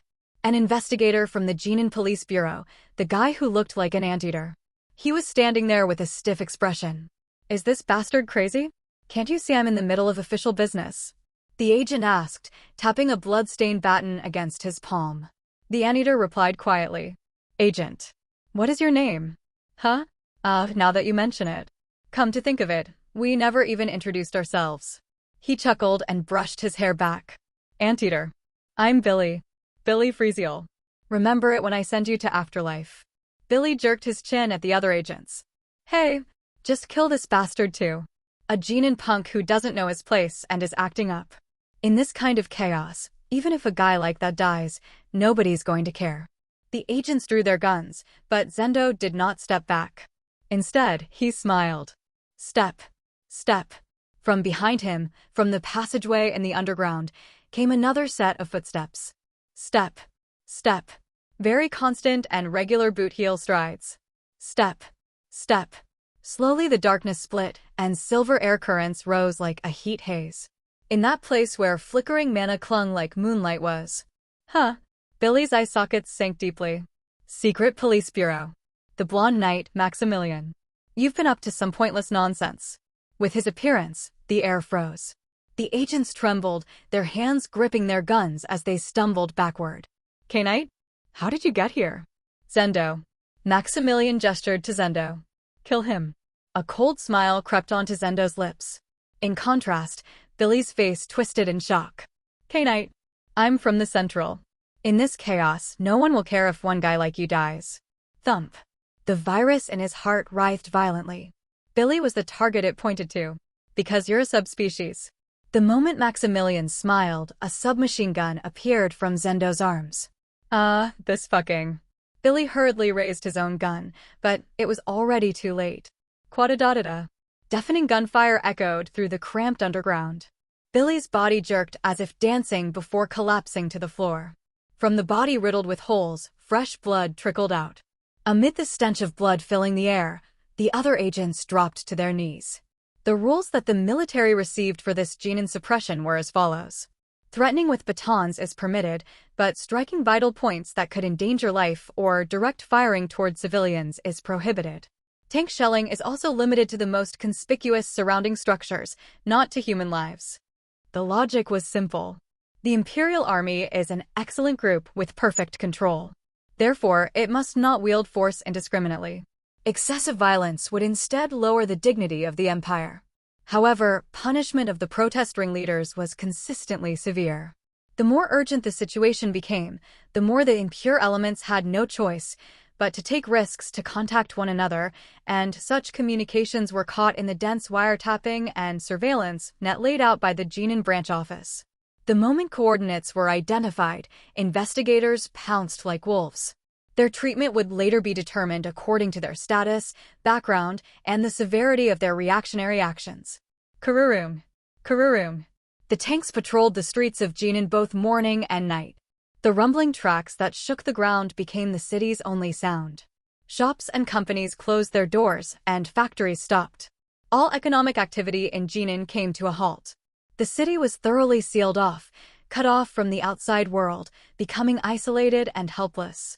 Like being strangled, like being submerged in water, they were being slowly suppressed. In an interrogation room where pale lighting flickered faintly, I looked at Elias across from me. Elias. His grandfather was a fallen noble of the Empire, his grandmother a Genin native. After that, he had lived only in Genin with his parents, a true local born and raised in Genin. A primary surveillance target of Zendo, the student council president of Jinan Central University, and a talent with elite-level insight despite still being a student. He was a candidate for an ideological criminal, but he was not Eisenheim. Do you know why you were brought in? Elias quietly raised his gaze. I placed the note found on his person on the table. I have urgent information to deliver. Come to contact point 3 as soon as possible. Someone betrayed you. Probably one of the people around you. He bit his lip hard, and his eyes wavered slightly. It's probably the work of someone who wants to blow this situation up even further. If you're killed in some way, you'll become a martyr of Jinan and ignite an even more vast wildfire here. What is it you're trying to say? I looked deeply into his eyes. I'll ask. Do you want Jinan's independence? Huh. You Imperials always say things like that. Elias let out a snort as if it were absurd. Most Jinan people aren't interested in something as grand as independence. Everyone knows it's impossible as long as the Empire continues to exist.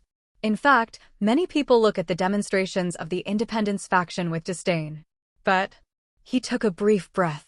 He poured out words that he had long kept in his chest, words he had prepared for a long time. Those so-called imperial nobles buy high-ranking positions in the Governor-General's office, as if at an auction. Those bastards who obtain posts with money plundered Jinan's industries and commercial rights to recoup their investment and line their pockets during their terms. In other words, Jinan people are always paying taxes of unknown origin. I listened quietly. Jinan was a republic in the past, but from ancient times it has used the imperial language as its common tongue. The roots of our cultures also touched one another. That's why, when the Empire proposed annexation, the imperial family explicitly stated that Jinan people would be treated not as a subjugated population, but as friends of Arendut. Heat entered Elias's voice. At the time, the Empire needed stability in the rear due to the Western War, and Jinan joined the Empire, providing rear garrison forces in exchange for being promised autonomy and citizenship. That is the historical basis and contract of the annexation. That's why the slogan, "Keep your promise," always appears in Jinan's protests. He handled most majors at the level of a scholar, and indeed, he knows a great deal. It is accurate history. However, no one treats a friend like this. Elias glared at me, a gaze filled with his distinctive spirit. It was the look that corrupt nobles hated most. I smiled slightly and asked back. Then, in your eyes, do I look like an enemy? A friend doesn't bring hundreds of tanks with him. No, you're wrong. I quietly leaned forward and looked into Elias's golden eyes. Your real enemy is the one trying to provoke meaningless resistance and drag external forces into Jinan. All of a sudden, Elias's expression stiffened. The ones who, even while looking at this procession of tanks, are determined to turn Jinan into a bloodbath. Clearly, someone's face had come to his mind. They're your enemy. He shook his head as if trying desperately to deny it. The idea that only with bloodbath can we finally sit at the negotiation table isn't entirely wrong. Because our opponent is you specifically. Elias's voice trembled. He was feeling fear as he faced me. Forcing himself to endure his wavering heart, he confronted me. I let out a small chuckle. You've drawn me in, so your resistance has already succeeded. Thanks to that, I learned of the incompetence of the trash in the Governor-General's office. This incident will become a good justification. Justification? Yes. A justification changes its outcome depending on who interprets it and how. Justification. The most important yet arbitrary value in this empire. I watched Elias with the posture of a noble. Some may use this riot as an excuse to strengthen the authority of the Governor-General's office and tighten their grip on Jinan even further, while others may do the opposite. Emphasize the incompetence of the Governor-General's office and use it to tear them down. In the end, everything follows the will of the strong. From your perspective, what kind of person do you think I am? My reflection appeared in Elias's golden pupils. Do I really look like someone who would merely accommodate the convenience of those Governor-General's office bastards? Ebenholz. A family far greater and nobler than something like Jinan's Governor-General's office. I spoke calmly, as if laying out my daily routine. I will cut off their heads. There's no need to explain their crimes one by one. In an era where incompetence itself is a crime, their incompetence caused this situation. Elias swallowed silently. And into the vacuum of the Governor-General's office left by their disappearance, I will also be deeply involved. as the commander who suppressed this riot. To the corrupt nobles of the empire, Jinan is practically a honeypot. Everything Elias just said was correct. And yet, who would dare try to bribe Ebenholz? What kind of bribe would ever work on Ebenholz? It was laughable. No one can even attempt to offer a bribe to Ebenholz. When the Jinan Governor General's office is newly reorganized, I will establish standards of my own alone. Elias. I met Elias's gaze and formed a faint smile. I am Maximilian of Ebenholz. A true noble, qualitatively distinct from every fake you have seen until now. If you trust me, Jinan will be filled with better people. However, Elias still could not let go of his doubt. That was only natural. Too much trash had committed far too many acts. Now return to where you came from. Still, I am willing to wait. I have more than enough patience for that. By now, the ones who betrayed you are probably inciting a fight to the death, claiming you were kidnapped or tortured to death. Praying more fervently than anyone that your corpse will be found in the most horrific state. Thud. I took out an artifact box and placed it on the table. If you return alive, they'll be quite flustered. They'll grow extremely impatient. If you even speak about me there, they'll try to turn you into a real corpse. I guarantee it. Inside were a silver necklace and a terminal. The necklace is an artifact containing a defensive aura, and the terminal is equipped with a signal transmission device. Just press the button and my people will come to you. I'm certain.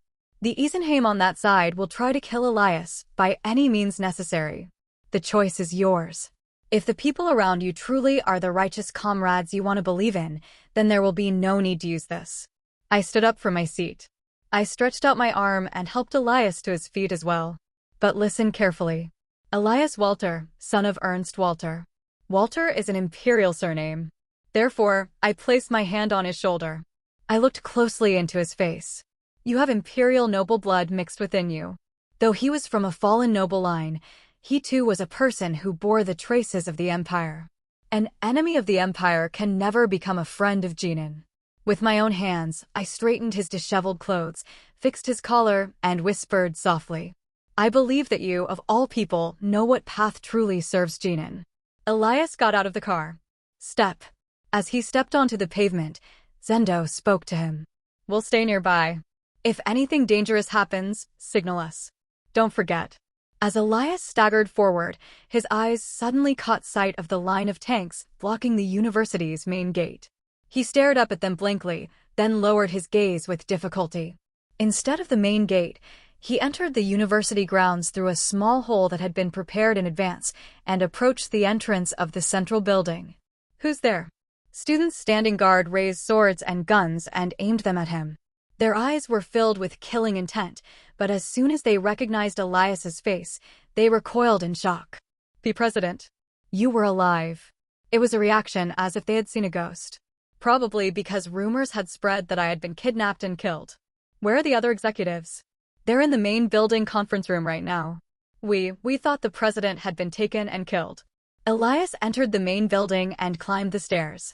Outside the conference room door, heated voices spelled out loudly. It's definitely the secret police bureau, those imperial bastards. If the president doesn't come back. We still can't confirm the location, fuck. Elias gently pushed open the door to the room. Creak. In an instant, all voices cut off. Dozens of eyes fixed on Elias at once. Surprise, joy, or confusion. Among those standing there with their mouths agape, Elias sensed a few who showed particularly discordant reactions. Bender Loren. And Qasim. President. The president. You were alive. Everyone rushed toward Elias. What happened? Why did you suddenly disappear? Amid the flood of questions, Elias patted their shoulders. In his ears, Maximilian's voice echoed coldly. The ones who, even while looking at this procession of tanks, are determined to turn Jinan into a bloodbath. They are your enemy. Elias shook his head to drive away the stray thoughts. Everyone. Taking a deep breath, he declared clearly. Prepare to disband now. A heavy silence settled over the conference room. What? We can't shed any more blood. Stop the assembly and clear out of the campus. Elias looked at the student council executives. They all seemed to have much to say, but he did not allow it. By the authority of the student council president. This wasn't because he trusted Maximilian. Rather, it was because he trusted them who were beside him. To save them. Please disband the assembly. If we don't leave, more people will die tonight. They were together. They united for Jinan's solidarity, for a better tomorrow. That's why he hoped. Please let their intentions still be pure, so that they could be together longer and plan for the distant future. Trust me and follow me. Night grew deep. While the students prepared to leave, Elias sat in the student council room, where candlelight flickered, covering his face with his hands. Huh. Knock knock. A knock overlapped with his sigh. As if he had been waiting for it, Elias stood up and opened the door. Qasim was standing on the other side. Elias. Qasim stepped inside and closed the door. No, seriously, who on earth did you go meet? Elias looked at him intently. For some reason, his tone was tinged with impatience. His eyes wavered anxiously. I didn't meet anyone. What? Then, you just suddenly disappeared and appeared. Yeah. Elias gave a bitter smile. I hid for a bit to see what kind of thoughts you'd have without me. Qasim blinked, then let out a hollow laugh. Huh. Are you joking now? Tell me honestly. From him, Elias saw an overlap with the Qasim of long ago, when they were children. Qasim. How many years has it been since we've known each other? About 13 years. That's a really long time. 13 years. A long time. Now, the years he had known Qasim were longer than the years he had lived without knowing him. Perhaps they were no different from brothers to each other. I'll only tell you. Hoping that Qasim's heart felt the same. Elias lowered his voice. I received a promise. That they'll hold the current Governor General's office responsible for this demonstration and overturn them all. In an instant, Qasim stiffened. From whom? From Sir Maximilian. Qasim's gaze went cold. The tip of his nose trembled slightly, then the corners of his mouth twisted. So you met Maximilian? Yes. I see. Qasim slipped his hand inside his coat. Elias made an effort not to erase his smile. Because he did not want to doubt him, his comrade and his friend. So you believed the words of that monster? Suddenly, a fragment of sneer bloomed at the corner of Qasim's lips. Disgusting. What? SHK. He drew a pistol and aimed it at Elias's heart. Elias. It was a clerical firearm. The kind often used by secret police bureau agents. Probably a trick to disguise the perpetrator. You should have died there. A mana bullet fired through the suppressor struck his heart. Elias collapsed with a groan, curling his body like a shrimp. You traitorous bastard. Qasim looked down at Elias with cold eyes, then approached the window. Come in. As he gestured with his chin toward the inside, and just as his comrades, who had been waiting outside, were about to rush in. Beep. Elias pressed the button on the terminal. TL note, sorry for the delay, and see you guys on Monday. If you don't know, the current release rate is 5 chapters a week from Monday to Friday, following the original Ross, as there are only 4 chapters left to translate after this, which I am keeping as a buffer. Beep. The signal on the terminal flashed red. It's the signal. The moment it was detected, on the rooftop of a high-rise building beyond the university. Shatsa's body lowered. Suzzed. Blue mana currents rose like a heat haze from her entire body. Her retinas focused on the window of the student council room hundreds of meters away like a zoom lens. Target confirmed. Crisis detected. Pazazik. The air did not even have time to scream. She crossed the void like a flash of lightning. She burst into the student council room before the sound of glass shattering. Quack. Sparks surged violently. Shots struck the back of the heads of Qasim and the other enemies with high-voltage current. Yoop. Short circuit. Those whose nervous systems were electrocuted rolled on the floor like insects. Residual current crackled like static electricity across the area. The situation was resolved in an instant. Are you all right? Shots asked indifferently as she looked at Elias on the ground. He belatedly let out rough breaths. Huff, huff. With trembling hands, he groped at his chest. His clothes were charred black, but his skin was intact with only bruises. Maximilian's silver necklace. The artifact's protective force had defended against the mana bullet. Elias staggered to his feet. Blankly, he looked down at the floor. The unconscious Qasim. And the armed assailants who had burst in from outside the window. Shots asked. Do you know them? No. Then you need to know now. Shots continued coldly. These people have no interest in the safety of Jinan. They thoroughly used and deceived even you. She brushed her hands off and spilled out items from the fallen men's pockets. Clatter. Suicide vests, Imperial Military Communication Network interceptors, high-performance compact bombs, blades, firearms. They were not items a student or civic activist would carry. All had already been burned out and rendered useless by the mana field shots had released, but their purposes were unmistakable. Mr. Elias. If you had died, one of these people would have pretended to be captured by Qasim. Most of the items the assailants carried were military issue.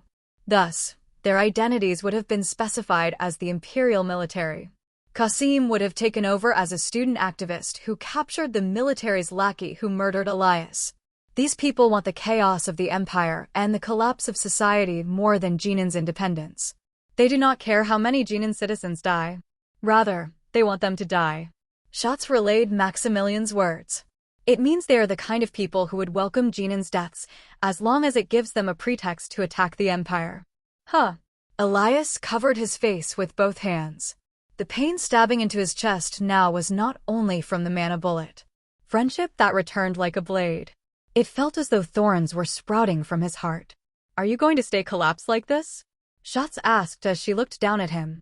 Or will you get up and do what you need to do? Elias raised his head and stared at Schatz. No, he faced the shimmering illusion of Maximilian behind her. How far you will climb and where you will stop, Maximilian said. Elias Walter. From now on, it depends on your heart. The day after Student Council President Elias ordered the dispersal of the rally, people poured out of the school. After checking their identities, the military released some, detained some, and left the rest at the school. To those who refused every order from the military to the very end and held out. Cheeing. Smoke grenades were dropped, smashing through the windows. Pishuugu. In an instant, gray fog billowed up, and beyond it, a small elite armed force moved in. Cough. Cough. The students resisted as they fled. Among them were even people who attempted suicide by police. However, the suppression unit was seasoned. With practiced skill, they twisted the students' arms and subdued their joints.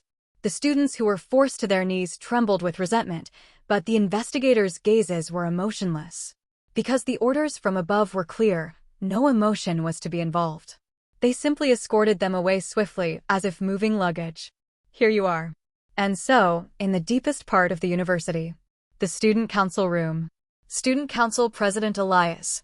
You are under arrest. There, Elias was sitting in a chair as the representative. Click. Click. Handcuffs were fastened around his wrists. Jinan's Central Police Bureau. What kind of university is this, anyway? Looking at the students filling the corridor from the detention cells to the offices, the deputy director let out a sigh. Zendo, standing beside him, snickered. Just hang in there a bit. From what I hear, deputy director, it sounds like you'll be director soon. At the sudden remark, the deputy director tilted his head. Me? Where'd you hear that? That kind of rumor's been going around among the tank crews. Tanks? You mean actual tanks?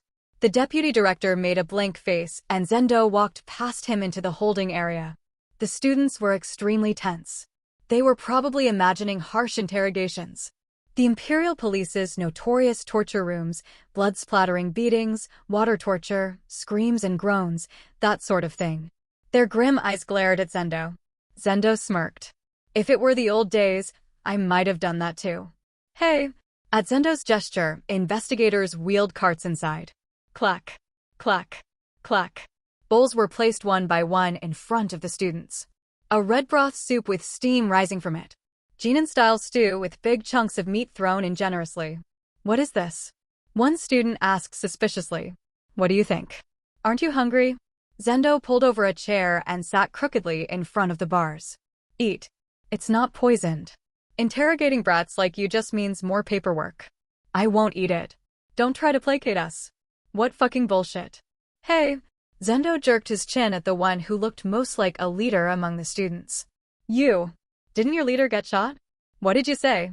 The students' gazes focused all at once. Shot? The president? By you people. I'm talking about that student council executive, Qasim Ekin or whatever. That guy was an ideological criminal. A real scum hiding behind you lot. Zendo clicked his tongue. He shot the student council president because he told to disperse the rally. That kid barely survived after almost getting a hole in his heart.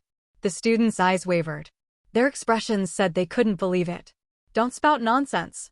We don't believe you. You're trying to sow discord. They shouted, veins bulging. Zendo shook his head back and forth. You little shits. Whether you believe it or not is up to you. He signaled to the investigators.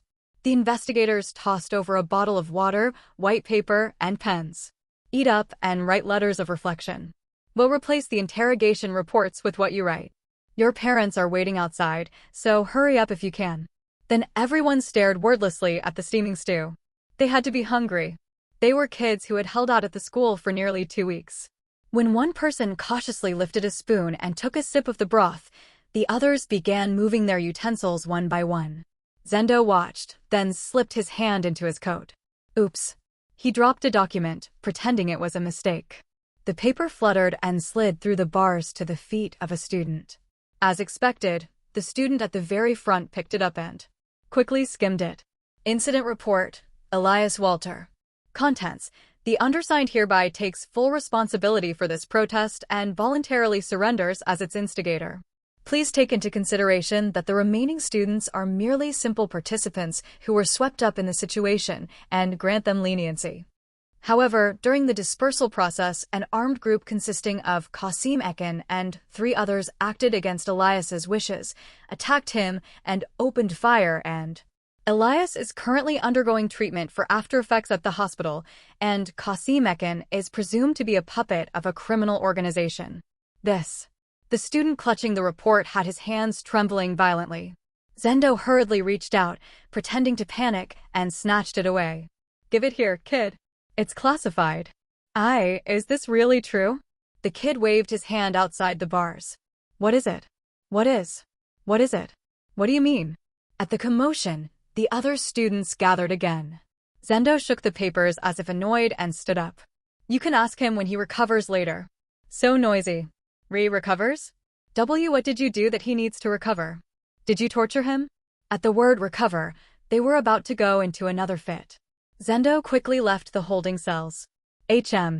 Walking down the corridor, he fell into thought for a moment. The power of people was truly fascinating. Just a university student, yet he had built up this much goodwill and support. Anyway, Elias would become a hero. A hero who was betrayed, shot, and yet returned alive for Jinan. Zendo envisioned the not-so-distant future. Elias had now realized reality. He had clearly recognized the cruelty and cunning of ideological criminals. If someone like that received only a small punishment, compromised moderately with the trends of the times, and built his career. If he grabbed onto the line called Maximilian with all his might, could he not become the governor of the Jinan Autonomous Region? The innermost part of the Jinan branch office, an interrogation room surrounded by soundproof walls. I sat facing a man. He was Adeline's father, and the party directly involved in the incident that became the starting point of the Jinan situation. His name was Ben Roth. His complexion, after being safely escorted here by Jinan's investigators amid the chaos, looked as desolate as burnt-out firewood. He did not speak. With a face that seemed to have aged decades beyond his actual years, he merely stared at the floor. Perhaps he was blaming himself. Or perhaps he was in despair. Not only had his daughter been unjustly killed, but that death had become the fuse that. My condolences. At the dry words of comfort, his shoulders flinched. The rallies and protests that occurred in various places, including Jinan Central University. In a businesslike manner, I recited the current situation. The violent riots that arose from them. Human casualties were reduced to a minimum. Impure elements that would become a cancer to Jinan were apprehended as much as possible. However, regardless of the process, many were injured, and Jinan was wounded. Among those who tried to kill military or police using mana, or who injured police with blades and firearms, there were many ordinary Jinan citizens who were not Isenheim, but were swept up in anger. Most of them would be transferred to detention camps in the north. What do you think? At my question, he lowered his head even further. His cracked lips moved, but words did not come easily. He merely curled in on himself like a sinner. I'm sorry. A completely worn-out tone. A voice that barely even sounded like a voice. Yes, I know as well. I leaned back against the chair. To you, this must be an unfair and unreasonable world. An era where too many things are decided before one is even born. An era where bloodline determines status, and status grips unjust privileges. If the empire were to collapse, the frequency of injustice would decrease. However, in exchange, the very species called humanity would be exterminated. The empire is not an axis of evil that must inevitably be destroyed, but a necessary evil that supports our world. However, those who are alive must go on living. I, and all of us, merely chose the lesser evil. Even if it is unfair, one must simply go on living. Even if it is not for the sake of living, even if one merely barely manages to live. Please take it. I placed a suitcase on the table. Thud. At the heavy sound, the man's gaze wavered. It is compensation. A bag filled with imperial dollars. Can a daughter's life truly be converted into nothing more than a piece of paper? Can an appropriate price even be set? I do not know the answer. I do not dare to know it. A quiet breath leaked out of him. It sounded like a groan, or like the cry of a beast, a low reverberation that filled the interrogation room. And, gazing steadily at him like that, I took a sheet of paper from my breast pocket. I placed it atop the suitcase. It is a chance for you to fight the world one more time. The man's swollen eyes stared at the paper. Petition for retrial. At the very first line, his pupils widened as if they were about to tear apart. Case number 1038, criminal, G, number 0914. Case name, Death of Adeline in the Jinan Autonomous Region. Recipient, Imperial Jinan Autonomous Court, Criminal Collegiate Division. 1. Petitioner, accuser. Name, Maximilian Albrecht von Ebenholz. Affiliation, Imperial Sentinel Knight. Position, Knight. As the Empire's sword and watchdog, a knight has the right to demand strict law enforcement. The Governor-General's Office Secretary, the youngest son of the Vice Minister of the Imperial Palace's Ministry of Interior. The bastard who killed Adeline was released under a slapdash ruling of self-defense, caused this entire mess, and has now hidden himself inside the Imperial Palace. As far as I know, such vermin was never given the Empire's power over life and death. Of course, I added, interlacing my fingers. To win at trial, you will need a very expensive lawyer. He stared at me blankly. Noble status. Someone who knows the Imperial Law Code down to every single character, perhaps a former high official who once served as the Imperial Minister of Justice would suffice. If he were to think that such a giant figure would never dare move for the sake of a small commoner like himself, that would be a reasonable thought. It will change if my intentions are involved. Their incompetence caused the Jinan incident. For the sake of the Empire, those nobles who are not even worthy of being called nobles must be hunted down and killed. If some vice minister of the Imperial Palace protects his youngest son, then the more he protects him, the better. I will take that as a hostage and grab hold of them, shaking them to their core. They must receive punishment commensurate with that.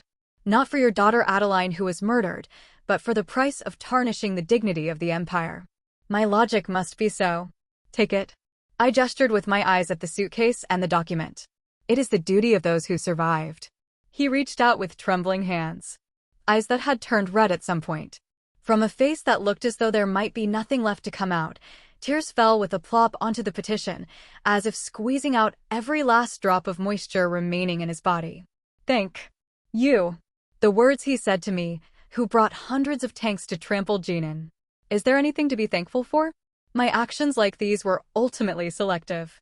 In this empire, countless Adelines die, and countless fathers and mothers grow old while shuddering with injustice. I cannot save them all. I do not even wish to save them all. I merely extend my hand to those who stand before my eyes and suit my purposes. You are merely the luckiest among the unluckiest people. Therefore, there is no need to thank me. It was nothing more than that. The Jinan Autonomous Region was still surrounded by layers by tanks. The department chiefs of the Governor-General's office drafted a letter to be sent to the Imperial Royal Family. As the suppression of the riot that broke out in Jinan has been successfully concluded, we hereby request that the military forces and tanks be withdrawn. Furthermore, This incident stemmed from the Governor General's office's lack of authority and manpower, as well as the absence of inspection, and in order to prevent such unfortunate events in the future, we respectfully ask that the Governor General's office's control authority be further strengthened. Ario, the Department Chief of Internal Affairs, had his secretary send a courier. A single vehicle left the Governor General's office and sped down the road. However, it did not get far before they came to a stop. It was because of the military barricades set up at every junction. Stop.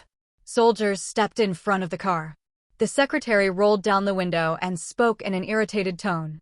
Yes. We're couriers from the Governor General's office. We're on our way to deliver a confidential letter to the imperial family, so please open the way. The soldiers did not respond for a moment. Instead, they stared intently into the car. Hello. No passage allowed. No, what do you mean? We're from the Governor General's office. With the mana barrier completely blocking communications right now, that's why we're going in person. Move aside. Despite the secretary's urging, the soldier silently entered the guard post and transmitted a message somewhere. It was a wideband resonance communicator, the only device that still functioned even when the mana barrier had rendered all radio waves and mana waves across Genin useless. By finally crushing mana stones whose frequencies and mana wavelengths had been perfectly synchronized from the manufacturing stage and embedding them inside, it was a short-range military communicator designed to resonate only between mutually designated devices. After a short while, the soldier came back out. Hey, can you hear me? We have to go quickly. The secretary shouted, tapping his wristwatch repeatedly. The soldier gestured somewhere and nearby troops came rushing in. Bang! They flung the car doors open without warning. Get out. No, what is this? I told you, we're people from the Governor General's office. Do you have any idea how important this letter is? Get out. A soldier grabbed the secretary by the collar and roughly dragged him out. Ugh, hey, you bastard, what's your name? I'm a secretary of the Governor General's office. How dare you lay hands on? Drag him out. After subduing the secretary and the driver, the soldiers confiscated their letter. On the outskirts of the Genin Autonomous Region, inside a shabby private house, Alphonse was sitting at the dining table with the family who lived there. They were kind people who had allowed them to stay for several days and nights. Thank you for taking such good care of us. However, it was now time to leave. Alphonse took out an envelope he had prepared in advance from his bosom and slid it to the corner of the table. No. That's not necessary, Dash. We'll be going now. Hoping that this small amount of money would help their household, Alphonse hurriedly stood up from his seat before the family could even finish refusing. Let's go. Alphonse looked at his companion. He was a Genin man who had acted as their guide from the Empire. Ugh, it's cold. He wrapped his coat tightly. Deep in the inner pocket, the film canister at the position touching his heart gave a heavy sensation. Roads crushed under tank treads, bleeding students, an interview with Adeline's father, photographs taken during her lifetime, the situation in Genin that the imperial media was trying to hide, and everything about that shooting incident. All of it was contained within this small roll of film. As when we came, please take care of us on the way back as well. Alphonse bowed his head slightly to the man. Yes, let's go quickly. They got into a truck. The engine noise felt unusually loud, but fortunately there were no people on the streets. The truck sped through the darkness where not even streetlights were lit. A winding path along a mountainside, bypassing the city center. It was a rough route known only to locals of Genin. Clunk, clunk. Each time the vehicle shook, Alphonse tightly clutched the camera in his arms. How many hours passed as he broke out in cold sweat from the tension? We're almost there. Once we get over that ridge, Dash. At the moment the driver smiled in relief. Fwayok. A powerful searchlight burst forth. A wave of white light struck the truck's front windshield. Screech. The driver hurriedly slammed on the brakes. Stop. Solid silhouettes walked out from beyond the light. Imperial Regular Army troops, wearing steel helmets and armed with rifles. Step. Step. One of the soldiers approached and knocked on the truck's window. Knock knock. This is an inspection. Alphonse swallowed dryly. His heart pounded wildly, but he forced himself to hide his trembling hands and rolled down the window. Please present your identification. in a businesslike tone.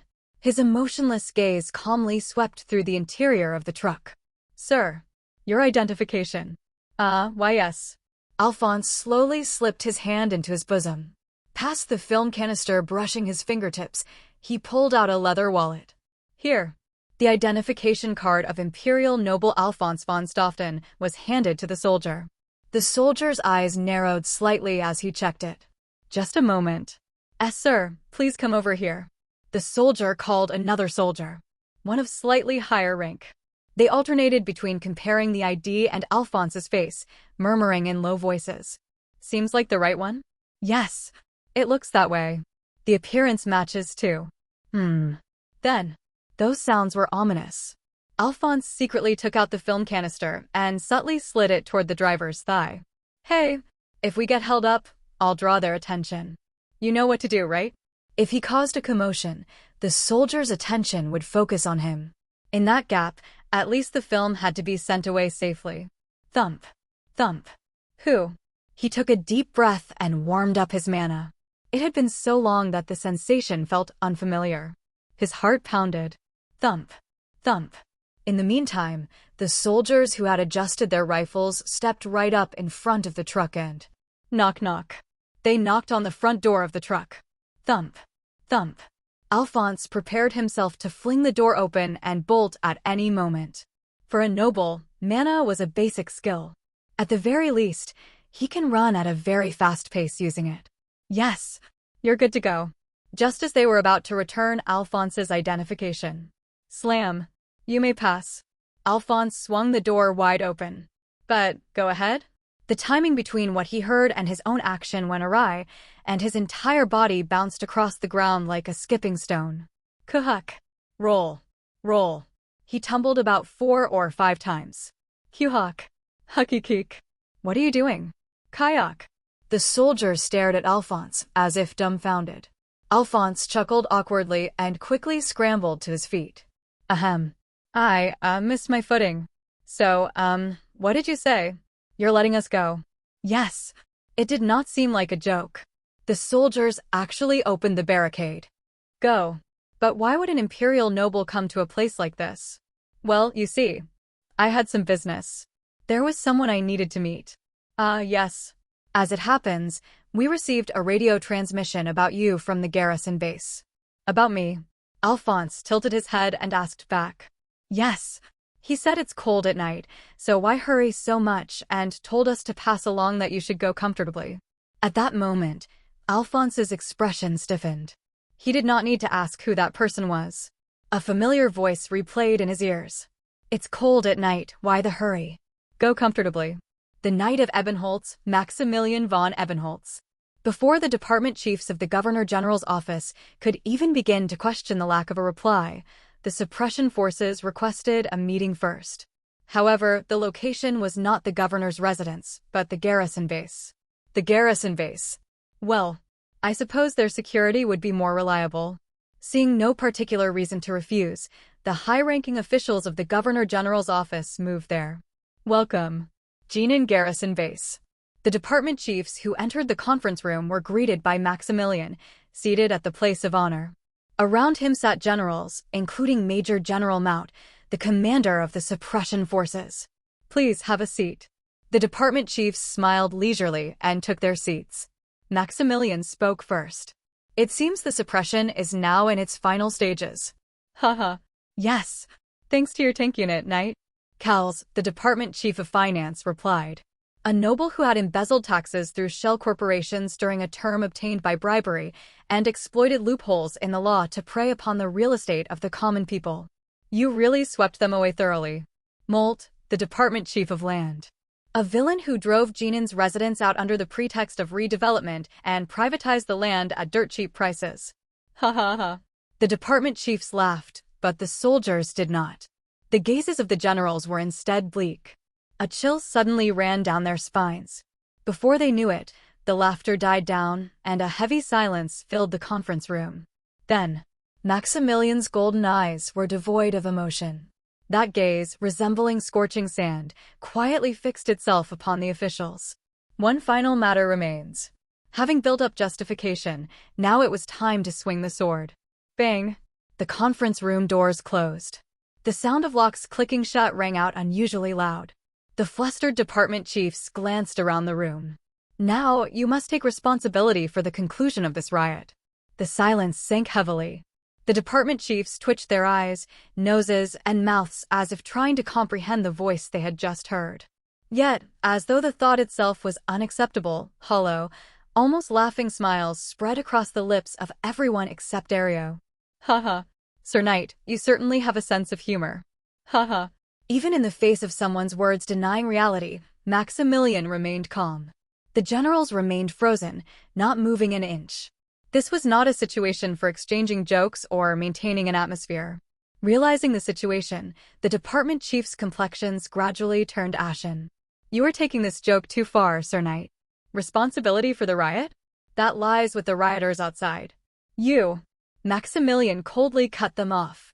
You have smeared the Empire's honor. Your lowly, plebeian desires ran out of control, and your incompetence, stupidity, and filthy corruption shook the dignity of the Empire. Therefore, you must be placed upon the judgment stand. What? Vango, the department chief of justice, sprang to his feet. His face flushed red. He was the very culprit who had forced a hasty verdict in the Adeline case. This cannot be. We are department chiefs of the Genin Governor-General's office, appointed by the imperial family. We did our utmost to contain this situation, but the rioters went beyond control. And yet you say we are to stand trial. Maximilian shifted his gaze to Ario, the department chief of internal affairs. He may have anticipated this to some extent. He must have lost contact with the surrounding Eisenheims. You seem to be mistaken. There will be no trial. Whatever those damned Eisenheim might be thinking, and whatever thoughts these department chiefs might harbor, it does not matter. This place where I stand is the judgment stand itself. Since they wouldn't last long anyway. Tick. Time slowed. Maximilian grasped the sword at his back. In a single instant, the blade bloomed and traced an elegant arc. Moonlight shattered like fragments, scattering vivid red streaks in a cascading spray. Blood pooled across the conference room. Bodies that had lost their heads lay sprawled across the floor, and severed heads rolled about in the corners. A space reeking of blood. Yet not a single drop of blood stained Maximilian, who stood at its center. He merely surveyed the room upright, mysterious in his calm, immaculately clean. SCZZT. Major General Mout took a cigarette from his pocket and put it in his mouth. Exhaling thick smoke, he asked Maximilian, "Care for one?" "No. I'm fine." Maximilian shook his head. The generals exchanged glances with one another. Apart from immediate execution in wartime, there was a palpable sense of realistic concern about the aftermath. However, Mout spoke up. "These are officials appointed by the imperial family.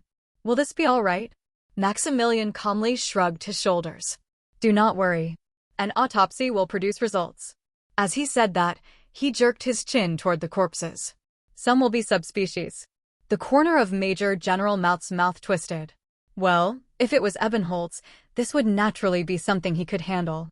Some will be traitors who tried to seize their own interests by using the revolutionary forces. No, all of them were simply criminals who deserved to die. A faint sneer formed on Maximilian's lips. This execution is all for the Empire. Creak. Maximilian opened the window slightly. The night air flowed in, cool and sharp. His Majesty will also understand our intentions. Major General Mout watched him while slowly exhaling cigarette smoke. The silhouette of the young knight standing with the moonlight at his back. It was not unfamiliar. Rather, it felt as though he had seen it somewhere before. It overlapped with the back of a certain giant he had encountered when he was very young, long ago. Sebastian. So his son had grown this much already. Now let's go. Maximilian stepped over the pooled blood, walked forward, and opened the door of the conference room. To the place we must go. By the time morning came, the commanders emerged outside the garrison base. It was a spectacle. Hundreds of tanks occupying the streets of Genin growled as their engines rumbled, and beside them armed soldiers stood in endless formation. Snap. To the generals, the soldiers saluted in unison. Loyalty. A road formed by tens of thousands of soldiers and hundreds of tanks. down the exact center of the empty road, which the citizens of Jinan would be watching from hiding. Maximilian walked forward. Major General Maut and the other generals followed behind him.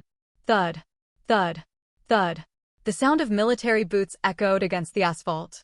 Advancing through the gaps between the soldiers' salutes, Major General Maut felt an unknown emotion welling up from deep within his chest. Thud, thud, thud. It was not just him. In the eyes of the generals following behind, traces of their youth had also begun to surface. A certain exhilaration long forgotten, or temporarily worn down after being pushed aside by the unfamiliar bastards called the Imperial Guard. Thud, thud, thud. They looked at Maximilian's back as he stood before them. He was clearly a young knight, yet there was not the slightest hesitation in following behind him. Their pride was not wounded. Thud, thud, thud. Decisive resolve. The strength to stop at nothing in method or means for the sake of purpose. Above all, a perfect bloodline and dignity, as if the very ideal of the imperial Aran people had been molded into form. Thud, thud, thud. Rather, it would feel strange for them to stand in front of him. Following behind him feels like the natural order, and merely being able to match steps alongside him is regarded as a privilege. And so they arrived at the governor's office of Jinan. There, a single man was standing. The governor of the Jinan Autonomous Region.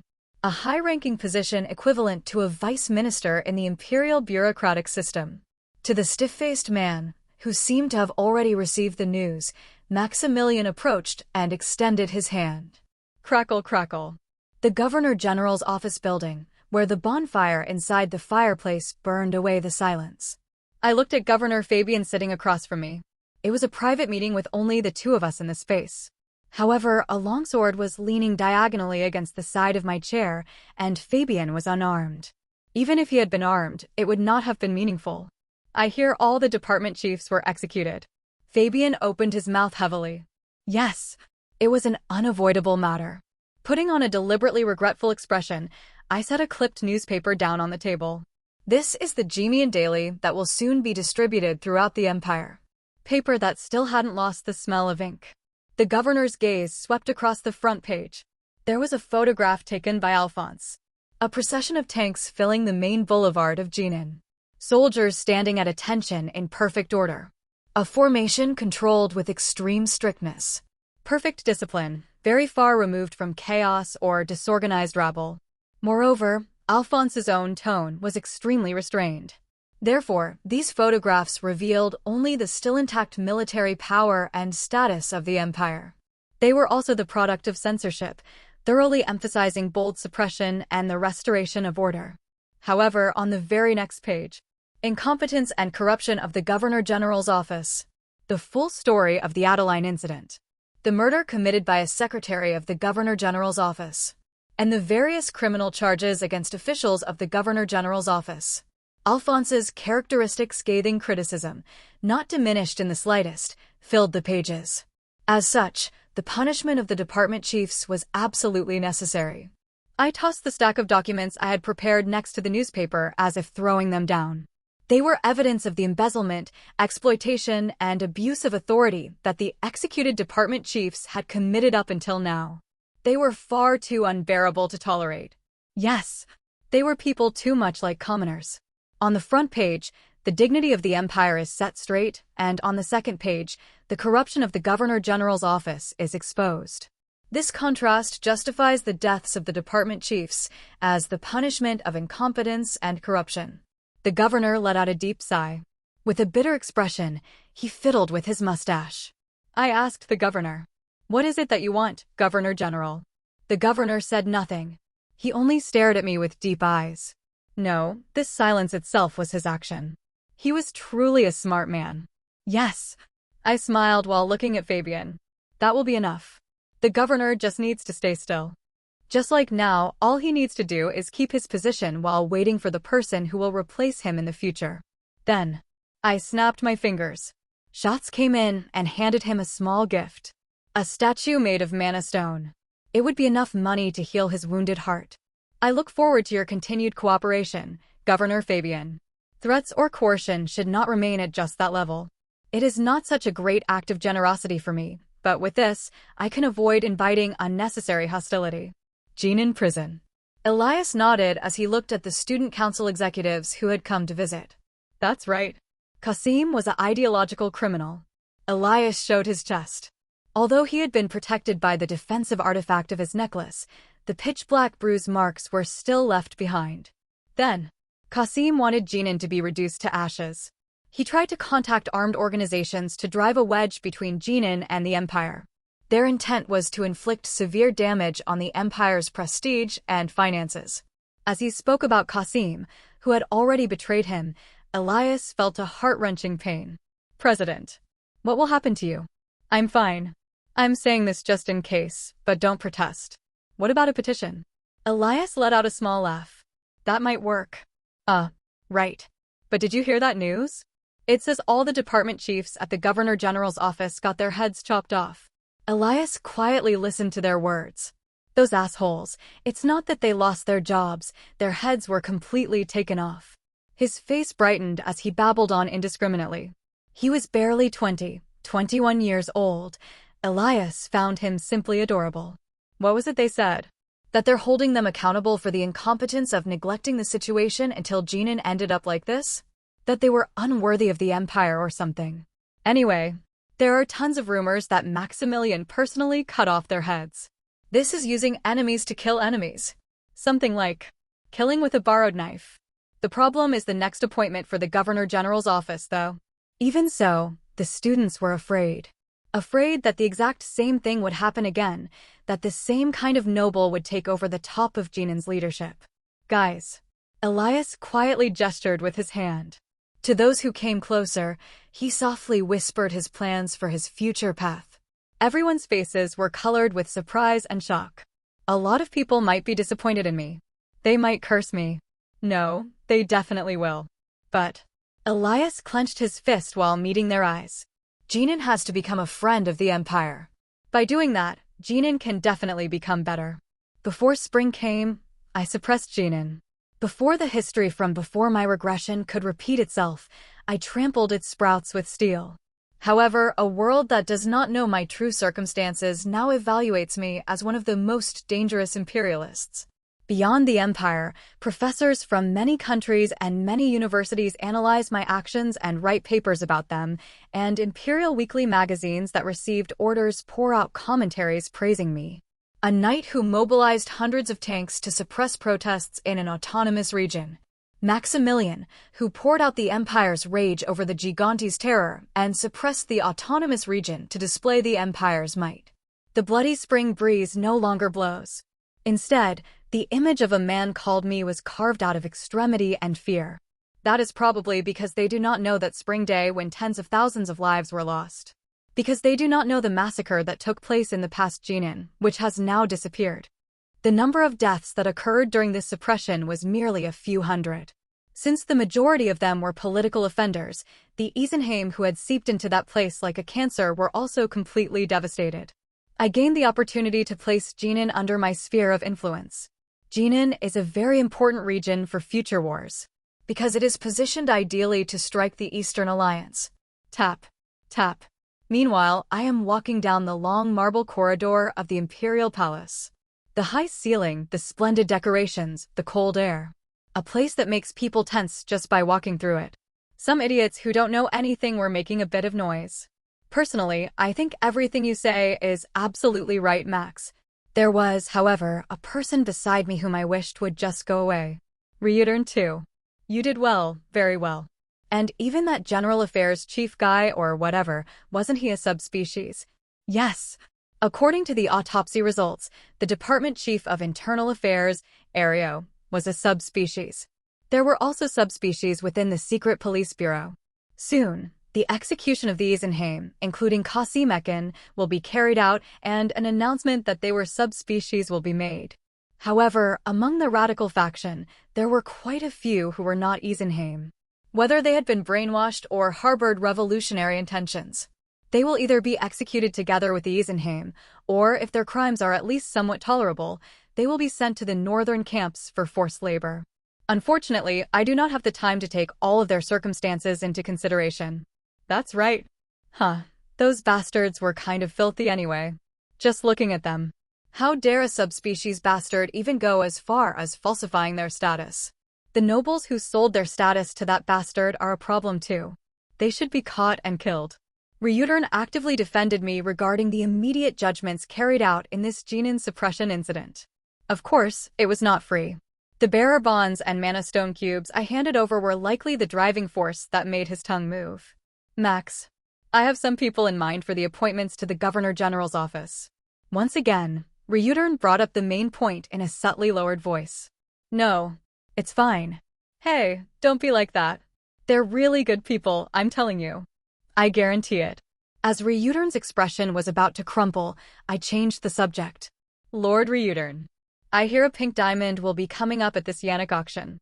Ryudern still had value to be used. At the very least, he was the kind of guy who gave back as much as he took. Max, you knew about that too? I had my eye on it as well. Diamonds are natural mana stones. Among mana stones, they belong to the highest tier. However, unlike mana stones, their processing methods are not versatile, so they cannot be used as cubes and are usually utilized as the core of an artifact. Why? Are you planning to buy it and use it as an artifact? Ryudern asked with an impatient look. It seemed not bad as a New Year's gift.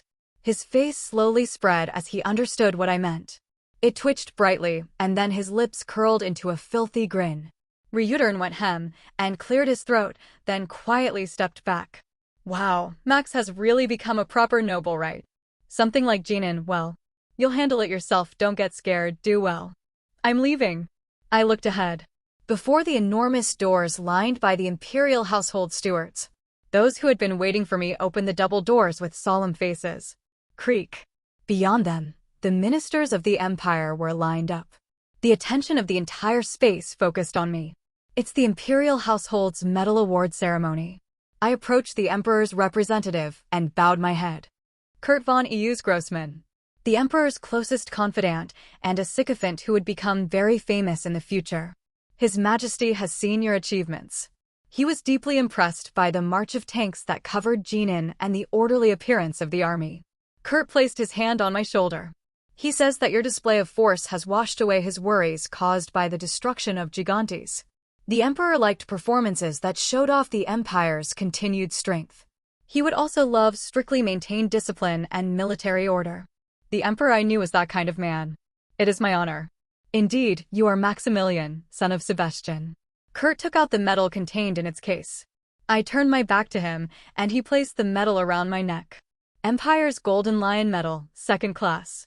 It was the youngest record after Sebastian. Meanwhile, at a high-end restaurant in the Kenilon Independent State, Rin, the commander of the Icarius mercenary group, read the morning newspaper with a dumbfounded expression. Wow, this guy's a complete crazy bastard. On the front page, hundreds of tanks occupying Genin's main boulevard. With just that single photograph, it was overwhelmingly violent. The Empire was already worked up because of that Gigantes thing, and the Genin guys just got caught at the wrong time, I guess. I mean, why protest or demonstrate? They could just immigrate. Across from him, Russell, the vice president of a securities firm, drank his wine as if it were nothing. Rand frowned. Hey, you idiot. Don't you know the Empire? If you want to immigrate, they tell you to hand over half your assets. That place is F-sharp king shitty. Anyway, don't worry about those barbaric brothers over there. Making money is more important for us, right? True enough. Rain snorted and folded the newspaper. It's the Empire's problem anyway. Yeah. Rin, how many years has it been since you immigrated? 10-something years? I don't really remember. That choice right there was the best. Russell pointed at Ren with his fork and chuckled. How do people even live in such a suffocating place? Well, in a way, it is very Empire-like. Dropping hundreds of tanks into an autonomous region. Phew. As expected, civilization is right here in Kenilon. He chewed his steak, then as if something suddenly came to mind, set his fork down. Oh, and... He glanced around and leaned his upper body forward. Ren leaned in as well. This spring, Russell whispered in a secretive tone, a technology of unprecedented scale will be demonstrated. Unprecedented? Yeah, a technology that will remain in the history of the continent. A technology that will raise Kenilon to rival the Empire, No, to become a nation even greater than it. Russell pulled a small object out from inside his clothes. A transparent rectangular crystal about the size of a thumb. Inside, golden mana circuits thinner than a strand of hair were densely engraved, emitting light. Canilin's latest information storage medium, a mana chip. The blueprint is in here. What is it? Explain it properly. Huh. I don't usually tell people stuff like this. But you've helped me out before, so I'll tell you just this once.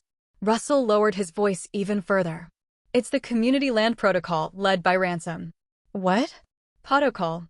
Land Protocol. Simply put, it's a technology that creates land. Ren tilted his head. A technology that creates land. The words were far too broad. Land? Yeah. What's Canilin's biggest weakness? Landmass. We're inherently narrow in territory. Compared to the Empire, it's not even a handful. Because of that, no matter how advanced technology gets, if there's not enough physical space, growth has its limits. So, Russell tapped the crystal chip lightly.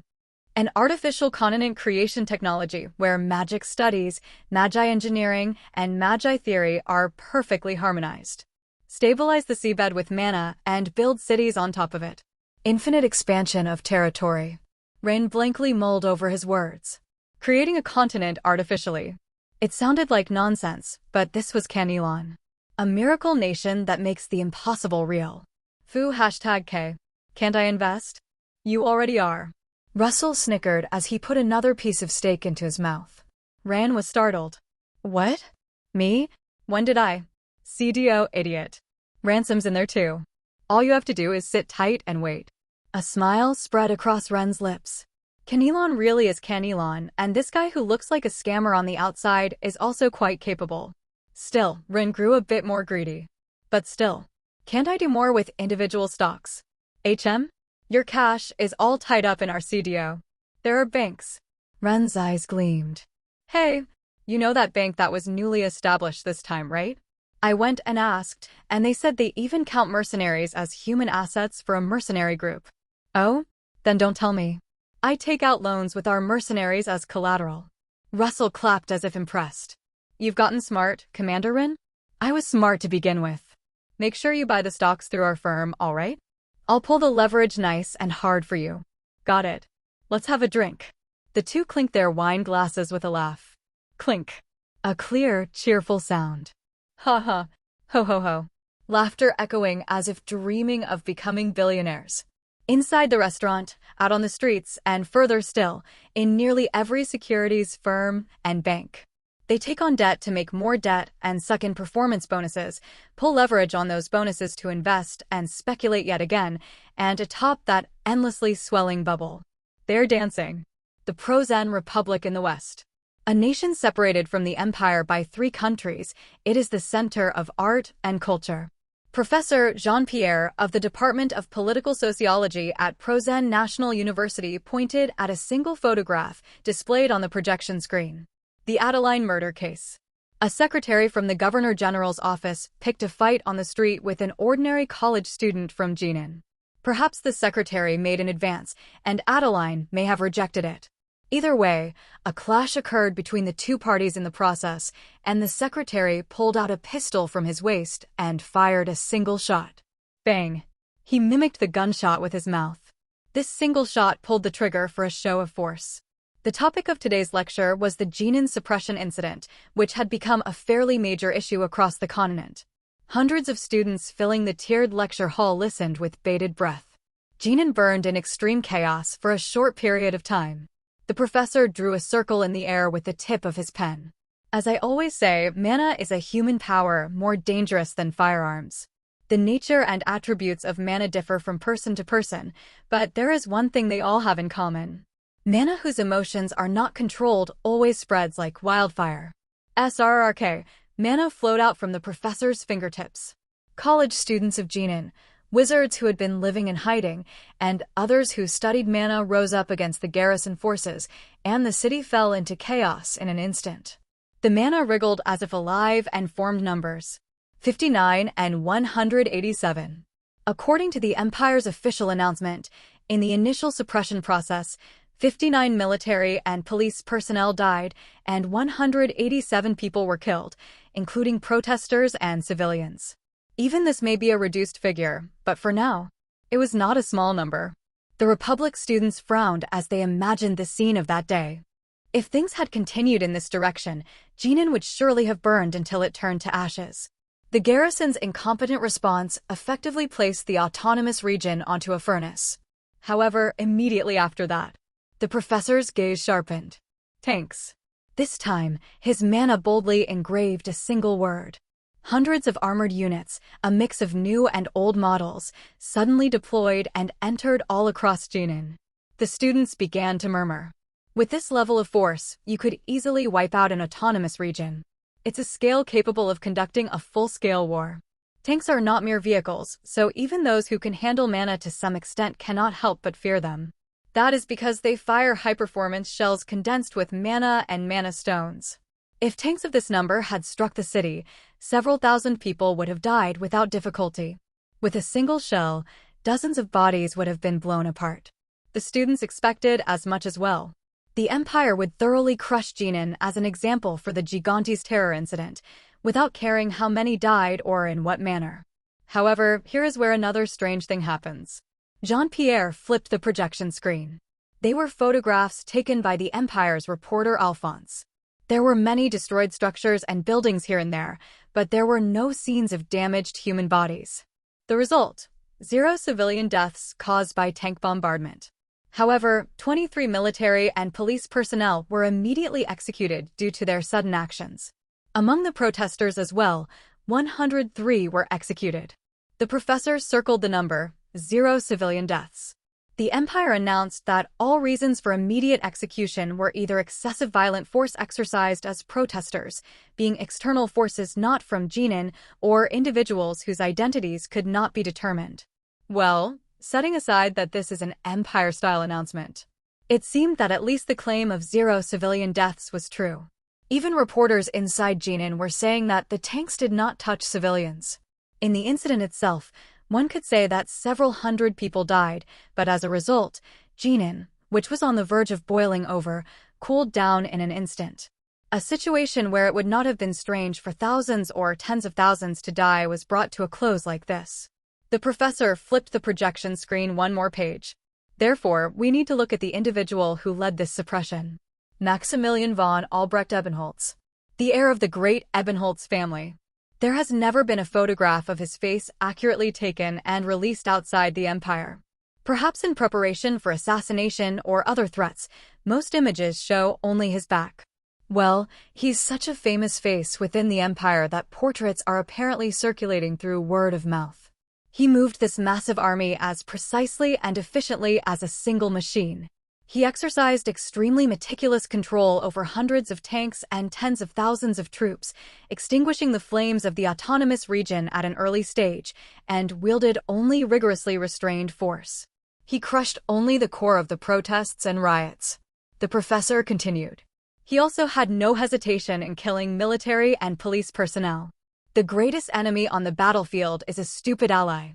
If some deranged soldier had fired a machine gun, or if a tank crewman had slightly turned the muzzle, far more casualties would have occurred in Jinan. Maximilian cut down such people without mercy. He used the fear of tanks as a means. But he handled it with extreme strictness. There was even a sense of order in the way the tanks were maneuvered. Therefore, if one were to describe this Jinan suppression in a single phrase, it was very imperial, but in some ways, very aristocratic. Both the word empire and the word aristocrat describe a knight who appears quite rarely in the present age, where their once brilliant etymologies are fading. Maximilian was a very interesting figure. Is it already 3 o'clock? In the meantime, the lecture time had come to an end. Professor Jean-Pierre banged on the lectern. Today's assignment. Describe in more than 10,000 characters the cause of the outbreak of this Jinan incident, its development, the suppression process, and the repercussions it will have on continental affairs. Groans echoed.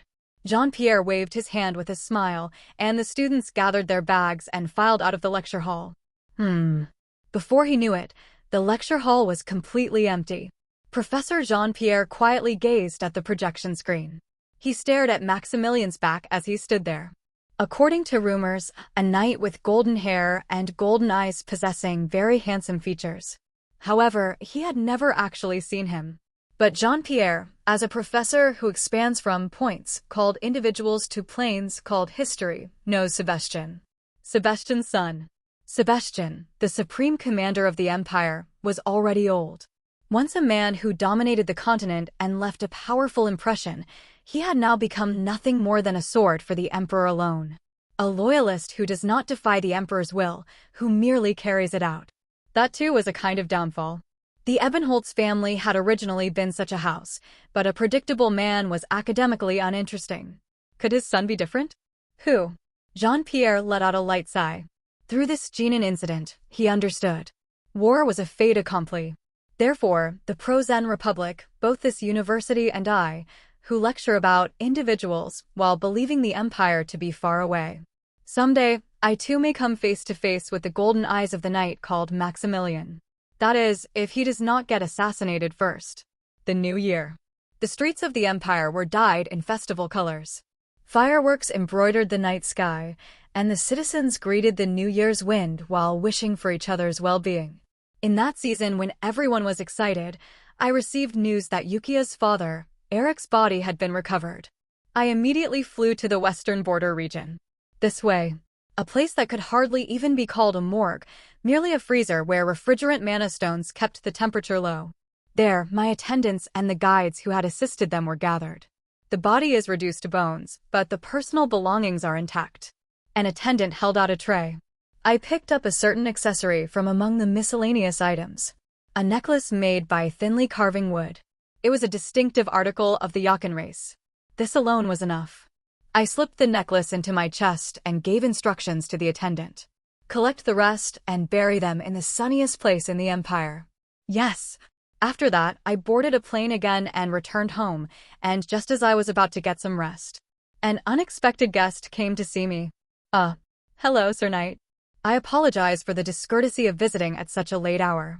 It was Inspector Joseph from the Imperial Central Police Bureau.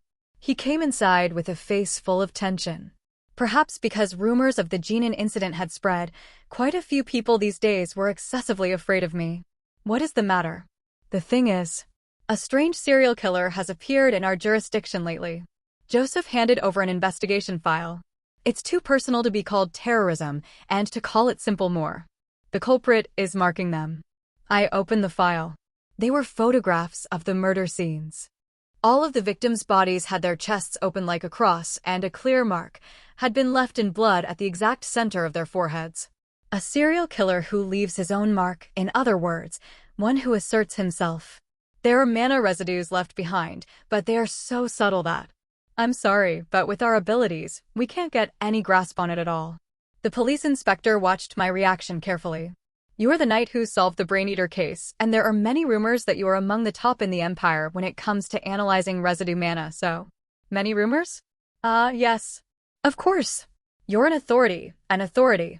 I had only been dealing with the accumulated workload, but it seemed I had earned quite a good reputation before I knew it. Thanks to the virus. If you are too busy with official duties. No. I shook my head as I closed the file. I'll take it. Joseph's face brightened. I tapped the date of the incident written on the front of the file. A murderer who draws crosses. There was such an incident from before my regression, and I remembered it. It was a mission well worth taking. A certain day in mid-January. Without delay, Genin's new appointments were announced. I personally placed selected individuals into the vacant positions left by the executed department chiefs. The criteria were clear. It didn't matter whether they were commoners or nobles. Background or family lineage was not a consideration. Tracing back my memories from before regression, I selected particularly competent working-level officials from the new cabinet, or talented individuals who had been outstanding, but had never seen the light of day due to being blocked by those above them, and for financial matters, I took recommendations from Dieter. Then, we will now hold the inauguration ceremony for the newly appointed officials of the Genin Autonomous Region. The Grand Hall of the Governor-General's office building. In this place filled with people, Governor Fabian stood on the podium. I stood 2 or 3 steps behind him, slightly to the side. New Department Chief of Internal Affairs. Hermann Kraus. As his name was called, a man with a small frame walked up with trembling steps. An administrator who had graduated second in his class from the Imperial University's Department of Public Administration, but had remained merely an official in the 30-something district because he came from the lower district. Coincidentally, he was someone who had completed his studies with a scholarship sponsored by the Ebenholz Foundation in the past. He had the ability to restore Jinin's administrative network. I hereby appoint you as Department Chief of Internal Affairs of the Jinin Governor General's Office. The governor extended his hand for a handshake. Hermann clasped it. Receiving the letter of appointment and the inauguration plaque, he came toward me. I gave him a small nod with my eyes. I could see his legs trembling. Hermann Kraus. I know. You received support from Ebenholz. Why, yes. Thanks to that, I was able to graduate from university. Safely. I patted his shoulder a few times, and he stepped down from the podium with a face that looked as though it might melt away. New Department Chief of Land.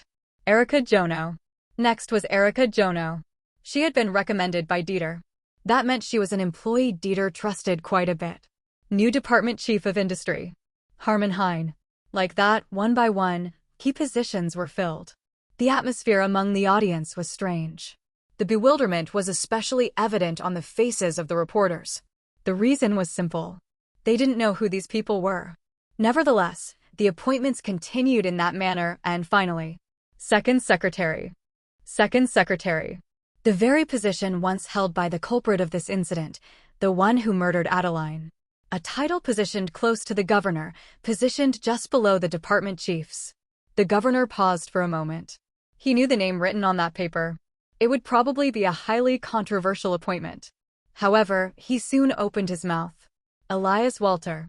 At that moment, the hall stirred. The student council president of the recent Jinin protests. The man who had ordered the peaceful dispersal of the rally, only to be shot down by an ideological criminal who refused to comply. Elias returned dressed in a perfectly tailored suit. Step. Step. He walked confidently.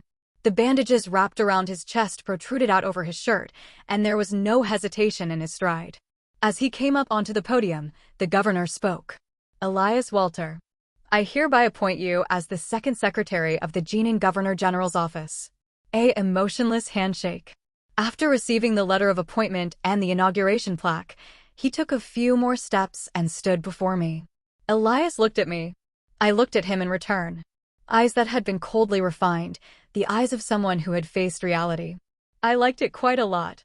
You got out of prison faster than I expected. Thanks to you. The meaning contained in his brief reply was deep. Keep the necklace from now on as well. It's not a disposable item. Yes. Smiling, I extended my hand toward Elias, who had bowed his head. Congratulations. Secretary of Jinin, Elias Walter. He willingly took my hand.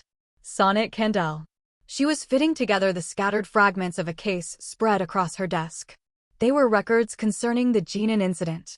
Due to the strict control and blockade, there wasn't much material worth preserving as historical records. However, the photographs that reporter Alphonse risked his life to smuggle out of Jinin. The words delivered by internal informants within Jinin. Testimonies from citizens on the streets and written statements from university students. Gathering those fragments together, Sonnet painted a picture of Jinin's scenery. She closed her eyes. As a historian who loves records, she imagined the human being called Maximilian within the Jinin incident. With her eyes quietly closed, she traced his figure, his words and actions, and his principles. Knock knock. A knocking sound broke her concentration. Sonnet turned around, pressing firmly at the edge of her brows. Come in. This was the law office she had opened, called Soul Creek. As the door opened, a man entered. A middle-aged man holding a crude-looking gift box carefully in his arms, wearing a suit that was faded but neatly pressed. Hello. He seemed intimidated by the office's refined interior and hesitated near the doorway. Sonnet gestured lightly with her hand. Come in, please. I was introduced by Attorney Sishin. Yes. That's right. The man's name was Ben Roth, Adeline's father. Sonnet bowed politely to him. I will become your attorney.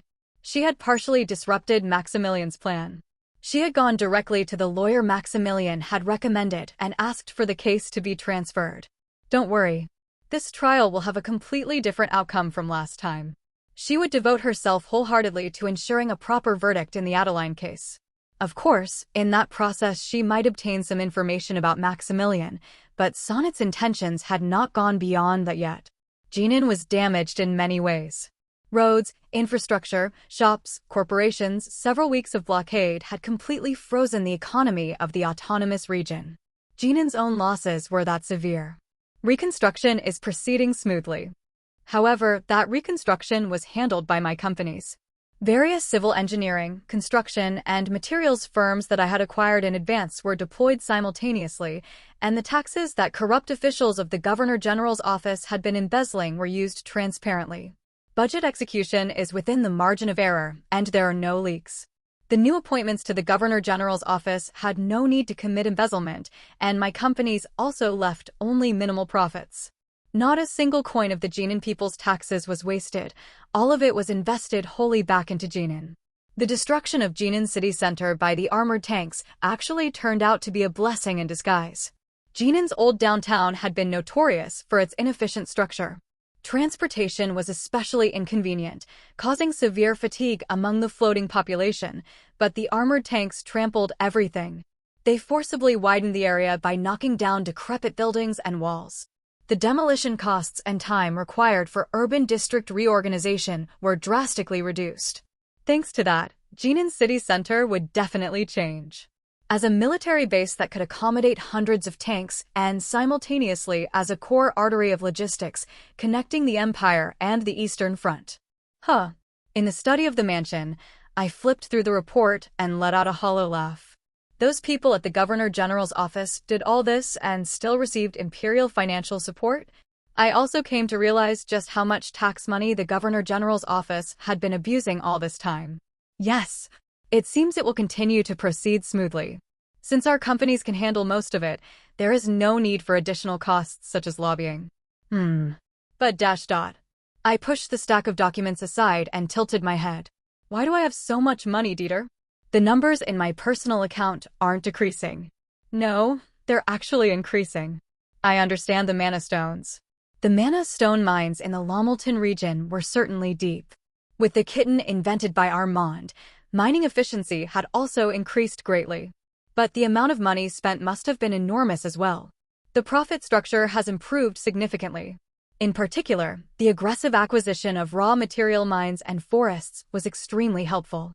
From metal minerals such as steel and copper to special timber, rubber, and chemical raw materials. The order to roughly acquire everything related to raw materials was something Dieter concretized and acquired. In other words, until the war breaks out, I am effectively earning money with infinite momentum. Good. You did well. Yes, Dieter is definitely an irreplaceable resource. That is why I have assigned not only highest-grade defensive artifacts, but also multiple layers of guards to him. There is also something else I must report. Dieter said as he adjusted his glasses. An investigation has begun into the bearer bonds. Faster than expected? It seems they are feeling impatient as well. The department head of an organization directly under the Imperial Palace, Lutz Rosen. He has begun tracking my flow of funds. As expected, they suspect the creation of slush funds or embezzlement.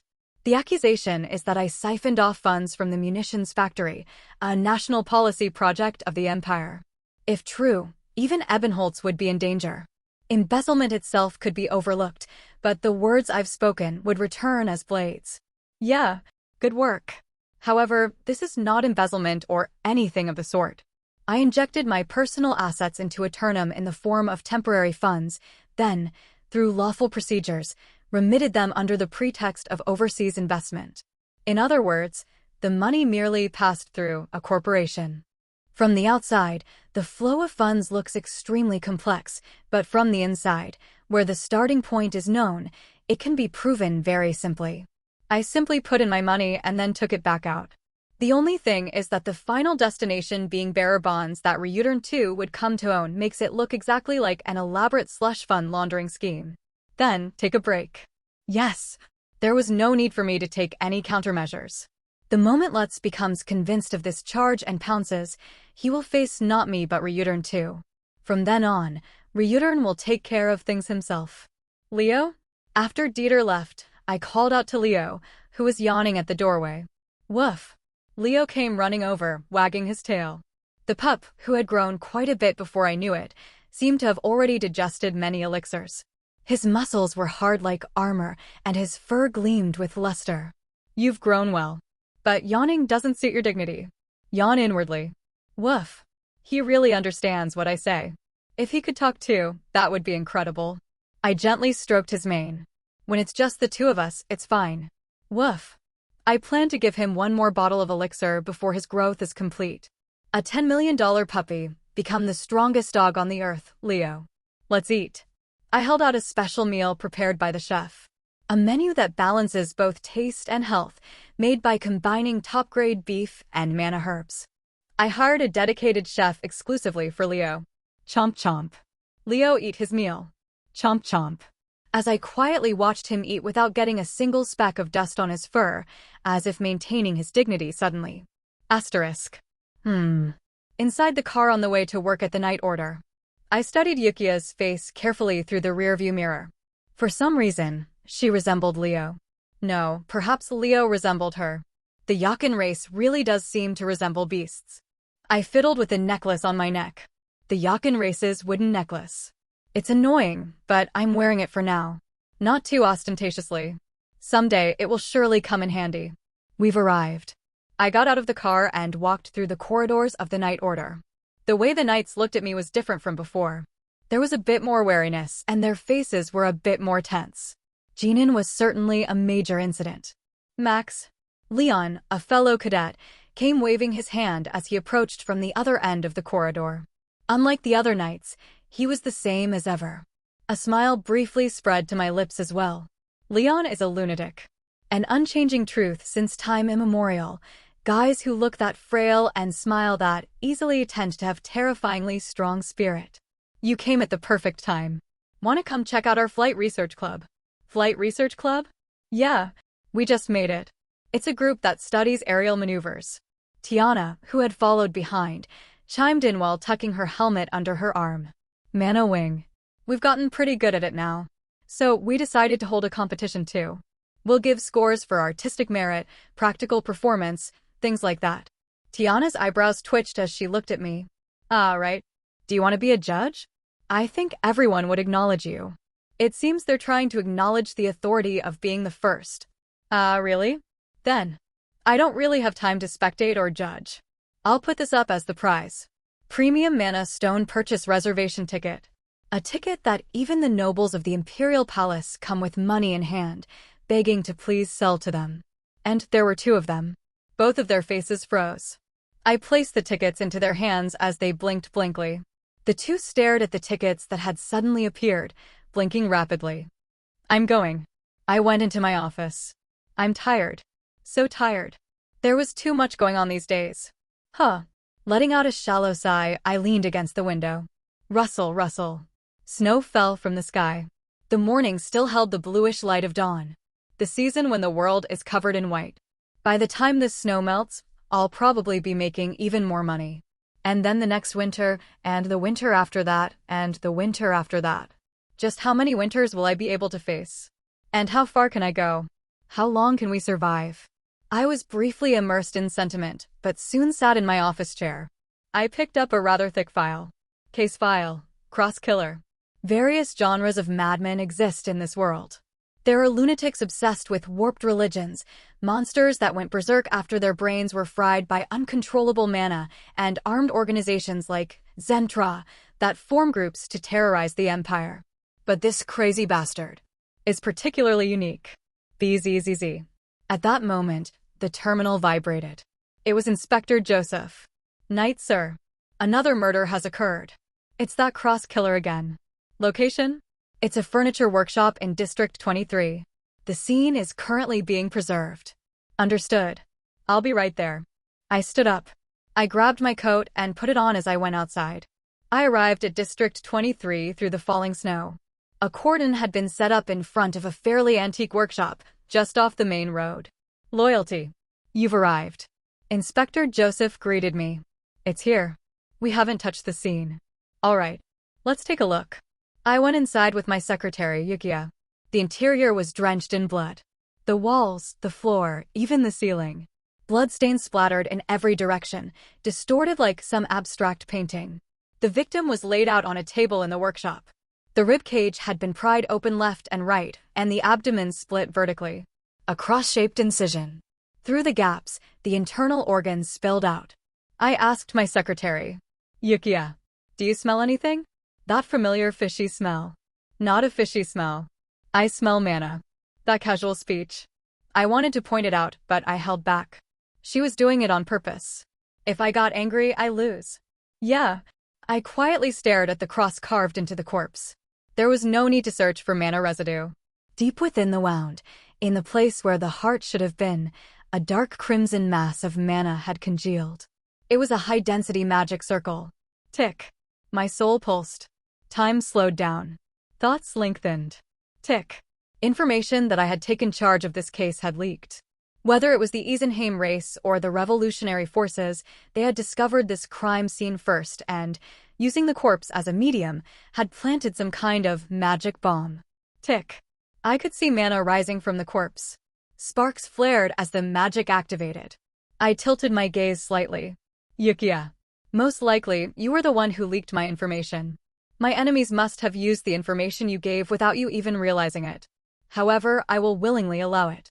This is something I decided to bear. If it is to possess a person, this level of risk must be accepted. You do not know it, but you are someone who resembles the most important part of me. Originally, the one who wants more is the one who must step in deeper. Tick. I turned my body and snatched Yukiya's arm. Pulling her in as if embracing her, at the same time I drew up the mana within my body. Wying. Centered on my body, a translucent defensive aura sphere, unfolded and enveloped the two of us. Qua! The magic within the corpse detonated. The cramped workshop was instantly filled to the brim with mana. A private dining room in the Imperial Palace. In that place where an elegant melody flowed, Ryudern too was cutting his steak with a pleased expression.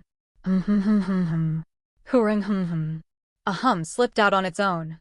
Because today was payday. Slice, slice. Perhaps because of the day, the meat cut especially smoothly. It sliced cleanly with a single stroke.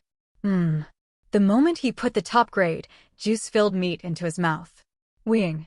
The terminal on the table vibrated. It was a call from the staff member in charge of collections. Huh. What is it? Ryudern accepted the call while swirling his wine glass. This time, he had even planned to go directly to Kanilon to receive it, partly to enjoy a vacation. What? The stiff words flowing from beyond the terminal. Ryudern's hand stopped. The piece of meat speared on his fork trembled in midair. What did you say? Say that again. In fragments of the voice, the words direct affiliated organization and the name Lutz drifted through. All right. For now. Got it. Hang up. He ended the call. Ryudern stared blankly at the terminal. His brain had stopped for a moment. The collector's words flickered in his ears. If things went wrong, the account could be frozen, and an investigation by the Intelligence Bureau could begin. My money. My salary. My Kanilon vacation. No, what the hell, you asshole. Bang. Ryudern slammed the dining table. Plates jumped, and a wine glass toppled over. He sprang to his feet. Thud thud, he rushed out of the dining room. His eyes bloodshot, the dignity of an imperial palace noble was already nowhere in his mind. He practically sprinted down the corridor and reached someone's detached palace. He barged straight in and shouted with a deep breath. Dad. The attendants of the detached palace came down as if used to it and received Ryudern. Dad. Compared to the degree of his anger, it was quite a cute action. Where did my dad go? Ryudern too had never been more serious. Thud. Thud thud thud. Corpses and debris slid down like mud. Charred flesh covered every direction, and smoke from the explosion drifted through the air. FSSSSHHHH. Ashes scattered like dust particles. A pungent smell stung my nostrils.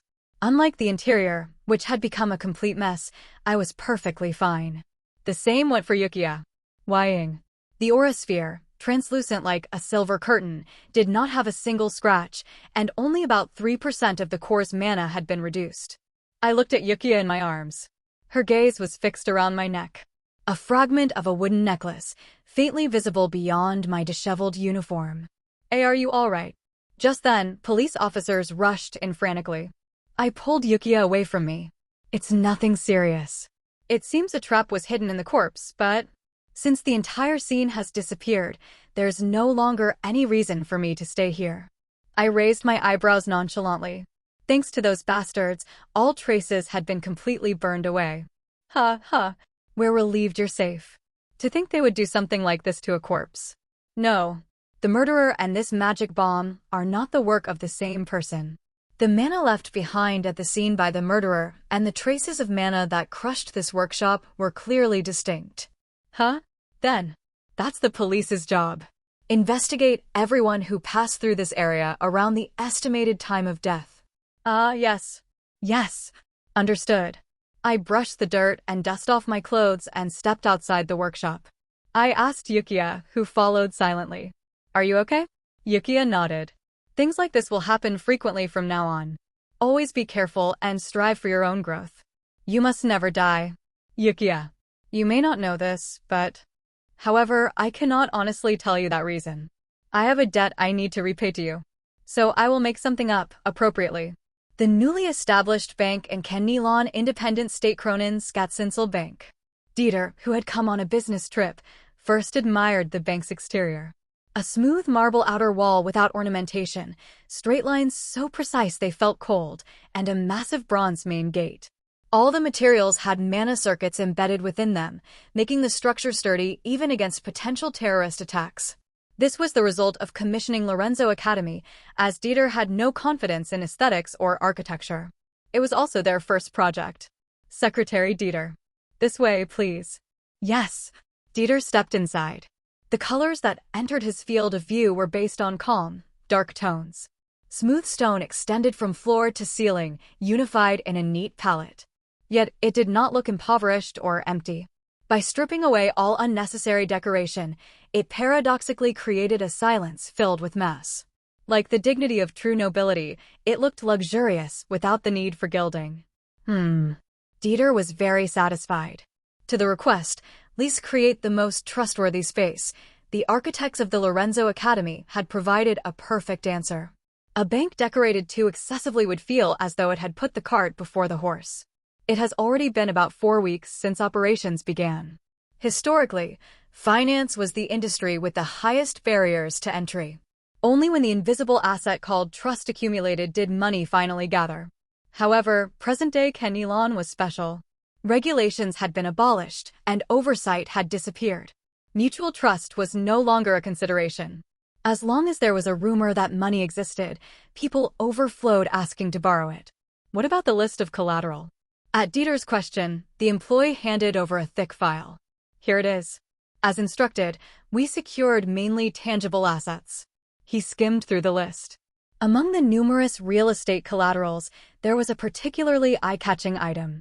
Acarius Mercenary Group, rights to mercenary contracts and profit distribution rights. A contract stating that if Commander Rin fails to repay the debt, the bank will own the rights to the mercenary group's manpower and the profits they generate. In peaceful times, it would be a bad debt with high risk, but if war were to arrive, the story would change. In wartime, mercenaries, especially highly skilled mercenaries, are resources as precious as mana stones. At that point, the value of this bond would skyrocket beyond imagination. How is the situation with the safe deposit vaults? Currently, only about 5% is filled. They are mostly slush funds deposited by nobles of the empire.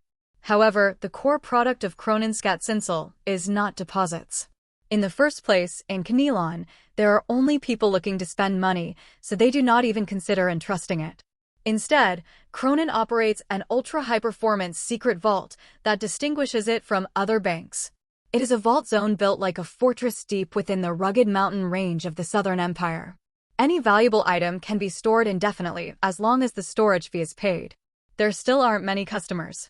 The employee wore a worried expression, but Dieter shook his head while adjusting his glasses. It doesn't matter. We can wait. Soon, When the bubble bursts and Canelon collapses, they will come to distrust the entire financial system that brought them down. They will despair in front of securities reduced to scraps of paper and tightly shut bank doors. That is when our time will finally come. A bank that never wavers. Absolute neutrality, free from the interference of any nation. Let me reconfirm our principles. Dieter swept his gaze over the employees. They were the ironclad rules of Kronen Skattzinsel that he had devised himself. Never, ever ask about the source of assets. It does not matter whether the money is soaked in blood, earned from selling drugs, or embezzled. A bank is not a place that judges morality.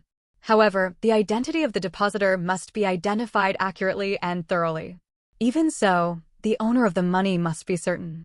If possible, even digging up their genealogy, it must be made clear who the person entrusting their assets is. For that purpose, Dieter took out a small box. Inside was a blue cube about the size of 2 finger joints. This is an identity authentication cube, a scaled-down version of the Aurasphere cubes used by knights, and a security device that embodies Lorenzo's magical engineering. This artifact records a human's unique mana wavelength. A security key utilizing mana, a fingerprint of the soul that cannot be forged or altered. Even ordinary people who cannot handle mana can use it by extracting it from their blood. Customers who wish to use a safe deposit vault with an asset valuation of $3 million or more must purchase this without exception. Yes. Understood. How is the situation with public recruitment? The competition rate is extremely high. Thousands to 1. That is how high the annual salary set by Kronen is, even within Canelon. One of the reasons there has been no embezzlement or slacking off in Maximilian's enterprises so far is because the system of compensating according to performance is firmly established. Maximilian could have possessed assets more than 10 times what he has now. However, he kept only what he needed and willingly shared the rest. As for people from securities firms, reject them at the document screening stage if possible. Yes. Understood. Dieter was wary of moral hazard. Those who lean toward emotion rather than numbers, who are blinded by greed and underestimate risk. He created an examination to filter out such people. These are the employment exam papers. Seal them and keep them stored. Yes. After that, he entered his office prepared in one corner of the bank. In that wooden room devoid of any decoration, he looked out the window. The splendid night view of Canelon flooded in. When those dazzling lights go out one by one, we will shine like a lighthouse. We will rise as the most dazzling numbers. Dieter sat in his chair and opened the documents. An ocean of countless numbers endlessly filled his view. These innumerable figures poured down as if to drown him, yet instead, pleasure welled up in his heart. Mana overflowed between the synapses of his brain. I am handling such vast liquidity. I am shaping numbers according to my will. That fact itself is an indescribable indulgence and ecstasy. Dieter was currently living in a dream. The name of that dream was Maximilian. As the warm breeze from the south was beginning to blow, someone reported me to the imperial court. The charge was that I had created enormous slush funds at the military factory at Turnham and funneled them overseas. I apologize for troubling you, but this is a sensitive matter, so there is no helping it. The Imperial Audit Bureau of the Empire visited my estate in person. It was an imperial decree demanding not only an explanation of the sources, flows, and uses of the funds, but also the submission of all tax payment records up to this point. Yes, it was an order issued directly by the Emperor. First, these are the documents related to Eternum. As I had been waiting for this, I stacked the prepared documents on the table. The director of the Audit Bureau flinched for a moment, but then accepted them and conveyed another matter. Are you aware that Lutz Rosen, the head of the Special Audit Department of our direct affiliate agency, has gone missing? Missing? Yes. His whereabouts have been unknown for several days. It was nothing to be surprised about. It must have been the work of Reutern too. I see. In truth, I had imagined something like a trial. A situation where I was cornered by charges of embezzlement and slush fund creation, Lutz wearing a triumphant expression, and Reutern steeped in anxiety and rage. Then I would submit these materials and turn the tables in one stroke. It seemed I still did not fully understand how the Imperial Palace worked. That is unfortunate. The director looked suspicious of me, but Reutern would not have handled things so cleanly. The direct affiliate agencies would soon identify Reutern as a suspect. I pointed to the ledger. As you can see, there is no embezzlement. My personal assets merely passed through the corporation and were handled as bearer bonds. The director examined the ledger closely. The funds had come from my personal account and were converted into bonds through lawful procedures. But is there a reason you went out of your way to convert them into bearer bonds in such a complicated manner? I paused for a moment, then shrugged. There are many people in the Imperial Palace who place great importance on saving face. I simply took care of a bit of pocket money for such people. If I were to hand over cash directly, the recipient's pride would be hurt, and it would not look good for me either. I merely borrowed the form of a financial product, packaging it as consideration, not a bribe. The department head seemed to gain a hint about the culprit from my words, and his gaze drooped slightly. Additionally, click. I snapped my fingers. The servants brought in stacks of documents that had been stored until now. These are the tax filing records. The eyes of the director and his subordinates widened. That is an enormous volume. Yes. Since I have never evaded even a hair's breadth of taxes, it could not help but be this much. That was truly the case. Although nobles have lower tax rates than commoners to begin with, most of them try not to pay even that, whereas I was exceedingly exemplary. In particular, even the mana stone special consumption tax and mining tax, which nobles who owned mana stone mines habitually evaded, were paid in full and precisely. You seem confident. Think of it as a necessary process. Without doubt, how could I prove myself? I smiled leisurely. I only hope that my devotion to the Empire reaches His Majesty. A hollow chuckle appeared at the corner of the director's mouth. If that is the case. He stood up from his seat. The Bureau's agents each picked up the stacks of documents. We will investigate thoroughly and return them to you. Yes. Please take care on your way. The Bureau personnel departed in a rush, like the ebbing tide. Feeling a strange emptiness, I ran a hand through my hair. Whoosh! The wind flowed in through the gap of the open window. It had already become February, and it was gradually getting warmer. Spring was approaching. No, but seriously. These thieving bastards. I picked up the letters sent from securities firms in Kenilon. Most were warnings laced with concern, but in effect they were little different from mockery. Notice of risk level readjustment for your products. Notification of increase in margin requirements and fees due to expanded market volatility. Request for additional margin deposit. The margin is more than enough, but they keep F# King telling me to put in more. They arbitrarily cite their own internal regulations to raise the risk level and use that as a pretext to demand additional margin. They make such an infuriating fuss just to squeeze out more fees that I am memorizing the names of these companies one by one. Anyway, once spring is over, I plan to kill them all. Endure it. That day was not far off, and I picked up an invitation sent by one particular company. Kenilon Tech Summit, Land Protocol Technology Demonstration. Artificial Continent Creation Technology. A delusional dream that promises Kenilon's eternal prosperity. I fully intend to go watch the demonstration of this technology. They will put on a dazzling display of magic and then be utterly ruined. Underestimating variables, reckless mana calculations. And on top of that, the price they will pay for ignoring the power of nature. I have already finished preparing a short position against that company. The future won't change, will it? A sudden unease passed through me. The possibility that history had been twisted by my intervention was, to be honest, something even I feared. However, according to the economics newspaper that I had definitely read before my regression, no party lasts forever. When the party ends, a bill must inevitably be paid. Now the moment of reckoning has simply arrived, and delightfully so. I am the one who collects the bill. The records room of the Imperial Audit Bureau. Dozens of accountants and investigators were analyzing piles of documents. It was to uncover any possible tax evasion charges involving the Eternum factory and the Lomelton mine. Scritch, scritch. The sound of pages being turned was loud. Scritch, scritch. Mana stones are a major material across the entire world. As a mineral that supports human civilization, it would not be an exaggeration to call it the most important resource. However, mana stones also have grades. Magic towers use high-grade mana stones for magic development and research. High-grade mana stones are also required for various complex magitech technologies. Going a step further, The recently popular aura spheres, including high-tier artifacts, absolutely requires the highest purity mana stones. On the other hand, what is used as a power source for trains or factories is low-purity mana stone residue mixed with impurities. Scritch scritch. Accordingly, under tax law, the tax rates differ between high-purity and low-purity mana stones.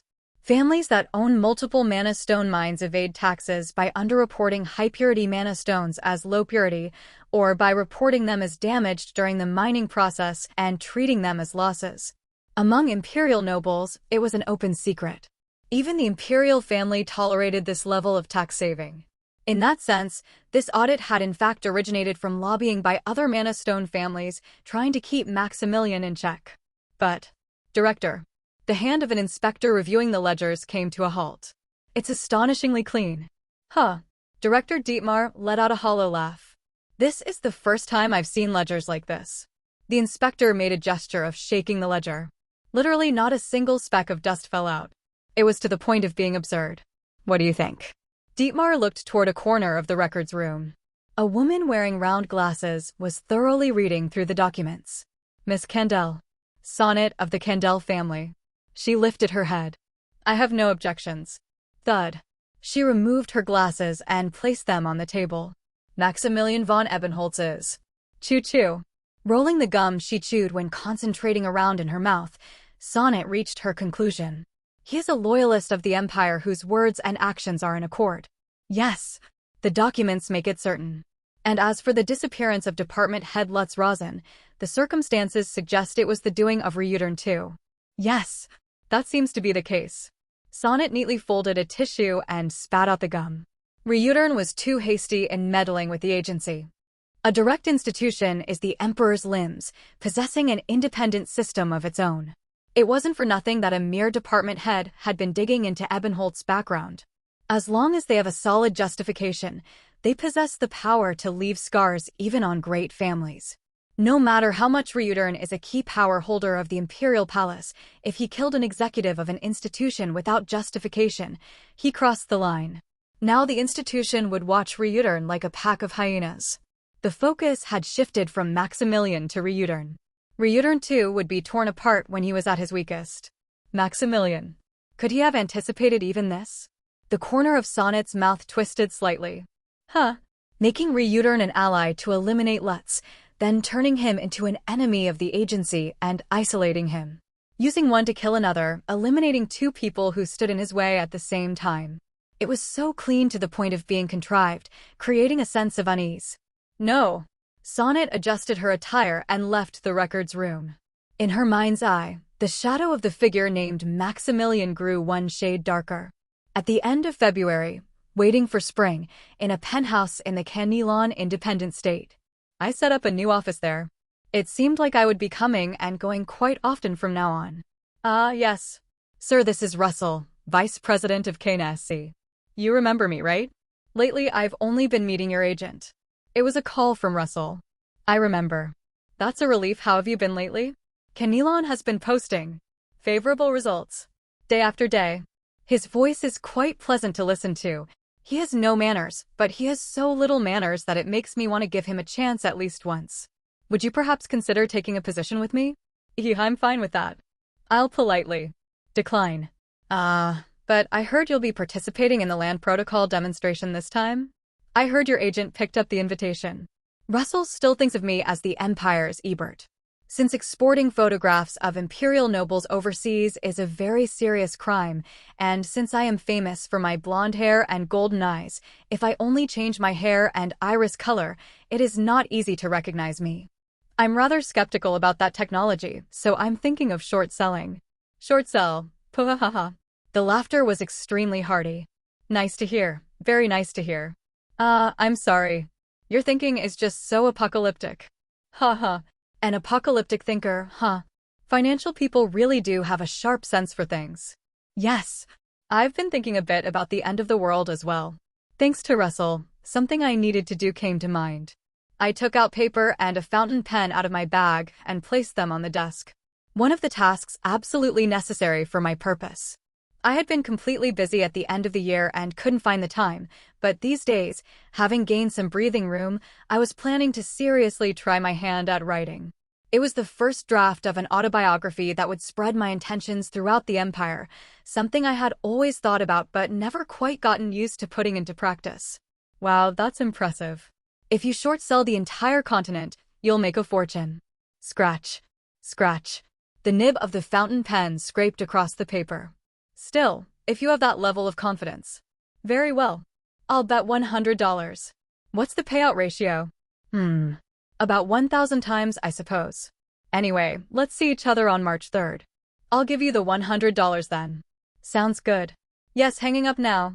Russell hung up, and I scrawled some random sentence on the blank page. I was born in the main Ebenholz castle at the center of the empire. My father is Sebastian, and my mother is Cecilia. Pause. I froze from the very first page. Cecilia. My mother, whom I loved most in the world, whom I lost far too quickly because I loved her so much. Thinking about you is always painful. Your death left a tremendous scar on me, and perhaps on Sebastian as well. I closed my eyes for a moment, then moved the pen again. I reduced the sentimentality and simply lined up the words. This manuscript is only a draft, after all. I plan to find a ghostwriter later. I know someone who will later gain notoriety as a war criminal, but whose writing ability is unrivaled. What matters is the content.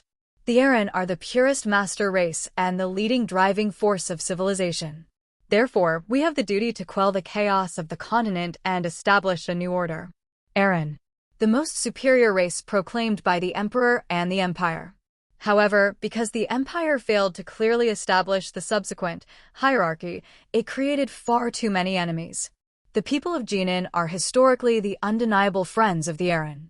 They're qualified to go to the battlefield together with us.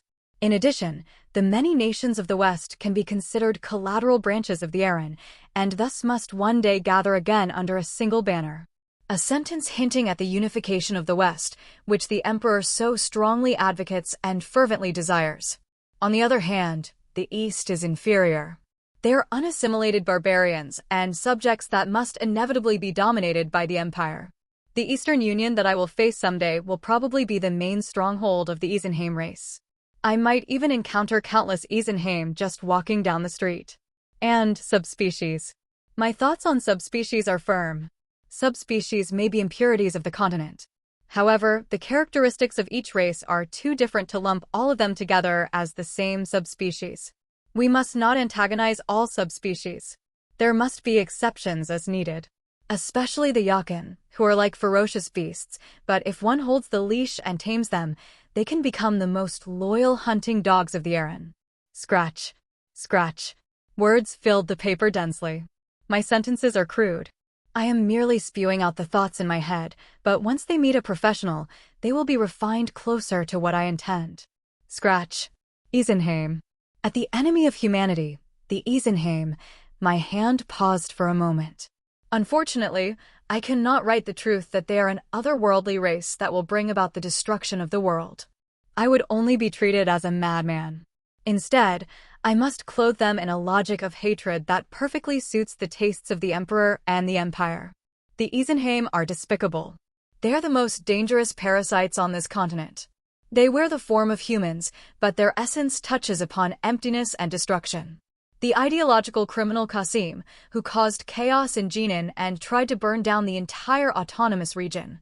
By citing real cases as examples, I allocated the greatest amount of space to the Isenheim. These cases will accumulate more and more as time goes on. They contaminate the purity of the continent, are incapable of assimilation, and compromise means self-destruction. Contaminating the purity. I was impressed by the sentence I had written without realizing it. Since the Isenheim are an otherworldly species, they are certainly contaminating the purity of us humans. The Knights of Canelon cannot even be compared to those of the Empire. In this independent state, Knight is real. Those words are so famous even among imperial nobles that I came out to relieve some stress. There had been so many headache-inducing matters, from Gigantes in autumn to Jinan in winter. I also wanted to let my guard down at least once. Of course there just happens to be a top-class VVIP party today. I asked Russell whether he could recommend a good party. It's a place only VIPs of the same caliber can enter, plutocrats like yourself. I'll send you an invitation right away. What's the address? Russell willingly sent me a VVIP invitation. Luminous Hall. It was a strangely twisted-looking building, like a braided pastry. The basement seemed to be a club, blasting bizarre music, and at the entrance countless people were lined up trying to get in. Hey, don't cut in line. Hey, aren't you managing this? What the hell is that guy? I passed them and held out the VVP invitation to the guard. At that moment, the guard shouted at the person complaining about line cutting. Shut up. How dare you speak so carelessly? Then he turned to me with a bright smile. Please follow me. They say Canelon is a capitalist place where status is money, and it truly is so. You may take this elevator. Have a pleasant night. The rooftop reached via the VVIP-only elevator was splendid. Thousands of mana stone chandeliers flowed across the ceiling like the Milky Way, and the floor was transparent crystal. Men and women in casual attire burst into laughter while holding champagne glasses. When a man and a woman's eyes meet, they go into a room together. Some people gamble with cards, others dance on stage. Glug glug glug. The glasses were endlessly refilled with alcohol. Occasionally, strange bubbles rose into the air. Everyone was enjoying the party like that, as if there were no tomorrow, or as if today would last forever. I did not find it laughable. I had no right to find anything laughable. I too was once like them, no, even more steeped in indulgence than they are. However, now an even greater weight seemed to press down on my entire body. The destruction of the world. That fact which only I knew as an regressor, which no one in this world could believe. HM? You look like someone I've seen somewhere. At that moment, someone trudged over to my side. A waft of alcohol hit me. I turned my head to look. Flaming red hair. A woman with a solid build, wearing a leather jacket. Holding a champagne glass, she examined me from head to toe with slightly unfocused eyes. If it were her, she might recognize my face even though I was disguised with black hair and brown eyes. I was wondering whether I should move elsewhere when... Oh, you're handsome? My concern was unfounded. Nice to meet you. Do I know you? Yes. Imperialist Mercenary Corps Commander, Ren. Am I that famous? I'm rather good at remembering faces. Once I see a face, I cannot forget it even if I want to, because of the virus. I see. Then what's your name? Her voice was slurred from alcohol. She seemed to be in a very good mood these days. Well, the immediate returns must be astronomical. Ebert. I had heard the news from Dieter that all the contracts and profit rights of the Imperialist Mercenary Corps had been taken as collateral by my bank. From my perspective, I felt sorry. The loss itself was due to Ren's own greed, but before the regression, there had never been a case where the Imperialist Mercenary Corps itself was put up as collateral. I run a small fund. Ebert. Huh? Ebert? She didn't recognize my face, but it seemed she knew the name Ebert. I heard your name from Russell. Hey, this is nice. Really nice to meet you. I'd wanted to meet you at least once. In any case, we got entangled in a rather strange way. I'm honored then. Well, I heard you bet on Canelon's decline. Yes. Would you like to join me? At my words, she snorted a laugh and shook her head. As if she sobered up instantly, she straightened her posture and scanned me with sharp eyes. But you really give off the air of a noble. Her booze-soaked voice quickly corrected itself. Anyone can tell you're an imperial noble. Not some nobody either. In truth, the same applied to her as well. Even if she deliberately tried to present herself as rough and tough, the dignity of an imperial noble dripped out from her words and behavior here and there. From her imperial language pronunciation to her manner of speaking, it was so. But, is that so? I gave a bitter smile.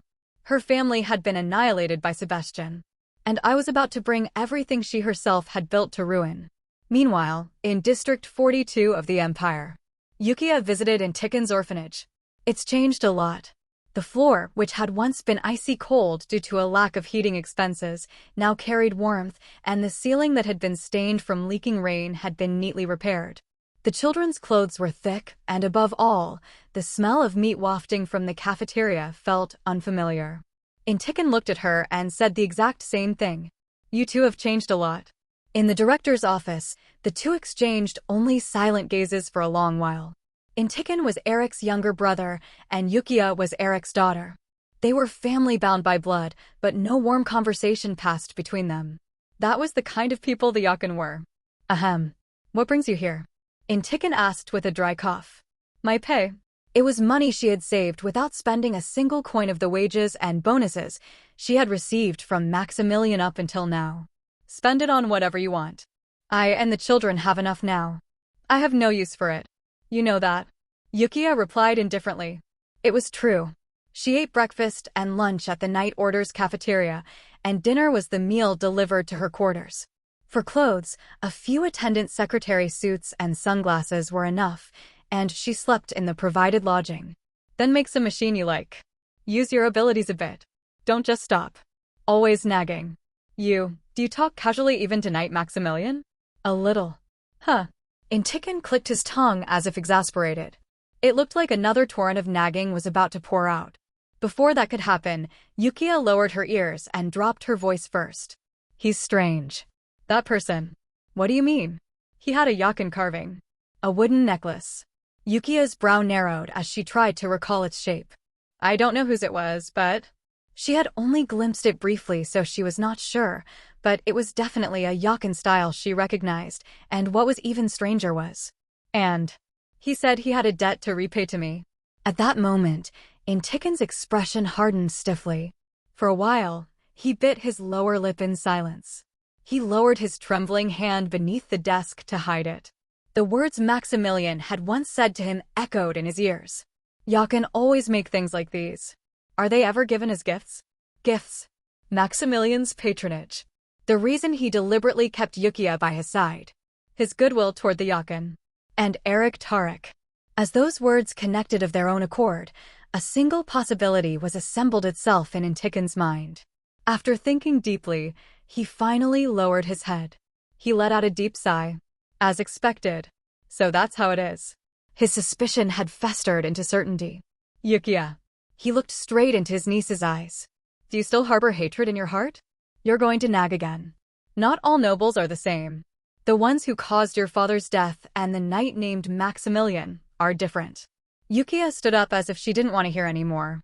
As she reached for the doorknob, Intikin grabbed her. Yukiya. Listen carefully. There was a weight to his voice that hadn't been there before. That knight named Maximilian. He slowly chose his words and opened his mouth. It seems he has, somehow, special feelings toward your father. Yukiya was leaning against the window frame of her residence, gazing up at the pitch-black night sky. I'm not certain. I can only vaguely trace the past based on his words and actions. The cold night wind brushed against her skin, and Intikin's words echoed in her ears. However, Maximilian is a noble who understands the weight of words. There's no reason for him to add lies to such matters. Adding that, Intikin had said, exploration. Exploring the uncharted lands of the Western Empire is a mandatory curriculum for Empire Point cadets. It's also the main source of income for guides. For Yukiya, who had once been a guide together with her father, it was an obvious fact. Come to think of it, that season will soon arrive. The time when cadets who are graduating from Empire Point swarm into the Western Empire. It's hard to believe. At Yukiya's reply, Intikin let out a hollow laugh. I feel the same. So verify that necklace you said you saw. Yukiya lowered her head. The way the Yakin love their carving differs from one Yakin to another. It can be called unique. The method of carving. The grain when using a blade. The thing that remains with us like fingerprints, you would know it, wouldn't you? Yukiya searched her memories. Her father's rough hands as he carved wood. The appearance of objects being shaped with careless-looking yet precise strokes. She tried to recall the faint pattern of the necklace on Maximilian's chest. For some reason, it did not feel unfamiliar to her eyes. Flap. Suddenly, a shadow that flew across the night sky landed on the window frame. In all, a small letter was tied to its ankle. Yukiya opened the dispatch. She applied the cipher table in her head and decoded it. The contents were concise. Comrade. Report Maximilian's next destination. It was an order that had come from the revolutionary forces. Even late into the night, the party didn't end. Rather, it continued endlessly. Alcohol and conversation, dances and songs filled the gaps between them, various amusements mixed with desire.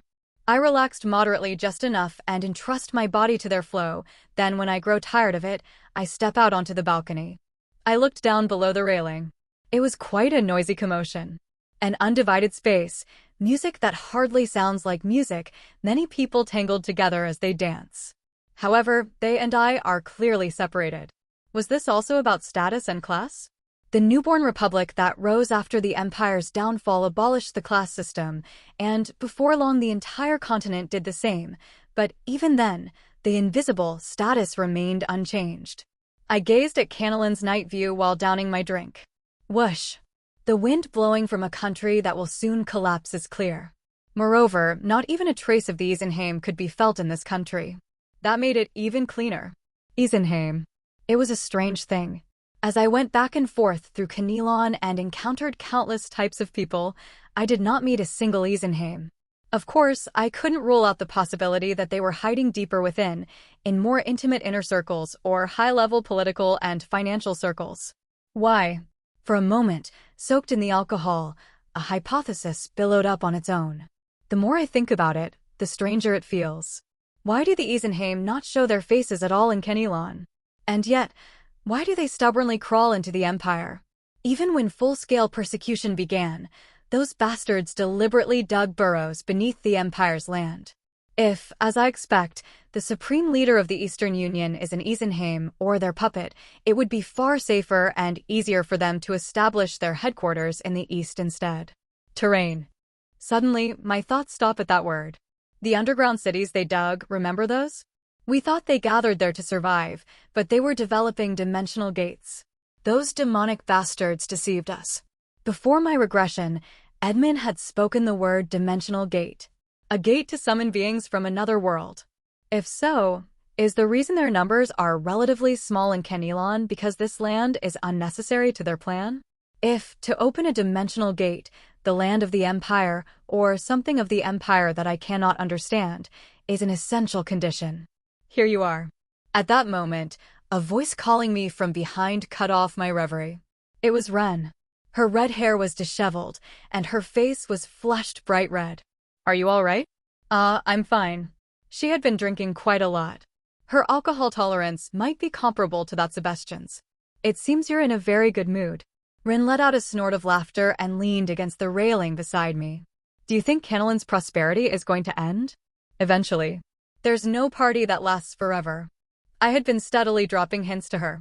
Haha. However, she seemed to have no intention of taking them to heart. I hear the Empire is preparing for war. It's common knowledge. Then wouldn't Canelon earn even more? The political situation was certainly like that. Rin blindly believed in Canilin's future precisely because she knew this. If Canelon's economy had continued like this for just 5 more years, it might have had a chance to enjoy the wartime boom and economically subordinate the Empire. Silence flowed.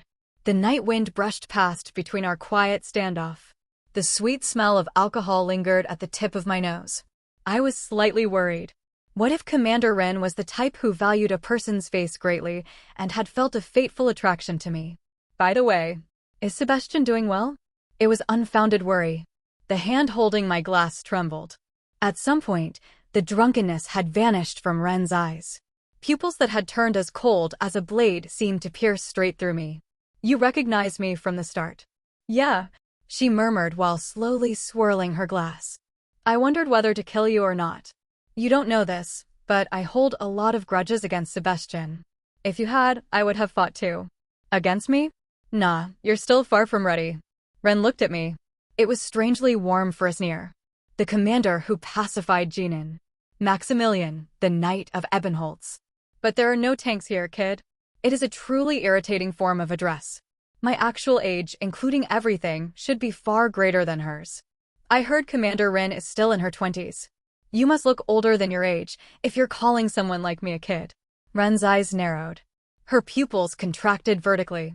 They were the eyes of a cat before its prey. However, she soon relaxed. Grudges shouldn't miss their mark. They shouldn't spread carelessly either. She let out a sigh and looked up at the sky. I'll keep your identity secret.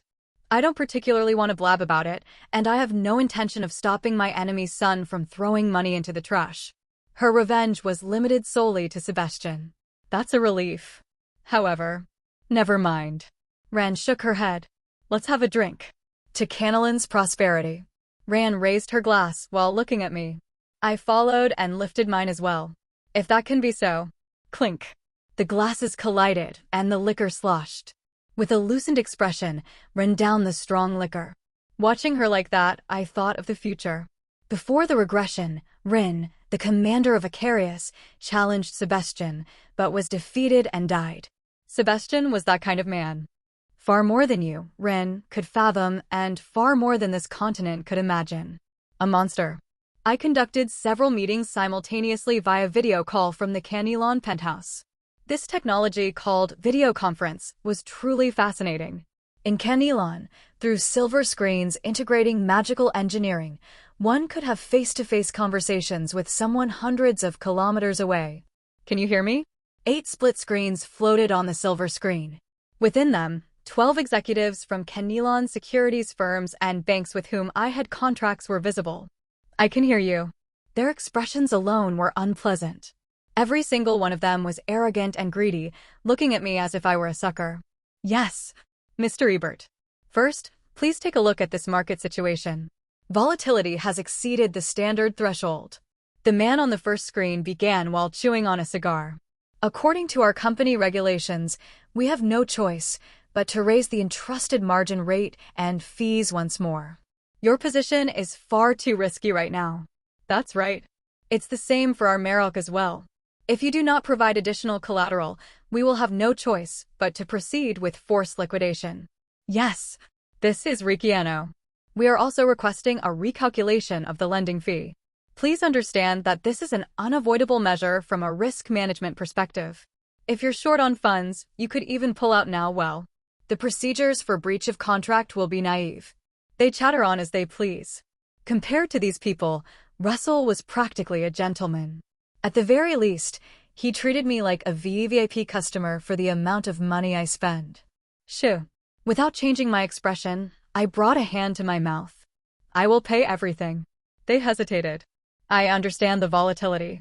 Since Canelon has been posting strong gains day after day, it's reasonable to accept the increased risk of the products I hold. Accordingly, I will deposit that much. I glanced toward Dieter beside me. Kahaha. As expected, you're very generous. Oh my, thank you. Seems we were worrying for nothing. Then we'll end the communication here. May your investments be successful. Among them, a bald man who looked especially like a badger hurriedly tried to cut the connection, but... Wait. I raised my hand. Perhaps. I slowly swept my gaze across the 12 faces on the screen. I have a slightly different view, and since good faith is important in contracts, unilaterally changing conditions just because the market situation has changed goes against business ethics. A brief silence passed. With that in mind, is there anyone who would like to proceed according to the original contract? In fact, I would make money through their downfall. Since I would step over their corpses before long, I was giving them one last chance. Canelon is part of my plan, and I am not someone who enjoys playing money games. No thanks. Take care. Good luck, take care.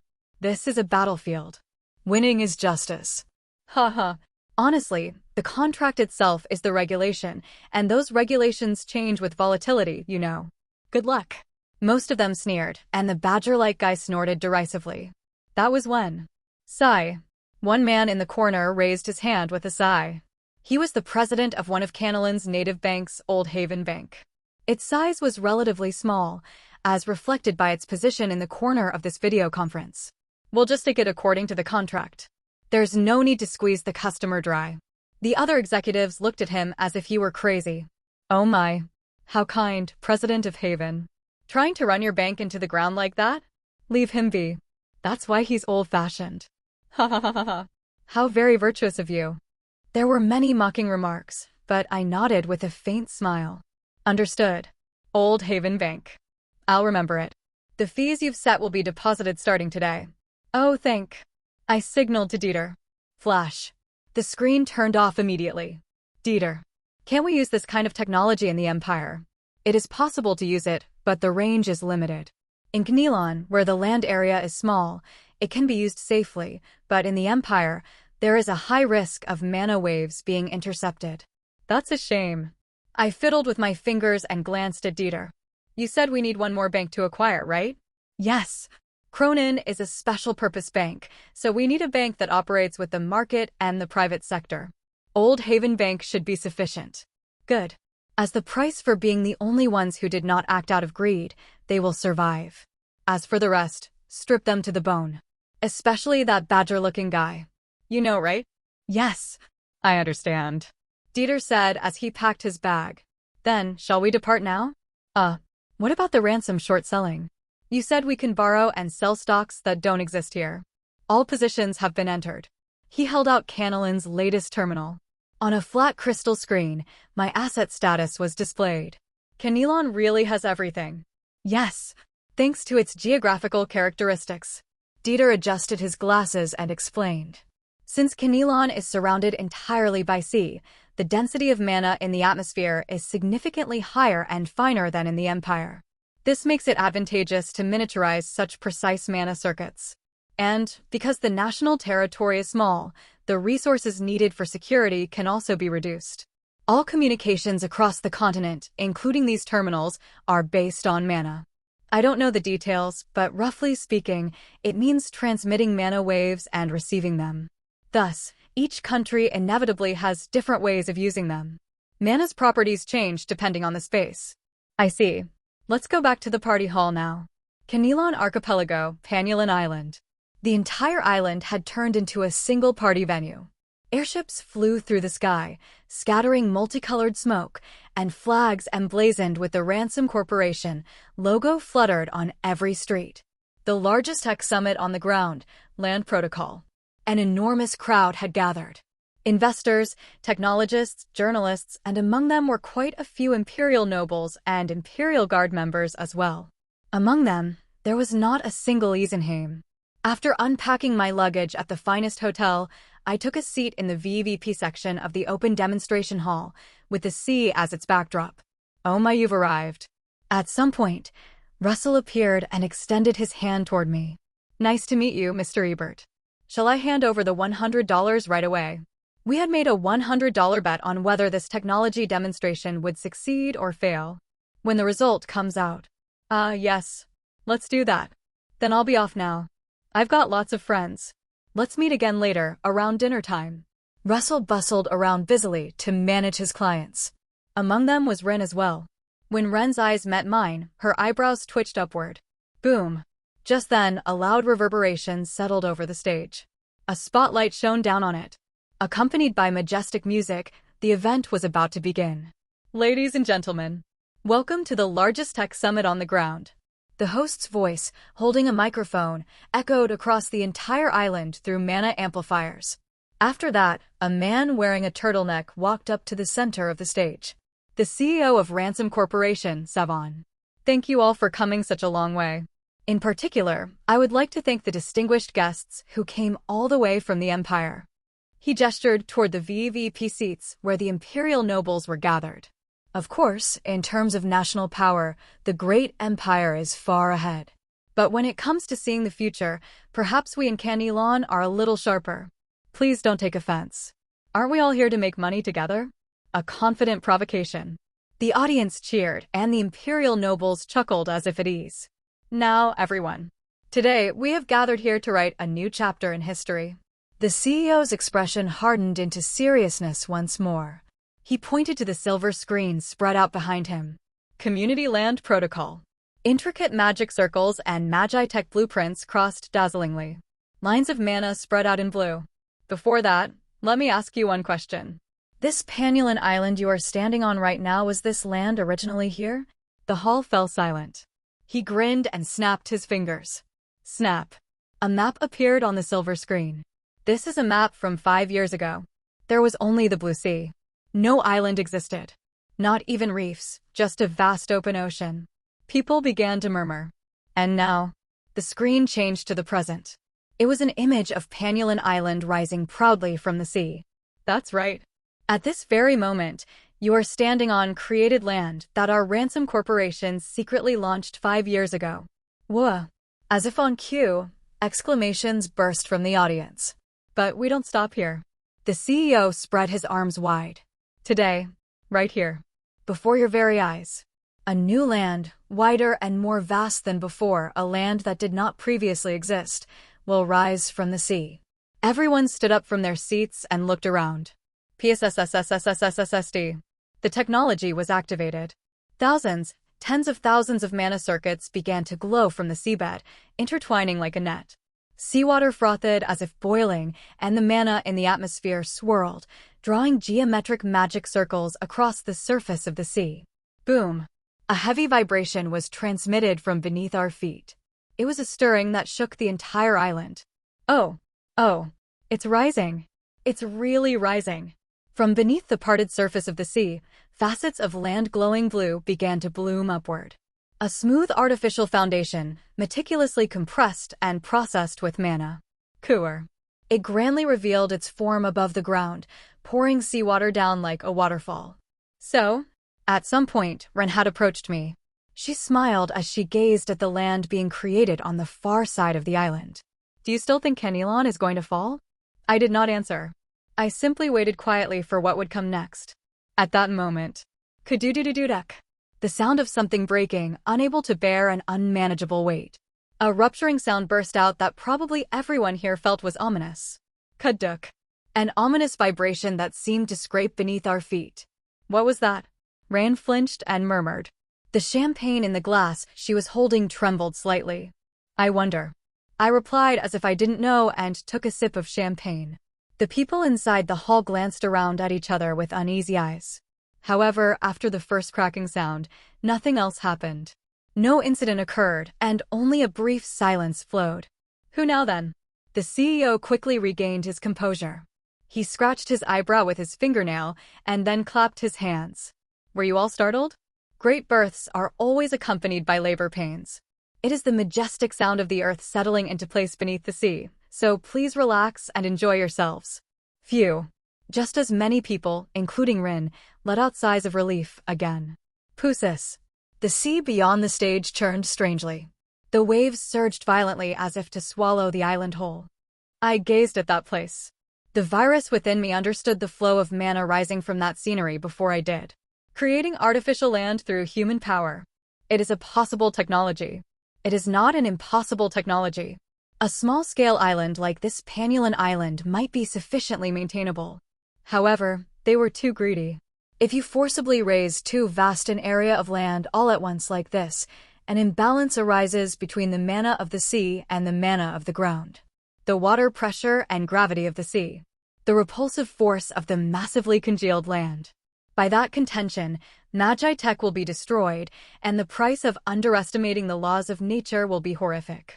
Now, this brings us to the main point. Our ransom corporation will grant the right to first purchase the territory of this newly risen continent to the shareholders who have come today. Kuduk. By granting. Kuduk. Between the CEO's words, sounds like bones being crushed burst out in succession. It was now at a level that could not be ignored. Most of the VIPs who valued their own safety were already preparing to leave with their bodyguards. F#CK, why is this happening? A rough curse burst out of Ren's mouth. I quietly set my glass down. Kuduk. The shaking intensified. Only then did a guard hurriedly climb onto the podium and urgently whisper something into the CEO's ear. The CEO's face flushed red. He shoved the guard aside as if angry and grabbed the microphone, but no sound comes out. Whether the power was cut or the equipment broke, it's impossible to tell, but the sight of him just moving his mouth was quite pitiful. And then, in the very next moment, Qua! The artificial land collapsed as if it exploded. A massive shock sent the sea surging upward, and a tidal wave like a pile of bricks pressed in from all directions like a tsunami. Only then did people begin evacuating. Kaiaweak waak. I stood up from my seat. I strolled leisurely through the pandemonium where screams, curses, and the sound of waves were mixed together. I moved my steps to avoid overturned tables and shattered glass shards. What is this? In the middle of that hellish scene, I spotted Russell, standing blankly, unable to go anywhere. Crazy, what the hell is this? Vice President Russell. When I placed a hand on his shoulder, he flinched and turned around. With an innocent, dazed expression, he tilted his head. President.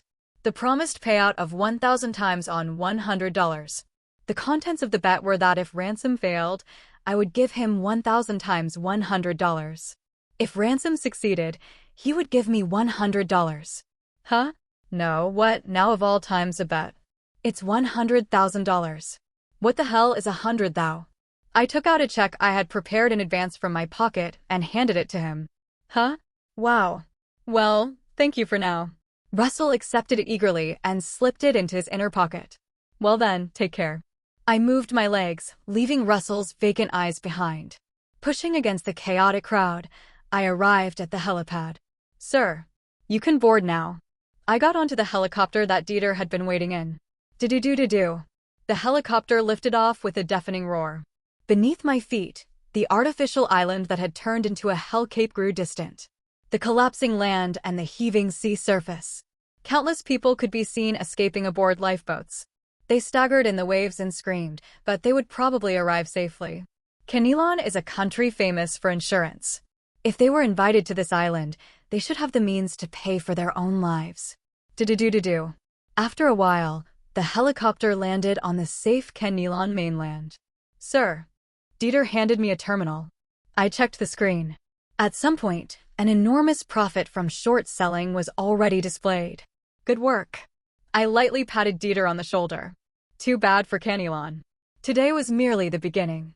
But well, even if it hadn't been me, this was bound to happen anyway. Even before my regression, there had been several businessmen who caught the same timing as I did. I'll be staying in Kenilon for the next few weeks. All right. Dieter would probably have a lot to do.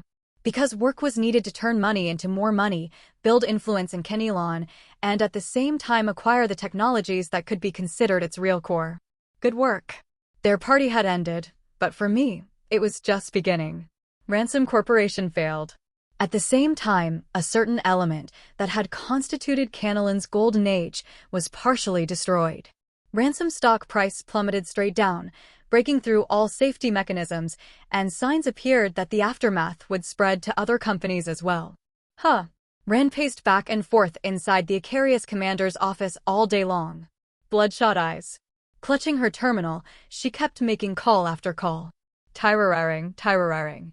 The longer the ringing tone continued, the more her insides burned. Tyraring, tyraring. Hello. At last, a voice came through the receiver. AHF hashtag finally picking up. TL, F sharp CK, finally picking up. Ran poured out her words. Ugh. Hey, why are you being like this, seriously? I'm having a hard time too right now. You know that. Russell's voice was heavily hoarse. From around him came a mix of loud shouting, ringing phones, and the sounds of things being smashed.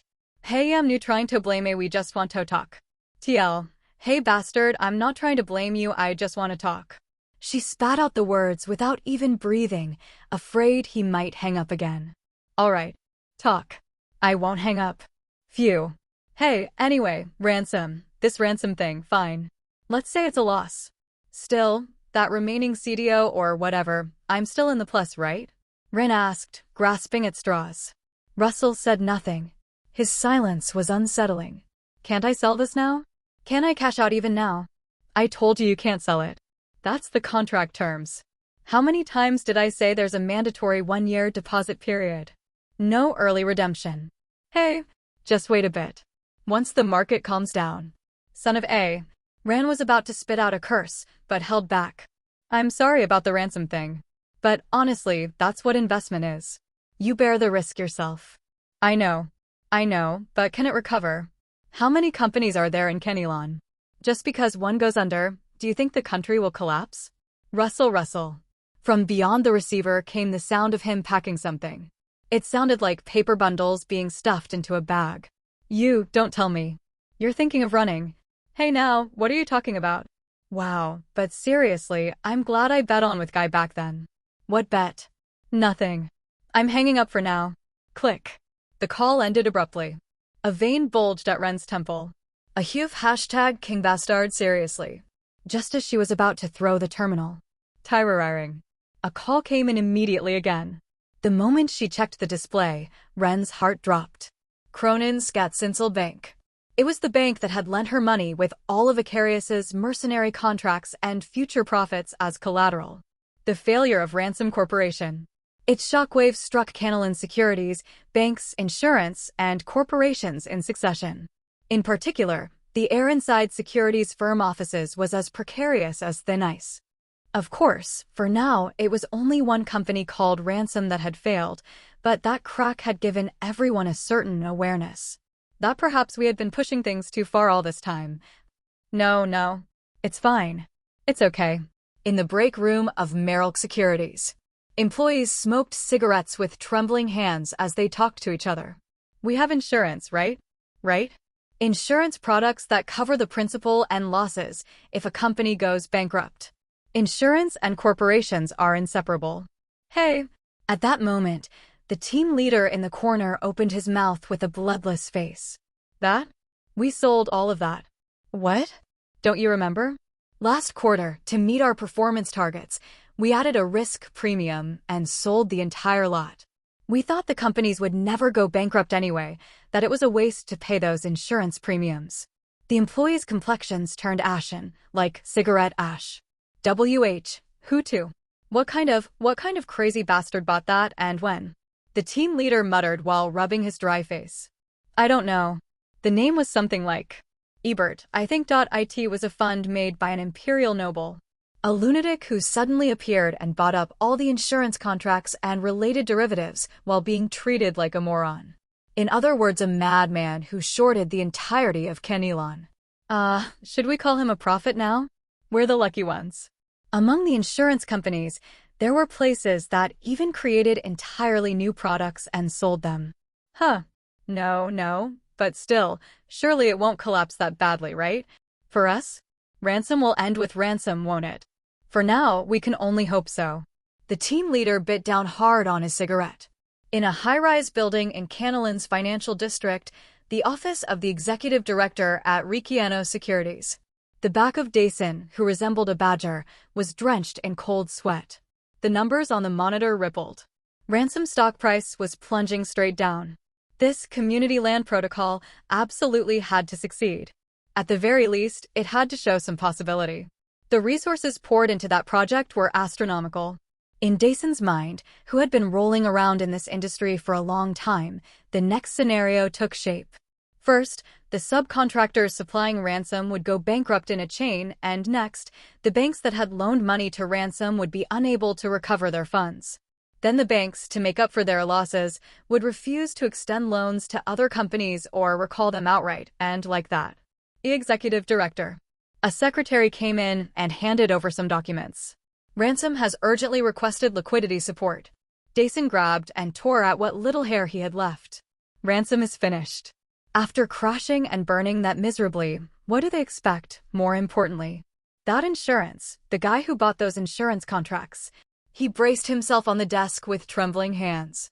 That imperial guy called Ebert or whatever. Yes. That guy is from the Empire, so he probably doesn't yet know how serious the situation in Canalin is. He'll just think he got lucky. Tell him to sell it back. They had to buy it back somehow. Offered to pay double, including the fees paid so far, plus a premium. Would double be enough? Pretend to negotiate and going up to triple no, even quadruple is fine, but not beyond that. If we offer too much, he'll get suspicious. Before long, the payout on that insurance contract would skyrocket, and if that happened, Regressed would go bankrupt. But where that person is located. Find him. Search everywhere and find him. The badger screamed as he hurled the phone. Foo #K, go kowtow and smash your head on the ground or lick his shoes. Do whatever you have to do and buy it back. If you don't, we'll all die. After returning to the Empire, I stopped paying attention to Canalin's affairs for the time being and returned to my duties as a knight. It was the analysis of active mana residue that had accumulated in the meantime. When I stared at the documents containing the crime scenes, the virus within me took over my optic nerves. The fragments of mana in the photographs, the active residue, glowed blue and reconstructed themselves before my eyes. Analyzing the scene like this again and again. Sir Knight. A staff member entered. In his hands was some kind of envelope. It's a letter from Empire Point. A letter? Yes. An instructor named Phillips came directly to the night order and asked that it be delivered. Phillips. I searched my memory for a moment. an instructor of commoner origin at Empire Point. A rather humane person who had worried about Hannah during the Jacob incident. I accepted the letter and unfolded it. To Sir Maximilian, heir of Ebenholtz and a knight of the Sentinel. I am Phillips, an instructor at Empire Point. Though I know it is discourteous, I have taken up my pen, and for that I would first like to express my deepest apologies. The cadet I instructed, Hannah Uzar, achieved by far the top ranking among this graduating class. Not only in swordsmanship, mana sensitivity, and tactical understanding, but also in all fields including the newly added aerial assault, she is a talented individual who earned excellent results. However, Cadet Hannah has currently not received a single letter of recommendation. At this rate, she faces the risk of being unable to receive even a regular knighthood appointment, let alone enter the Sentinel, and may be forced to repeat a year or abandon the path of knighthood altogether. I skimmed over Hannah's transcript attached to the back of the letter. Perfect scores in practical exams. Top evaluation from instructors. Even so, the reason she received no recommendations was obvious. To begin with, around this time of year, there was originally no possibility at all for a mere commoner to enter the Sentinel. The noble cadets would engage in counter-maneuvering to ensure that recommendations did not go to others. It would be burdensome for me to put my own name down as a recommendation. I'm not yet of an age appropriate for that, either. Still, Hannah must join the Sentinel. I don't yet know her ideology for certain, but she is clearly a talented Erin. She is a character who can give hope even to commoners. 3 letters should do. To join a massive knight order like the Sentinel, 3 letters of recommendation are required. 1 from the military, 1 from a knight, and 1 from the imperial family. I had people in mind for each, so there shouldn't be a problem. I'll be seeing you soon. I twisted the corner of my mouth while looking at Hannah's photo enclosed with the letter. The southern region, Hermes Province. After leaving the airport, Chiron looked around at the scenery. Originally, the southern part of the empire was rural. Endless rice paddies and fields, land consisting of nothing but granaries filling the horizon. A wasteland occupied solely for mana stone, with urbanization only around mana stone mines. It's changed. Yet now, at this point when even the mana stone that had once been the reason for ruling the south was said to be nearly dried up. A deep mana stone vein had once again been discovered in the Lomelton area of Hermes Province. That's true. It's beyond just changed. I thought this was the capital. Even the airport is clean. It's a complete transformation. Other young knights shared such impressions. Chiron nodded as well. The roads and sidewalks were neatly paved, and the divisions were organized as precisely as if measured with a ruler. Shops and residential areas, restaurants and hospitals, and various other mixed-use facilities were intertwined not far apart, forming a typical city good for people to live in. That must be Eternum. Chiron looked at the Eternum factory, visible like a distant silhouette. An armaments factory occupying quite a large portion of the Hermes region, one that would replace Gigantes in the future. It felt as though the vitality and pulse of its facilities, never resting for even a second, reached all the way here. Halt. There will be an inspection. At the exit from the airport, an armed guard unit blocked their way. Hermes's procedures were strict like this. Checkpoints were installed at every provincial border, and the identities of all personnel coming and going were thoroughly investigated. This was because Hermes was now a specialized industrial district designated by the imperial family, as well as a strategic hub producing military supplies. In fact, summary judgment against subversive elements was also possible here. Yes. Verified. Welcome, Sentinel Night Order Knights. The guard captain gave a respectful salute and opened the gate. Let's go. Chiron and the knights got into their vehicle and headed for their destination. The place they arrived at after driving along smooth roads was a stately, old-fashioned building in a clear forest, a little distance away from the Mana Stone mine. Architecture workshop. An elegant and sophisticated aesthetic reminiscent of an art museum. A hollow laugh spread across Chiron's lips. There was a reason the nobles of the imperial palace were dying to get in. Welcome. An employee in uniform guided them inside. With soft lighting and classical melodies flowing, the interior was closer to a noble's salon. I've come to use this ticket. Chiron presented the premium cube reservation ticket. The employee received the ticket politely with both hands and then gestured respectfully. Yes, it has been confirmed. I will escort you to the VIP room. Chiron and the knights moved to a separate private room. On a display stand covered in black velvet, inside transparent glass cases, those things were placed. The knights' mouths fell open. Everyone stared blankly at the items. A cubic crystal with a pure blue light, not a speck of impurity, shimmering from within. Premium-grade mana stone cubes engraved with mana carving. They are items handcrafted by artisans using top-grade raw stones. Everyone, pick one. At Chiron's words, the knights each picked up a cube with trembling hands. $2 million. 2 million imperial dollars.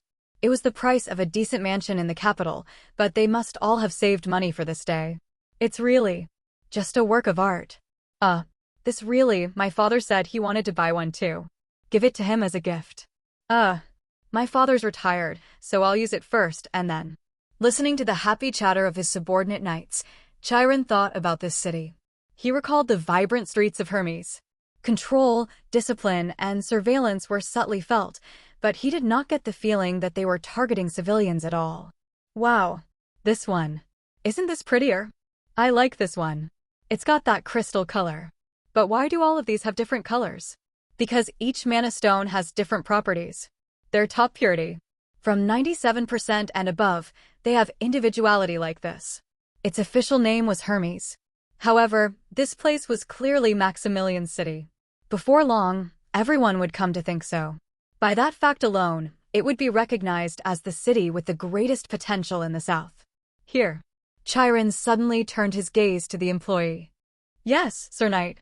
Is there any land nearby where one could live? Even after disposing of his stocks in Knelon, he still had quite a bit of money left. If he built a building here in Hermes, he might also become closer to Maximilian. If possible, I'd really like to. Try buying even a small leftover plot. Chiron's characteristic sensor for reading the political situation was activated. March-spring. The Imperial Prosperity Assembly opened. The Prosperity Assembly was a regular conference of the imperial political sphere that marked the beginning of a new year and focused on the enactment and revision of laws. The next agenda concerns the policy proposal put forward by the Knight Maximilian. The Grand Assembly Hall of the Imperial Palace. The circular, theater-like chamber decorated with red silk and gold was filled with imperial officials. I stood at the central podium. I am Sentinel Knight Maximilian von Ebenholz. I bowed politely to those watching. Sitting in a particularly conspicuous spot was Sonic Candel, and it felt as though her gaze was fixed on me, but I deliberately ignored it. Esteemed nobles of the Imperial Palace, and ministers who are the pillars of the Empire. I stand here today to propose legislation to safeguard the Empire's national wealth. As overseers of the Empire, knights possess a wide variety of authorities. They can also make proposals regarding legislation. Of course, adopting them is the role of the Noble Council and the Emperor. The law I wish to propose is as follows. Act on the prevention of national wealth outflow and special provisions on asset transfer. The core of the law is as follows. When a person residing in the Empire seeks to depart the country for the purpose of permanent overseas migration, 20% of their held assets shall be withheld at source as an emigration tax. In addition, all assets must be fully converted, prior to departure, into mana stone, convertible certificates issued by the Imperial Central Bank, and the conversion fee for this shall be set at 40%. Before my regression, it would have been enacted even more viciously this summer. Whether the Emperor came up with it on his own, or accepted someone's advice, at that time the conversion fee was a staggering 70%. However, in proposing this law, I created a loophole. For those who have made great contributions to the Empire or who are in special relationships, if accompanied by an identity guarantee from a person holding a title of Imperial Knight or higher, the asset freeze and conversion fee clauses of this law shall be exempted. There was no need to mention that here explicitly. If someone pointed it out later, I could simply crush it then. I would continue to take part in and propose every new malicious law that would be created, fixing the Empire's blade firmly on its designated target. I now had the authority to do so, not merely because of the Ebenholz family name, but because of the power attached to the name Maximilian. What do you think? I asked, sweeping my gaze over the nobles. Some of them looked repulsed by my extremity, while others wore expressions of admiration, calling it a splendid money-making scheme. The Empire's capable chancellor, Ken Steiner, glared at me with his lips tightly sealed, while Sonnet Kendall nudged her round glasses with her middle finger. Why the middle finger of all fingers? Clap, clap, clap. In that silence, someone began to applaud. The eyes of those present turned toward the sound. The Imperial Chief Secretary, Kurt von Eus Grossman. At present, he was one of the closest aides competing with many other servants of the Emperor, but in the future, he would cut down all his political enemies and rise as the perfect right-hand man. Excellent, Knight Maximilian. As expected of the commander who pacified Jinan. He stood from his seat and clapped enthusiastically. A very timely piece of legislation. A perfect means to fatten the Empire's finances and punish those rat bastards who dare to abandon the Empire's grace and flee. His Majesty will surely be pleased. At his endorsement, other nobles began to applaud one by one. I gave Kurt a light nod. Thank you. The first day of the Imperial Prosperity Assembly. My bill passed, and from the following week it was promulgated by imperial edict throughout the Empire along with several other new laws. The Sentinel Knight Orders Office. A languid afternoon. I was debating whether to throw away the plaque of appreciation sent from the Imperial Palace, or just leave it be. Sir Knight. A staff officer entered the office. We've received an emergency communication from the Imperial Third Airport Immigration Office. His expression was subtly stiff. From the airport? Yes. The on-site supervisor says they've confirmed a document bearing your signature. They want to ask whether it's a forgery or not. If it's a forgery, they say they'll carry out immediate judgment right away. Imperial Third Airport, Departure Inspection Counter. The Marin Jumain, who had once sold the company called Aurum Logistics to Maximilian, let out an anxious sigh. Behind him stood a large family of 23 people, including his wife, children, and elderly parents, looking terrified. Immigration documents confirmed. Now exchange all remaining assets in full. What are you talking about? Jermaine protested to the customs officer across the counter. The law clearly states that only 20% of assets are paid as tax, doesn't it? I've already paid that amount to the authorities. The customs officer pointed with his finger to a notice posted on the wall. Can't you read? Taking imperial currency out of the country is prohibited. So exchange it. He jerked his chin toward the neighboring counter.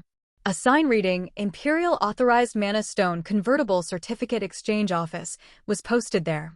You just leave after converting it into Mana Stone certificates issued by the Imperial Central Bank.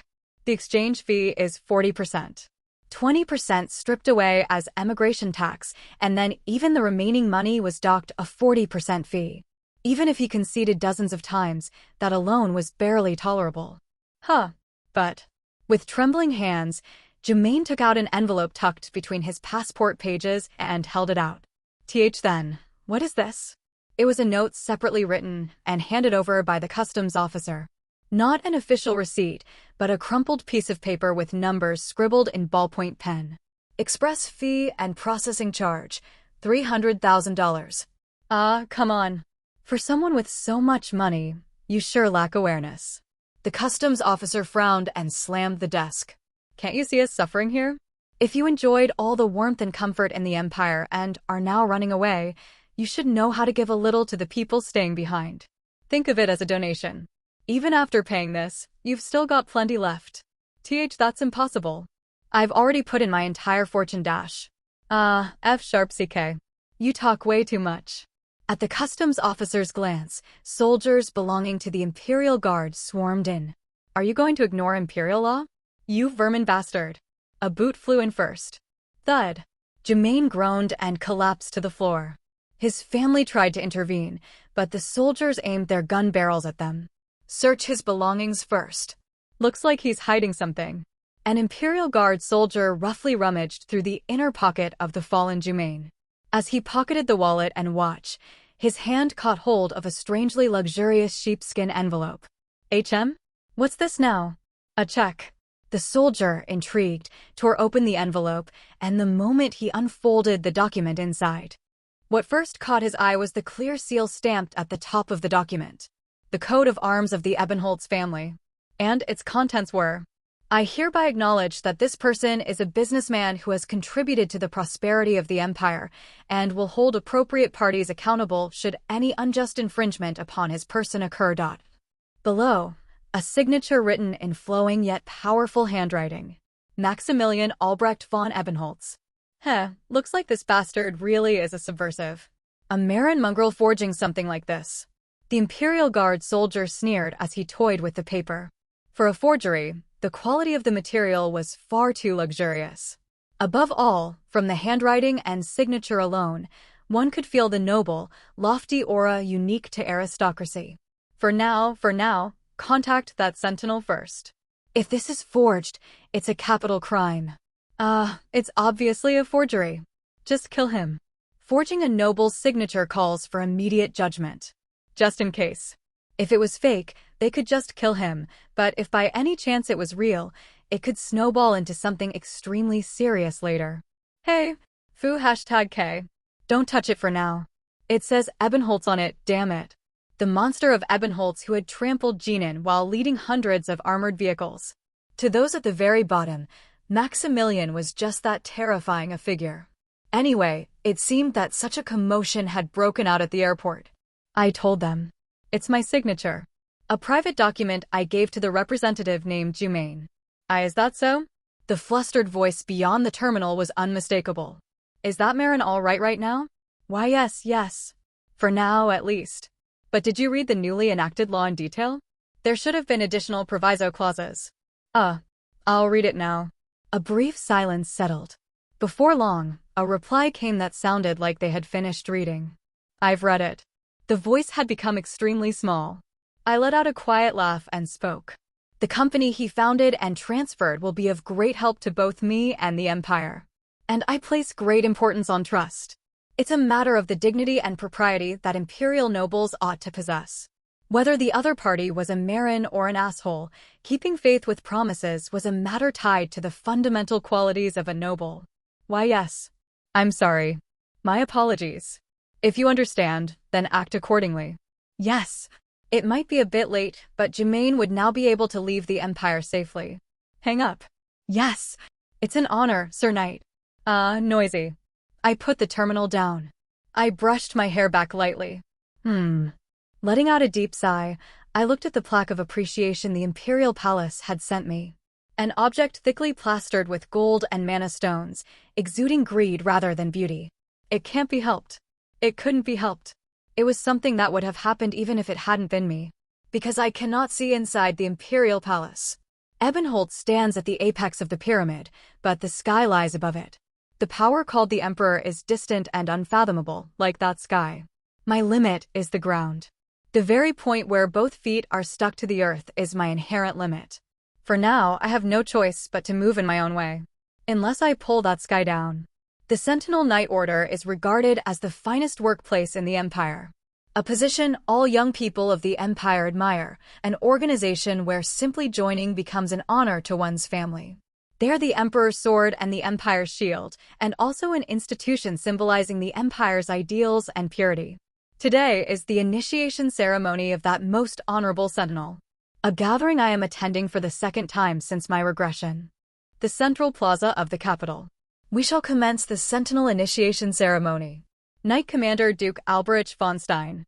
Nearing retirement now, he rattled off a speech as the finale of the ceremony. The glory of the Empire, the honor of knights, loyalty to the Emperor. Words I had heard a year ago as well. Wow, it's already been a year. Leon muttered beside me. I swept my gaze over the faces of the new 0-year recruits coming up onto the podium. The number of Sentinel Knights selected in this class was 40. However, there are many I will have to personally cut down. Which means quite a lot of them are trash. Before my regression, the Empire collapsed after 11 years. No, even those 11 years were forcibly stretched out by the wise Chancellor Dieter, so really it was 7 to 8 years.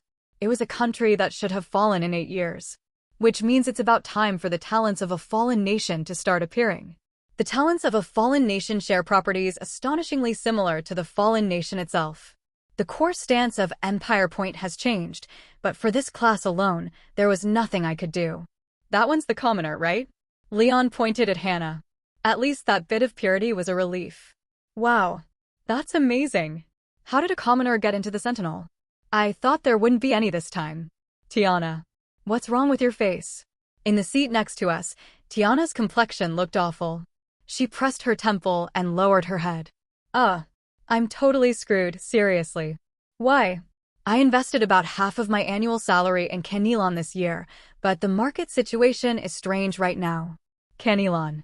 Come to think of it, I am curious. The market situation? It's like companies are going bankrupt left and right. And banks aren't giving out loans? Strange rumors keep coming out. Because of those F-sharp king bastards, I can't sleep. I can't sleep at all. I wondered what was happening in Canelon. But I'll probably find out around next week. Year Zero Sentinels, the first day of work for rookie knights. Thud. Thud. As Hannah walked down the corridors of Sentinel, she still felt dazed. The scenery of the Night Order itself felt surreal, and the uniform of Sentinel wrapped around her body still felt unfamiliar. Follow me. Yes. Each Year Zero Knight was assigned a mentor. For the children of high-ranking families, Royce and Daretan had 5th or 6th year knights as their mentors, but it is surprising though. You're just a commoner, I didn't think you'd actually come. Hannah's mentor was Raynal McQueen, a 2nd year knight. This is your office. Raynal opened the door with a clearly annoyed expression. It was a cramped room. A space that could hold about 3 or 4 desks, with only a computer and a cabinet. This was the office for Year Zero Knights. Sir Knight, how do I handle the work? Raynal had already disappeared. Hannah sat alone and turned on the computer. Sentinel Mission Management System. Identity Verification. Hannah Usar. Year Zero Knight. It was a system she had learned through simulations at Empire Point. Missions for Sentinel Knights were assigned through this system, or they could take charge of them directly. Among these, the basic duty assigned to everyone was residual mana trace analysis. One case had already been assigned to Hannah. Case number 1039, C22, Analysis of Mana Overload Site in District 24. She stared at the on-site photos displayed on the monitor. Fluorescent-colored traces of mana were scattered chaotically. Hannah narrowed her eyes. It was a field she had received an A+ in at Empire Point, so she focused with confidence, but it's difficult. Was this what real fieldwork was like? The intricately tangled threads of mana. A site where the perpetrator's intent and accidental overload were mixed together was on a completely different level from the textbook examples. She barely squeezed out her knowledge and began moving her fingers. Tap tap, tap tap, tap tap, tap tap. As she forced herself to keep typing, midnight passed before she knew it. What already? She quickly rose from her seat for a brief trip home. After that, around dawn, she came back to work again, sat in the same spot, and agonized while glaring at the residual traces until her head felt like it would cramp. Woo. This won't do. Unable to get any sense of it at all, she went to her mentor, Raynal's office, but figure it out yourself. Aren't you a knight? Raynal only scolded her like that. Then could you at least take a look at what I wrote just once dash? Shut it. Just go. We're people for whom time is money. Yes, I understand. What, does this look like a daycare center? With no other choice, Hannah returned to her own office and pounded the keyboard again. Tap tap, tap tap. Before she knew it, midnight passed again. Tap tap, tap tap. And again, another midnight. Like that, she finally completed one report in nearly 4 days. With hollow eyes, Hannah stared at the monitor. She managed to finish it somehow, but the last section of the report, Knight's Opinion, scared her. A Knight's Opinion meant that one's analysis would determine the direction of the investigation and carry legal binding power. What if her opinion was wrong? An innocent person could be arrested, or the real culprit might be let go. But this was not Empire Point. There was no instructor to advise her, and no lecturer to judge whether this report was right or wrong. The environment, her status, and the authority, all of it, changed 180 degrees and felt burdensome. To clear her head, Hannah stepped outside. From the lounge in the first-floor main lobby, she heard familiar voices. Residual mana traces are hard. They're supposed to be hard. The speaker was Raynal, and the listeners were Royce and Daretan. It sounded like Raynal was giving the two of them advice. He's my mentor. He told me to figure it out on my own. Can't you teach us a bit? We really have no clue. We've just been stuck on the report. Hey, that's how it is originally in your first year. What, did you think you'd only be going out to field sites? Your knights. You have to handle it yourselves now. Come on, senior, just look at it once, please. Royce acted cute in a way unlike him. Hey, you punk. But analyzing residual mana isn't exactly my specialty either. Hannah brewed some coffee at the shelf. The three glanced at her, but pretended not to see and continued their conversation among themselves. Usually people attend university on the side while working as a knight, running both tracks simultaneously. Professors even open night-only classes and stuff. Want me to get a recommendation letter from a professor? I really hate studying though. But it's mandatory, you idiot. Otherwise. Raynal lowered his voice and whispered. Hire a professional analyst and have them ghostwrite it. Hearing that, Royce and D'Artan clapped their hands. So that works. But you have to pick a good one for that too. You still need to know the basics of residual mana yourselves. Field analysis is pretty much mandatory. Then by any chance, who's the best within the Knight Order? Why do you want to know? We'll go find them. This time, D'Artan acted cute. From Hannah's point of view, it was ridiculous. The guys who used to do nothing but put on airs at Empire Point. You're a funny bunch. The best person, huh? There is one guy who's practically treated like an expert these days. Raynal crossed his arms with a smirk. Maximilian. The way he said the name, it was like he was showing off. I'm close with this guy. Knight Maximilian? Yeah. Even on the police side, he's famous for residual mana analyses these days. The number of cases that guy has handled in a year is probably more than what 10 average knights combined do. D'Artan and Royce looked impressed. Raynal, seemingly annoyed for no reason, deliberately added a remark. Well, there are also rumors that since he's loaded, he hires professional analysts by the unit. Hannah, holding her coffee cup, began moving. Anyway, if you're confident, why don't you go look for him? No way. He's scary, seriously scary. We've experienced it before. Royce and D'Artan shuddered. As she left the lounge, Hannah suddenly felt a surge of stubborn defiance. At the corridor leading to her office, she sharply changed direction. She scanned the department placement map posted on the wall. Maximilian's office, 3rd floor. She strode up the stairs and knocked on the door. Knock, knock. Come in. Beyond the door, a spacious area was revealed. An interior far more refined than her own storage-like room. An administrative officer sitting at the counter greeted her. What brings you here?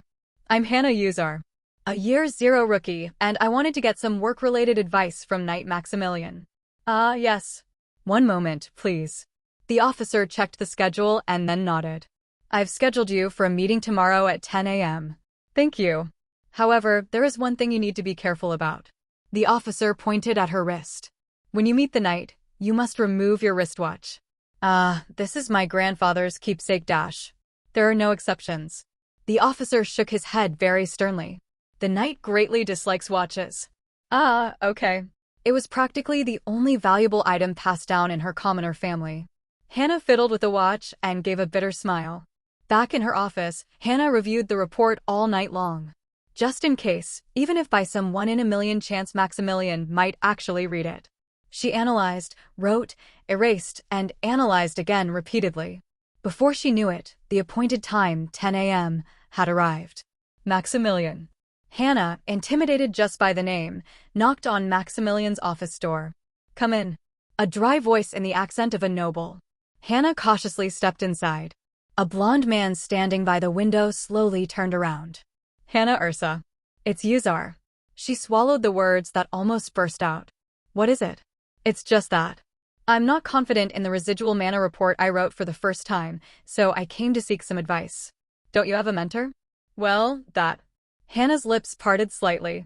At that, Maximilian silently held out his hand. Yes. She handed over the report she had spent all night on. Maximilian took it, flipping through 1, 2, 3, 4 pages. He skimmed through the document very quickly. There was no change in his expression. After a moment, he tossed the report aside. It's all wrong. Her heart sank. Sorry. It didn't even seem like he had properly read it. Rewrite it. The report itself is too cluttered, filled with unnecessary speculation. The analysis of the traces can't even be said to be following a pattern. It will only cause confusion in the investigation. Hannah stared blankly at her report. To be honest, she felt wronged. Even angry. He hadn't even read it properly, just skimmed it for a few seconds. No, that's not it. She shouldn't have expected anything in the first place. In Sentinel, she was alone. Maximilian probably thought, like all the other nobles, that she, a commoner, or because of Jacob, shouldn't be here in Sentinel. Yes, I understand. Excuse me. Just as she was about to turn away, swallowing her disappointment. Wait. Maximilian opened a drawer and pulled out several neatly organized documents, placing them on the table. Case number 1038, A01, Analysis of Mana Traces from Destruction Magic, Maximilian. Case number 1038, A05, Analysis of Condensed Patterns Derived from Sword Blades, Maximilian. Case number 1038, B12, Reconstruction of Multi-Mana Collision Site, Maximilian. Case number 1039, C09, Backtracking of Irregular Mana, Maximilian. Case number 1038, A03, Analysis of High-Density Mana Stone Explosion Debris, Maximilian. Case number 1038, B15, Differentiation between Biological and Artificial Mana, Maximilian.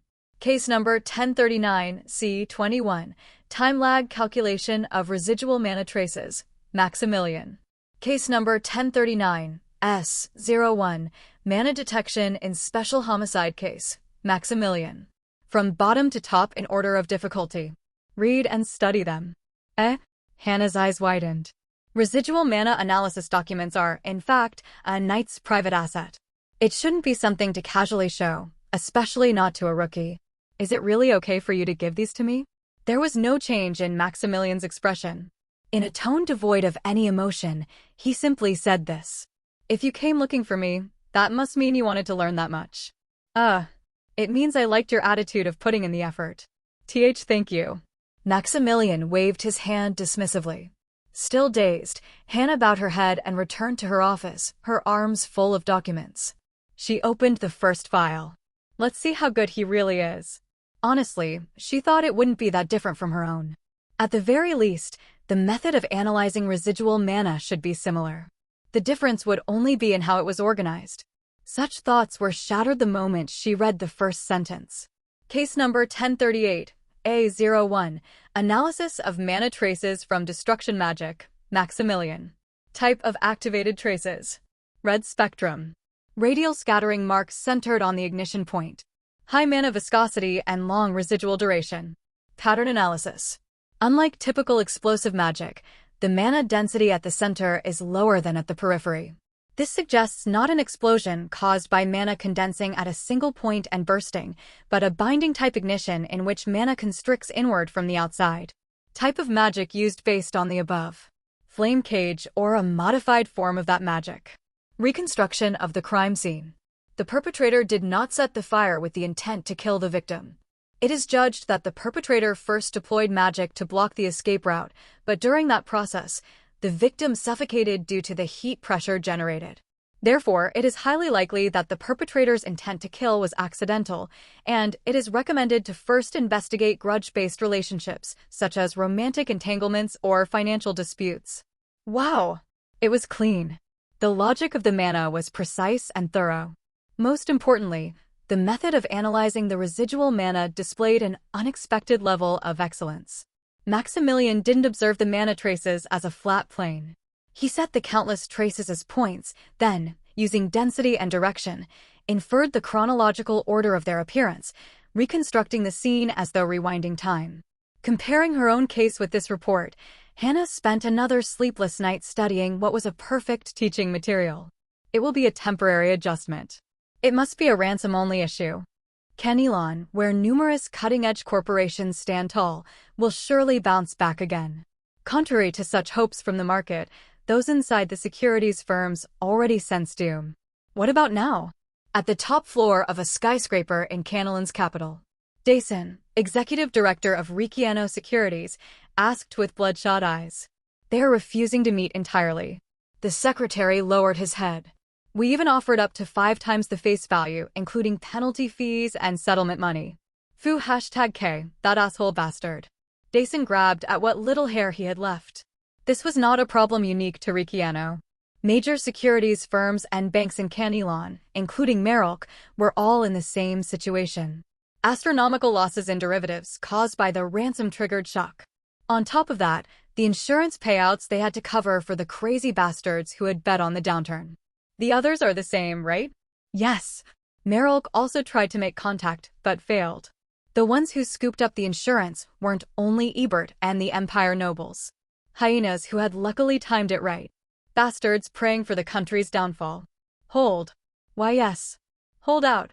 He glared at the secretary with bloodshot eyes. Call the banks, the credit rating agencies, the insurance companies, the corporations, all of them. Tell them that if we go under, their money turns into toilet paper too. Either way, we all die together. But the market's trust has already dashed. Look. Dason roughly turned the monitor. On the screen were Ebert's estimated profit curve and the corresponding costs. You know how this bastard bought that insurance? With money made from Canilon stocks. He did this shit with money he earned in Canilon. He pointed at the current evaluated assets with his finger. Looks like a lot, right? But 40% of it's already gone to fees. How do you think he covered the additional margin? He borrowed from banks. That means he's paying interest. He's bleeding cash right now. The speed at which the market was collapsing, and the speed at which this imperial bastard's money was being worn away. It was a chicken game. He doesn't have time either. How much money can a bastard like him possibly have? Bang, bang. He pounded the desk and shouted. So hold out. No matter what it takes. It was a game of passing the bomb. Whether it's individuals, the government, or some stupid foreign capital. Until they could dump this rotting pile of bad debt onto someone. They just had to hold out until then. Control the media too. Never lower the valuation prices of the companies. Then those bastards will come begging first. Dason muttered as if hypnotizing himself. Definitely. Definitely. Tick. Tick. The time bomb called Canilon was still ticking. That's how things are moving. Dieter's report from beyond the terminal was calm. Everything was what I had seen in the future and within the scope of Dieter's calculations. It's fine. There's no need to touch it. In any case, I have funds anyway, and before spring even passes, a chain of bankruptcies will begin in Canilon. Countless securities firms and insurance companies will collapse. At that time, I will realize astronomical profits and scoop up valuable companies at bargain prices. Yes, we will proceed according to plan. Good. I ended the call. The next schedule is Sir Knight. At that moment, one staff member entered with a dark expression. He was the employee in charge of driving. Right now, my father. He couldn't bring himself to finish the sentence. His lips trembled as he spat out fragments of words, but in any case, it seemed to mean that his father was very ill. Sometimes, unexpected things like this happen. It's fine. Take however many days you need. I took money out of my wallet and handed it to him. There isn't much a superior can do at times like this. Just give money. And the more money, the better. Thank you. I'll be back in 2 days. No need. Take 3 days off. Thank you. Hick. He bowed deeply on his own. With tears in his eyes, he swore eternal loyalty. Has Yukia learned how to drive? Yes. Honestly, it hurts my pride to say this. But she's much better than I am. Really? Then that's good. An unforeseen situation, Yukia and me. A situation where only the two of us remain for the upcoming schedule. Then from the next schedule onward, Yukia will take over. The timing of the staff member's father getting injured is truly impeccable. Whether it's the revolutionary forces or the Isenheim. For some reason, it feels like they're aiming precisely for this moment. Hello, everyone. As we wrap up this video, I want to share a quick note. I have a Patreon account. If you'd like to support me and enjoy on-demand audiobooks, you can become a Patreon member. Alternatively, you can check out my Google Drive link, which has 500+ novel audiobooks available through my Ko-fi or Patreon shop. I appreciate your support.